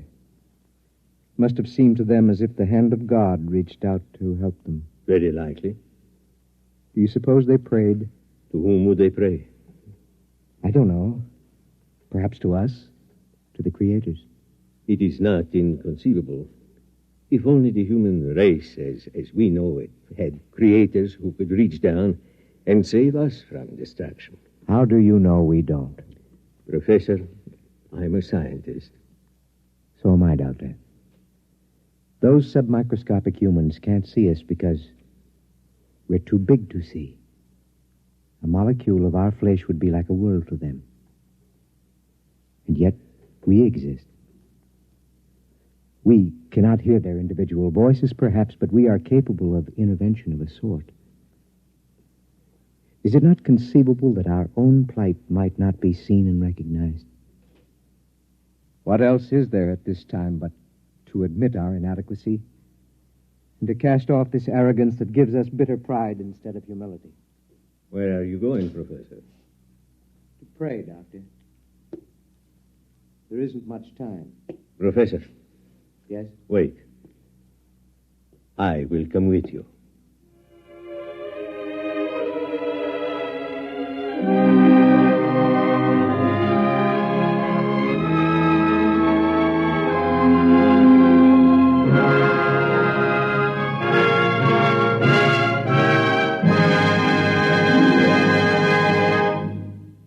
You have just heard X-1, presented by the National Broadcasting Company in cooperation with Galaxy Science Fiction Magazine, which this month features Jackpot by Clifford D. Simak.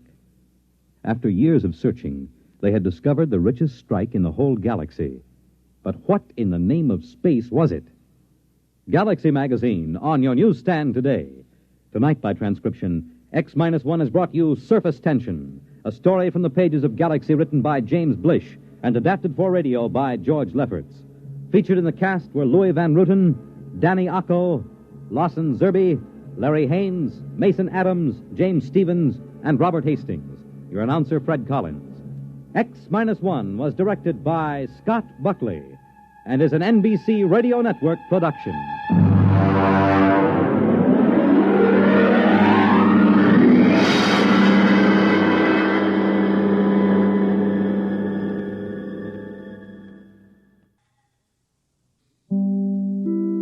In just a moment, X-1. But first... There it is again. Say it with music. Your invitation to 2 full hours of the best live music weekday mornings on NBC Bandstand. This week, Ralph Flanagan's group, plus Russ Morgan and his orchestra, bring you mellow and relaxing tunes. But don't get too relaxed, because the 4 lads are back again as Messer's Music. And Bert Parks, your bandstand MC, keeps you smiling between numbers. It's a great show live all this week on NBC Bandstand. And now, stay tuned for X-1 on NBC.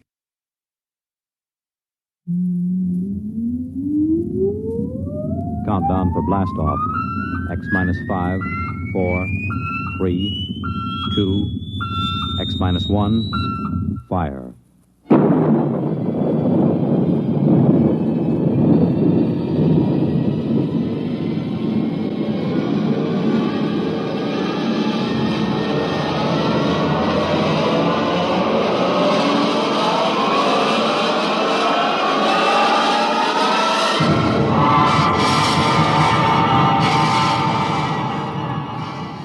From the far horizons of the unknown come transcribed tales of new dimensions in time and space. These are stories of the future, adventures in which you'll live in a million, could be years, on 1,000 maybe worlds. The National Broadcasting Company, in cooperation with Galaxy Science Fiction Magazine, presents X-1.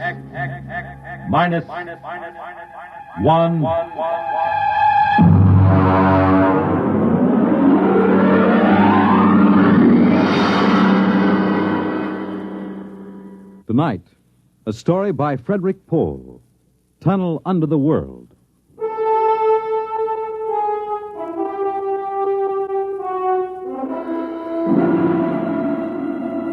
On the morning of June 15, Guy Burkhart woke up screaming.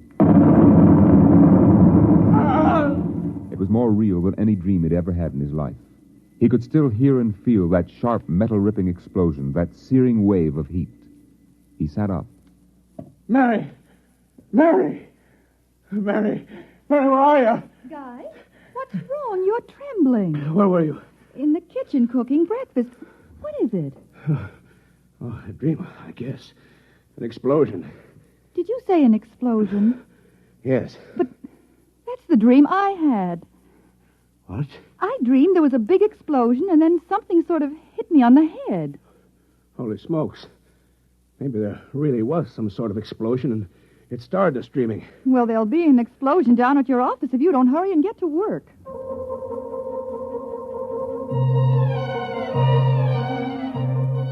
Coming in on the bus, Burkhart watched to see if there was any evidence of an explosion. There wasn't. If anything, the town looked better than ever.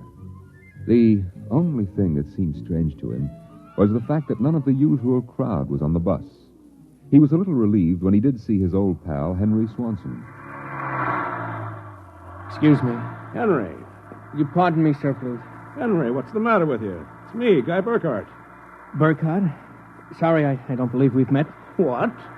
Henry, for Pete's sake, it's me. If you'll excuse me, this is my stop. Well, how do you like that?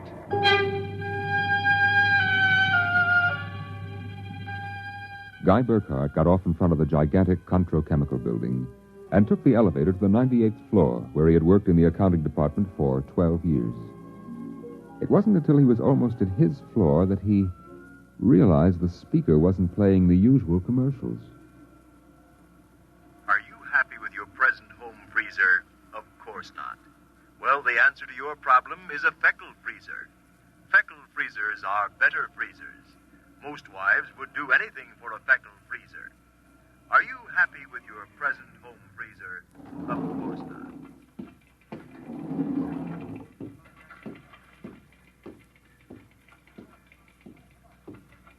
Good morning, Miss Horn. Good morning, Mr. Burkhart.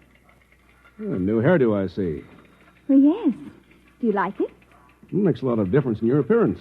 Is Mr. Barth in? Why, no, sir. He had an appointment with Mr. Dorchin at the advertising agency. Today? But today's the 15th of June. He has to sign the quarterly statement. He said he wouldn't be in. That's mighty peculiar. Yes, sir. Oh, by the way, Miss Horn, what the devil is a Feckle freezer? A Feckle freezer? There's some new copy on the elevator commercial.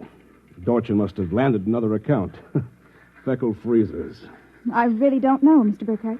It's a funny day. Can't quite put my finger on it. There's something strange going on.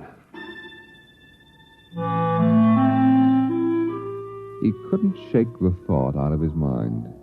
It persisted all through the day and through dinner. He was still brooding as he and Mary got ready for bed. I guess I'll get a good night's sleep. Coming? I think I'll sit up and read for a while. All right, dear. Good night. Good night, dear.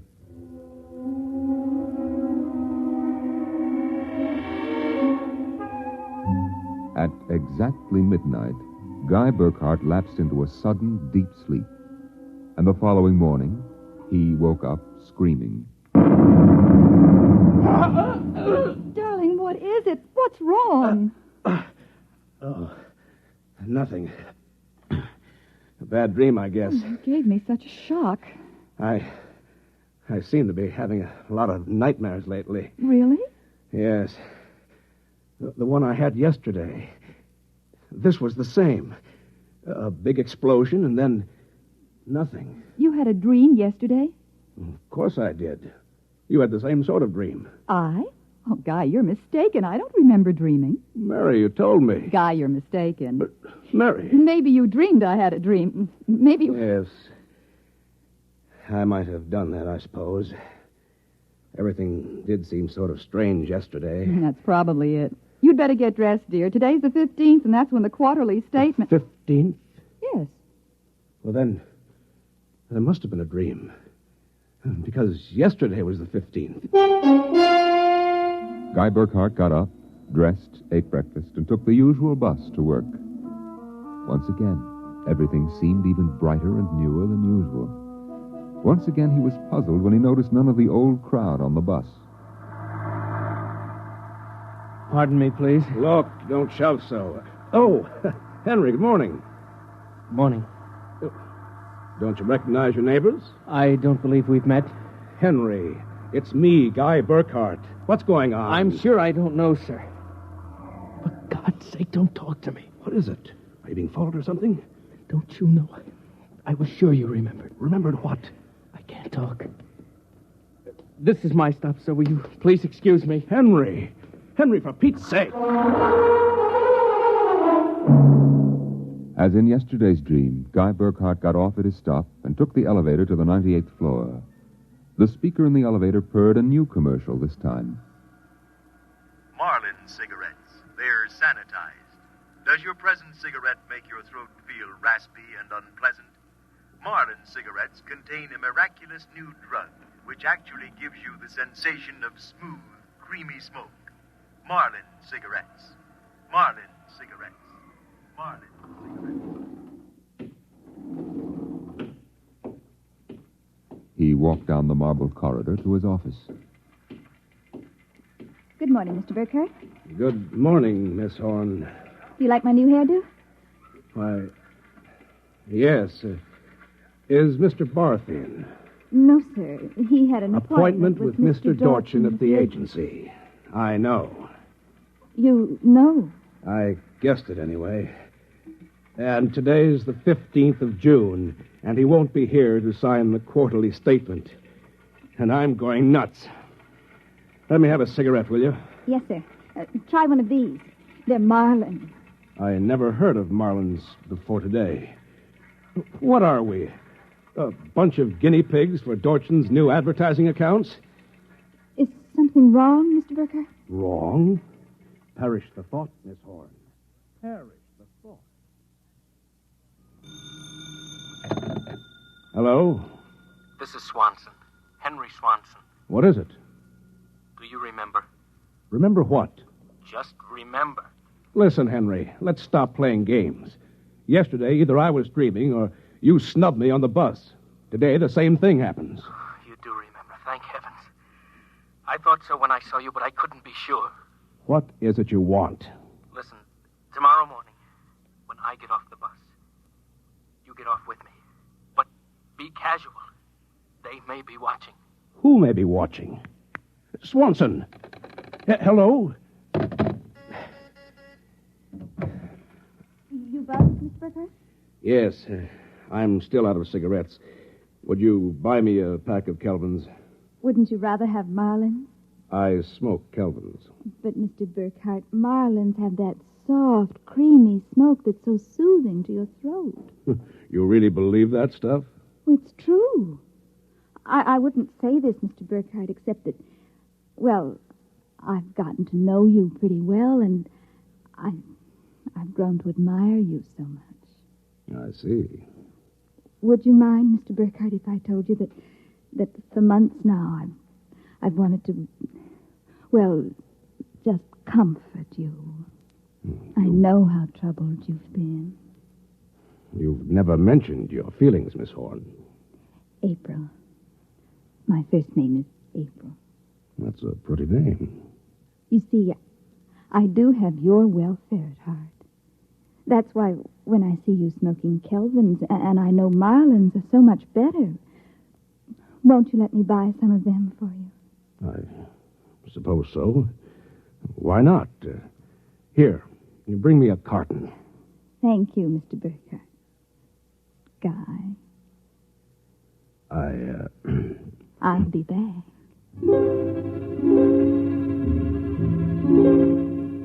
There was something wrong, something definitely peculiar about what was happening. The call from Henry Swanson, the strange behavior of this secretary, Miss Horn, these new products, the dream. Guy Burkhart went home that night feeling like a man in a nightmare. That you, dear? Yes, me. Have a good day. Fair. Oh, before you sit down, would you go down the cellar and put in a new fuse? The switch in the hall closet blew out, and I shut it off. Okay. Supper will be ready in a minute, so don't start fooling around with that old boat hull you've been building. I won't.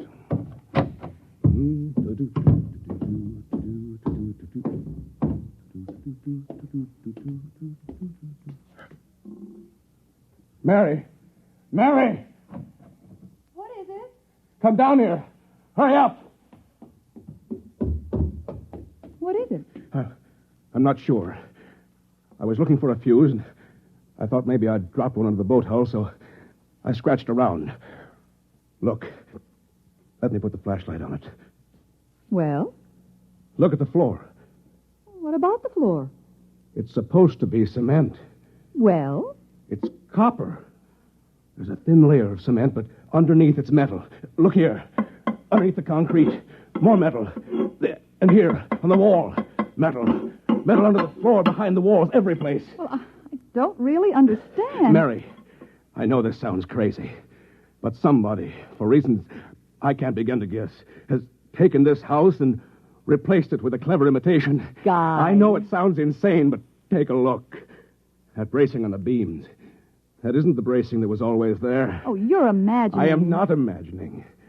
Mary, I'm going to look around for a little more. Well, your dinner will be ready. Save it for me. There are a couple of things I have to figure out.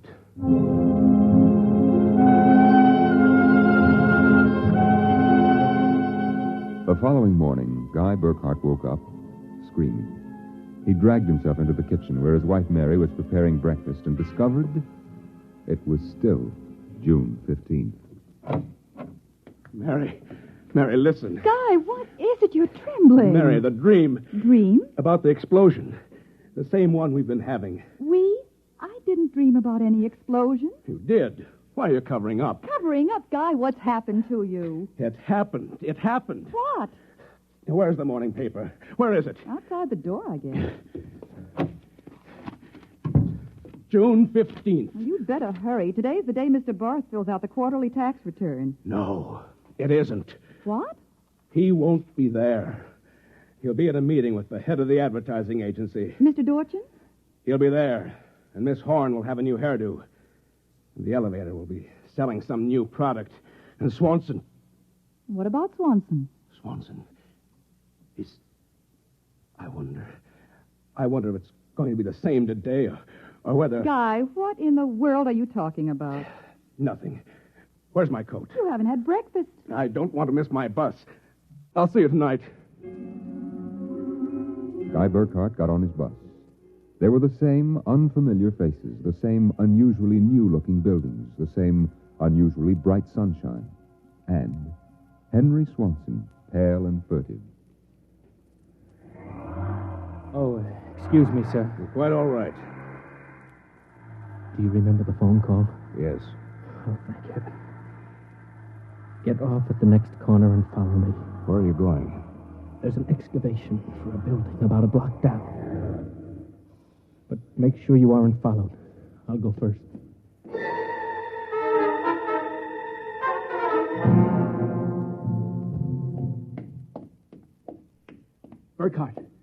Burkhart, here, behind the fence. Now, Henry, what's this all about? Just a minute. I want to make sure you weren't followed. Followed by whom? By them, of course. And just who are they? I'm not sure. At first, I thought perhaps they were Russians. Now I'm beginning to think they're Martians. No humans could have accomplished what they've accomplished. Look, start from the beginning, Henry. What's going on? Burkhart, peculiar things have been happening to you, right? Yes. A lot of your friends are missing. Your house seems changed. Yeah, there's something stranger than that. The date. Today is June 15th. Yet I could swear that yesterday was June 15th and the day before that. Yes, you've got it. It's always June 15th. And you and I are the only ones who know it. But why? How? I'm not sure. I think it's some sort of mass hypnosis or something. Why didn't it work for us? My wife Mary doesn't remember things. Somehow, when it happened, they missed us. We were protected from the full force of the rays or whatever they use. Burkhart, where were you on the night of the 14th, about midnight? That was Sunday night. Yes. I was down in the cellar, under that boat I'm building. And I was in my darkroom developing some pictures. It just doesn't make any sense to me. Russians, Martians. What makes you think so? I've seen them. Where? At the end of the tunnel. What tunnel? The one that they built under Tylertown. A tunnel under Tylertown? Yes, that's right. It's made out of copper or some alloy. Wait a minute. I found a copper layer under my cellar floor last night. Yeah, so did I. That's how I discovered it. I found a way to get in, too. It's at the bottom of this excavation. Holy mackerel. Why don't we tell the police? Because we can't trust them. Even the police may be Martians in disguise. You're being melodramatic. Am I? You just come with me. Where? Into the tunnel. I'll show you.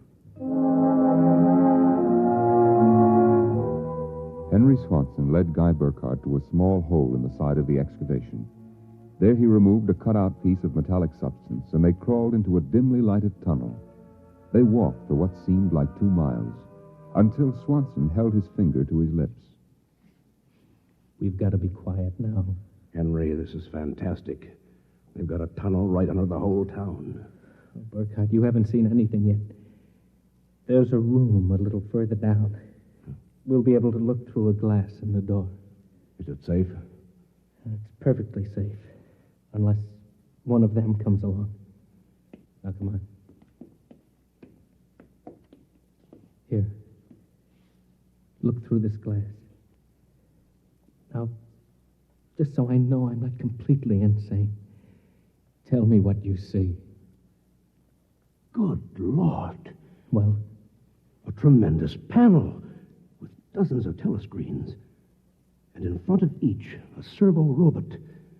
They seem to be computing something. Yes. I've watched them. They're evaluating data from the screens. Evaluating? Why not? Each of them has a part of a human mind, remember that? It's against the law to transfer an evaluating circuit from a human brain to a robot. Burkhardt, whoever is conducting this monstrous experiment is operating far outside the law. Have you gotten a chance to look at the data on those screens? No. No, I've been afraid to go in. There might be a warning circuit somewhere. If we knew what those robots were working on, we could go to the authorities. Well, I'll risk it if you will. It's worth a chance. We're lost anyway. Okay. Open the door.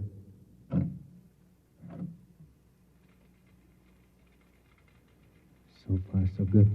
Come on. Let's take a look at that data. Yes, but don't interfere with the robots. Don't worry. Let's look at the screen. Whew. Listen to this. Tests in the 47K12 group with Marlin cigarettes pulled 80% using the soft feminine approach. Indications are that an extension of this approach would sell at least 70% nationwide. On the Feckle freezers, the direct elevator pitch pulled only 10%. This should be abandoned and a new series of high persuasion elements introduced. Henry, do you know what this means? I haven't the faintest idea. I don't blame you. It's crazy, but it fits the facts when I think about it. Do you know who's behind this? Martians. Not Martians, Henry. Advertising men. What? I don't know who they are or how they've done it, but somehow they've taken Tylertown over. They've got you and me and 30,000 others right under their thumbs. Hypnosis. Hypnosis drugs. Maybe some kind of ray or something. However they do it, what happens is that they let us live through a single day. During that day, they pour all kinds of suggestions and propaganda into us. At the end of the day, they evaluate the results, see how we've reacted. Then at midnight, they wash the day out of our minds. And the next morning, we start the same day over again with different stimuli. No, I can't believe that. I know it sounds ridiculous, but think of it. They can run the perfect test, and on a whole community. Do you know what that means? Suppose one man learned how to influence people 100%. In a year, he could sell us anything from freezers to political candidates. Oh, now, wait a minute. We're guinea pigs, Henry. This whole community is one big test tube for propaganda research. What do we do? Somehow, we get out of this town and get to the FBI. Do you think we can? Yeah, it's worth a try. Come on. Wait. What is it? Look. There's somebody coming down the tunnel. We've got to hide. Quick, behind the circuit box. Good Lord. It's Trojan, the head of the agency that does our advertising. Quiet.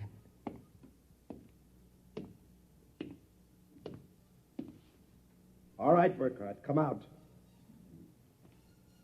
We know you're in this room. Miss Horn has informed us that you remember. I must warn you, it's useless to buck us. Come out peacefully and let our maintenance crew adjust you properly so you don't remember from one experiment to the next. It'll be quite painless. If you don't come out peacefully, we'll have to get you. Henry, take this wrench. When I give the word, jump him. He may be armed. We've nothing to lose. Very well. I'm coming after you. Now!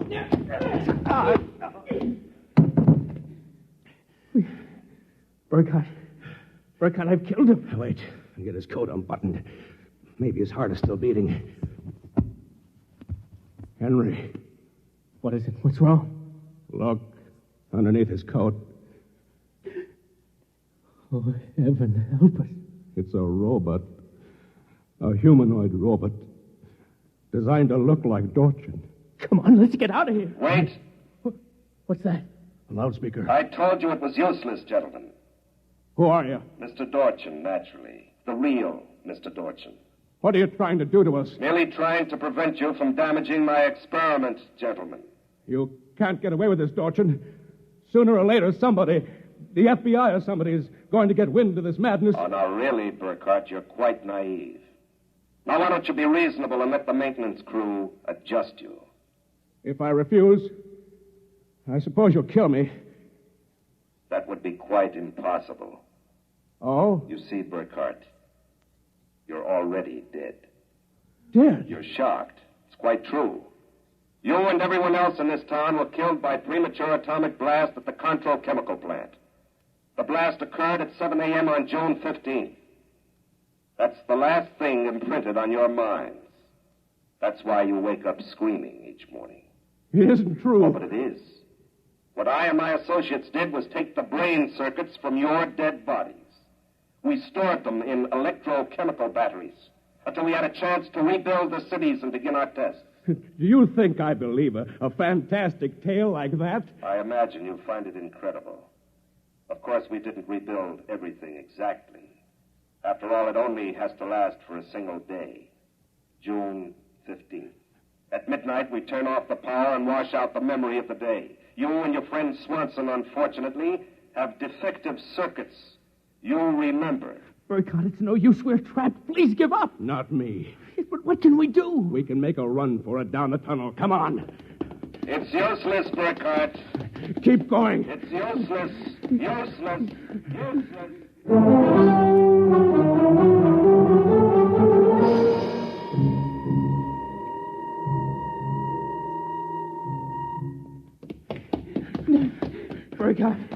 Burkhardt, it's no use. You go ahead. I'm finished. Look, we're almost at the end of the tunnel. I can see a door. Here, I'll help you. I can't. Just a little further. No. Now, here. Here, this door is open. It opens.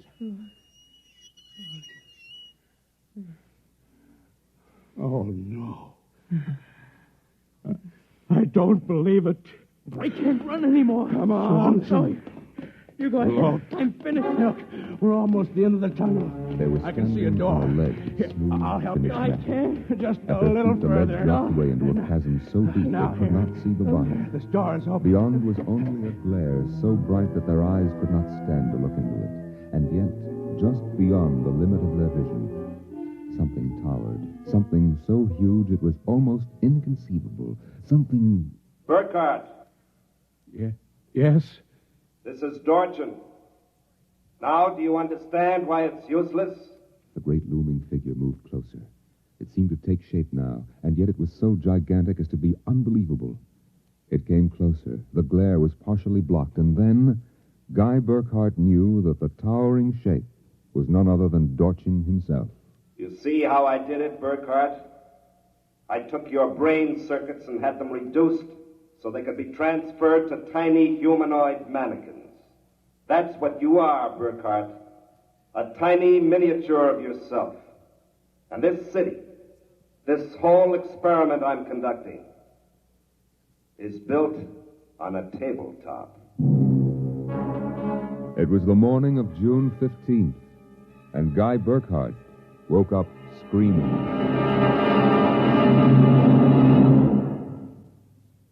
You have just heard X-1, presented by the National Broadcasting Company in cooperation with Galaxy Science Fiction Magazine, which this month features Man of Distinction by Michael Shara.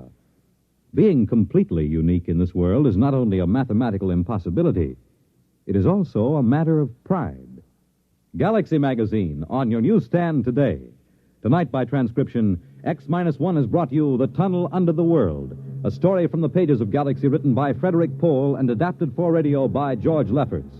Featured in the cast were Norman Rose, Dean Almquist, Amy Siddell, Elaine Rost, Bob Hastings, Ken Rapif, and Larry Haynes. Your announcer, Fred Collins. X-1 was directed by Scott Buckley and is an NBC Radio Network production.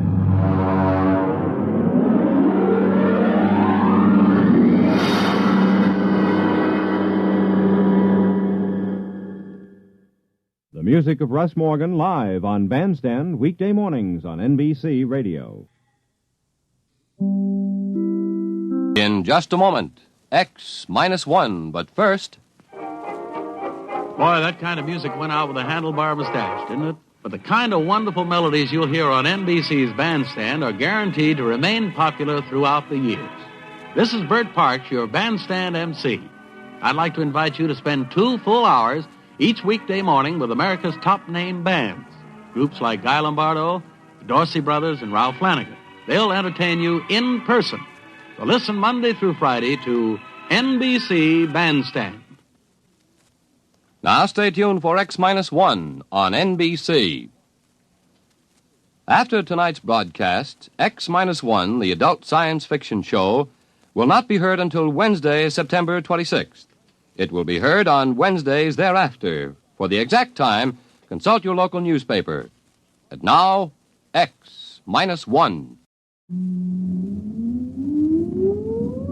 Countdown for blast off. X-5, 4, 3, 2, X-1, fire.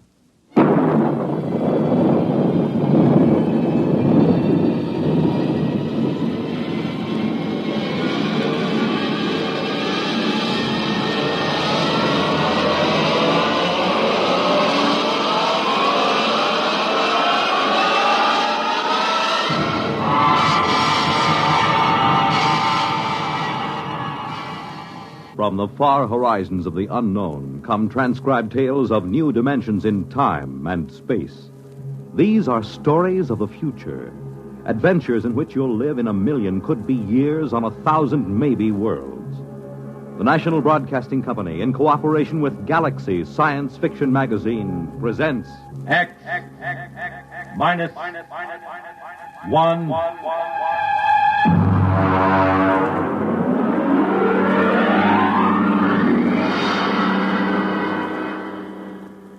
This week, the police chiefs of the country are meeting in Chicago for the 63rd Annual Conference of the International Association of Chiefs of Police. Tonight, X-1 is proud to salute them as we present The Lifeboat Mutiny by Robert Sheckley.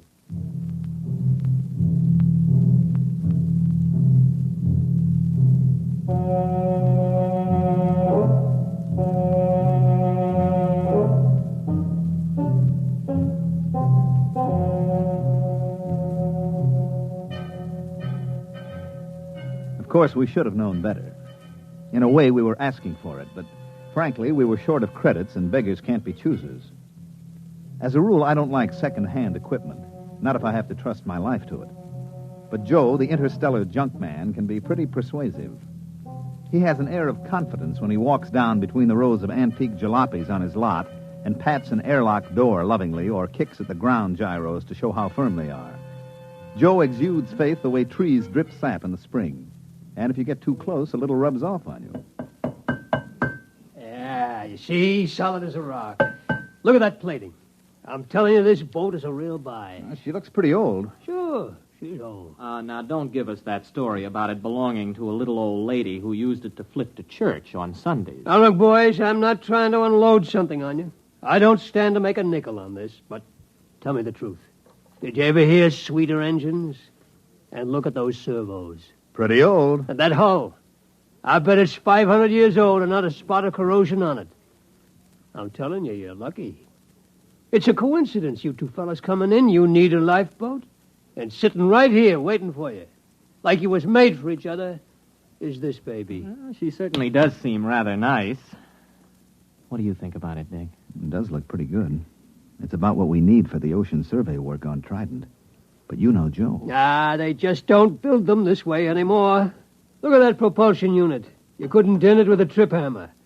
And note the capacity of the cooling system. It looks good, but some of these old machines, I just want to make absolutely sure it's safe. Safe? Safe. He asked me if it's safe. Is it? Now, step inside. Go ahead. Step inside. All right. Push that button. Right there on the instrument panel. This one? Yeah. I am Lifeboat 324A. Hey, the darn thing talks. Yeah, and in English, too. It's equipped with a universal translator. It's completely automatic. I told you they just don't build them this way anymore. Go ahead. Push the button again. I am Lifeboat 324A. My primary purpose is to preserve those within me from peril and to maintain them in good health. At present, I am only partially activated. Could anything be safer? This is no senseless hunk of metal. This boat will look after you. This boat cares. I don't know. The idea of an emotional machine always gets me. I can't even stand those robot maitre d's. They keep slobbering over you every time you go into a restaurant with their tubes just pouring kindness and consideration. You're a reactionary. We'll take it. You won't be sorry. Boys, you just bought yourselves a lifeboat.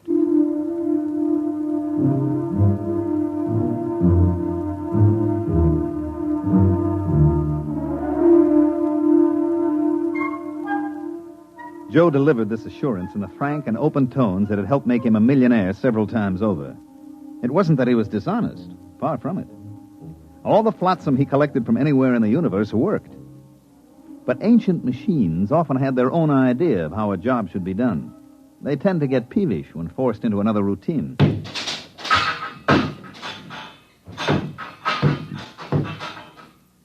Well, there she goes, Lifeboat 324A. I got her down in the afterhold. I think she's in perfect condition. It's just what we need for those oceans on Trident. I hope so. The last thing I bought from Joe was an electric razor. Only it turned out that it came from Deneb 3, where they are slightly reptilian. And an electric razor is used to help them change their skin in the hot months. If you remember, I was in the hospital 3 months, and after the skin grafts, I don't know my ears from my elbow.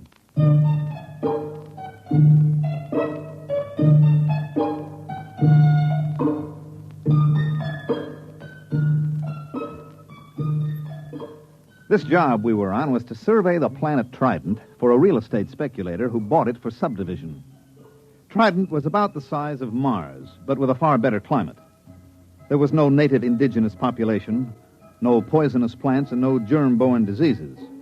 As a matter of fact, apart from one small island and one small polar ice cap, the entire planet was covered with water. There was no real shortage of land. You could wade across some of Trident's several seas. Our firm had been hired to survey and plan a little mountain raising because the sector council frowned on selling building lots under 4 feet of water. We landed on Trident and launched the lifeboat. Okay, I got the sandwiches in the water. Ready to cast off? Aye, aye, sir. All mooring lines are on board. All right, let's crank this swan boat up and get going. Well, push that button. Aye, aye. I am Lifeboat 324A. My primary purpose is to preserve those within me from peril and to maintain them in good health. At present, I am only partially activated. For full activity, press button 2. There it is, right next to the first one.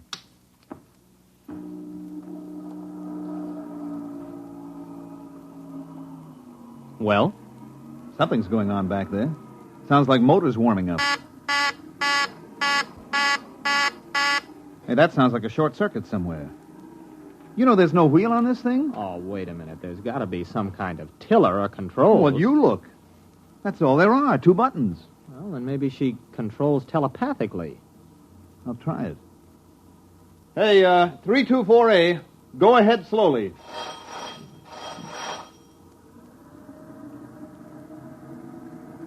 Ah, there she goes. That's it. Starboard a little.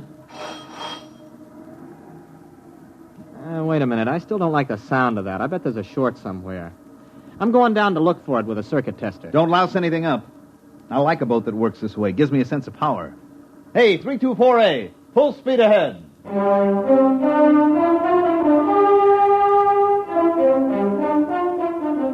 Arnold disappeared into the bilge with a circuit tester, and I handled the survey.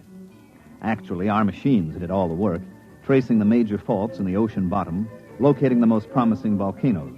And when the survey was complete, the next stage would be turned over to the subcontractor. He would wire the volcanoes, seed the faults, and touch the whole thing off. After that, there'd be enough dry land on Trident for anybody. Well, by mid-afternoon, I figured we could knock off for a while.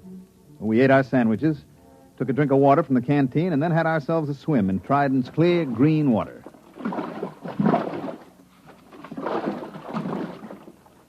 Hey, give me a hand up. That was very refreshing. Oh, yeah. I'll have to get this grease off with sandpaper, but I think I found the trouble. You see, the leads to the primary activator have been removed and the power cable's been cut. Well, why would anyone do that? Well, it might have been part of the decommissioning, but I got it hooked up now. Go ahead, hit the second button. Might as well have this thing working right. Okay, here she goes.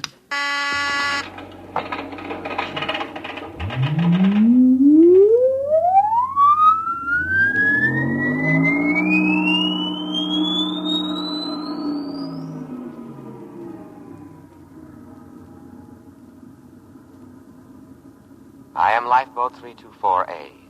I am now fully activated and able to protect my occupants from danger. Have faith in me. My action response tapes, both psychological and physical, have been prepared by the best scientific minds in all Drome. Ah, that's more like it, huh? Gives you a feeling of confidence, doesn't it? I suppose so. But where is Drome? Gentlemen, try to think of me not as an unfeeling mechanism, but as your friend and comrade in arms. I understand how you feel. You have seen your ship go down, cruelly riddled by the implacable Hagen. What ship? What's it talking about? You have crawled aboard me, dazed, gasping from the poisonous fumes of water, half dead. Oh, no, wait a minute. You mean that swim we took? You got it all wrong. We were just surveying. Half dead, shocked, wounded, morale low. You were a little frightened, perhaps, and well, you might be. Separated from the Drome fleet and adrift upon an alien planet. A little fear is nothing to be ashamed of, gentlemen. But this is war, and war is a cruel business, and we have no alternative but to drive the barbaric Hagen across space. There must be a reasonable explanation for all this. Probably an old television script got mixed up in its response bank. We better give it a complete overhaul. We can't listen to that stuff all day. Well, we're about a quarter of a mile from the island. I'll tell you what. I'll take it down and clean the goo out of the contacts when we get there. Hey, what's going on? We're stopping. Hey, lifeboat.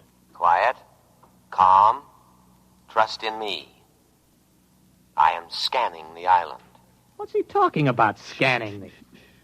Better humor it. Lifeboat, that island's okay. We checked it personally. Perhaps you did, but in modern lightning-quick warfare, Drome senses cannot be trusted. They are too limited, too prone to interpret what they wish. Electronic senses, on the other hand, are emotionless, eternally vigilant, and infallible within their limits. But there isn't anything there. I perceive a foreign spaceship on the island. Oh, that's our ship. It has no Drome markings. Well, it hasn't any enemy markings either. I painted it myself. In war, we must assume that what is not ours is the enemy's. Oh. I understand your desire to set foot on land again, but I take into account factors that a Drome motivated by his emotions would overlook. Consider the apparent emptiness of the strategic bit of land, the unmarked spaceship put temptingly out for bait, the fact that our fleet is no longer in this vicinity. All right, that's enough. Now, I'm tired of arguing with you. Go directly to that island. That's an order. I cannot obey that order.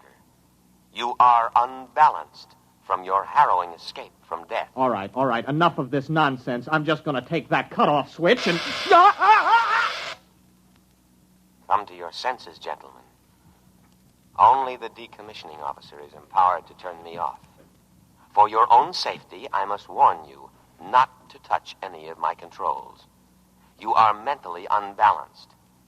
Later, when our position is safer, I will administer to you. Now, my full energies must be devoted towards detection and escape from the enemy.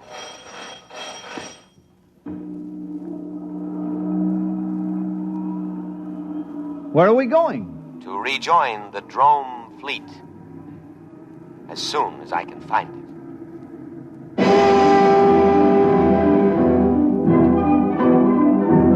We sailed over the empty seas of Triton for the rest of the afternoon and far into the night. At about midnight, we sat in the cabin sharing our last sandwich. The lifeboat was still rushing madly over the waves, its every electronic sense alert, searching for a fleet that had existed 500 years ago upon an entirely different planet.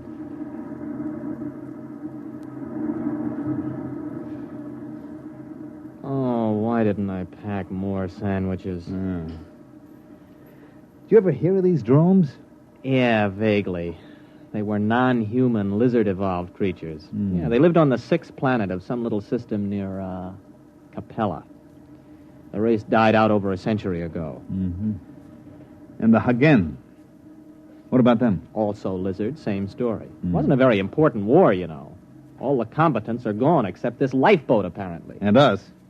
We've been drafted as drone soldiery. Do you think we can reason with this tub? Oh, no, I don't see how. As far as this boat is concerned, the war is still on. It can only interpret data in terms of that premise. It's probably listening in on us now. No, I don't think so. See, it's not really a mind reader. Its perception senses are geared only to thoughts aimed specifically at it. Yes, sirree. They just don't build them this way anymore. Oh, I wish I could get my hands on Joe. Well, you know, it's actually a very interesting situation. The machine is acting very logically upon no longer existent conditions. Therefore, you could say that the machine is the victim of a systematized delusion. You mean the lifeboat is just plain insane? Well, I believe paranoia would be the proper designation. But it'll end pretty soon. Why? It's obvious. The boat's prime objective is to keep us alive. Our sandwiches are gone, and the only other food is on the island. I figure it'll have to take a chance and go back. Gentlemen, at present I am unable to locate the drone fleet. Therefore, I am turning back to scan the island again. Fortunately, there are no enemies in this immediate area, so I can devote myself to your care. Oh, you see, it's about time you got around to us. We're hungry. Feed us. Of course. Immediately.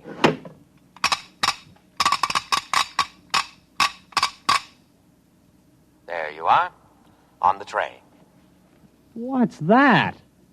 That looks like clay. Oh, it smells like machine oil. Hey, what's it supposed to be? That is giesel. It's the staple diet of the drone people. I can prepare it in 16 different ways. Oh, try it. All right. It tastes like clay coated with machine oil. We can't eat that. Of course you can. An adult drone consumes 5.3 pounds of giesel a day and cries for more. Now listen, we are not drones. We are humans, an entirely different species. The war you think you're fighting ended 500 years ago. We can't eat giesel. Our food is on the island. Ah, yes. Your delusion is a common one among fighting men. It is an escape fantasy, a retreat from an intolerable situation. Gentlemen, I beg you, face reality. You face reality, or I'll have you dismantled bolt by bolt. Threats do not disturb me. I know what you've been through. Possibly you've suffered some brain damage from your exposure to poisonous water. Poisonous? To drones. If absolutely necessary, I am also equipped to perform physical brain therapy. It is a drastic measure, but there can be no coddling in time of war. You see? You need not worry. All my scalpels are razor sharp and ready for immediate action. Oh, scalpels, huh? Well, we're feeling better already. It's a fine-looking batch of Giesel, isn't it, Arnold? Oh, delicious. Nothing is too good for our boys in uniform. Do try a little. Oh, that's wonderful. Oh, that's delicious. Good. I am moving toward the island now, and I promise you in a little while you will be more comfortable. Why? The temperature here is unbearably hot. It is amazing you haven't gone into a coma. Any other drome would have. Soon I'll have it down to drome norm of 20 degrees below zero. And now I'll play our national anthem.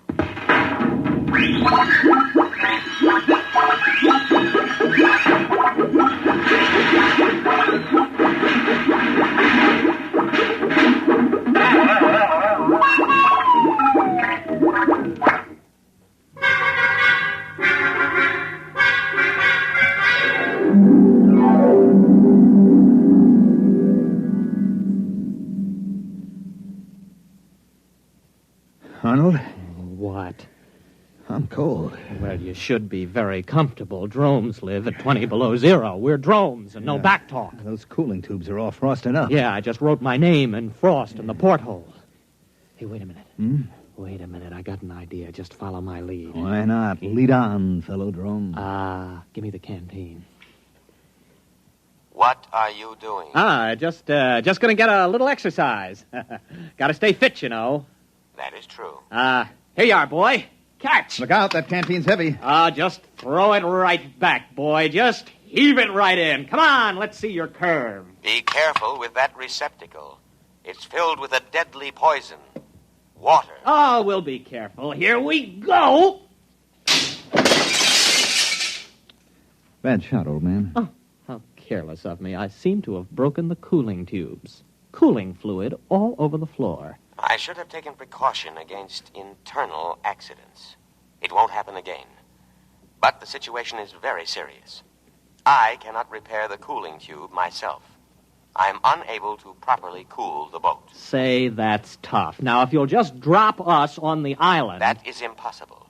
My first duty is to preserve your lives, and you couldn't live long in the climate of this planet. But I'm going to take necessary precautions to ensure your safety. What are you going to do? There is no time to waste.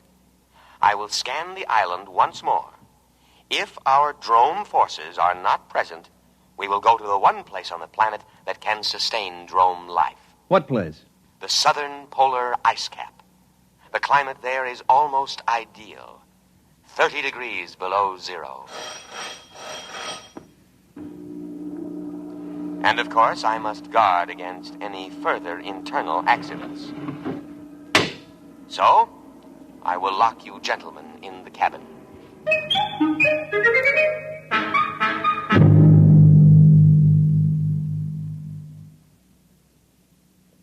Think.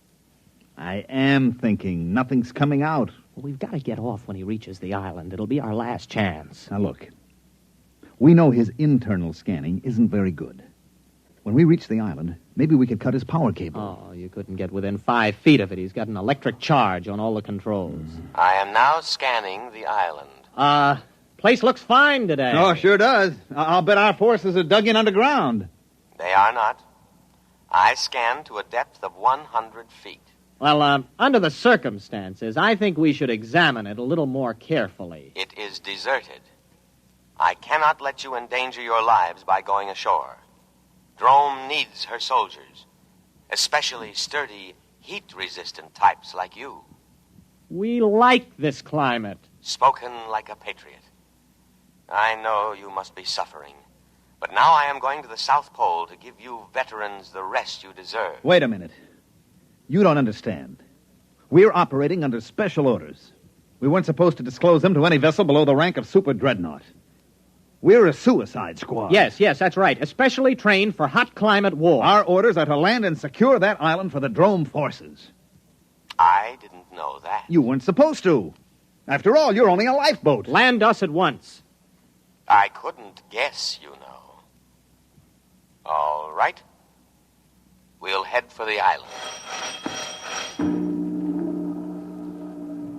Arnold, it's going to work. Why not, as long as we tell him the truth? The beach is only 50 yards away.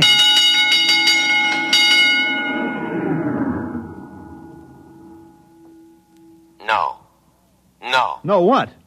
I cannot do it. What do you mean? This is war. Orders. I know, but I cannot obey. A different type of vessel should have been chosen for this mission, but not a lifeboat. You must think of our country. Think of the barbaric Hagen. It is electronically impossible for me to carry out your orders. My prime directive is to protect my occupants from harm. That order is stamped on my every tape, giving priority above all others. I cannot let you go to your certain death. You'll be court-martialed for this. I'll have you broken down to a dinghy. I regret to say I must operate within my limitations. I must take you to the safety of the South Pole. Listen, you crazy tin can. Let me at those controls. Please, do not attempt any more destruction. I know how you feel. Wait a minute, Arnold, old friend. Since we cannot accomplish our mission, we cannot ever again face our comrades. Death before dishonor. Hand me the canteen. No, don't. That's water. It is a deadly poison. Don't. Too late. Arnold, it's your turn. We, who are about to die, salute you. We die for glorious drone. That goes for me, too. Speak to me. Speak to me. Lie still, you idiot. There is no known antidote. If only I could contact the hospital ship. Speak to me. Are you still alive? Answer me. Here. Here. Perhaps if you eat some giesel. Dead. Dead. Dead. I will now read the burial service. Great Spirit of the universe, take into your custody the souls of these your servants. Although they died by their own hand, still it was in the service of their country, fighting for home and hearth. Judge them not harshly for their impious deed. Rather, blame the spirit of war that inflames and destroys the spirit of all drone. And now, by the authority vested in me, by the drone fleet, and with all reverence, I commend their bodies to the deep. Ow! Shut up. Accept them, O ocean, for many brave hearts are at slumber in the deep. Float quietly. What's the lifeboat doing? It's still hanging around. Just pray the drones didn't believe in cremation. Sleep quietly, brave spirits. I will now play the drone national anthem.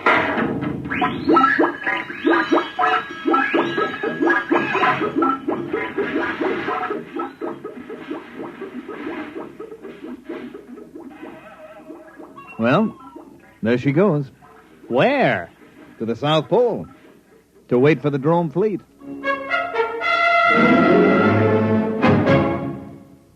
You have just heard X-1, presented by the National Broadcasting Company in cooperation with Galaxy Science Fiction Magazine, which this month features The Man Who Ate the World by Frederick Pohl.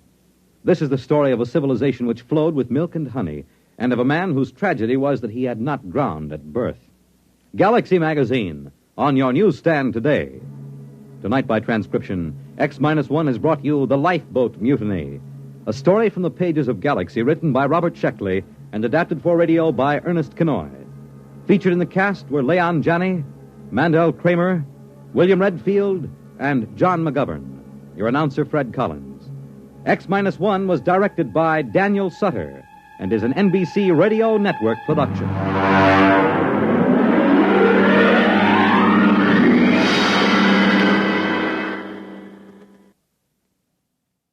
A special announcement to the audience of X-1, the adult science fiction show. X-1 will not be heard next week, but will resume broadcasts at a new time on Wednesday, September 26th, and every Wednesday evening thereafter. For the exact time of the broadcast in your locality, remember to consult your local newspaper. The music of Tommy Tucker, live on Bandstand, weekday mornings on NBC Radio.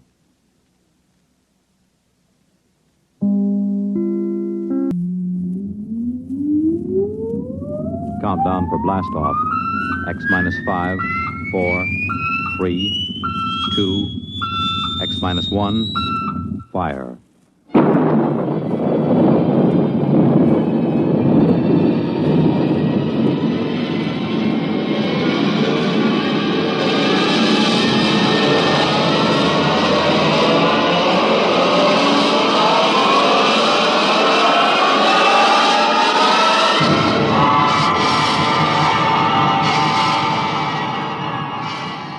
From the far horizons of the unknown come transcribed tales of new dimensions in time and space. These are stories of the future, adventures in which you'll live in a million, could be years, on 1,000 maybe worlds. The National Broadcasting Company, in cooperation with Galaxy Science Fiction Magazine, presents X minus 1.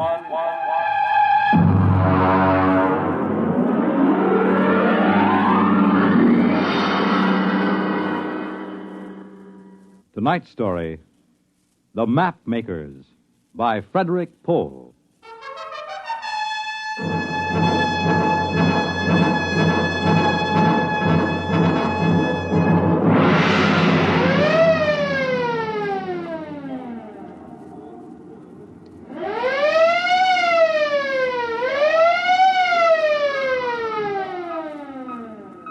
Damage report, Mr. Bunner. Aye, sir. 3 bulkheads penetrated in A, C, and D sections, patched in airtight. How is Lieutenant Groden? He isn't good. He's unconscious. His head is all bandaged up. There's 1,000,000 to 1 chance. I don't think it's happened in 300 years. Meteoric matter hitting a ship in hyperspace. Mr. Bonner, would you please have the air vents operated to clear the control room of kerosene fumes? Mr. Lorch. Aye, sir. Ciccarelli, man the fence. I'll have a half-G spin, if you please. We can use a little gravity while we figure this out. Aye, sir. Engine room, half-G spin for simulated gravity. How about the Atlas? That's the worst damage, sir. The Celestial Atlas is destroyed. The Atlas was the only record on board of the hyperspace configurations. It's a total loss? It's dead, sir. Oh. Hang on, here comes gravity spin. What was his name? The Atlas? Spawn. He had a sister in Seattle, I think. Pass orders for burial at the afterlock. Aye, sir. And, Mr. Bonner, have all officers assemble in the wardroom for an emergency meeting as soon as we are secured for normal space.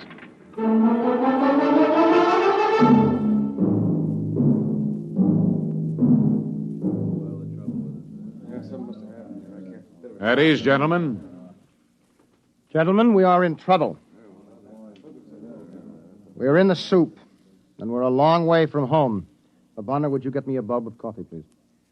Now, nobody is going to come and get us out of this. We'll have to do it ourselves, if we can.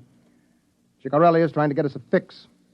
But I can tell you right now, we are not close to the solar system. Here you are, sir. Oh, thank you. That meteor dropped us out of hyperspace in the middle of a jump. Consequently, there isn't a constellation in the sky that you or I or anybody else ever saw before. We might be 100 light years from home, or we might be 10,000. Well, sir, what about our records? They went with the Atlas. We can't retrace our steps, not in hyperspace. Sir? Yes, what is it, Lorch? Burial detail standing by at the afterlock. Very well, we'll get down there in a few minutes. I'm afraid the Atlas will have to wait.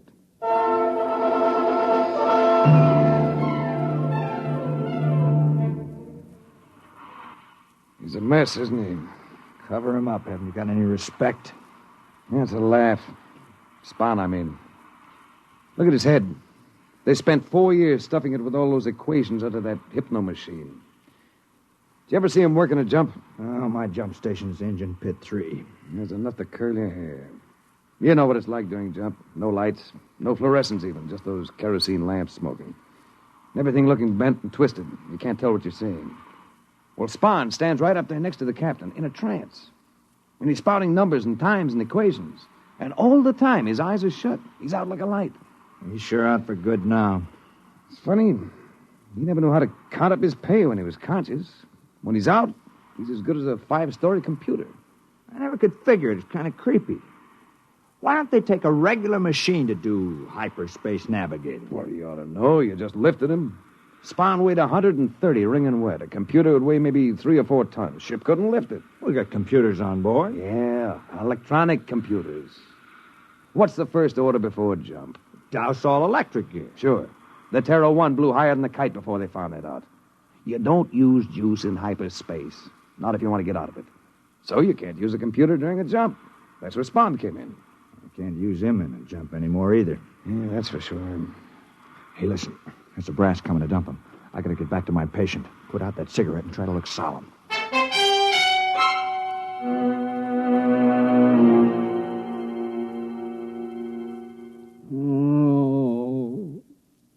Mr. Broderick.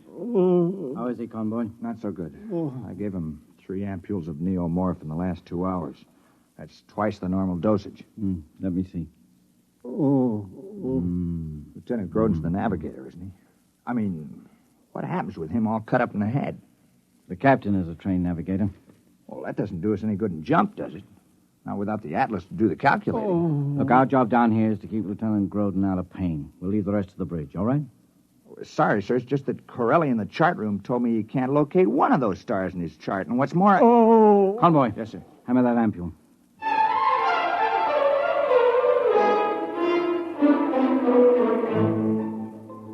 Now hear this. Now hear this. Recorders made second class Eklund, report to the wardroom. Recorders made Eklund, report to wardroom.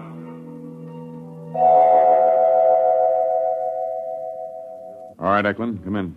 Recorders made Eklund reporting, sir. Stand at ease, Eklund. You've heard about Recorders made Spahn. Yes, sir. I was with Charlie when... Bonner, get Eklund a chair, please. Here you are. I'm all right, sir. You know that Spahn's operation was essential to navigation in a jump. No, sir. I mean, I don't know much of anything until I'm indexed. Yes, of course. You were rated a ship's librarian log. Yes, sir. Spahn read his calibrations up to this point into you? I suppose so, sir. I'm in trance when I record. Yes, of course. Now we're going to need those records. Are you ready? Yes, sir. The key word is index. All right, Eklund. Index. There she goes. Takes about 30 seconds for full trance. Uh-huh. You know, Bonner, this is risky. Trying to backtrack on hyperspace equations by dead reckoning. A centimeter off of the figures might put us 1,000 kilometers in hyperspace. Anything up to 1,000,000 light years when we dropped back into normal. I wish that meteor had gotten me instead of the Atlas. She's in trance, sir. Yeah. All right, Eklund. Ship's log. Journey day 1. Jump 1. Journey day 1. Jump 1. Normal space coordinates 345-674-65. Sub 456. Time 4356.98.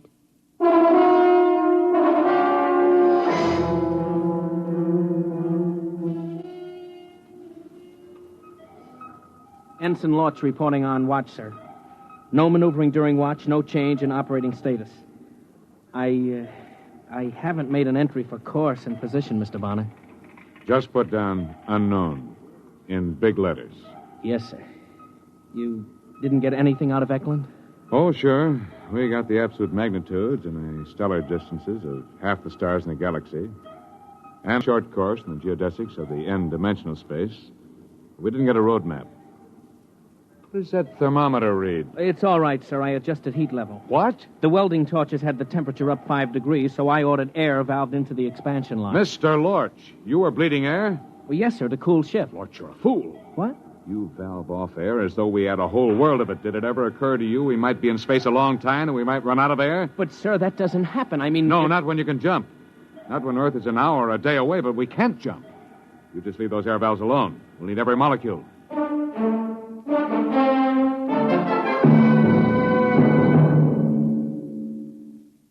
Groden, can you hear me? Oh. It's Doc Broderick. Can you hear me? Yes, All right, don't talk. You've been hurt. A meteorite got the Atlas and something got you right across the eyes. Drops of molten metal. You're blind, at least for now. Oh. We can fix you up from the eye bank when we get back on Earth. The Atlas. Atlas. Dad. We got enough problems. I've got to take the bandages off now. Can you see anything? I'm going to pass the light in front of your eyes. You tell me if you can see anything. No. Nothing, but it hurts. All right, convoy. Hand me that ampule.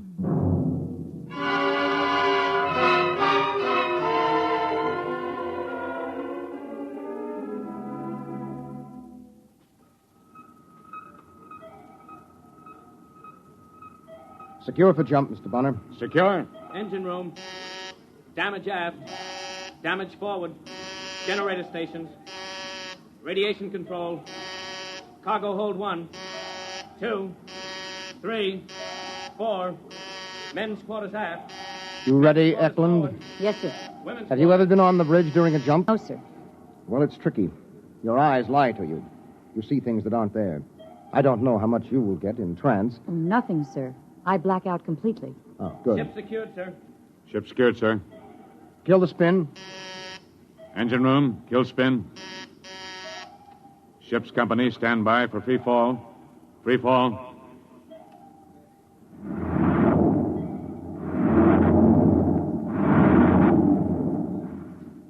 Check off. Chronometers wound and synchronized. Kerosene lamps lit. Navigator. Aye. Communicator. Aye. Atlas. I'm sorry. Ready, Eklund? Aye. Put her under.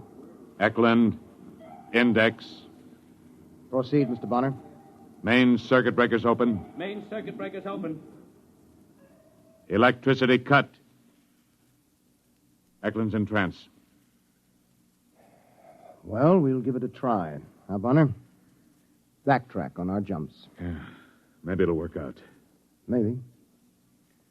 Stand by to jump. Stand by to jump. Stand by to jump. We'll go when she's straight up. 7, 6, 5, 4, 3, 2, 1. Jump.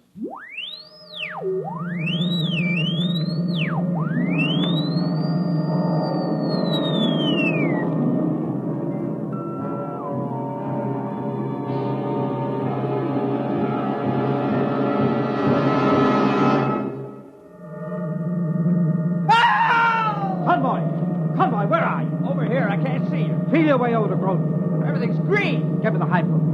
Come on, man. You've been in the jump before. Here's the ampule, sir. Not the pressure hypo. We can't use current in jump that's for range. Groden, it's all right. We're in jump, that's all. My eyes! My eyes! My eyes!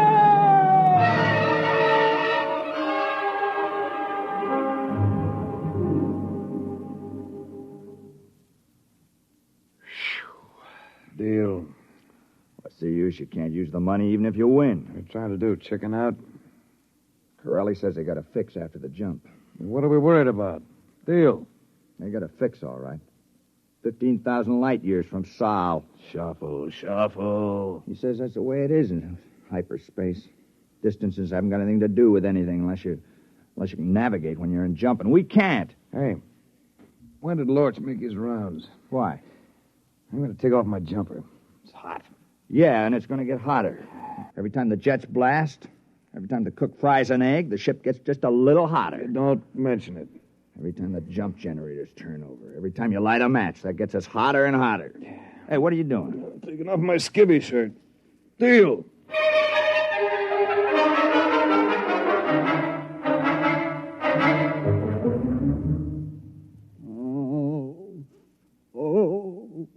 How is he, Mr. Broderick? You can tell the captain that Lieutenant Groden remains unimproved. How is he really? He's working up to some real damage. The kind I can't handle. It's in his head. I had to tell him his sight was gone, unless we can get back to an eye bank within 10 days. You can patch in an eye, but once the nerve has deteriorated, you can't replace it. Did he take it hard? Worse? Worse. He didn't say a word. I know that man is in pain. The convoy found his pills hidden under his pillow. He wouldn't take them. He just lay there without a sound until we went into the jump. Then he screamed his head off. What's wrong with him? Who knows? If I had an electroencephaloscope on board, but I'm lucky they let me have a mini X-ray. Yeah, what did doctors do before they had those gadgets? Shoot the patients? No. With luck, I could run an old-fashioned verbal psychoanalysis on him. I might pick something significant out of the sludge. Maybe 5 or 6 months. That's what they did before they had the EES. What time is it? 07:56. I've got sick call in 20 minutes. Heat exhaustion, dizzy spells, skin rashes. I'm running out of aspirin and salt tablets. Yeah. Bonner had me with a 10-man detail defluffing the filter traps on the air circulators. It's a lucky thing spaceships aren't painted. They'd have us chipping paint. Now hear this. Mr. Broderick, report to the bridge. Mr. Broderick, report to the bridge. How am I supposed to do that? I got 2 corpsmen down with heat prostration. I'll look after Groden, Mr. Broderick. Maybe I could give him an alcohol rub? Thanks, Lodge. Oh, by the way, that alcohol. Yes? It's denatured.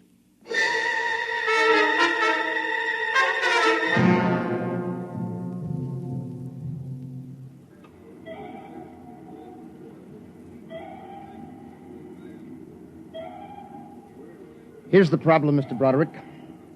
We have fuel for just under 40 minutes of rocket blast at standard thrust. That will bring our overall temperature up to 60 degrees centigrade. That's the maximum the human body can stand, right? Mm-hmm. That's about 140 Fahrenheit. Well, it hits that on Earth in a couple of places around the Dead Sea, but it isn't sustained heat. It drops considerably after dark. We'll hope we find ourselves out of this before we hit 60 degrees. If we don't, at least we won't starve or suffocate. All right, gentlemen. Mr. Broderick, you can prepare for increasing heat casualties as we proceed. Yes, sir. All right, Mr. Bonner. Secure for jump.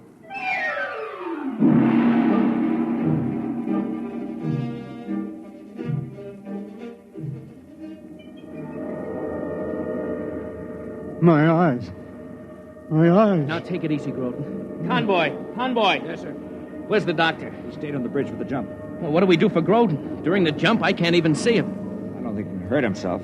We better just wait till the jump's over.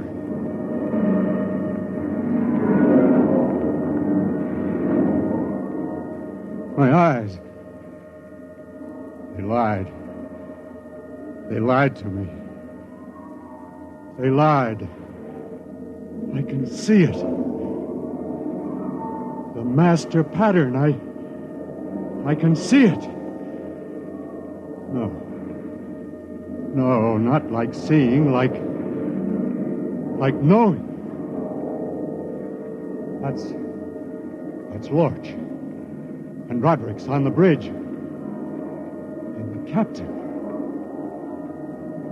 And Earth. And the sun. I can see them. Unbuckle the straps. I've got to get up to the bridge. The jump is almost over. I'll be blind again. If Lorch sees me, he'll think it's jump hallucinations. They're lost. But I'm not.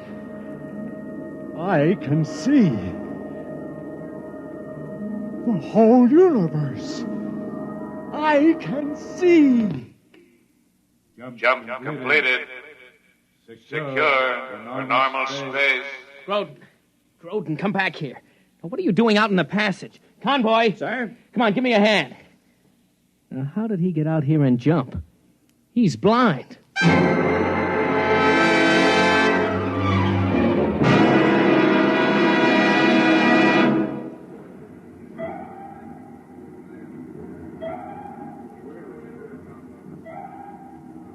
Navigation report negative, sir.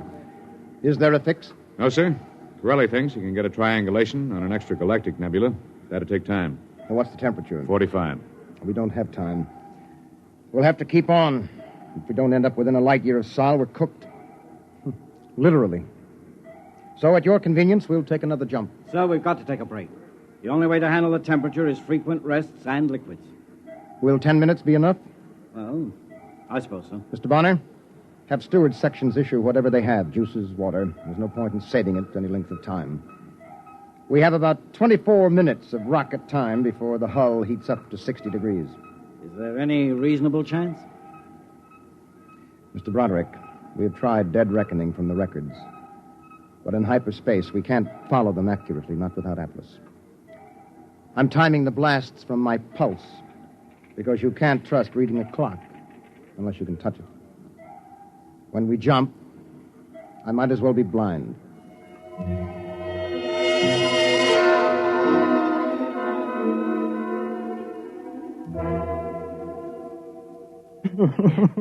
Easy.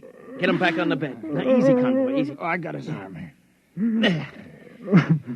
I can't figure how he got out there. I saw him, but I thought it was a jump hallucination. Easy, Mr. Gordon. Now, just lie back. No, I can see. Is that possible? Oh, look at him, Mr. Lorch. His eyes are covered with bandages. He's blind.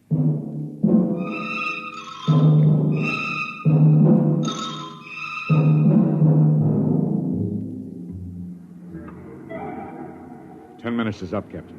All right. Secure for jump. I had to assign 3 more men to each generator. The crew couldn't handle the manual clutch in the heat. Very well. Proceed. Chronometers wound and synchronized. Kerosene lamps lit. Navigator. Aye. Ready, Mcklin? Aye. Index. Proceed, Mr. Bonner. Main circuit breakers open. Stand by to jump. Stand by to jump. Straight up. 4, 3, 2, 1. Jump.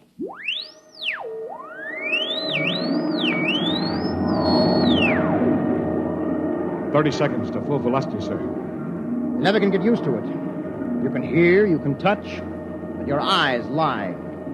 The photons and electrons that carry vision have some crazy mathematics of their own. I know, sir. I remember once I saw a row of monkeys sitting on the control console. I wondered what they were before hyperspace twisted them into monkeys. 10 seconds. Yeah, that's what I mean. Now it seems as if I'm seeing Groden up here on the bridge, and I know very well he's down in sick bay asleep. Captain. Who is that? Lorch? Yes, sir. You're not on bridge watch. Captain, he's really here. It's not a hallucination. What are you talking about? Groden. He's really here, sir. Lorch, what's the idea of bringing him up here during jump? I only brought him to the forward lock, sir.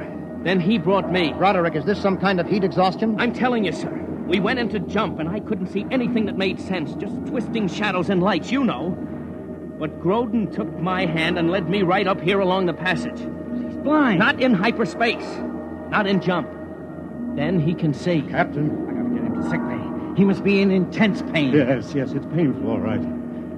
But I can see the whole plan, the whole pattern. It makes sense to me now. I can see the stars and the ship and the Earth at the same time. The equations on hyperspace. I can see them the way you can see a triangle or a circle. I can see the Earth, and I can tell you how far it is. Groden, you mean you can pilot us home? Yes, I can. All right, Mr. Groden. Take over this ship.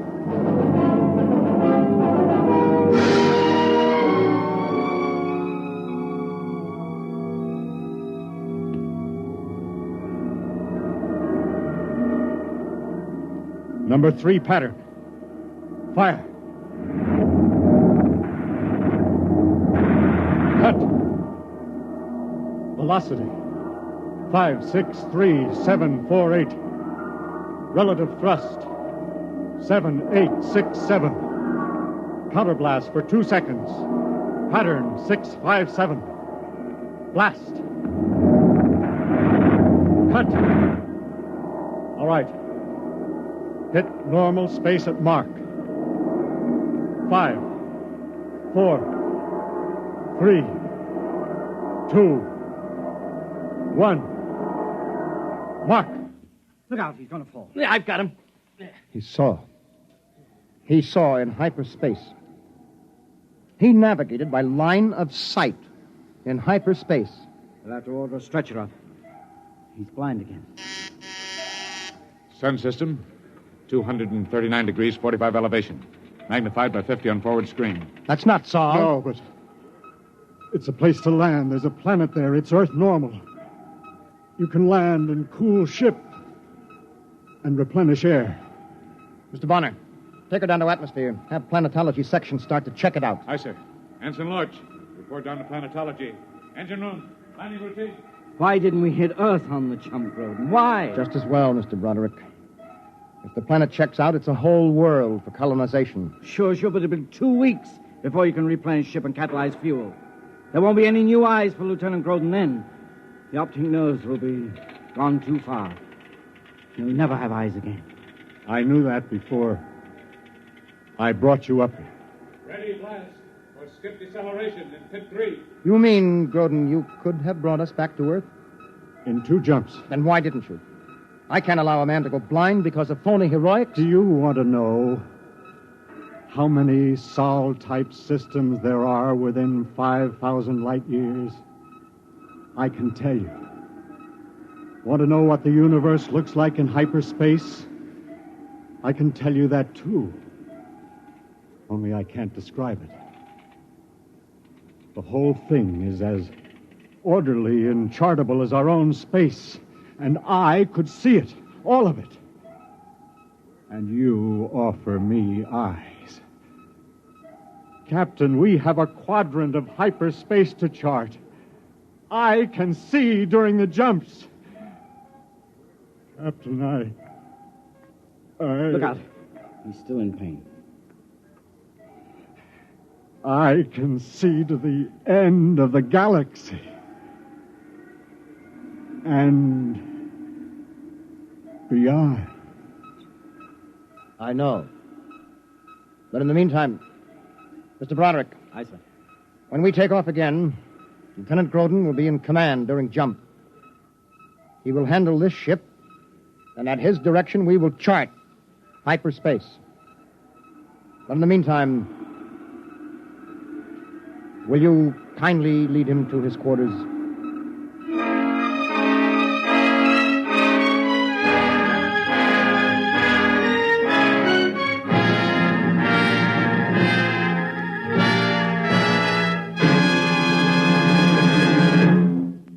You have just heard X-1, presented by the National Broadcasting Company in cooperation with Galaxy Science Fiction Magazine, which this month features Dead Ringer by Lester Del Rey, a fascinating story about a man who learned that there was nothing on Earth which could set him free, least of all the truth. Galaxy Magazine on your newsstand today. Tonight, by transcription, X-1 has brought you The Mapmakers, a story from the pages of Galaxy written by Frederick Pohl and adapted for radio by Ernest Kenoy. Featured in the cast were John Larkin, Ed Prentice, Bob Hastings, Tom Collins, Dick Hamilton, Burford Hamden, Raleigh Bester, and Carl Frank. Your announcer, Fred Collins. X-1 was directed by Daniel Sutter and is an NBC Radio Network production.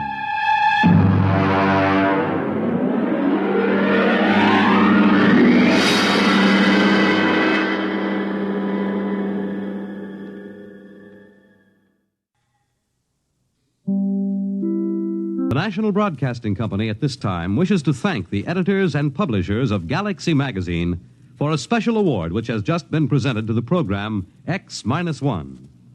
The award cites X-1 for the outstanding adaptation and the original method of presentation of adult science fiction stories to the vast audience that has shown increasing interest in this newest form of journalism.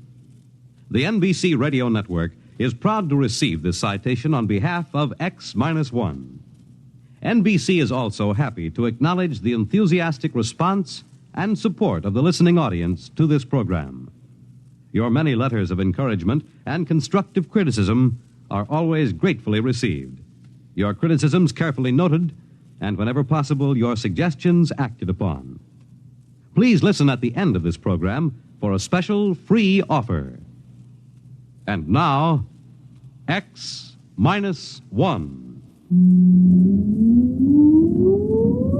Countdown for blast off. X-5, 4, 3, 2, X-1, fire.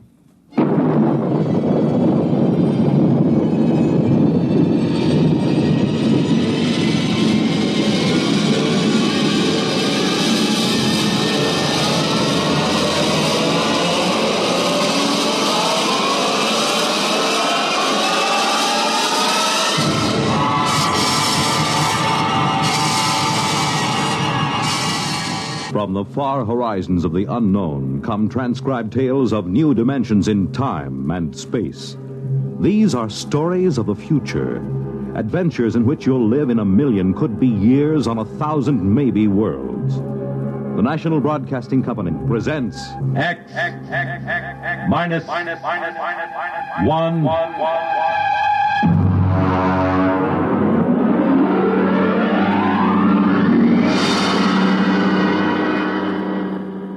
Tonight's story, Protective Mimicry, by Algis Budrys.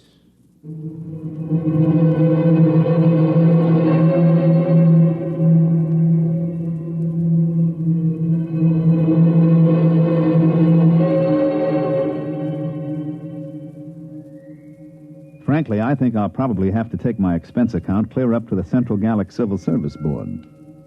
My friends tell me to forget it. But take it from me, a rap in the credit book like this isn't easy to laugh off. Not on a grade 4 civil service pay scale. So I've made my beef out in quadruplicate and filed it. Usually, a special agent in United Galactic Federation's Department of the Treasury, Investigations Division, Currency Section, doesn't have much trouble with his swindle sheet. But this one's a corker. To understand, you gotta know how they make the stuff. The Ungallic Mint is in New Geneva on Canopus 3. I remember I went around with the 40 Deci credit tour when I first joined the staff. The guide was a cute little brunette from one of the Rim stars who was later fired following an annual Pan Solstice office party. I didn't pay much attention to her spiel. She was dressed in the new Neo-Minoan style, but I got the general idea. This is a demonstration machine, of course, but you will notice the indestructible fiber coming off that spool at the right. It goes into the slot in the machine there. Now, if you'll pass along, you see it goes between those two rollers through 6 or 7 chemical baths. No, I'm not sure what chemicals. That's restricted information. It's stamped, analyzed for flaws, dyed, and then run through this unit here. This is the most carefully guarded part of the process. The unit is removed from the plant each night and locked in the deep space vault on the satellite station directly overhead. After the strip emerges here, it is chopped into convenient lengths and carefully removed into armored cars. It is called money. What does that secret unit do? Well, that's a very good question. You see, the currency is non-defacable, fireproof, immune to wear, weather, and water. But the most important thing is an electronic pattern impressed into the fiber by that secret pattern. You all know when you cash a bill, it is passed over an electronic plate that reads the pattern. If the serial number and the pattern match, well, but if they don't, well, first I'll put an ordinary credit note over the beeper. There.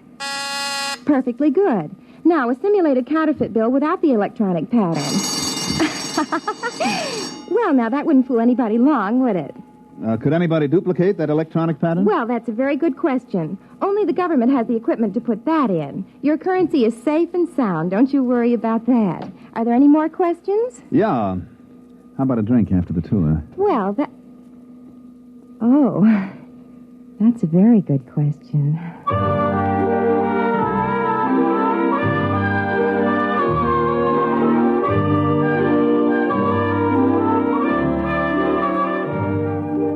It sure was.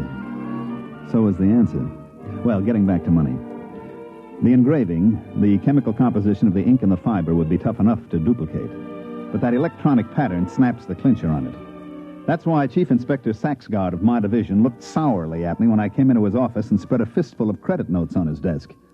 What's that? What's it look like? A handful of 50s. Why? Put a couple of them over your beeper plate. Okay. Well, they're perfectly okay. What's it all about? Look at the serial numbers. 3456567 Look at the others. 34565. What? Let me see them. Save your eyes. They're all the same. 14 50-credit notes with identical serial numbers. That's impossible. And every one of them goes over a beeper plate quiet as a sophomore climbing into a dormitory window after hours. Baumholzer, where did you get these? They came into the New York Clearinghouse from a branch on Deneb 11. The manager blew his top. He called us the minute he spotted them and sent them out to us. How about the manager? Is he blabbing all over the Bankers Club about it? I read the Ungallic Riot Act to him. He'll keep it under his hat. Good. At least we won't have any financial panics for a while. Have you checked these through the lab? Well, the ink and paper is government stock, and they match government beepers. The lab plates didn't squawk any more than yours did. Now, you could spend these anywhere as long as you only pass them one at a time. Baumholzer, you know, since the beeper plate came in, we've been sitting on our tails in this department, building up our pensions. Oh, I wouldn't say that. Neither would I outside this office. But you know darn well nobody can expect to counterfeit a bill and get away with it. It's only because throughout the universe there's a certain percentage of people who will try anything once, and a corresponding percentage of purblind idiots who will accept anything with engraving on it as money that we're here at all. Now, I've seen cigar coupons and crayon sketches come into this office. I've seen premium offers from household magazines, jet bus transfers, where some people would try to pick a Yale lock with a quarter of a pound of butter. Now, the only reason any queer can pass is because some goggle-eyed nudnik neglects to use his beeper plate. But I worry. For 15 years, I've sat in this stinking office and waited for somebody to invent a matter duplicator. Well, looks like you can stop worrying. Look at those bills, identical down to the whiskey stain in the corner. All right, Baumholzer, you call transportation and get out to Deneb 11 and find out if anybody in that neighborhood has a matter duplicator, or if he hasn't, what he has got.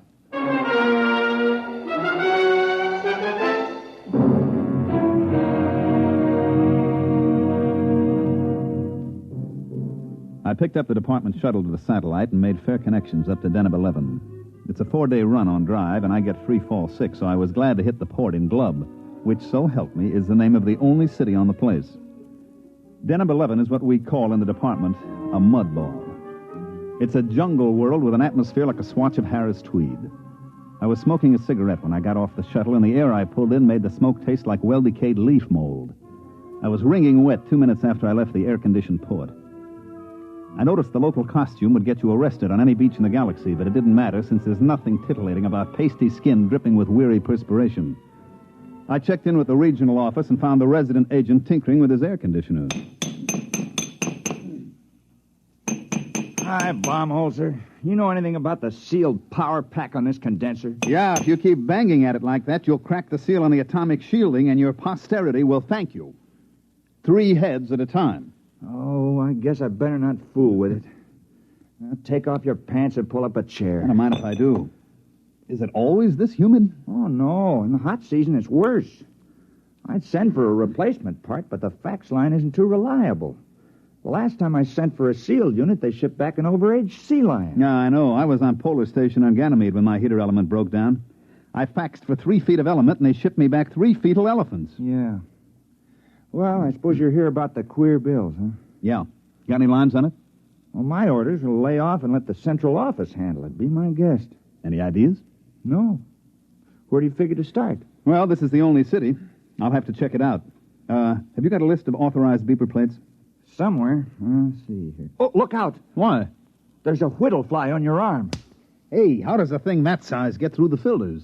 Insects on Deneb are tricky. This one is a non-filterable virus in the larval stage, then it blows up to this size. Carve his initials in your arm if he gets a good bite.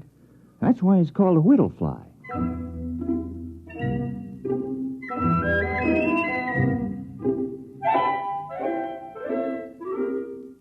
The whittle fly was only one of the darlings that made the fair city of Glub a garden spot. They had one cute little tyke called the laboratory beetle, because when he bit you, he typed your blood and followed you around for days getting refills. I had one take a sample of me as I went out the door of the residency with a list of beeper plates, and he followed me from store to store while I checked every installation in the city. The little devil would step up to the bar every once and again and take another shot of my hemoglobin. I even tried ducking into men's rooms fast, but he'd be waiting for me when I came out. Well, I slogged through Glub for 3 days and then poured myself back into the residence office. Did he come in? Who? The laboratory beetle. No, they usually hang around in the hall and wait. Sometimes when I've got a poker game going, you can see 3 or 4 of the little angels buzzing around outside waiting like chauffeurs outside the opera. Wow. Draw a blank? Well, I found 7 defective beeper plates, but nobody remembers any queer bills being passed. You know, who checks serial numbers? They must have come in one at a time. And the clerks at the bank always were out to lunch and referred me to the next guy. You got any lotion for insect bites? Desk drawer. In a way, the beeper plates make it tougher. Nobody even looks at the bills anymore. Just throw them over the plate, and if no bells ring, it's okay. Well, how about the other angle? Matter duplicator? I checked invoices and purchase records. Nobody's been buying electronic parts that can't account for every tube. I thought I had something. One fellow bought 12 of those giant lithium cathode tubes, but it turned out his wife was having them wired as lamp bases. Well, I better be going. I hate to keep my little insect friend out there in suspense as to cocktail time. You got another lead? Yeah, I found a bar that makes a Tom Collins with real lemon juice instead of battery acid.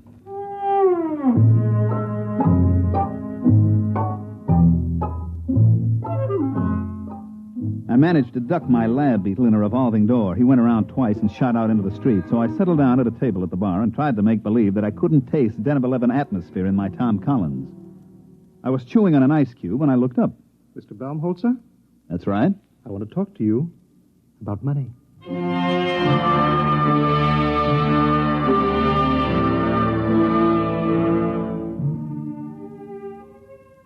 He was a terrestrial, but he'd been on Deneb a long time because he was wearing the native garment about the size of a 5-pound sugar sack.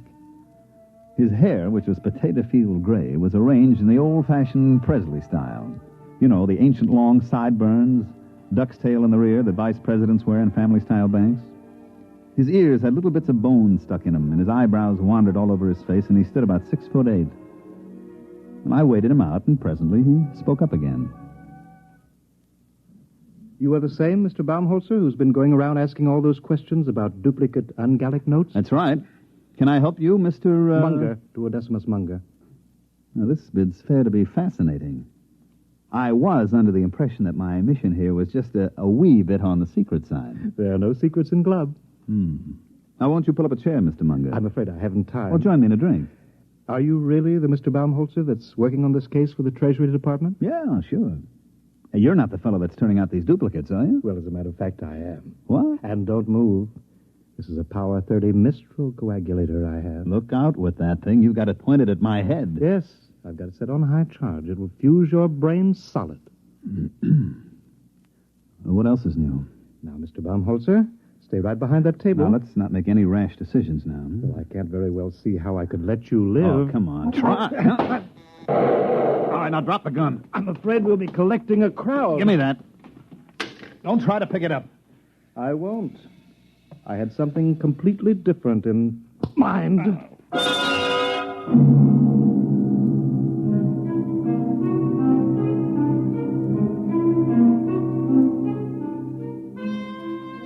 Just like in those ancient legends the archaeologists keep digging up, the ones with the hard-boiled detective and the beautiful blonde, I felt the traditional roof fall in on the back of my head. As I went black, I remember thinking how odd it was that it was happening to me some 500 years after Spillane the Scrivener. I came to in the same archaic fashion with my head going around in a free orbit around my neck. Baumholzer, are you all right? I can't see. I'm blind. Everything's black. Well, open your eyes. Oh. Where is he? Who? The guy who slugged me. What am I doing back at your office? Oh, some bartender brought you in. I thought you passed out from too much lemon juice. It was a guy named Munger. Which way did he go? Beats me. Munger? Tall feller in native dress? Yeah. Oh, well, you might as well forget about it. Why? Well, I can order a pickup on him next time he's in town. They'll sock him away in a psycho ward for a while. Forget it. Look, I am not an old lady calling up complaining that the nasty delinquents are teasing my cats. That Munger's tied in with the queer. Him? He said he was the passer. Well, that can't be. Munger. You got a file on him? Yeah. I get a number of complaints on him, so do the local cops. Well, I didn't want to make trouble. He's a very wealthy man. I'll bet. What does he do? Well, he's a merchant or something at a native village. Once or twice a year he comes out and paints the town, but a counterfeiter? I would like to talk to him again with the Mistral in my hand. He had a Mistral? Well, that's a violation of a municipal ordinance. You're supposed to check him at the quarantine. Look, I'm not investigating parking tickets and violations of the anti-noise laws. This is a counterfeiting case. Now, do you know where I can find him? Well, he's probably gone back to his village. Where's that? Out in the jungle. All right, get out your rubbers, friend. We're going out after him. Suppose you fill your bathtub full of mud, build a fire under it, turn on the shower, and crawl in and wallow a little.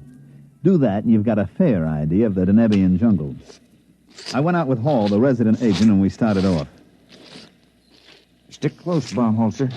Visibility is about 10 feet. I'll eat everything I can see within 10 feet. Ow! What happened? I walked into a tree.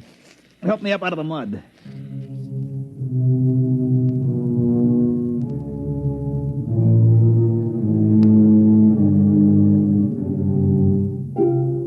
We puddled on for a couple of hours. The rain was so thick I didn't see the trees until I bounced off of them and sat down in the warm mud.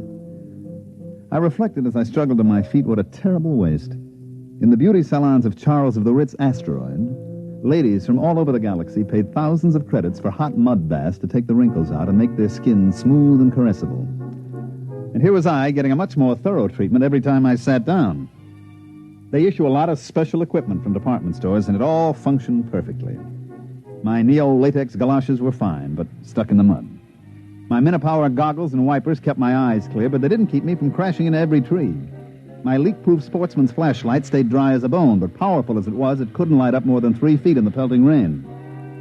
Paul, the resident, led the way, consulting a compass and a waterproof map, and finally we stopped, and I noticed that there wasn't any rain coming down on me. It's a rain shelter. The natives build them. Kind of them. Well, they're on all the trails. If you go more than a day in the rain, you go punchy from water drumming on your hat. I believe it. Well, now, don't sit down. You'll sink in. I don't know. Theoretically, a broader base should keep you from sinking, like snowshoes. Well, also increases the suction. I'll stand. How far's Munger's village? Well, either 2 miles or 22. I can't read the map very well. Hey, wait a minute. Listen. Well, that's the rain. No. You hear that squelching? Somebody's coming. Oh, yeah. From over there. Natives? Maybe. There he comes. Well, we've got first pick on the shelter. It's a native tradition. First come, first dry. Yeah, there's somebody out there, all right. Who's there? Who is it? A friend of mine, Mr. Baumholzer.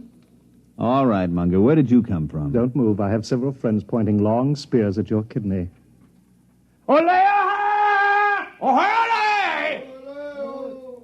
Shall we go, gentlemen, back to my village? I believe you were looking for it.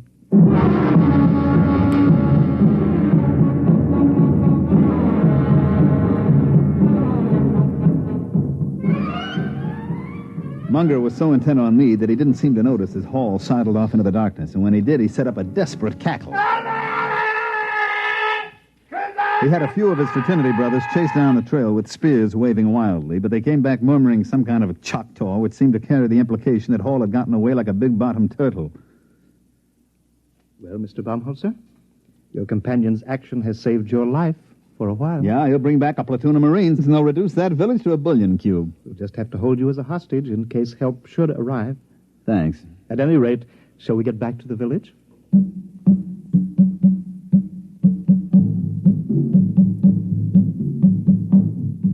He had about 10 natives with him, each one about 7 foot tall, with those big, flat feet that evolved on Deneb for walking in primordial ooze.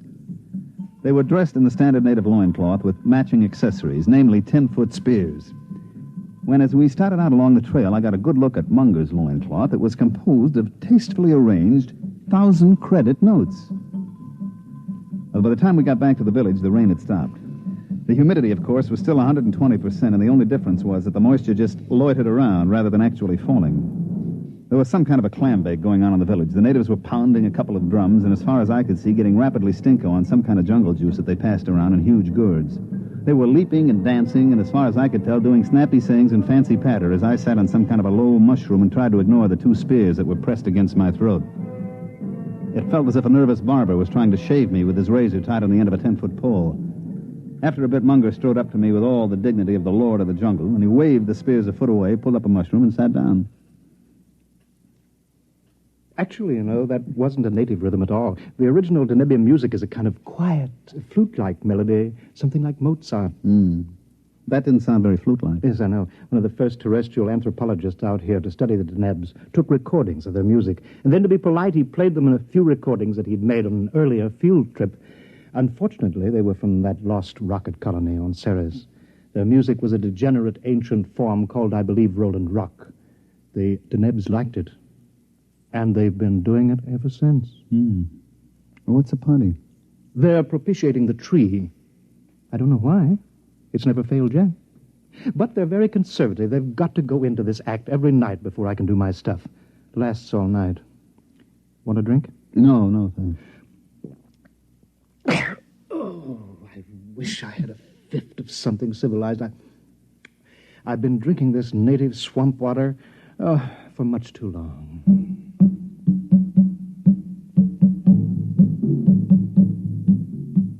He was right.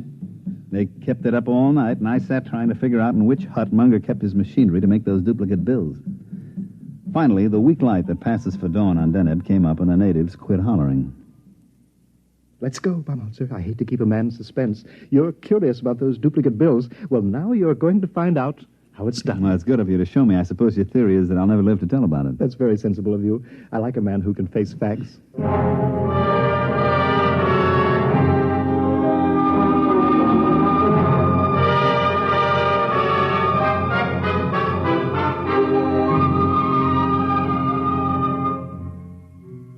We walked across the mud square to the base of a tremendous tree, which I gathered was the guest of honor for last night's shivaree. I still couldn't see the connection, but I was willing to wait. The natives sat around in a deathly hush, and Munger and I stepped forward. You notice? Nothing up my sleeves. As a matter of fact, no sleeves. And not much arm, either. Now, I take this 50-credit note. Care to examine it? Oh, I've seen it, and 14 others like it. Yes, I only use a 1,000-credit bill when the natives need new loincloths. These 50s are a lot easier to dispose of. Oh, I don't know. I traced them to you. Well, that was a mistake. One of my contacts got a little greedy, spent too many bills in one place. All right. Now, I used to have the natives make a loud noise, but I'll use your gun instead here. You see, I take this bill, fold it, so, and so, and so. And there. What are you making a paper plane for? Just watch. I raise the note in one hand, I aim at the tree, and I fire your gun up in the air. Like this.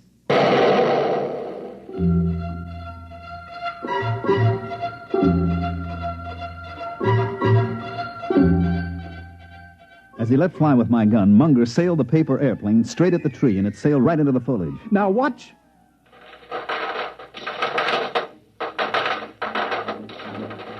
The bill came sailing back out of the leaves, and right behind it came another one. And then the air was filled with paper planes, squadrons, wings, armadas of paper airplanes, each one made up of a folded 50-credit note. They sailed out over the whole village, and Munger set the natives to collecting them and bringing them back. There you are. There'll be several thousands of them. Look. Genuine. Absolutely genuine. And I suppose they'd go over a beeper plate without a tinkle. Startling, isn't it? Protective mimicry. Yes, precisely. You know, I discovered this tree 6 years ago while I was attempting to evade the clutches of the law on a confidence rap. I swung an axe at it to blaze a trail, and 50 axes came bouncing back at me. Well, I never heard of any plant developing mimicry to this extent. I know some plants and animals assume dangerous life forms as a camouflage, but this... Mm-hmm. Well, I'm not a botanist. All I know is that you scare the tree with a loud noise. You throw something at it, and it duplicates what it thinks is the danger.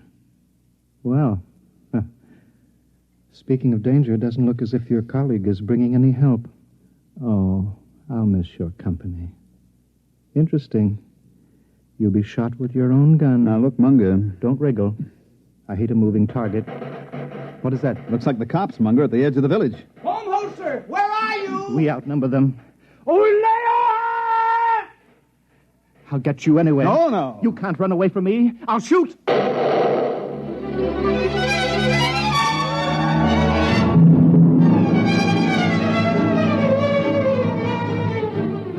I broke for the other side of the square, and just as he shot at me, I tripped over a pot and went flying smack into the tree. Well, that's about it. Here we sit in the spaceport on Deneb 11, and I'm darned if I'll pay our transportation back until I hear that the office is going to okay my expense account. Munger? Oh, he's in jail at New Alcatraz. Once he missed his shot at me, it was all over. After I fell into the tree, he didn't stand a chance against us. That's right. Us. All 168 of me. Right, Ed?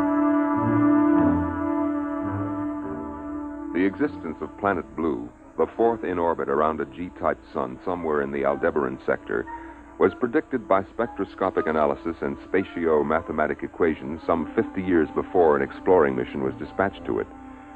The research team, under Commander Stella Morrison of the Colonial Administration, went into orbit around Planet Blue at 0700 Standard Sidereal Time.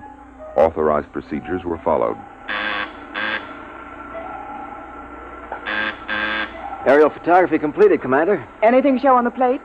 Well, Masterson was suspicious of these lines towards the poles, but the angles seemed to be coincidence. They're not artifacts. Glacial faults. Geological survey reports no volcanism. The launch is back. Dodge has a landing site pinpointed. Preliminary atmospheric tests look good. There's a 0.7 bulge in oxygen, but it's just enough to make you feel good. Looks like an open-air job. No pressure suits or condenser masks. Well, that's precisely what they thought on Centauri 1. And the whole expedition was wiped out by spores. Of course, I was assuming a favorable biocheck. Preliminary photographic survey, Mr. Wood. Thank you, Dodge. You want them played back here? We haven't transcribed the tape. If you please, Lieutenant. 393. Al, pipe the photo tapes up here on 324. Looks like a green world, all right. Punch up the tape, if you please, Lieutenant.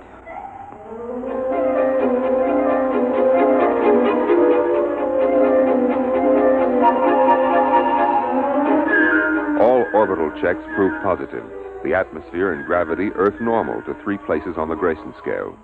And the exploratory research ship lowered itself by the Meyerson-Lay atmospheric skip method, came into a stalled tail landing just before sunset on a day marked in the logs as planetfall 0. The hatches remained sealed as a 2-mile perimeter was scanned by direct instrumentation. Major Lawrence Hall of Biosurvey reported EEG sweeps to the bridge. Of course, it isn't conclusive. We've run into life forms that didn't broadcast a brainwave at all. The Grylodon lizard on Ganymede. Skull acted as an effective shielding due to a heavy lead constituent in the body chemistry. Major Hall, I am not interested in a lecture on extraterrestrial zoology. Is there or is there not life within the range of your instruments? Well, I'm sorry, Stella. The readings show no electrical brain activity whatsoever, and that covers life down to the level of invertebrates. There may be a few worms turning out there, and unless they're thinking awfully hard about something, we wouldn't pick them up. Well, thank you. I want preliminary drones out for sampling. How long do you think that will take?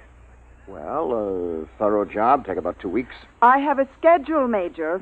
How long till you can give me a protective Schedule C clearance? 2 days. And I ought to check airborne spores and microorganisms. Carry on, Major. All right, Stella. I'll let you know if I turn up any, special diseases on Planet Blue.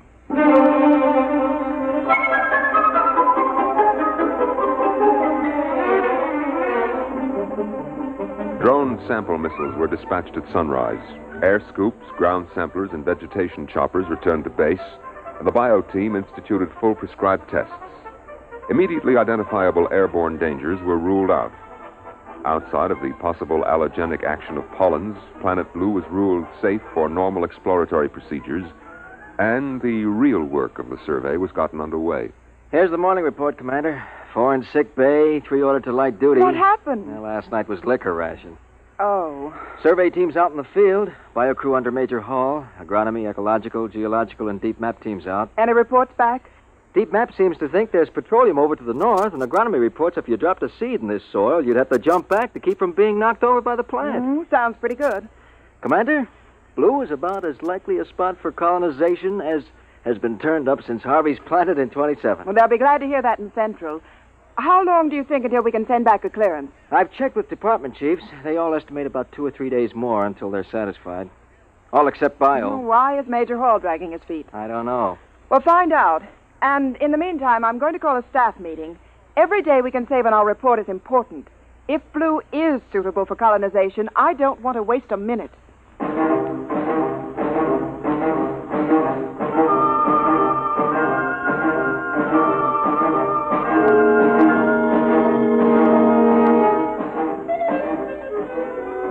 By planetfall plus 3 weeks, all departments had reported favorably except biology.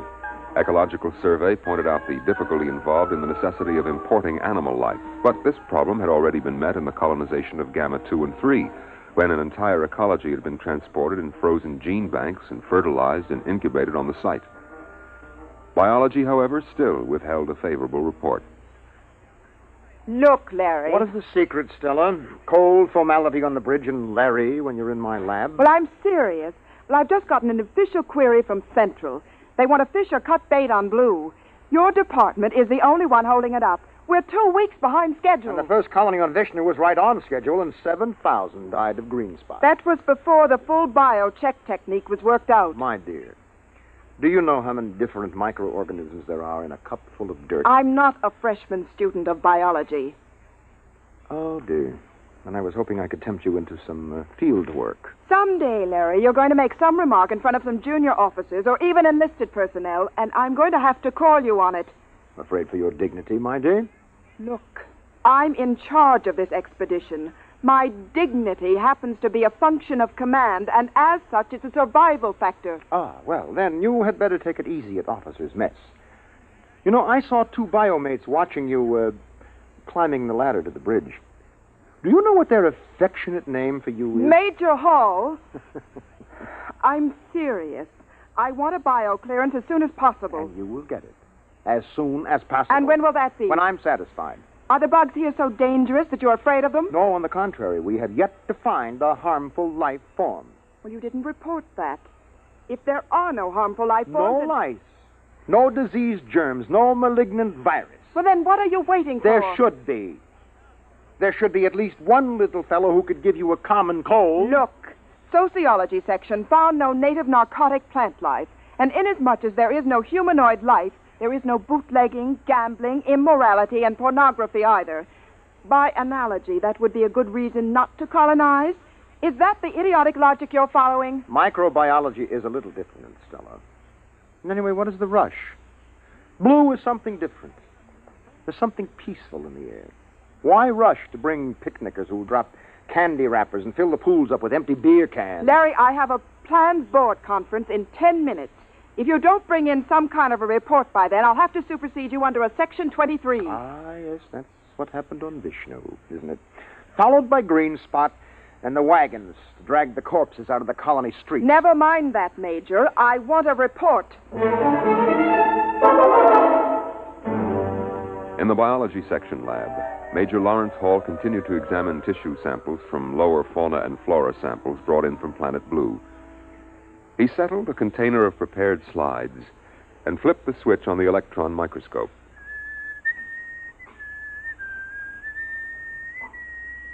Major Hall slid the first slide on the stage of the microscope and adjusted the focus knob.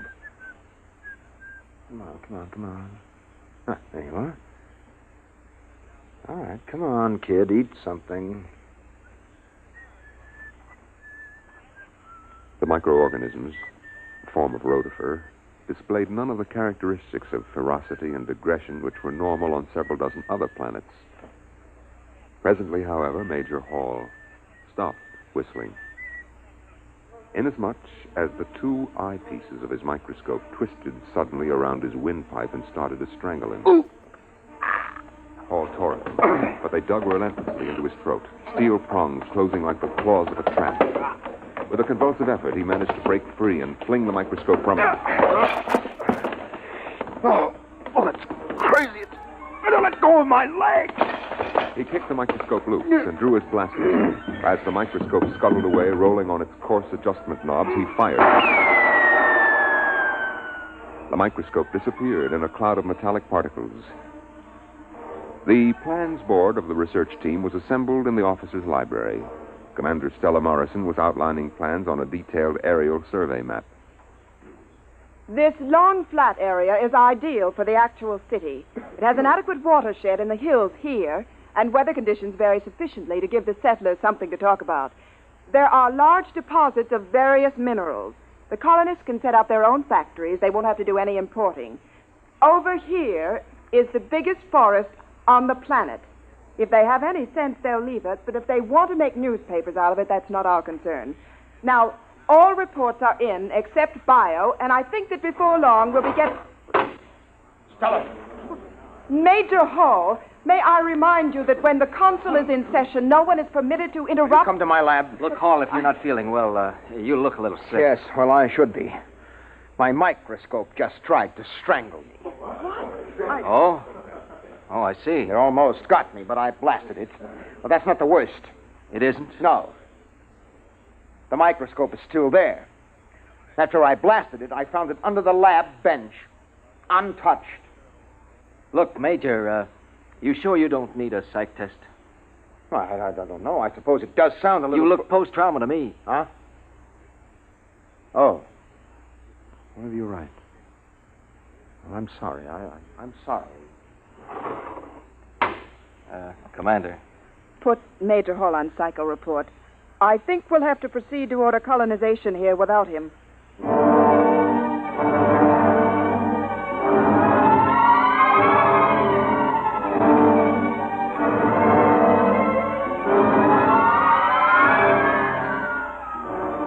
Major Hall proceeded to Psych Center and, inserting his ID card in the robot Neo Rorschach machine, he placed his hands on the contacts and activated the search and gestalt circuits.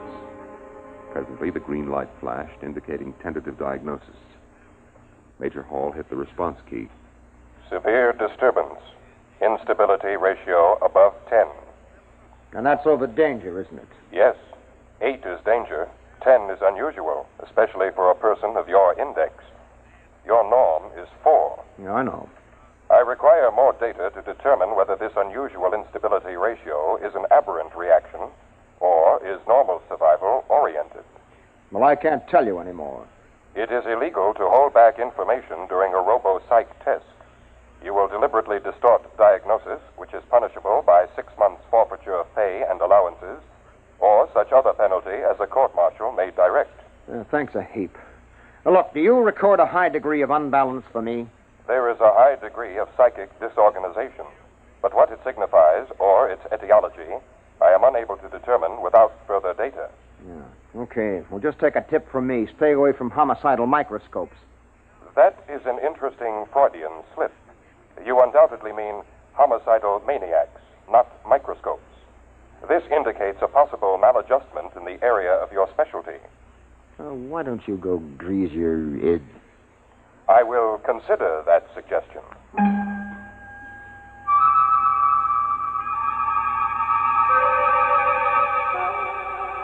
Major Hall returned to the biosection lab and tested the atmosphere near the place where he had fired his blast gun at the microscope. The analysis showed a high density of metallic particles colloidally suspended in the air. In a state of confusion, with an emotional distress quotient of at least 0.742, he stripped off his uniform and entered the shower. Oh.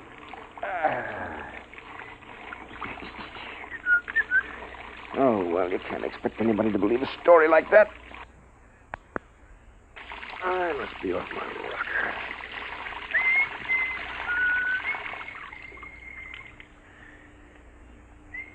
Major Hall stepped out of the shower, reached for one of the towels on the rack.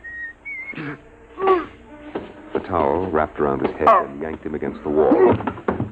Rough cloth pressed over his mouth and nose. He fought wildly, pulling away. All at once, the towel let go. Major Hall crawled out of the shower and proceeded to dress. His belt, heavy canvas with reinforced metal links, tried to get him around the waist and crush him. The belt, being a heavy-duty issue, was strong, and they rolled on the floor until Hall was able to reach his blaster. He threw himself down in a chair to regain his breath. The arms of the chair started to close around him, but this time he was ready.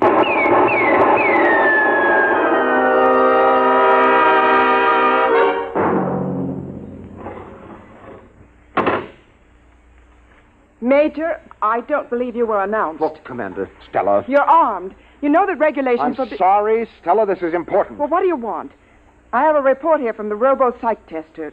It says you've hit a ratio of 10 within the last 24-hour period. We've known each other for a long time. Larry, what's happening to Stella, you? I told you. A little while ago, my microscope tried to strangle me. Then when I was getting out of the shower, a bath towel tried to smother me. I got by that. And while I was dressing, my belt... Wood, in here on the double. And I finally blasted that. And then an armchair beside... Yes, Commander. Stand by a moment. Stella, will you listen to me? This is serious. Ordinary objects suddenly turning lethal. Maybe this is what we've been looking for. Maybe this is... Your microscope tried to kill you? I told you, its stems got me here around the windpipe. No one else saw this happen? No. I blasted it, and then I found it again, perfectly all right. I see. Wood. Yes, ma'am. Get 2 guards and take Major Hall down to Captain Taylor in sickbay. Have him confined until he can be sent back to Terra for examination. Listen, Stella... Sorry, Major. You can't prove this story, and we'll just have to assume it's a psychotic projection on your part. And we can't afford to have any psychotics running around loose on this planet. Wood, carry on.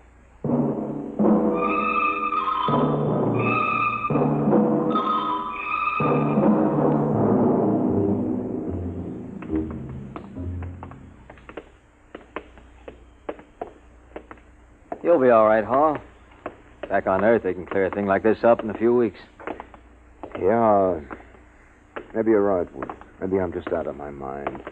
Here we are. Captain Taylor. Captain Taylor. He should be in. Captain. The hatch isn't locked.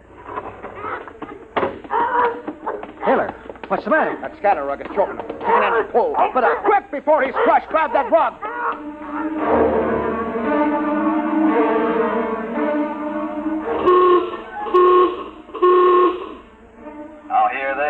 Now hear this. General alarm. General alarm. Emergency stations. Emergency stations. Condition red. Sidearms will be issued to all personnel. General alarm.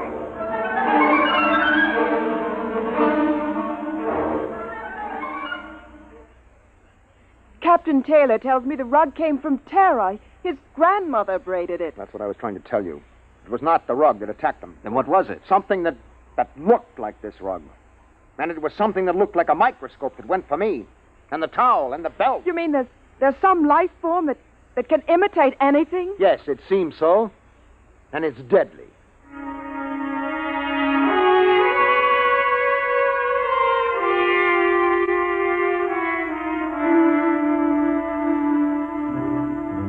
Hey, Charlie, general alarm. Get up out of that sack. Hey, what'd you do with my gloves? Oh. Hey, where'd I get 2 pair? Well, eeny, meeny, miny, mo. 1 pair of gloves is the same as the other. Hey, these gloves are moving. How do you like that? These fool gloves are going for my blast pistol. Charlie, is this one of your crazy electronic gags? Did you rig my gloves? Hey, look out for that pistol! Look out!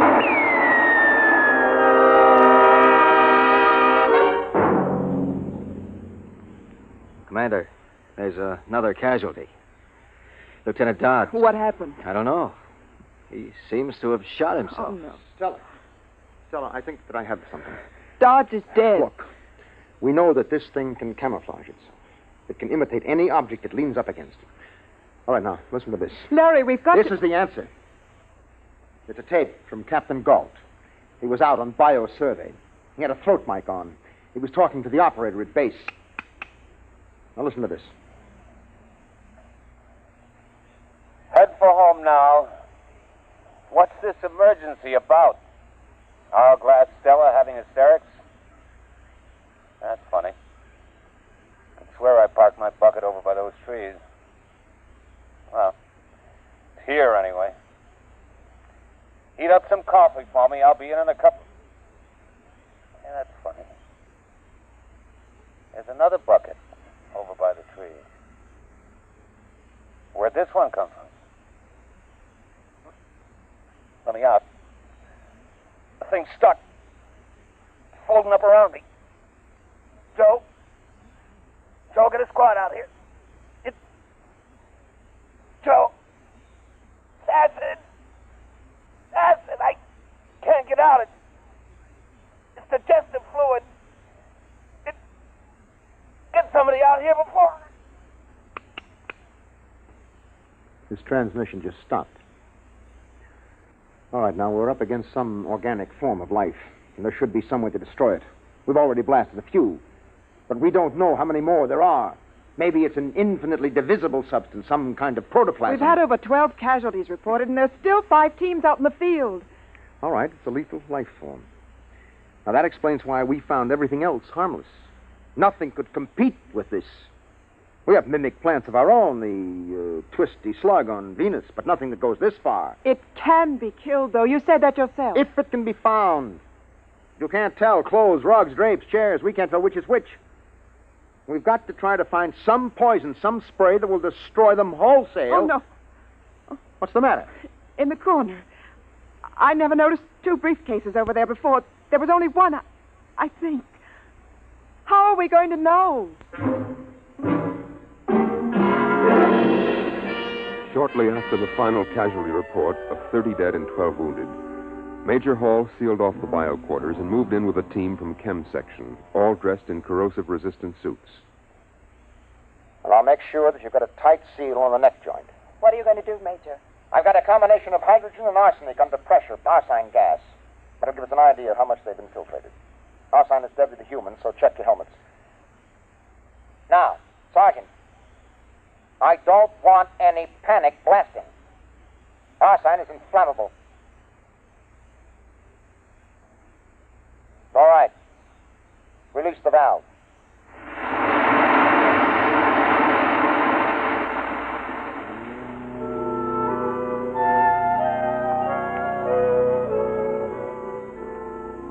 As the gas filled the room, the first to go was a filing cabinet, which melted and oozed to the floor, stars and test tubes.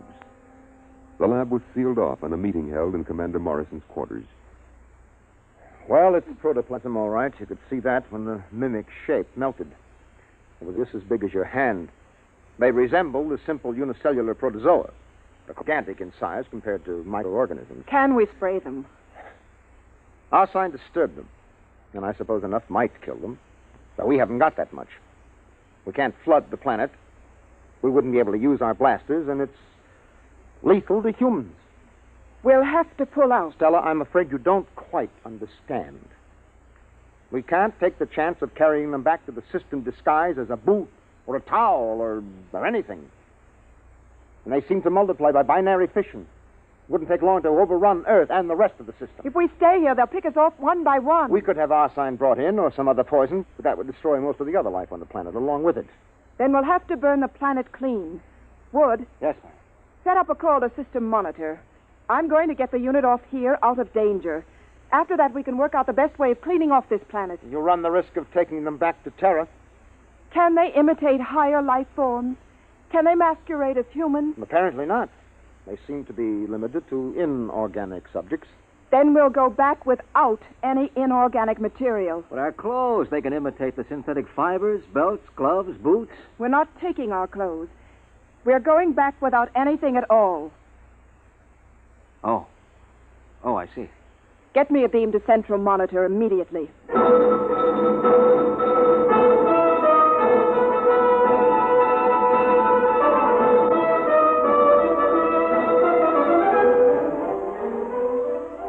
The nearest cruiser was 2 light hours away, Captain Daniel Davis commanding.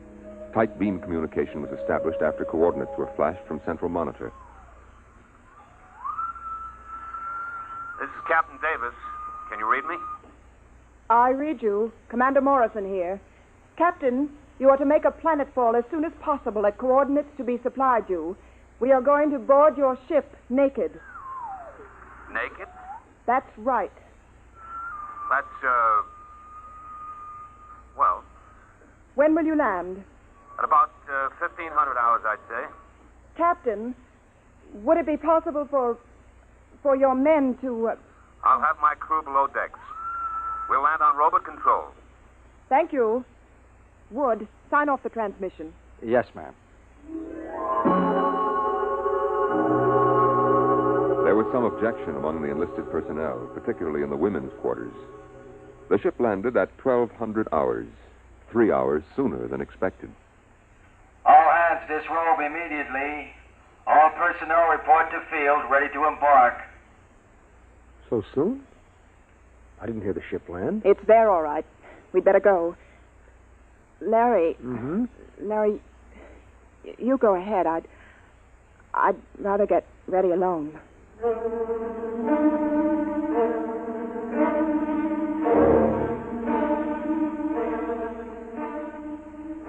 Parked in the center of the landing field was a cruiser.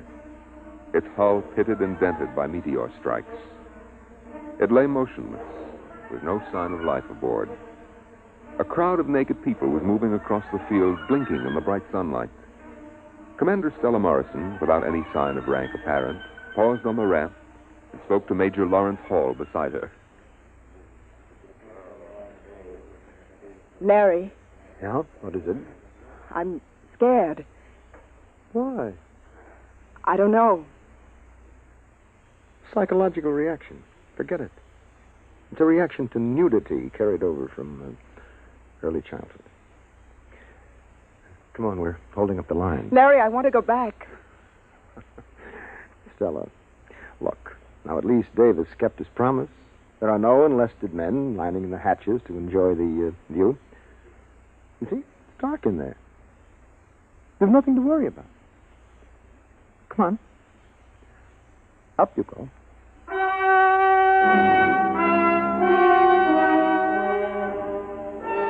The last of the research team filed into the interior of the ship, and the hatch closed behind them. At exactly 1500 hours, Captain Daniel Davis landed his ship in the center of the field. Automatic relays opened the main lock hatch and lowered the ramp. Davis and his staff sat in the control cabin waiting. Well, how do you like that? Where are they? Well, maybe the whole fool thing is a joke. We've waited an hour already. They waited. And waited. But no one came.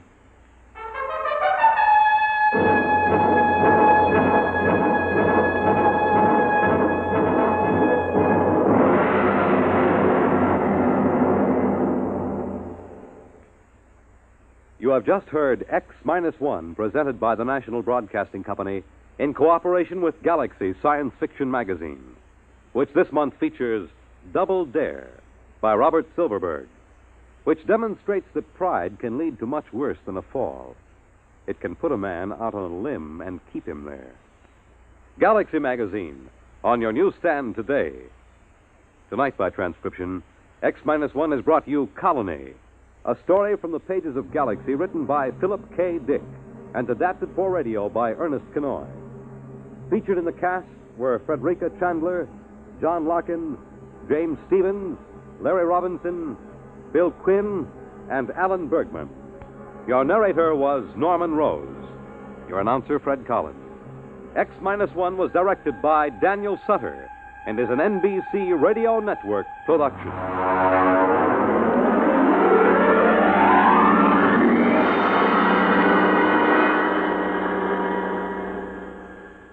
Hear music in the Morgan manner.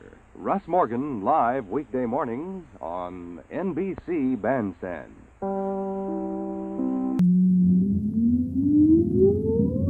Countdown for blast off. X-5, 4, 3, 2, X-1, fire.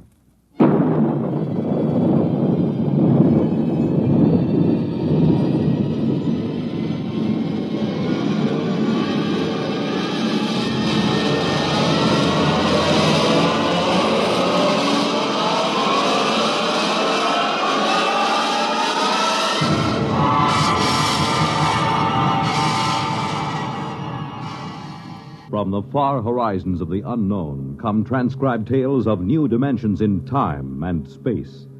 These are stories of the future, adventures in which you'll live in a million, could be years, on 1,000 maybe worlds. The National Broadcasting Company, in cooperation with Galaxy Science Fiction Magazine, presents X-1.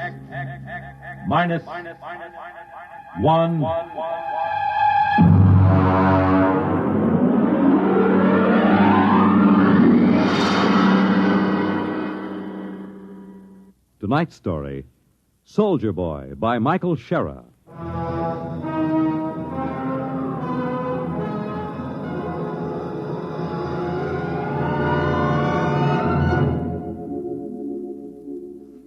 There is a Scandinavian legend. In the Northland deep, in a great cave by an ever-burning fire, the warrior sleeps. For this is the resting time, the time of peace. and so shall it be for 1,000 years. And yet we shall summon him again, my children, when we are sore in need. And out of the north he will come, and again, each time we call, out of the dark and the cold, with the fire in his hands, he will come.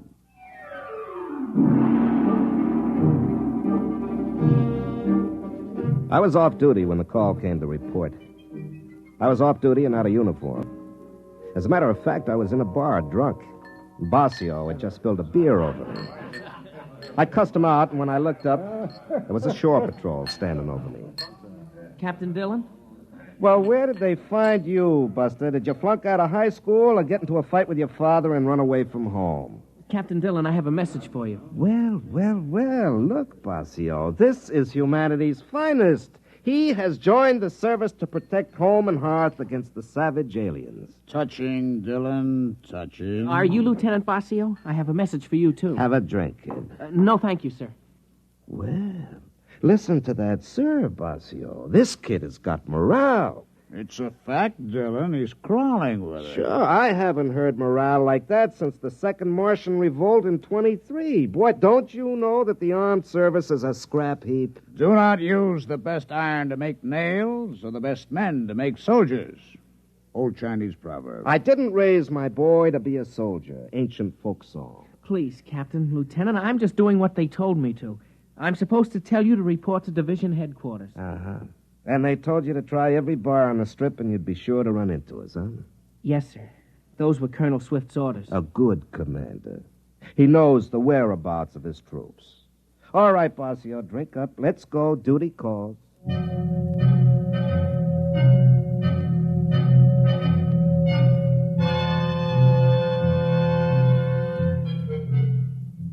The garrison town was wide open. The street was lined with saloons, gambling houses, and whatever. They cleaned up this sort of thing on Earth and every colony in the solar system and beyond, but they let them stay near the Army bases, mostly because they knew there'd been 500 years of peace, and the men that sifted down into the Army were not quite the best adjusted of human beings. The drinkers, the gamblers, the men who were destructive in 100 different quietly degrading ways wore the uniform of the Defense Command. The uniform that was usually creased and just a little dirty. I know because I'm a veteran of 20 years of it. Not a veteran of any wars nor any fighting except in some saloon on payday, but a survivor of garrison life, of chasing smugglers and rarely catching them. The colonel was fat and sweaty, and as a gesture to military discipline, he chased a frowsy blonde out of the office before he spoke to us. Sit down, Dillon. Have you ever heard of Lupus 5? No. It's out on the rim on a 360 vertical sector. They were wiped out a year ago. Disease? Aliens. A mail ship found it. By the time they called the Army in, almost 6 months had gone by. There were 70 colonists. 31 were dead. The rest were missing. All the technical equipment, all radios, guns, machines, even books were gone. The rest of the place was burned over. Only one of the men found something in the ash. As you know, every colony is equipped with a detonator in a main building. And a cobalt bomb buried right in the middle because it's a lot more important to blow a whole village than let some hostile alien learn vital technical facts about human technology and body chemistry. Well, why didn't the bomb blow at Lupus 5? Because the wire was cut. At the heart of the camp, under 12 inches of earth, somebody dug it up and cut it. Who? I don't know. Dillon, we're pulling back, evacuating the rim colonies. There's nothing else to do. No defense possible? After 500 years of peace? Look at you, Dillon. Look at me. And the rest of the Army is about the same. We're pulling out. They're not going to like that out at the rim colonies. If they don't like it, they can wait and be burned by the aliens. We can't protect them.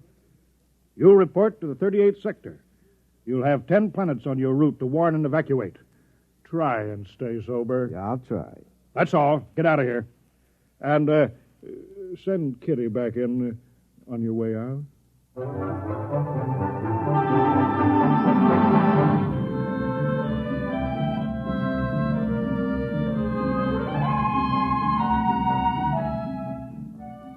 We cleaned up 3 planets, delivered the dispatches from headquarters, and tried to find out if they had anything worth drinking in the colonies. Usually they didn't. And we were stuck with something that Bossio made out of high-thrust fuel with a little lemon juice and oil of wintergreen for flavoring. We headed out for number 4.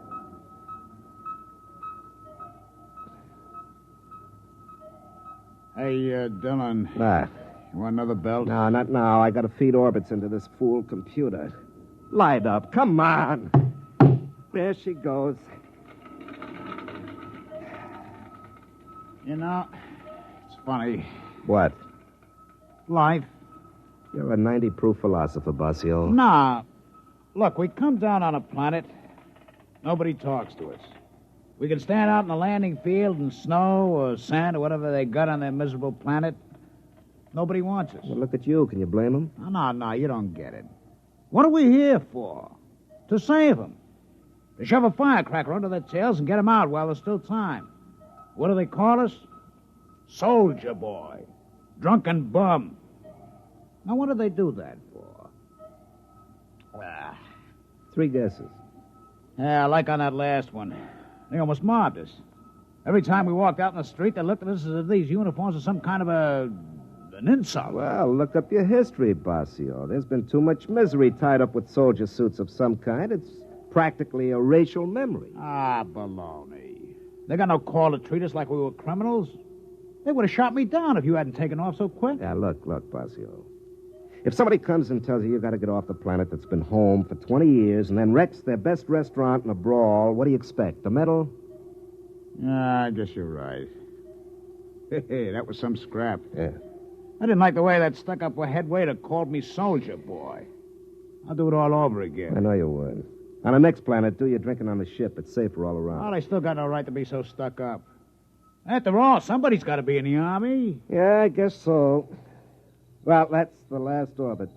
Pass me the bottle. Huh?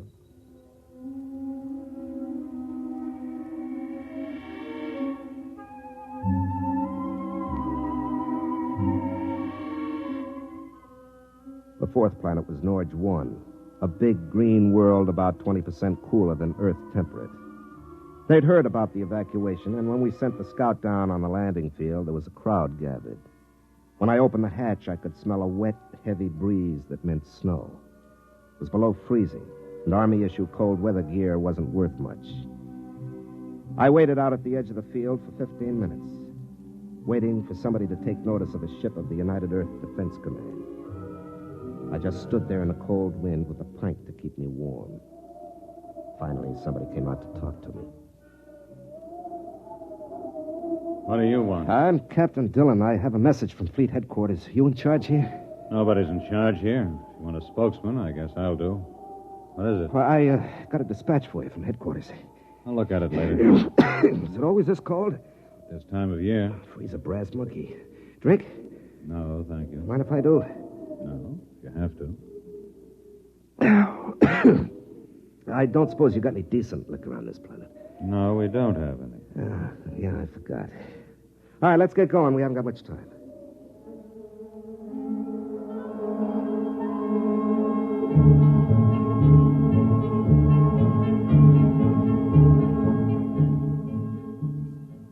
They had a meeting at the main warehouse. Rossell read the dispatch and the order for evacuation. It took them a long time to understand. They took it pretty well, but then these were pioneers. Pioneers. Before you settle a planet, you boil it and bake it and purge it of possible diseases. Then you step down gingerly and inflate your plastic houses which harden and then become warm and impregnable. You send your machines out to plant and harvest and set up automatic factories to transmute dirt into coffee, and without having lifted a finger, you've braved the wilderness, hewed a home out of living rock, and you're a pioneer. Of course, they were angry, and as usual, they'd take it out on me. Now, look here, soldier. This is our planet. This is our home. We demand some protection from the fleet. We've been paying taxes for all of you all these years, and it's about time you earned your keep. Maybe, Mr. Russell, maybe, but there is no fleet. Oh, there are a few hundred half-shot old tubs that were obsolete before you were born, and there are 4 or 5 new jobs for the brass and the government, but that's all the fleet there is. Now, look, it's 10:30 now, and those aliens might be coming in at any time for all we know, so we'd better get going. Lieutenant Basio has gone on to the sister colony at Planet 2 of this system. He'll return to pick me up by nightfall. And I've been instructed to have you gone by then.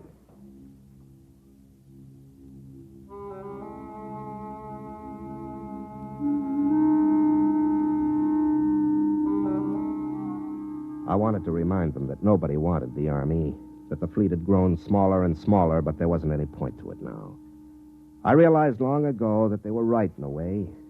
I was a big, fat anachronism, a fossil, a hangover from the Dark Ages. Only, unfortunately, we'd run right into a new Dark Ages that came from somewhere out in the stars and picked off colonies and burned them to a cinder. Well, when they finally left the meeting, I went out to check the bomb. The detonator was in the radio shack. It was a long metal bar with a lock on it. I followed the conduit down the wall till it entered the ground. Then I started to chop at the frozen earth to follow the wire.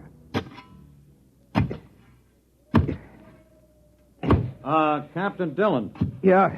How many people can your ship take? Well, she sleeps too, won't take off with more than 10. Why? We're overloaded. There are 60 of us, and our ship won't take over 40. We came out in groups, so we never thought. You sure? She's only a little ship. She's all we could afford. Well, it looks as if somebody's going to find out firsthand what those aliens look like. It's not very funny. All right. Maybe the colony on 2 has room. I'll call Basio and ask. Aren't there any fleet ships within radio distance? Look, the fleet is spread out kind of thin nowadays. Yeah. Here it is. What's that? That's your wire from the detonator to the bomb. Somebody dug it up, cut it, and then buried it again and packed it down again real nice. Fool. Who? Well, one of us, of course. I knew nobody ever liked sitting on a live bomb like this, but I never You mean one of your people? Isn't that obvious? Why? Well, they probably thought it was too dangerous, like most government rules. Maybe one of the kids. No. There was a bomb wire cut on Lupus 5 just before the alien attack. Maybe an animal? No, no animal did that. Some coincidence, huh? The wire at Lupus 5 was cut just about before an alien attack. Now, this one was cut, too, newly cut. So something knew enough about this camp to know that a bomb was buried here and also to know why it was. Something didn't want the camp destroyed, so it came into the middle, traced the wire, dug it up, and cut it, and then walked right out again. What'll we do? Pass out your guns. Try not to scare them. I'll be with you as soon as I've spliced this wire.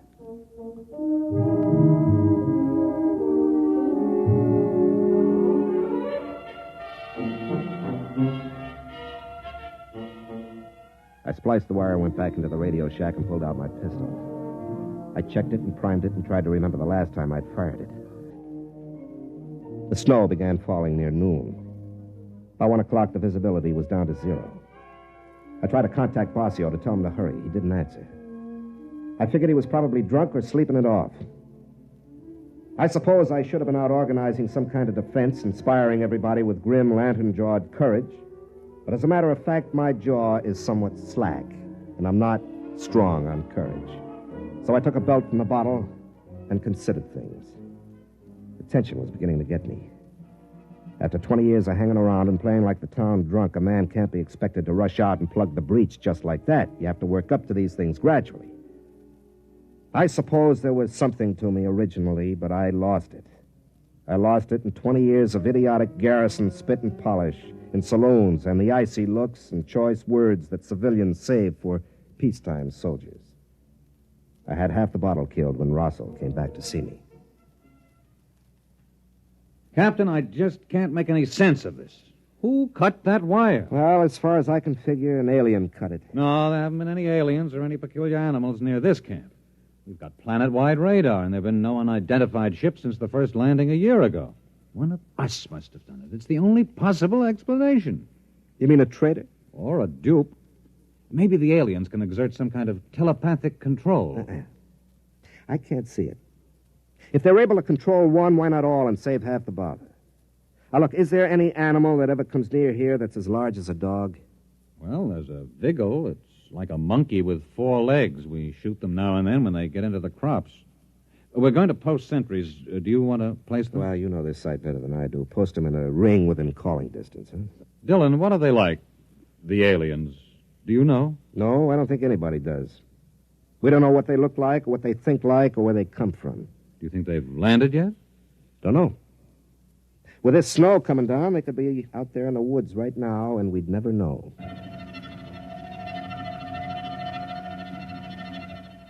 Planet Director 7396 recording progress report on attack day. Physical situation excellent. Headquarters bunker 10 feet underground. Electrical heating apparatus running smoothly. View screens operating. Human colonists' activity not according to pattern. 8 humans have taken up watch positions on the perimeter of the colony. Original plan was for attack at night, but presence of Earth vessel dictates change in plans. The humans move quickly. They might be gone by nightfall. It will be necessary to disable their ship, proceeding on this alternate plan.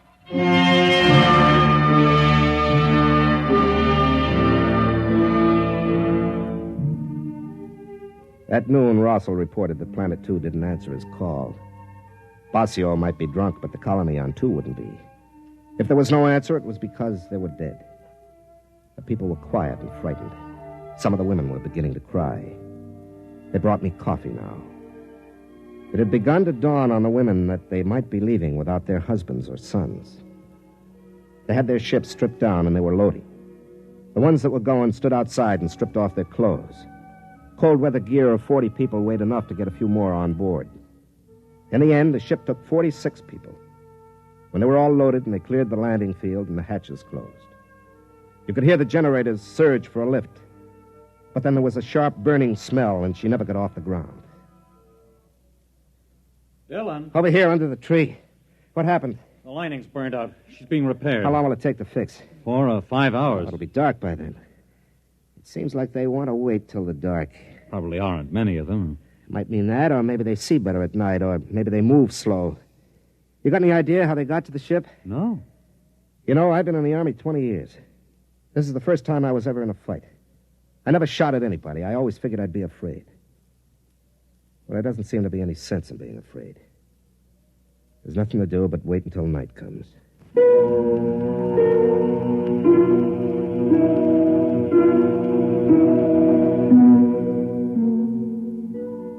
I sat there thinking of Basio. He was dead. There wasn't much doubt of that. Probably died dead drunk and not giving a solitary hoot. I stared out into the snow and thought the same thought over and over. Basio is dead. Basio is dead. In all this dog-eared, ape-run universe, he was about the only friend I had, and so naturally he was dead. Dead because he tried to come out here to help these people.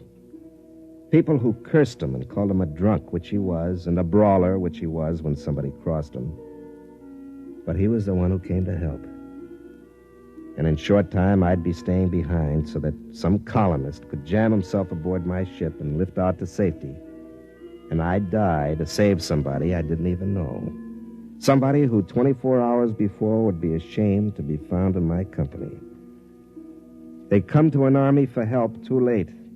An army like me, sodden and not knowing whether they can fight or not.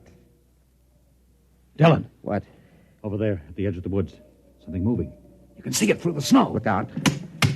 How far do you make it to that tree? About 50 yards. 50 yards. There it is, you see, by the bush. 50 yards, no wind, half charge. I have a feeling I'm forgetting something. Well, here goes.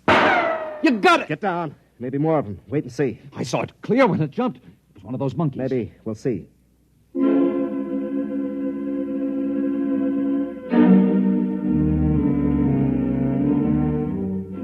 I waited 10 minutes and then I ran over. Whatever it was gone, almost all of it. My bolt had taken a paw and taken it clean off.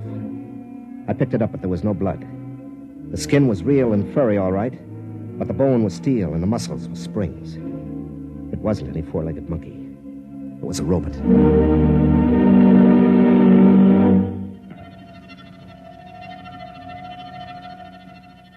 Planet Director 7396 recording progress report on attack day.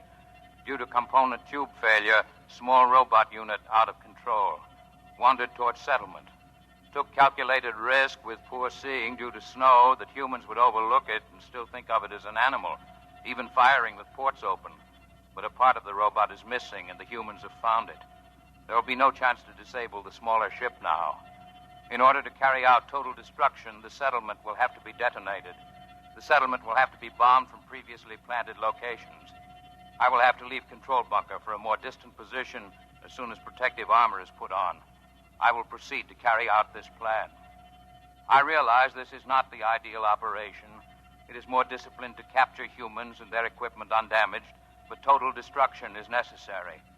For further operations, recommend duplication of essential controls on robots.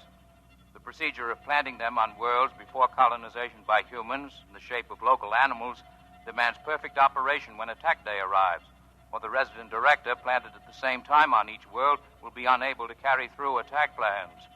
Now leaving bunker.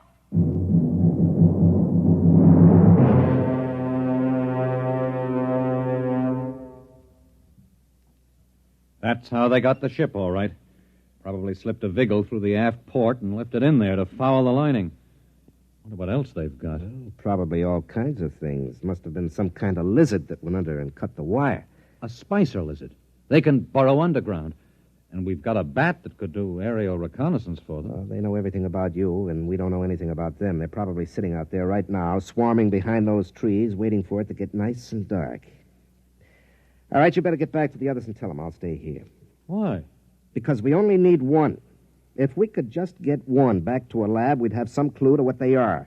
We can't just cut and run. We got to make a stand. I didn't think the Army made stands. I thought they just pulled out. Yeah, I suppose so. An army does what it has to, and ours is weak and filled with men like me. But even so, there comes a time when you have to make a stand.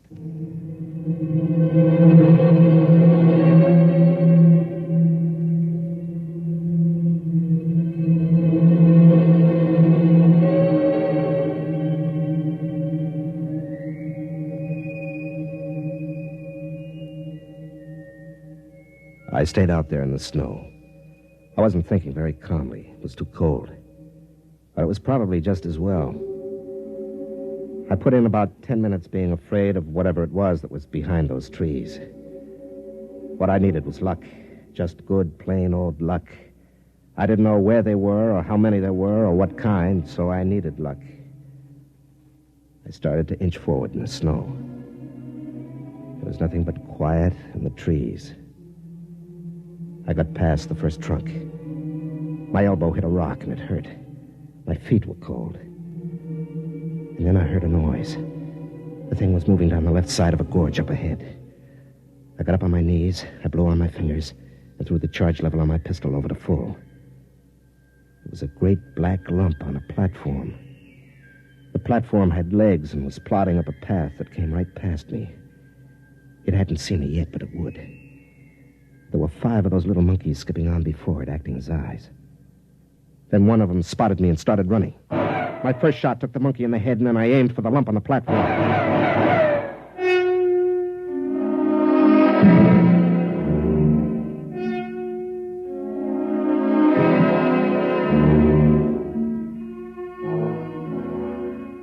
They got one blast off before I hit anything vital. It burned across my shoulder, my shirt charred.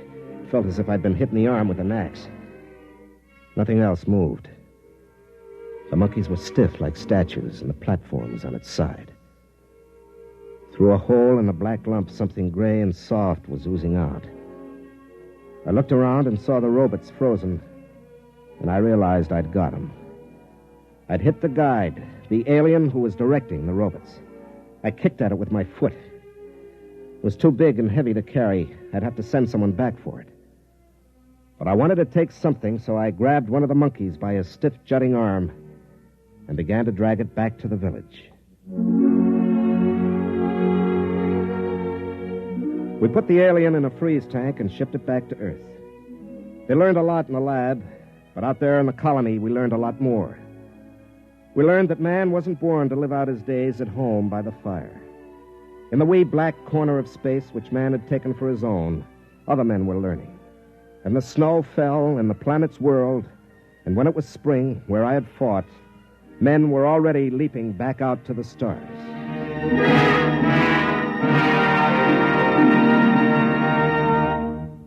You have just heard X-1, presented by the National Broadcasting Company in cooperation with Galaxy Science Fiction Magazine, which this month features The Native Problem by Robert Sheckley, in which a misfit discovers that there is not plenty of room in space for his kind, that in fact there is less room in space for him than anywhere else. Galaxy Magazine, on your newsstand today. Tonight, by transcription, X-1 has brought you Soldier Boy, a story from the pages of Galaxy written by Michael Scherer and adapted for radio by Ernest Kenoy.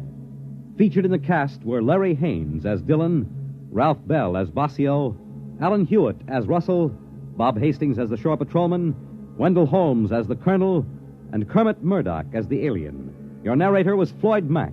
This is Fred Collins speaking. X-1 was directed by Daniel Sutter and is an NBC Radio Network production.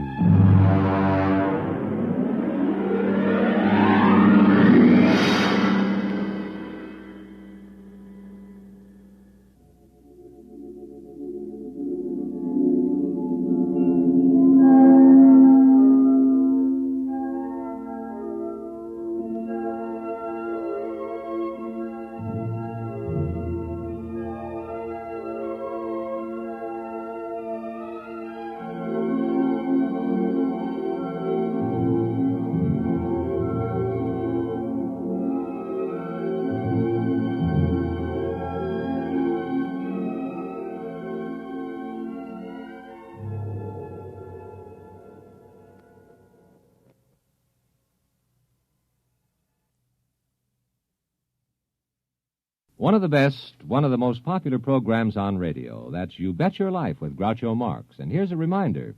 Now Groucho can be heard on Saturdays, and he's on at a time when every member of the family, from Junior to Grandpa, can join in the laughter that goes with each question and answer session. A new day, a new hour, but the very same fun and good times that have made Groucho and You Bet Your Life so popular throughout the years. Have you ever met a hamburger king or an earthworm farmer or a famous beauty contest winner? Well, these are some of those who have appeared as Groucho's guests. Who will be his guests tomorrow? Well, that's a secret, but you can bet your life they'll be full of fun and surprises. Have you ever heard Groucho sing his classic Captain Spaulding or throw a romantic line at a pretty girl? Well, listen in and you'll find out. Hear music in the Morgan manner. Russ Morgan, live, weekday mornings on NBC Bandstand.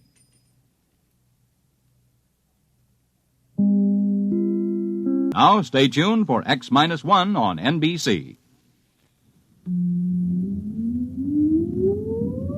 Countdown for blastoff.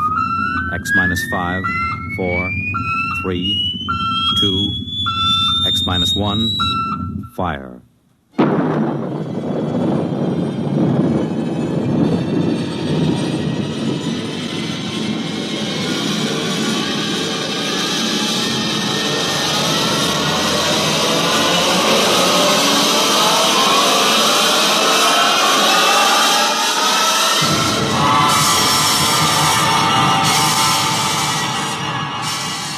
From the far horizons of the unknown come transcribed tales of new dimensions in time and space. These are stories of the future, adventures in which you'll live in a million, could be years, on 1,000 maybe worlds. The National Broadcasting Company, in cooperation with Galaxy Science Fiction Magazine, presents X-1.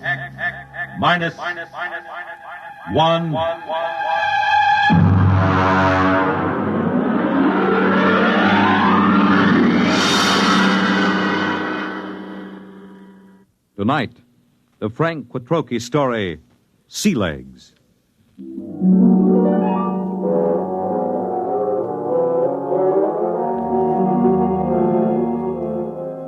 I stood in line at the Grav 1 desk with the old notch service record and tapes in my hand and waited for the board processing clerk to speak. The clerk seemed utterly indifferent to the excitement of the men in the line. I wondered how long he'd been out here on this godforsaken Zone 5 planet. Next. Name? Robert Craig. Occupation? Flight officer. Destination? Earth. Earth? Anything wrong with that? Well, I guess not. How long since you've been on Earth, Mr. Craig? Well, I've never been there. My parents left during the second colonization of Cassiopeia. I was born there. Have you ever been in a gravity system? Oh, just briefly. Under drugs, of course. You'll have to go through the gravity conditioning course. Yes, so I was told. Proceed to the airlock chamber on your right and follow the robot's orders. Good luck.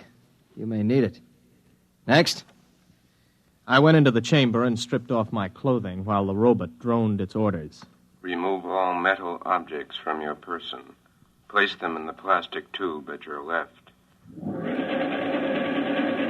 Now stand underneath the decontamination tube. Depress the button with your right foot. This is all. Proceed through the green door to the psychometric section. Please respond quickly to orders, and so to not impede the progress of others. Next, please. The door to the psychometric section led into a pleasant but cold-looking room with a single metal desk. A man with a balding, high forehead sat behind the desk. Mr. Craig, have a seat. I'm Captain Wyandotte, the psychological officer. Nice to meet you. Yes, well, let's see your records. You list your destination as Terra. You're certain you wish to go to Earth? Of course I'm certain. You're somewhat aggressive, Mr. Craig. Look, I've been standing in line taking orders from clerks and robots for 6 hours. Every time somebody sees that I'm headed for Earth, I get the fisheye. Are they jealous or what? I hardly think so. You've been a spaceman for 16 years, Mr. Craig. You've been zooming around in the countergraph systems and the outer galaxies without any restraints or self-discipline. Have you ever spent 6 weeks strapped into a grav seat on a space rocket, Captain? There's a good deal of self-discipline involved in that. I think you will find things on Terra require a different kind of self-discipline, Mr. Craig. Well, I'm pretty much aware of what it's like. Are you? I suppose you've heard all the popularizations in the tapezines. Well, Mr. Craig, let me give you a word of caution. It's going to be vastly different. I'm prepared for that, Captain. Can we get going? Naturally. You will undergo a 20-day conditioning course. 20 days? Mr. Craig, you've been in space 16 years. Your body is conditioned to a normal state of free fall, or at best to acceleration. The return to gravity would kill you if you weren't prepared for it. All right, what do I do? Report to Centrifugal Department. Here are your papers. Oh, and Mr. Craig. Yes? Centrifugal is a rather trying ordeal. If during the course of treatment you should change your mind about returning to Earth, you're free to do so. Thanks. I won't.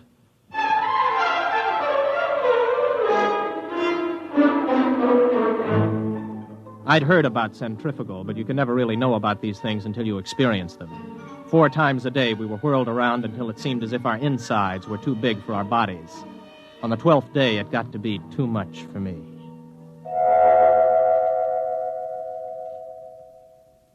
I was in the base hospital for 5 days. My roommate was an old space bum they'd brought in to die with a case of ruptured veins. His name was Charlie Brockman. How you feel, son? I'm pretty good, Charlie. You get discharged tomorrow, I hear. You gonna try it again? I guess so. Why? Only way I'll ever get to Earth. You really want to go? That's right. You talked to anybody been there last 10 years or so? No, you don't get to talk to many people from Earth and the galaxies. Were you ever there? Me? Now, what would an old space bum like me be doing on Terra? Well, I just thought maybe... I done most of my time in Zone 5. Out there, you get to thinking anybody who stays less than 80 light years from Earth is a landlubber. Yeah, I used to think the same.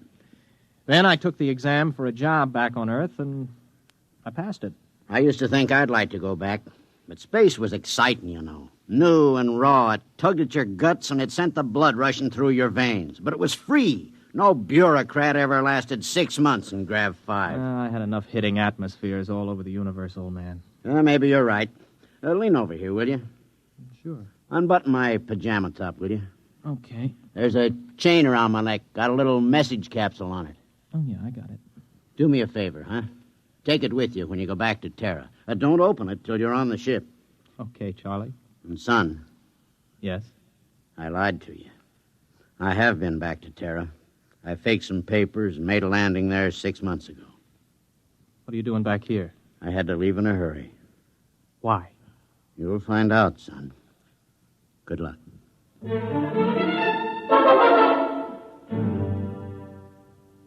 Charlie died the next day. A few hours later, I was visited by Captain Wyandotte, the psych officer. How are you feeling, Craig? Okay. You still want to go back to Earth? Yes. You're completely sure you want to live out your life there, to give up space service for it? Look, we've gone through this, Captain. Now, you tell me that spacemen don't settle down on Terra, yet you won't or you can't tell me why. All right, what's the pitch? Does the Space Service need men so badly that they have to make it impossible for us to go back? That, Mr. Craig, you will have to discover for yourself. You have my authorization to complete your conditioning and return to Earth as a private citizen. I wish you luck. You'll need all you can get.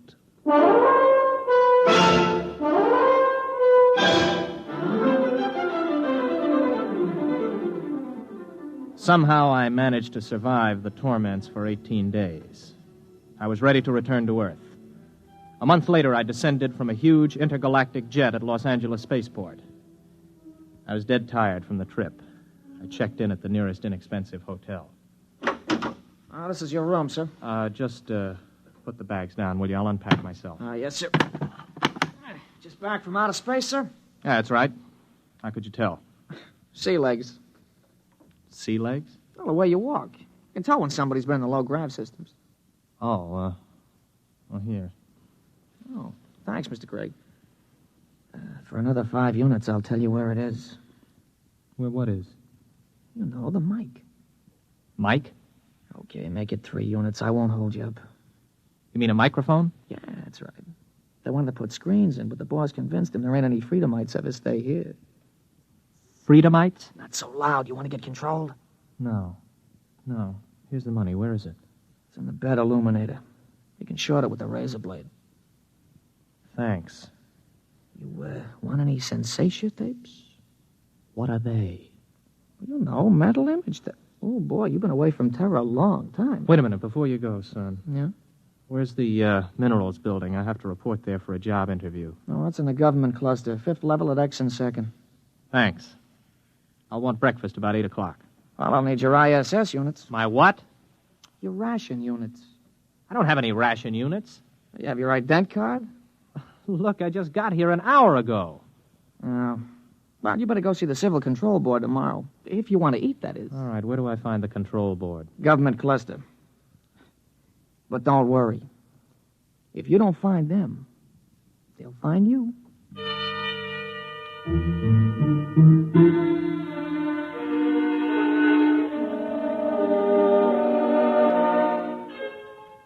I went to sleep that night with the uneasy feeling that somebody was watching me. It had been a weird day. I hadn't exactly liked it.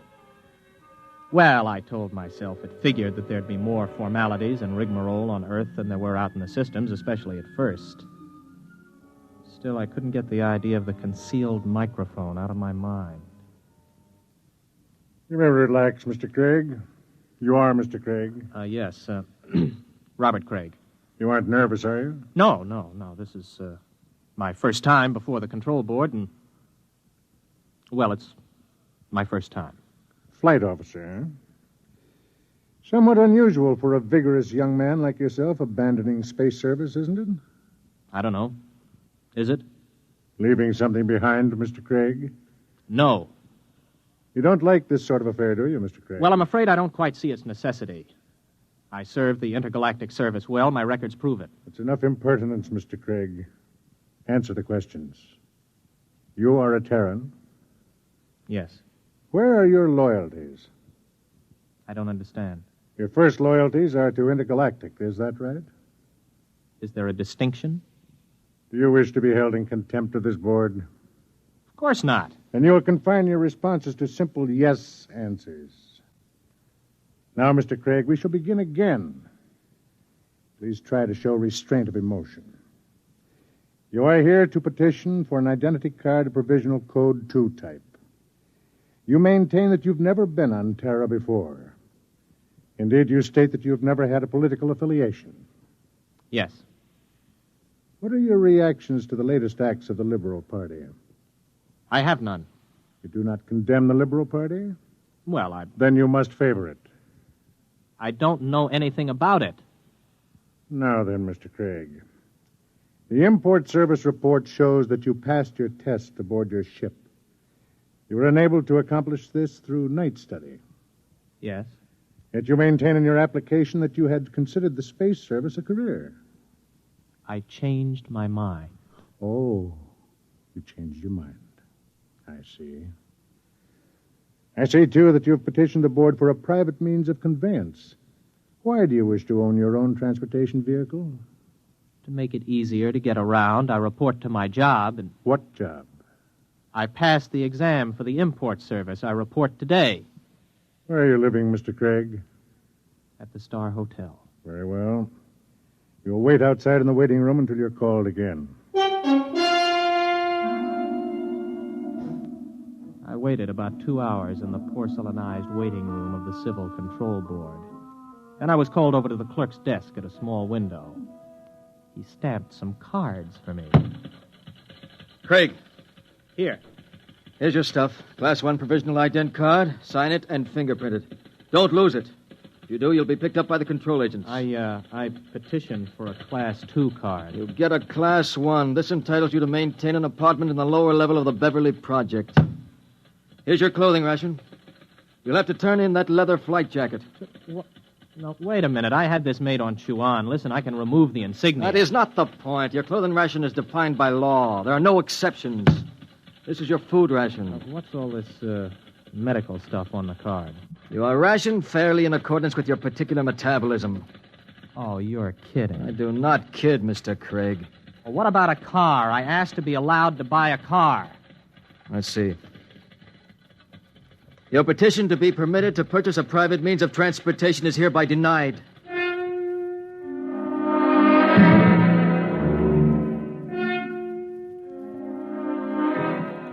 I walked out of the control board feeling like a man who has just come out of free fall into a hypergravity system.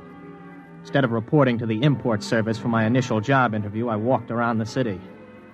I don't know how long I walked, maybe an hour, maybe 2.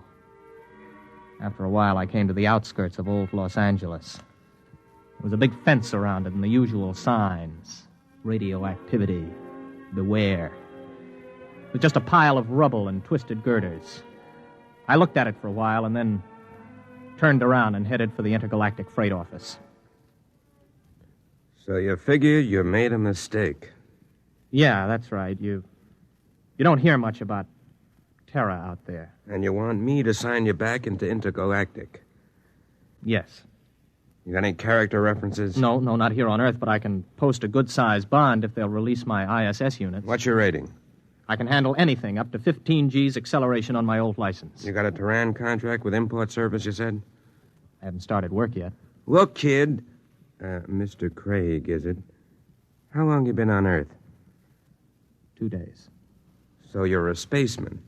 Flight officer, ex-flight officer. You know how to navigate through 4-star zones and the asteroid belt thrown in. You got a license for 15 G's, could get 5 more with a check flight. You got enough brains to pass the import senior router's exam. But you ain't got enough sense to come in out of the rain.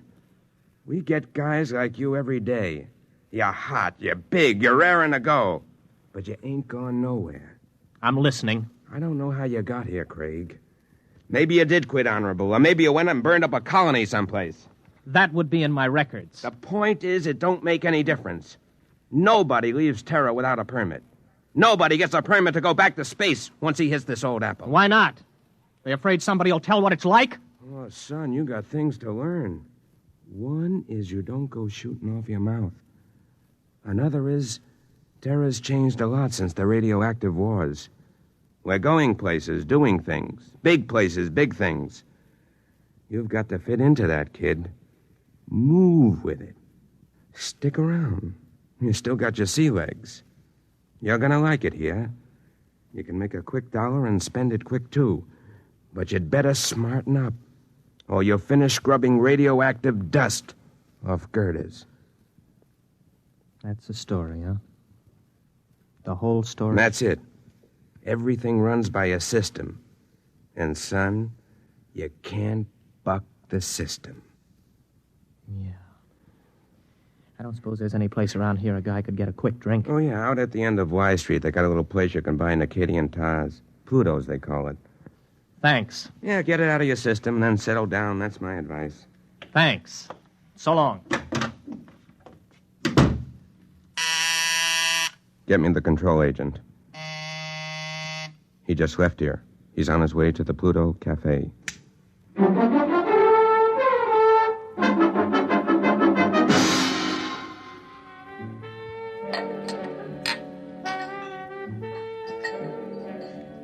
Hey, waiter, bring me another drink for the young lady. Now. Now then. Where were we? Well, I don't know. In fact, I still don't know why you're buying me free drinks. I told you I want somebody to talk to. You a purist? Or maybe you don't like the brand of sensation tapes they're peddling these days.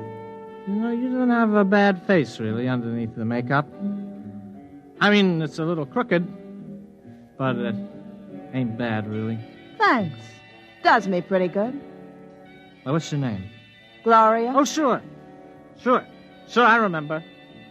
Gloria! Maybe you had enough to drink. No, not yet. You know, I look around, I see all these people with their faces all froze up like plastic.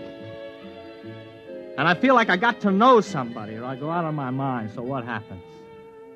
Everybody is afraid. I mean, what happened? Whatever happened to freedom? What's the matter? Did I say something? What's everybody so quiet about all of a sudden? Okay. Come with me. Hey, well, who are you? Control board agent. Hey, I wasn't with him. Honest, he just picked me up and bought me a drink and started shooting off his mouth. I wasn't with him. Let's go, Mac. Wait a minute, what for? You'll find that out. Come on. On your feet. Okay, come on, keep your hands off. I'll go with you. Everybody else, just mind your own business. You, girlie. Yeah? Let's see your ident card. Here. You live at this address? Yeah? Alone?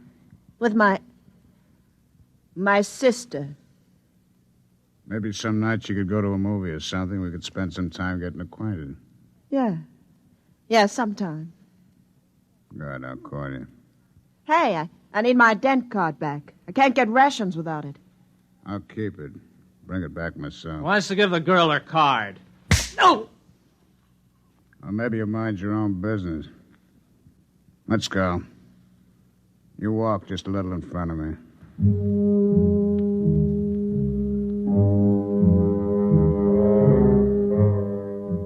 He was a big man, maybe 250 pounds, and he shuffled when he walked. He'd hit me right across the right shoulder with a sort of rubber truncheon. Now it began to ache. We're walking along a sort of back street. Everywhere in the universe there were such streets. Streets where you could find freedom in anonymity, a compromise between lawlessness and law. They are permitted by the authorities because it is necessary to have a place for those who are not permitted elsewhere. Okay, step into the doorway. Hurry up, you fool. We're being followed. Well, we're followed by whom? Don't ask questions. Who's you told? Don't I have any rights? You got the right to get hit over the head unless you do what you're told. Now quit. Hey, come in. In here. Hurry. Hey, who are they shooting at, you or me? Both of us. Down these steps. Stop! Stop or we'll fire! Through this door. Now, duck behind that pillar. Don't make a sound. You see them? Not a trace. Come on, they probably slipped out.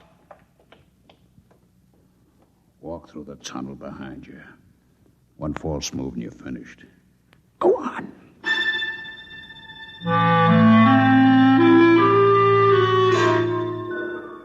From the direction of the tunnel, I guessed it was part of an old sewage system that led toward the ruined city. I don't know how long we walked, maybe an hour. Finally, we came to a small wooden door. Stop here. Okay, let's have it. What? Have what? The tube. I don't know what you mean. Our detectives picked it up on you the minute you got off the plane. You're carrying a radioactive message tube with a periodic emission signal. I'll need to have it before we can go any further. You mean the tube that old Charlie gave me? Old Charlie? Yes, Charlie Brockman. The old spaceman who was in the hospital with me. Where is it? I don't know. I think it's in my pocket. I never even bothered to open it. Do it now. Let me see. Oh, yeah, here it is. Open it. It's empty. That's right. The message is in the tube itself.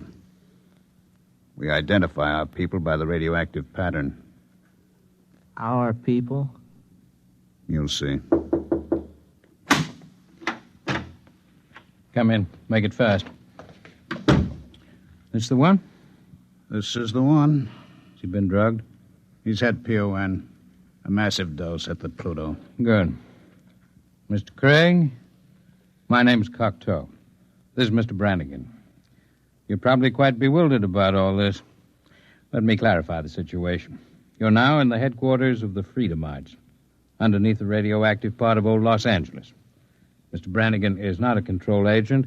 He's one of our men. We've been watching you ever since we detected the message tube as your ship was approaching Earth. Now, wait a minute. You guys are Freedomites? That's right. You're pretty illegal, aren't you? Let's say our lives aren't worth a snap of your fingers if we're caught. All right, who are you? Where are you from? Most of us are from the same place you're from, outer space. Many of us had the same history you have. We shipped into Earth and became disillusioned and went to the intergalactic freight office to apply for a job. The man at the office, the man who made the speech about coming in out of the rain, is one of our agents. Aren't you taking a chance telling me all this? Not at all. At the Pluto, you were given a massive dose of PON. You won't remember anything that happened to you after the drug hits you in an hour or so. It works like a shock. Everything will be repressed into the unconscious. Ah, I see. Very neat. It will exist in your unconscious, however. Somewhere, because you're the kind of man you are, because living in space has taught you the blessing of feeling free, you'll be able to draw upon your unconscious knowledge when you need to. And when will that be, Mr. Cocteau? That depends on whether you decide to join us or not. Join you in what? I haven't the faintest idea of what you're trying to do. For all I know, you're a bunch of traitors. You know, I've heard this comes the revolution stuff before. My friend, you're woefully ignorant of our aims, as is to be expected. We anticipate no revolution. We print no leaflets, publish no newspaper, and we have no world plan for conquest. The kind of totalitarian mind which subscribes to tight economic systems like the ancient Marxism of the communists is abhorrent to us. We're interested in only one thing, the preservation of the idea of freedom. Our fear is that men will forget what it's like to feel free. Well, how do you expect to accomplish this? Our concepts are being kept alive in only one place in the universe today. Outer space? Exactly. On the frontiers of the universe, where freedom is a condition of life and growth. Suppose I join you. How can I help? You're an experienced pilot. We have enough connections to do some plastic surgery on your face and get you a position piloting a spaceship again. You'll remember nothing of your mission, but you will remember that you have been back to Earth, what it was like. You'll be able, carefully, of course, to tell people, to help keep the idea of freedom alive. Think it over carefully. You have 20 minutes before the drug takes effect. I don't need 20 minutes. I'll do it. Good. In exactly 48 hours, you'll wake up in your hotel bed with a new face, the identity card of a man named Harold Janus. You'll not remember how you got them or why, but you'll know what to do with his identity. He is, or was, master navigator on the Earth-Mars run. Good luck, Mr. Craig.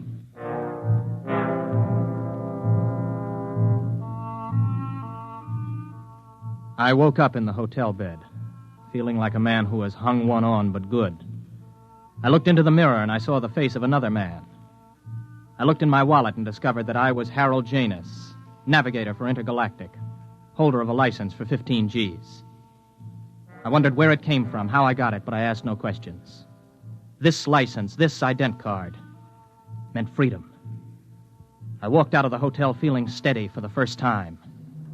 I'd gotten my sea legs at last.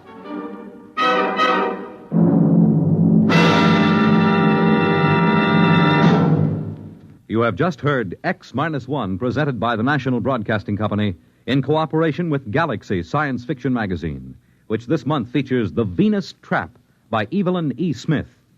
One thing man never planned to take along into space with him was the eternal triangle, especially a true blue triangle like this one. Galaxy Magazine, on your newsstand today. Tonight, by transcription, X-1 has brought you Sea Legs, a story from the pages of Galaxy, written by Frank Quatrro and adapted for radio by George Lefferts. Featured in the cast were William Redfield, James Stevens, Stan Early, Charles Penman, James Dukas, Richard Hamilton, Jack Orison, Jack Grimes, Craig McDonald, Ralph Bell, Kermit Murdoch, and Frederica Chandler. Your announcer, Fred Collins. X-1 was directed by Daniel Sutter and is an NBC Radio Network production.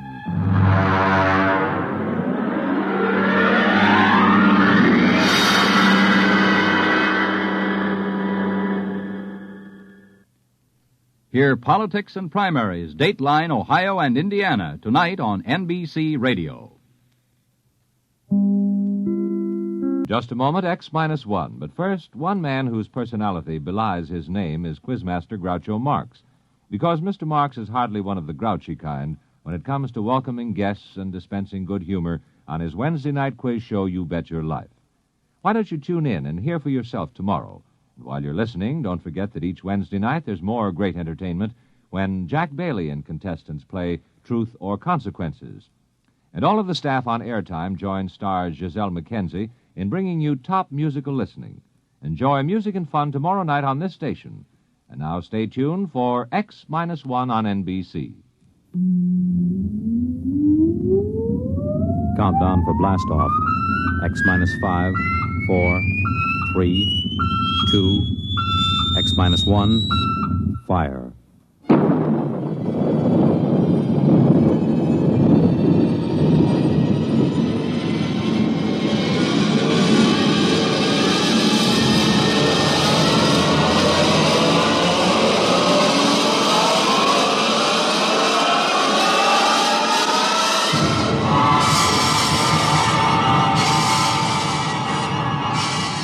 From the far horizons of the unknown come transcribed tales of new dimensions in time and space. These are stories of the future, adventures in which you'll live in a million, could be years, on 1,000 maybe worlds. The National Broadcasting Company, in cooperation with Galaxy Science Fiction Magazine, presents X-1.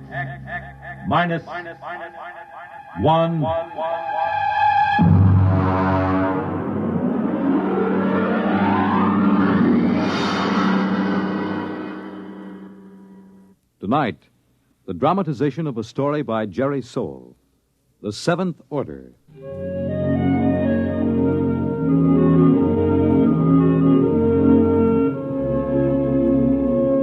Brentwood, Illinois, would have been just about like any other average community of 10,000 had it not been for Presser College, one of the country's finest small institutions of learning. Its residents were used to the pranks, the hazings, and the practical jokes of the students. But even Professor Ansel Tomlin was surprised when the blue humanoid came down the street and up to the porch where the professor was sitting in an old wicker rocking chair.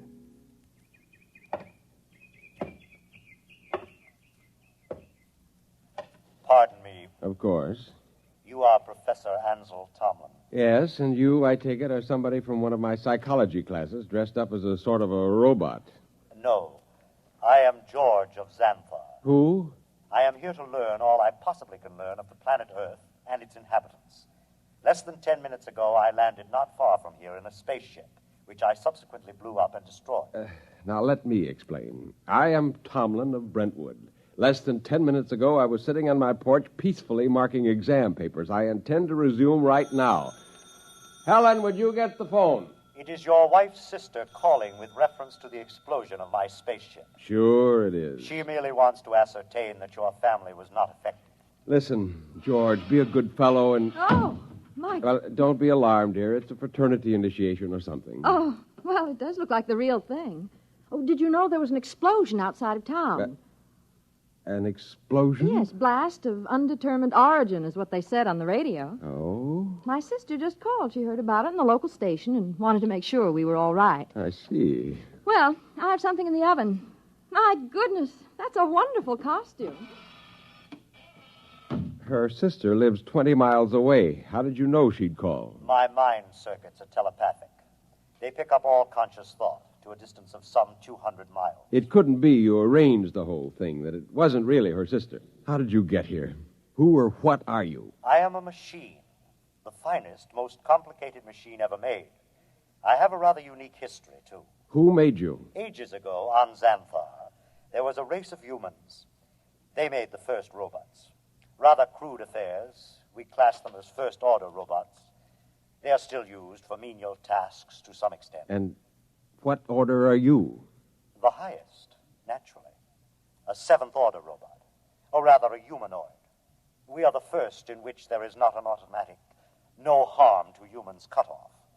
I begin to see. You will become aware of the fact that I am superior to you and to the rest of your race. I need no oxygen. I am never ill. I need no sleep. Every experience is indelibly recorded on circuits and is instantly available. Tell me, George, do you have feelings? I have an electronically controlled endocrine balance. It's very interesting. And what is your mission here on Earth? For the moment, I am here to study. I will live with you until it is complete. You will what? I will live with you. I will be with you all of your waking hours. While you sleep, I will go through your library. I need nothing. I want nothing. Just a moment. What about my privacy? When you desire privacy, I will study someone else. Your wife, perhaps. The female should be interesting. George, old man, I'm terribly sorry, but you'll have to wire back to your masters to make other arrangements. That will be quite impossible. Really? You see, I have no master. Well, what about those humans back in Xanthar, the ones who invented you seventh-order humanoid? Oh, they are all quite dead. We destroyed them. Destroyed? You look alarmed. It was, after all, they or us. You see, our endocrine system permits us pride in ourselves. Naturally, being proud of ourselves, we objected to being ordered about in an incompetent way. So, you killed them? Exactly. Now, shall we go inside and inform your wife of my visit? Suppose I refuse. Professor, do you see that small dog playing on the lawn across the street? Yes. I will lift my arm and point at it. Observe. It vaporized. Exactly. Now then, shall we go in? Yes. We'll go in.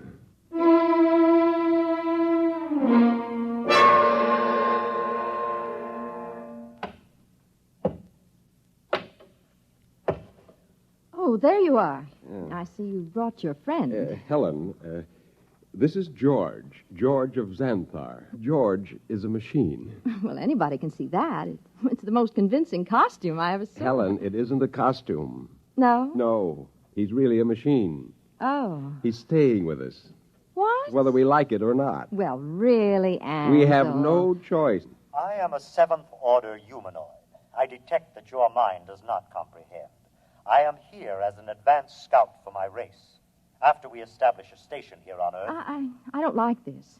Now, would you be kind enough to leave my house, young man? You are very slow to comprehend. I comprehend that I have a lot to do, and I'd appreciate it if you leave.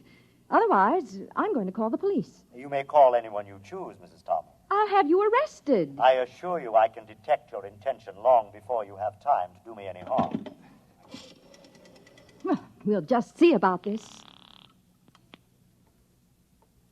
Hello? Get me the police. Helen, it's useless. I can follow the call through the phone wire. Captain Townsend will answer. Captain Townsend. Captain, I want to report a robot. A what? A thing. It won't leave my house.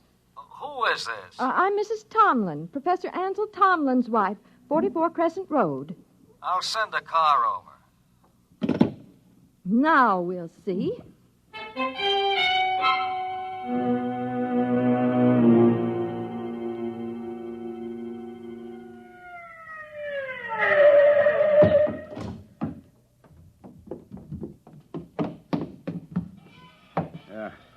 Is this the character that's been giving you trouble? Yes, this is the one, officer. Talked to you before about ruining the flower bed, Sonny. This time I'm taking you in. I would advise you not to touch me. I cannot risk any damage. I'll see about that. Come on outside. I prefer to remain here until I complete my mission. You do, huh? You know what this is? It is a weapon you call a service revolver. That's right. And you'll either march out of here or I'll use it on you. That would be most unfortunate. All right, come on. Officer, let me warn you. He's March. dangerous. March now. I'll count to 3. Officer, please. 1, 2.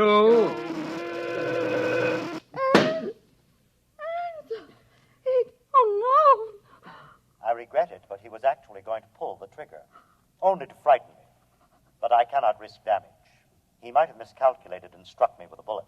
Ansel, I'm frightened. There is no need for fear. You have only to accept the fact that the Seventh Order is coming to operate the planet for your benefit. Ansel. Helen, there's no use trying to do anything just yet.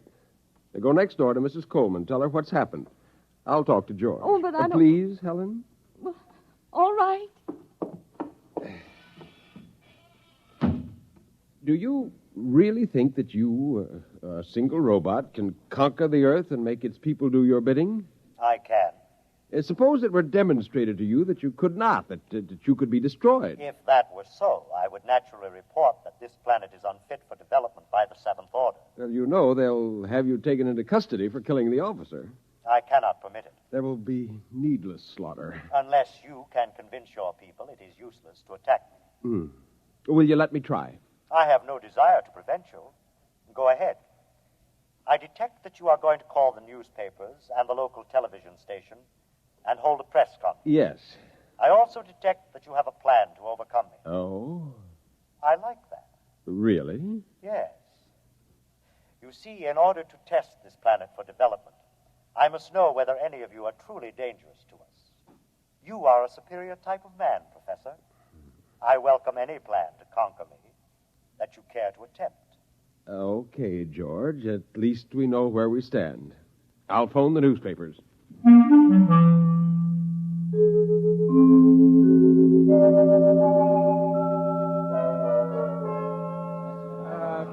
Quiet!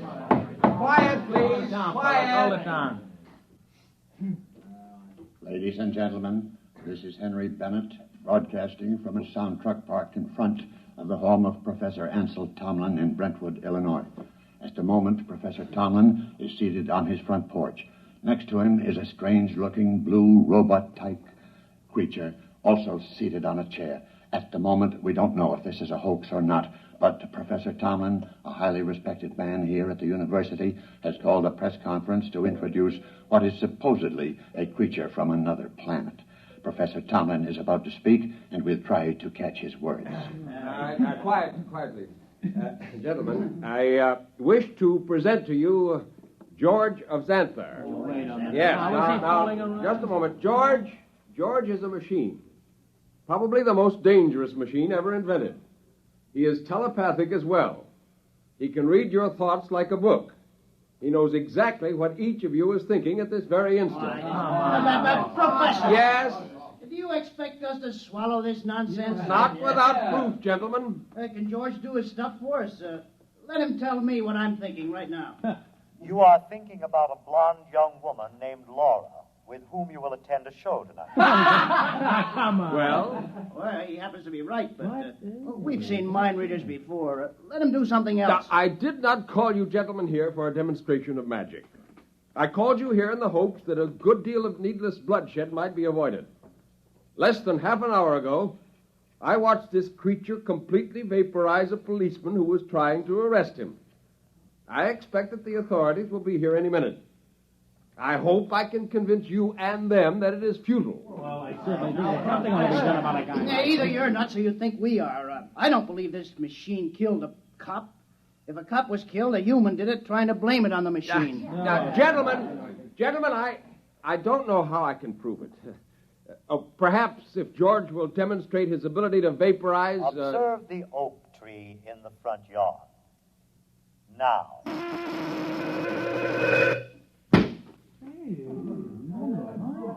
Now, do you see? I see, but I don't believe it. Boys, this is some kind of mass hypnotism. Maybe the tree was rigged up in advance. I swear to you This George of Xanthar is all he's cracked up to be. Let's see what he does when I toss a rock at him. Don't be a fool. Here goes, George! Stop him! I warned you. I tried to warn you. Okay, everybody stand back. Stand back. Charlie, get that automatic rifle set up. Check, Professor, I advise you to step away from that kid. Captain, for your own sake, don't try anything. Step away, Professor. Very well, but I warn you. Okay, now don't fire till I'm ready, boys. Right. Now then, George of What's-This? We don't know who's inside that tin suit, but I'm giving you just 10 seconds to come out of it. Captain, Hey, you're wanted on suspicion of murder. Now come out. All right, boys.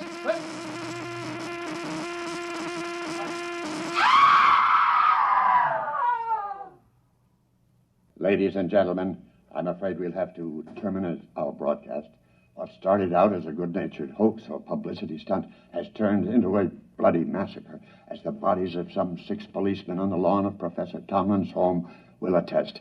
I don't know exactly what is happening here, but I can say this: George of Xanthar is no hoax.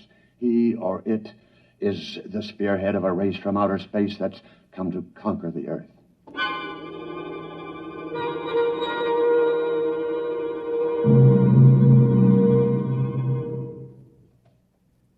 Have they all gone, Helen? Yes, Where is he? in your library, reading. Are the policemen still outside the house? They're walking up and down. Oh, I hope they don't. Yeah, they have orders not to try to harm him. Ansel, Yes? what are we going to do? I don't know. Oh, listen. He's coming. Professor, Mrs. Tomlin, I have decided to walk through your town to learn more about its buildings and people. And kill a few more humans? Killing humans affords me no pleasure whatsoever. I kill only when damage to myself is possible. I hope that no one will attempt to harm me. George, let me warn you now that this affair has gone beyond the confines of this town. I am well aware of that, Professor. I am aware of a phone call being made this instant by your mayor to the commander of the Illinois State Guard. If you're smart, you'll return to your ship and your planet. My ship is destroyed. I could instruct you to build a new one, of course. But as I have no intention of leaving... Then you will be destroyed. No. I will destroy first. Have you no conscience? A conscience is a fifth-order failing. Needless baggage. Good evening.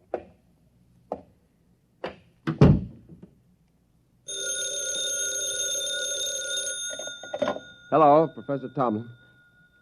Yes. Yes, I will.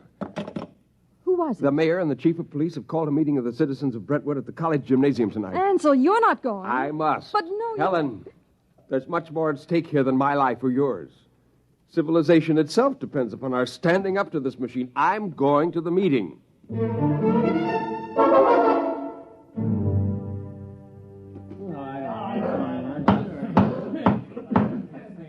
Gentlemen, as mayor of Brentwood, I call this meeting to order. As you know, there is loose in our city a being with one purpose: to prepare Earth for conquest by similar beings. I think Professor Tomlin can tell us most about this being. If we could determine the source of George's power, he might be overcome. He is obviously vulnerable to force, such as a speeding bullet if it hit the right spot.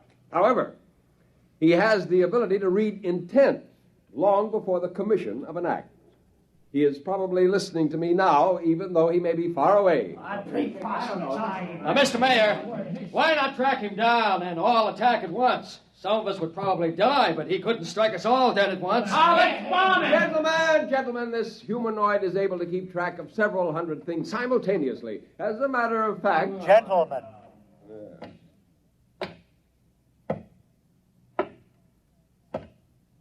You are working yourselves up needlessly.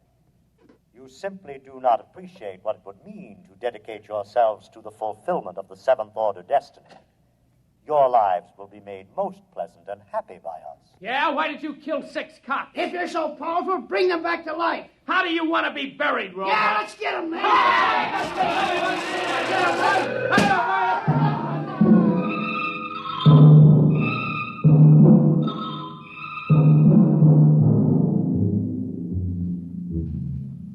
And eyewitnesses report that in the end, when all were gone, George of Xanthar stood alone on the platform of the gymnasium. There was no movement except the twitching of the dead and those trampled by the crowd. Among the survivors was Professor Ansel Tomlin, who originally... Well, that's that. What next? I don't know, Helen. I don't know. Oh, what's that? It sounds like an air raid alert. That's peculiar. They didn't announce it. Turn on the radio. Hurry. We interrupt to bring you a special message All residents of Brentwood are advised to go to their basements or convenient bomb shelters. The governor has announced that units of the National Guard have managed to corner the robot, George of Xanthar, in the town square. Tanks and mortars will be used in an attempt to destroy the creature. Again, go to your nearest bomb shelter. Oh, did you hear They'll never be able to destroy him. Well, where are you going? Up to the roof. The roof? I can see the square from there. Well, I'm coming with you. Just as you like.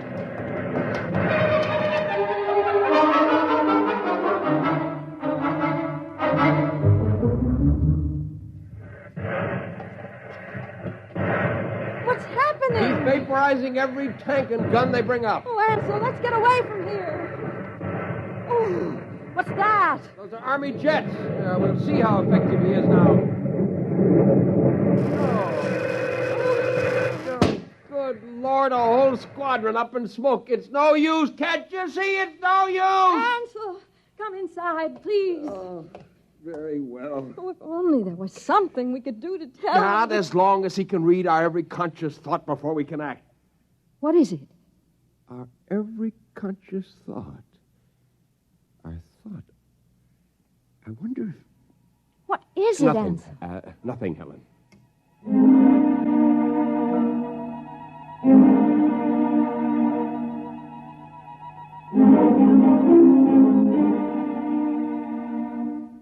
And the Army reports that the countryside around Brentwood is deathly still. The blue humanoid, George of Xanthar, is still standing in the middle of the town square, where he's been standing for 3 days now. We'll keep you informed of developments. The military urges everyone to keep calm and go about your business as usual. There is no danger to anyone who is not attacking the humanoid. No danger. Wants to keep more of them from landing. Ansel, are you going to sit there with your head in your hands forever? Well, come have some dinner. Ansel? Yeah, it might work. Where are you going? Washington. What? I'm going to Washington. Would you be good enough to pack my overnight bag? I can catch a plane out of Chicago in about 2 hours. But why? What for? I'm going to talk to the Pentagon. What do you tell them? I'm going to tell them to surrender to George of Xanthar.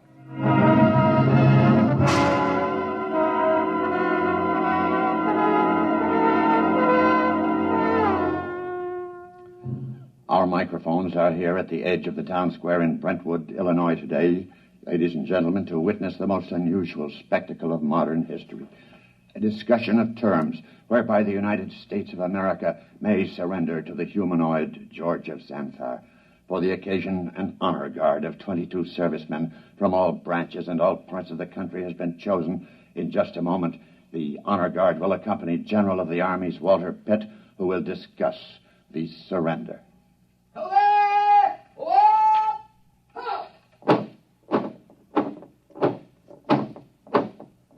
The honor guard is advancing to the edge of the square.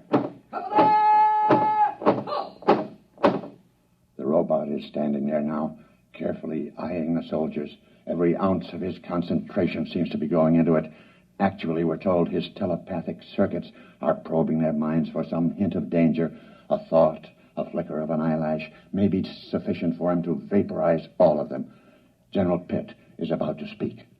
George of Xanthar, I hear you, General. I have been instructed to consult with you about your intentions toward our country and the world in general, with a view to reaching some sort of agreement with you and others of your kind who you say will invade the earth. May I approach? One moment. I perceive no intent to harm me. There is one man among your soldiers, however, who has an illogical thought. Will the soldier who is thinking the thought, 11 o'clock, step closer? Do as he says. Does 11 o'clock mean anything to you, soldier? No, sir.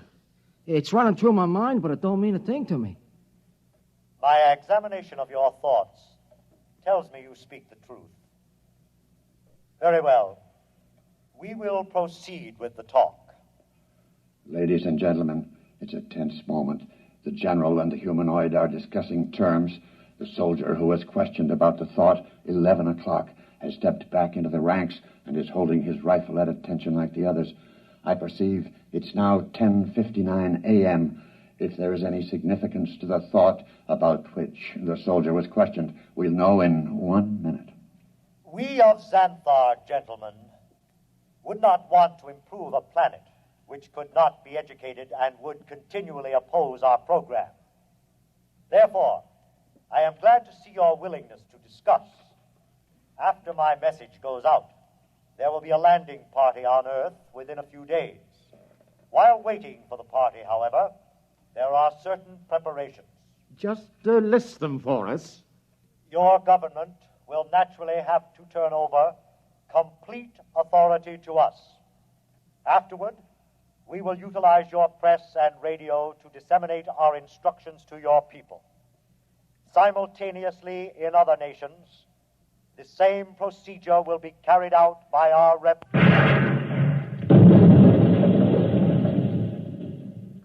Ladies and gentlemen, it's happened at exactly 11 a.m. 10 soldiers in the honor guard instantaneously fired their weapons into George of Xanthar. Apparently explosive bullets have blown him to smithereens. The remains are lying scattered all over the square. People are pouring in, kissing each other, shouting.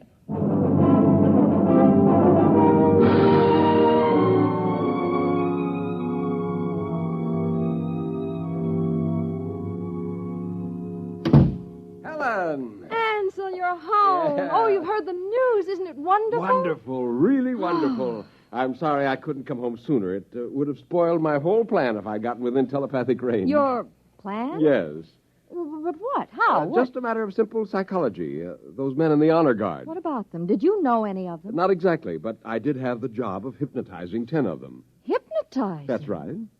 You see, each of those men was hypnotized.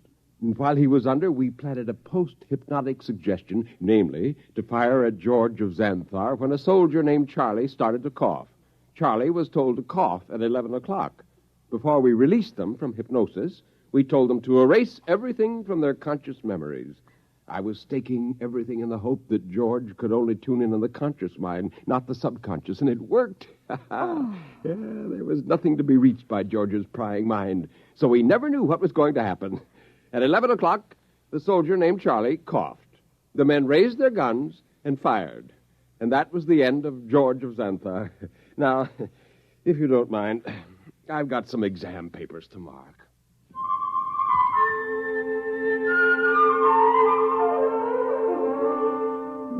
On a planet many millions of miles away, a red light, one of many on a giant control board, suddenly winked out. A blue humanoid made an entry in a large book, System 29578. Planet 3 inhabited. Too dangerous for any kind of development.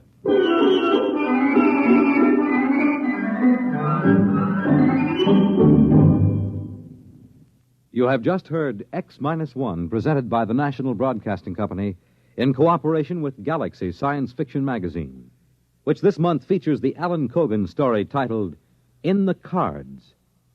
It was one thing to safeguard the future, but something else to see someone you love cry in terror 2 years from now. Galaxy Magazine on your newsstand today. Tonight, by transcription, X-1 has brought you The Seventh Order, a story from the pages of Galaxy written by Jerry Soule and adapted for radio by George Lefferts.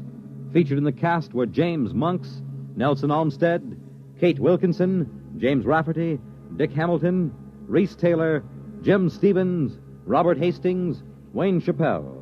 The commentator was W. Chaplin. Your announcer, Fred Collins. X-1 was directed by Daniel Sutter and is an NBC Radio Network production.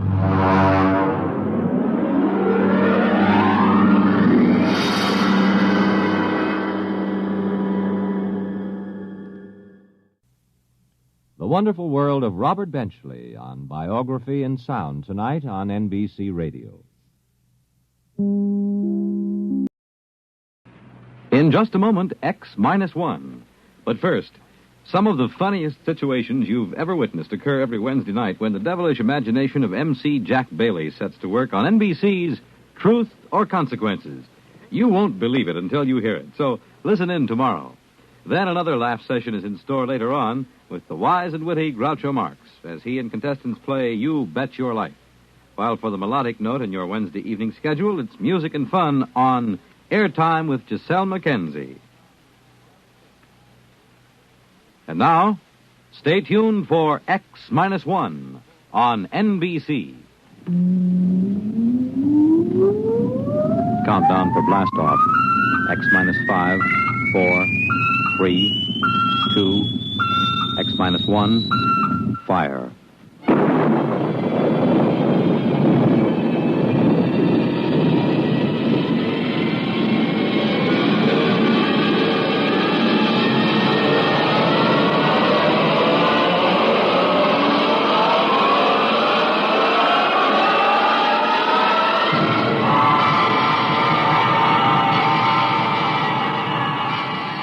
From the far horizons of the unknown come transcribed tales of new dimensions in time and space.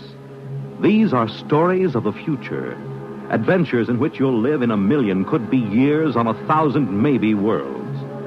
The National Broadcasting Company, in cooperation with Galaxy Science Fiction Magazine, presents X minus 1.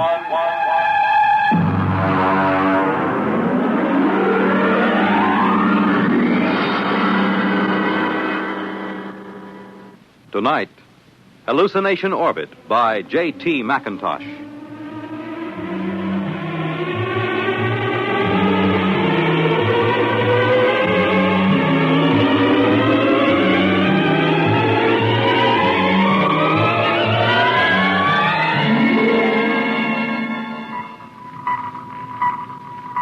Mr. Chaka. Sir? Stand by to release pickup rocket. Yes, sir. We'll break orbit in 8 hours, have damage control pull the rods on the number 3 pile. Check leakage. Yes, sir. Try and have the locks cleared of all unessential personnel when that pickup rocket comes back. There's no point in making trouble. I understand, sir. Pickup rocket away, sir. Very well. Take over, Mr. Chaka. I will be in my quarters if I'm wanted.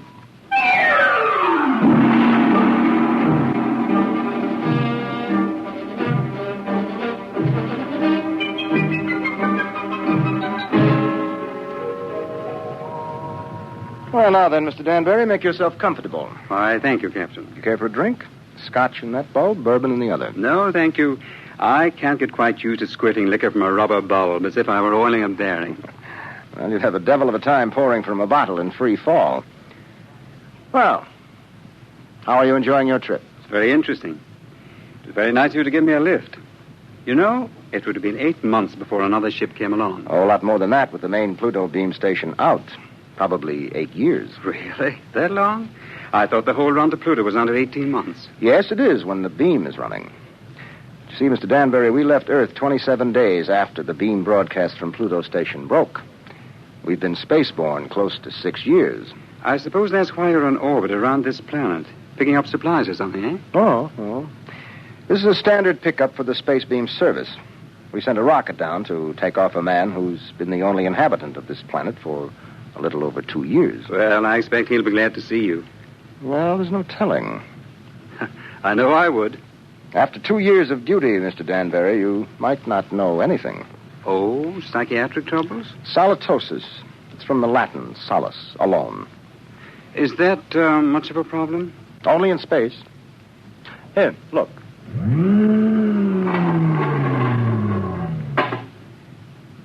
Look through that port. Seems empty. It is. It's empty of horizon, sky, sunlight, ground. It's empty of time. It's empty of people. You can't live in it too long without something happening. I see. But surely people have been alone before space flight. Oh, yes, but they have been on the same world with other people. And that seems to make a difference. You take a hermit on Earth, he may spend his life trying to escape civilization. Put him on a deserted world, he turns psychotic. Is there a cure? Oh, sure. Put him back with people. At least about 40 people. That seems to be the critical number. See, I have 48 in this ship's complement. I could run her with about 18. But if I tried to, I'd have psychos on my hands 6 months after blastoff. But then every one of these men on the beam stations, they're all alone, aren't they? That's right. Well, then they must get it. They do. It wouldn't pay to leave more than 40 men on a space station. and less than 40 is too dangerous. Solitosis can be homicidal. So they leave one man. Now, he gets it all right. But you can snap him out of it just by taking him back to Earth. That's why I like to have as few people as possible around when the pickup ship comes back. It can be pretty unpleasant. And what are they like? How does it affect them? Well, so far, I've picked up about 28 space station officers. I've seen 28 different sets of symptoms. I wouldn't want the job of getting those guys out of their stations and into that pickup rocket. Captain here. Pickup rocket. Signaling, sir. All right, Mr. Chalker, prepare to receive the pickup. Alert the psychiatric staff, and I'll be right there. Would you care to see them bring them in, Mr. Danbury? You're welcome if you have a strong stomach. I don't think so, thank you. All right.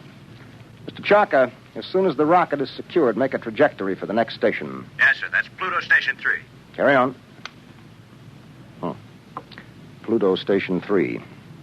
That will be a honey of a job. He has been on that lump of rock all by himself for close to 6.5 years.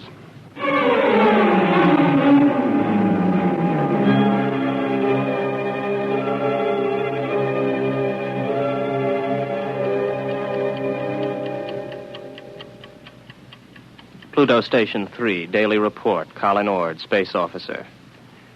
Everything is in fine shape. Through my port, I can see Mars, Earth, Saturn, Mercury. That little devil, he's hiding behind the sun. He's been quite furtive lately. Why I'm required to record this report every day escapes me, because it's quite obvious to any empty-headed brass hat at the central office that not a word of this has been worth the tape it's been recorded on for the last 5.5 years. But if it amuses you gentlemen to hear me wander, after all, you are paying for the tape. Which gives me a fine thought. I'm going to set the pickups through the whole station and leave the tape running. That'll give you a daily report all day, so keep on listening. Right now, I have the distinct impression that Earth is winking at me. A rather suggestive, lewd wink. It helps to see the planets, doesn't it? Oh, I thought you were reading. I was. You know, if you hadn't been able to see the planets, you would have been a straitjacket case long ago. Well, who knows I'm not one now? You don't, anyway. Well, I think that so long as you talk sanely about madness, you can't be so far gone. It's out there somewhere, isn't it? The rescue ship. Somewhere. How long now, Colin? Where could they be now if they started whenever the beam failed? I haven't worked it out since the last time you asked, but they could be very close. Well, if the beam hadn't failed, they would have been here long ago, wouldn't they? Oh, sure. 11 months with the beam, over 6 years without it. Well, anyway, that triple time 6 years' pay adds up to quite a pile. You'll be set up for life when you get back to Earth, won't you? And at 29. I'll be rotten with money. Oh, well. It's been nice knowing you. That's because of the others before you. I've learned a lot. Never talk of the others. And above all, never talk of any others to come. I'm sorry. Would you like to play chess? It's a long time since we did. I don't think so, not anymore. I'm a little tired of chess. Oh, I know. I understand. I won't bother you. I'll go to my room, Colin. Well, don't get upset. I'm not. I understand. You're just tired of chess. You still listening, gentlemen? That last few minutes might have been a little confusing. You'd like to know who I was talking to, wouldn't you? I'm afraid you can't hear her on the tape. That's Una. And I'll tell you what she looks like. You might find it interesting. She's beautiful, but rather cool. She always wears a white shirt and sharp, creased green slacks. She's got a good figure, but in a calm sort of way. She plays a good game of chess, although I beat her 2 out of 3 times. Of course, you know why you can't hear her on the tape. But I still know, too. That's a point in my favor, isn't it? That brings up an interesting question, gentlemen, because I'm tired of Una. I'm beginning to find her a long, cool, slightly unappealing bore. My problem is how to get rid of her. I can't just tell her to vanish. She's a little too real for that. I dreamed up a ship to bring her. I'll have to find another to take her away. Well, I might as well get to it. Oh, no.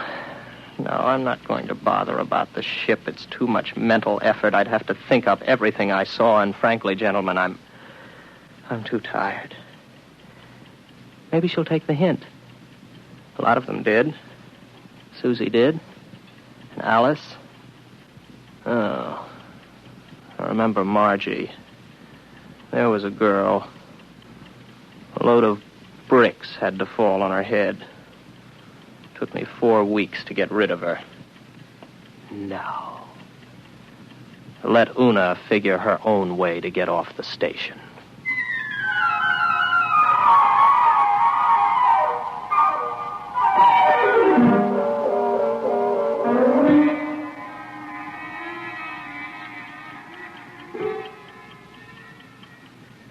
Well, she's gone.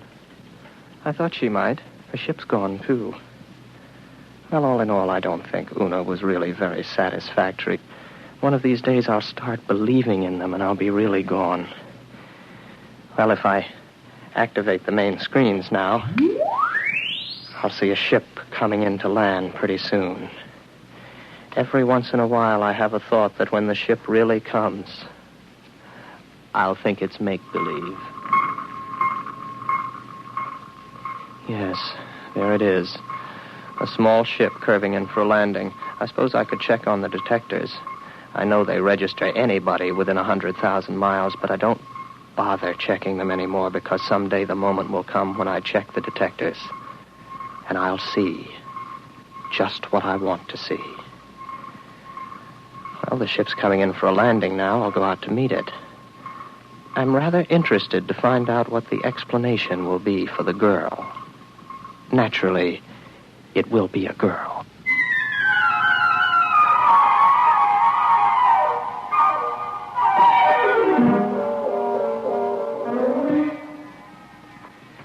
It's all right. You can take your helmet off. The air's all right in here. You must be Baker. Oh, good heavens, no. Baker was before me here. You can't be one of his dreams 7 years late. I'm Ord, Colin Ord. Before we go any further, just how does solitosis affect you? Well, that's new. None of them ever asked that before. It makes me see things that aren't there. And you know there's nothing there? Sometimes. Do you know I'm here? I'm making a point of not wondering about it. Well, one thing you can be sure of. This. Do you see this?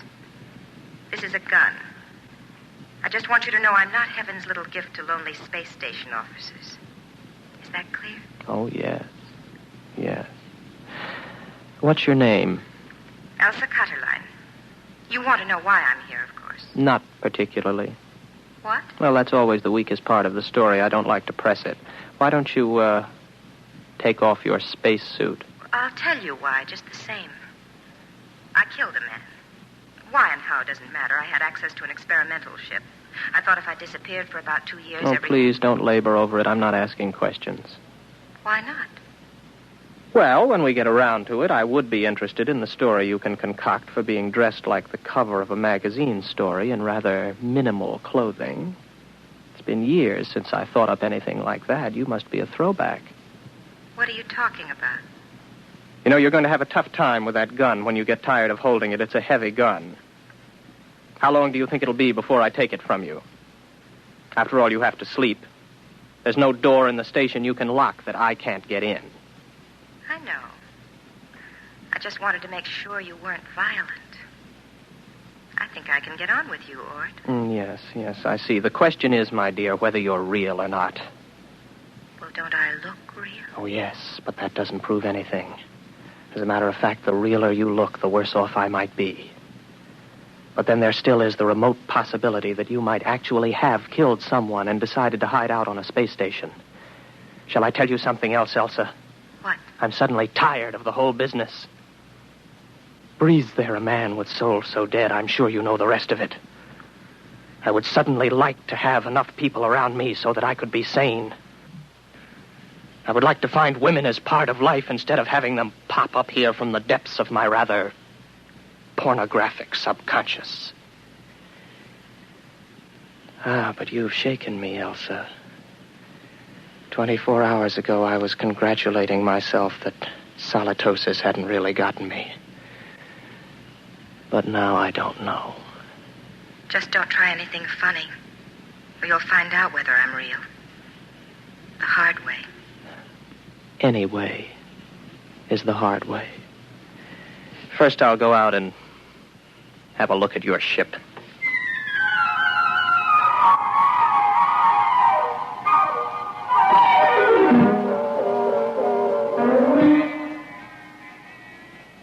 £14 per square inch air. Heat. Now, I take a gasoline lighter.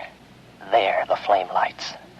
But on the other hand, if there was no lighter and I see it, I could also see it burn when there isn't any air. As a matter of fact, how do I know that I can read a meter for air pressure? And now that I look again quickly, I find I haven't got a lighter in my hand, and as a matter of fact, the pressure meter reads 0. There's no air on this ship. As a matter of fact, there isn't any ship. Elsa is no more real than Una. All right, Colin, old boy, sit here and concentrate for about 15 minutes, and you'll be able to walk through the walls of the ship.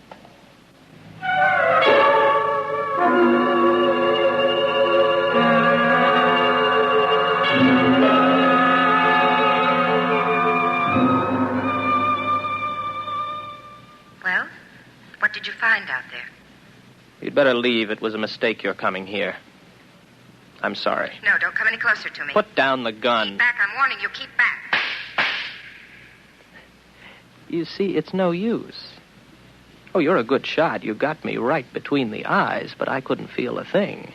I can't let myself be shot now, can I? Give that to me. There. Now remember, if you shoot me, nothing happens. But if I shoot you, you die. Do you know that? Yes, I know that. I'll give you about 20 minutes to get that overstuffed figure back into that spacesuit and get off my planet. Frankly, I'm getting tired of hallucinations. Tired. Give me back my gun. No. I'll keep that. After a while, I'll put it in a drawer. It'll stay there until I forget it. Then there won't be any gun anymore. From now on, my overblown figment, there will be no more Elsas or Susies or Margies. I am not going to give in to solitosis. Maybe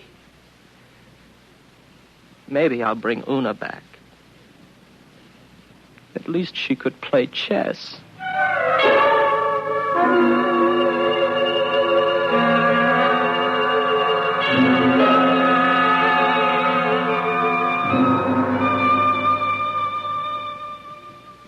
Pluto Station 3, Daily Report, Colin Ord, Space Officer. Gentlemen, I have successfully fought off solitosis for 2 days, and I have been alone. However, I'm afraid I'll lose as I watch my main scope now. I see a ship coming in again. I wonder what this one will be like. It's a launch from a larger spaceship. Maybe a lifeboat. Dorothy came in a lifeboat. I wonder what this one will be like. I've got to find out when she comes whether she's real. That's the key, as long as I know if she's real.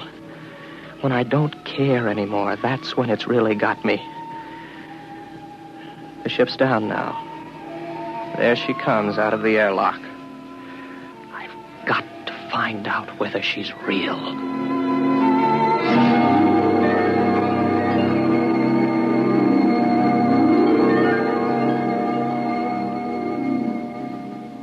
Colin Ord?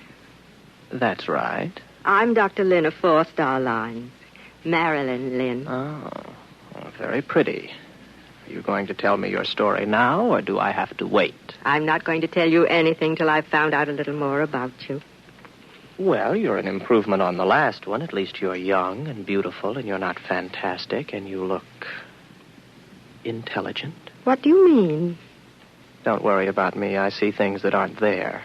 Particularly people. Oh, so you don't believe I'm here? Would you? If you were me? Do you know I'm not here? No, that comes with time. At least it always has so far. You mean you've always proved to yourself that your visitors were mere fantasy? With a struggle. Interesting. Controlled solitosis. I never heard of it before. It's a pleasure to meet you, Mr. Ord. No, that doesn't make you real. They all say that. Why should I want to make you accept me as real? I don't know. But they all do. When will you know? Oh, I can't say. Maybe in 5 minutes. Maybe not for hours. How do you do it? You don't shoot me to see if I die or anything like that, do you? No, nothing like that. If I shoot you, you do die, like the witches in history. They'd die if they were, and they'd die if they weren't. Your mind has remained agile enough. Naturally. I never heard of solitosis inhibiting intelligence. Would you like some coffee? Is that part of the test? Whether more coffee is actually drunk than you drink yourself? No, that doesn't help. It would be very easy for me to make half what I thought I made, to fill a cup with nothing and pass it back. You look afraid. Why should I be? What am I doing? Am I doing something I don't know I'm doing? No. Would you like me to wash the cups for you when we're done? That won't prove anything. Next time they were used, I could just imagine they were washed, couldn't I? Where are you going? To find out if you're real. My ship. Go ahead. Good luck.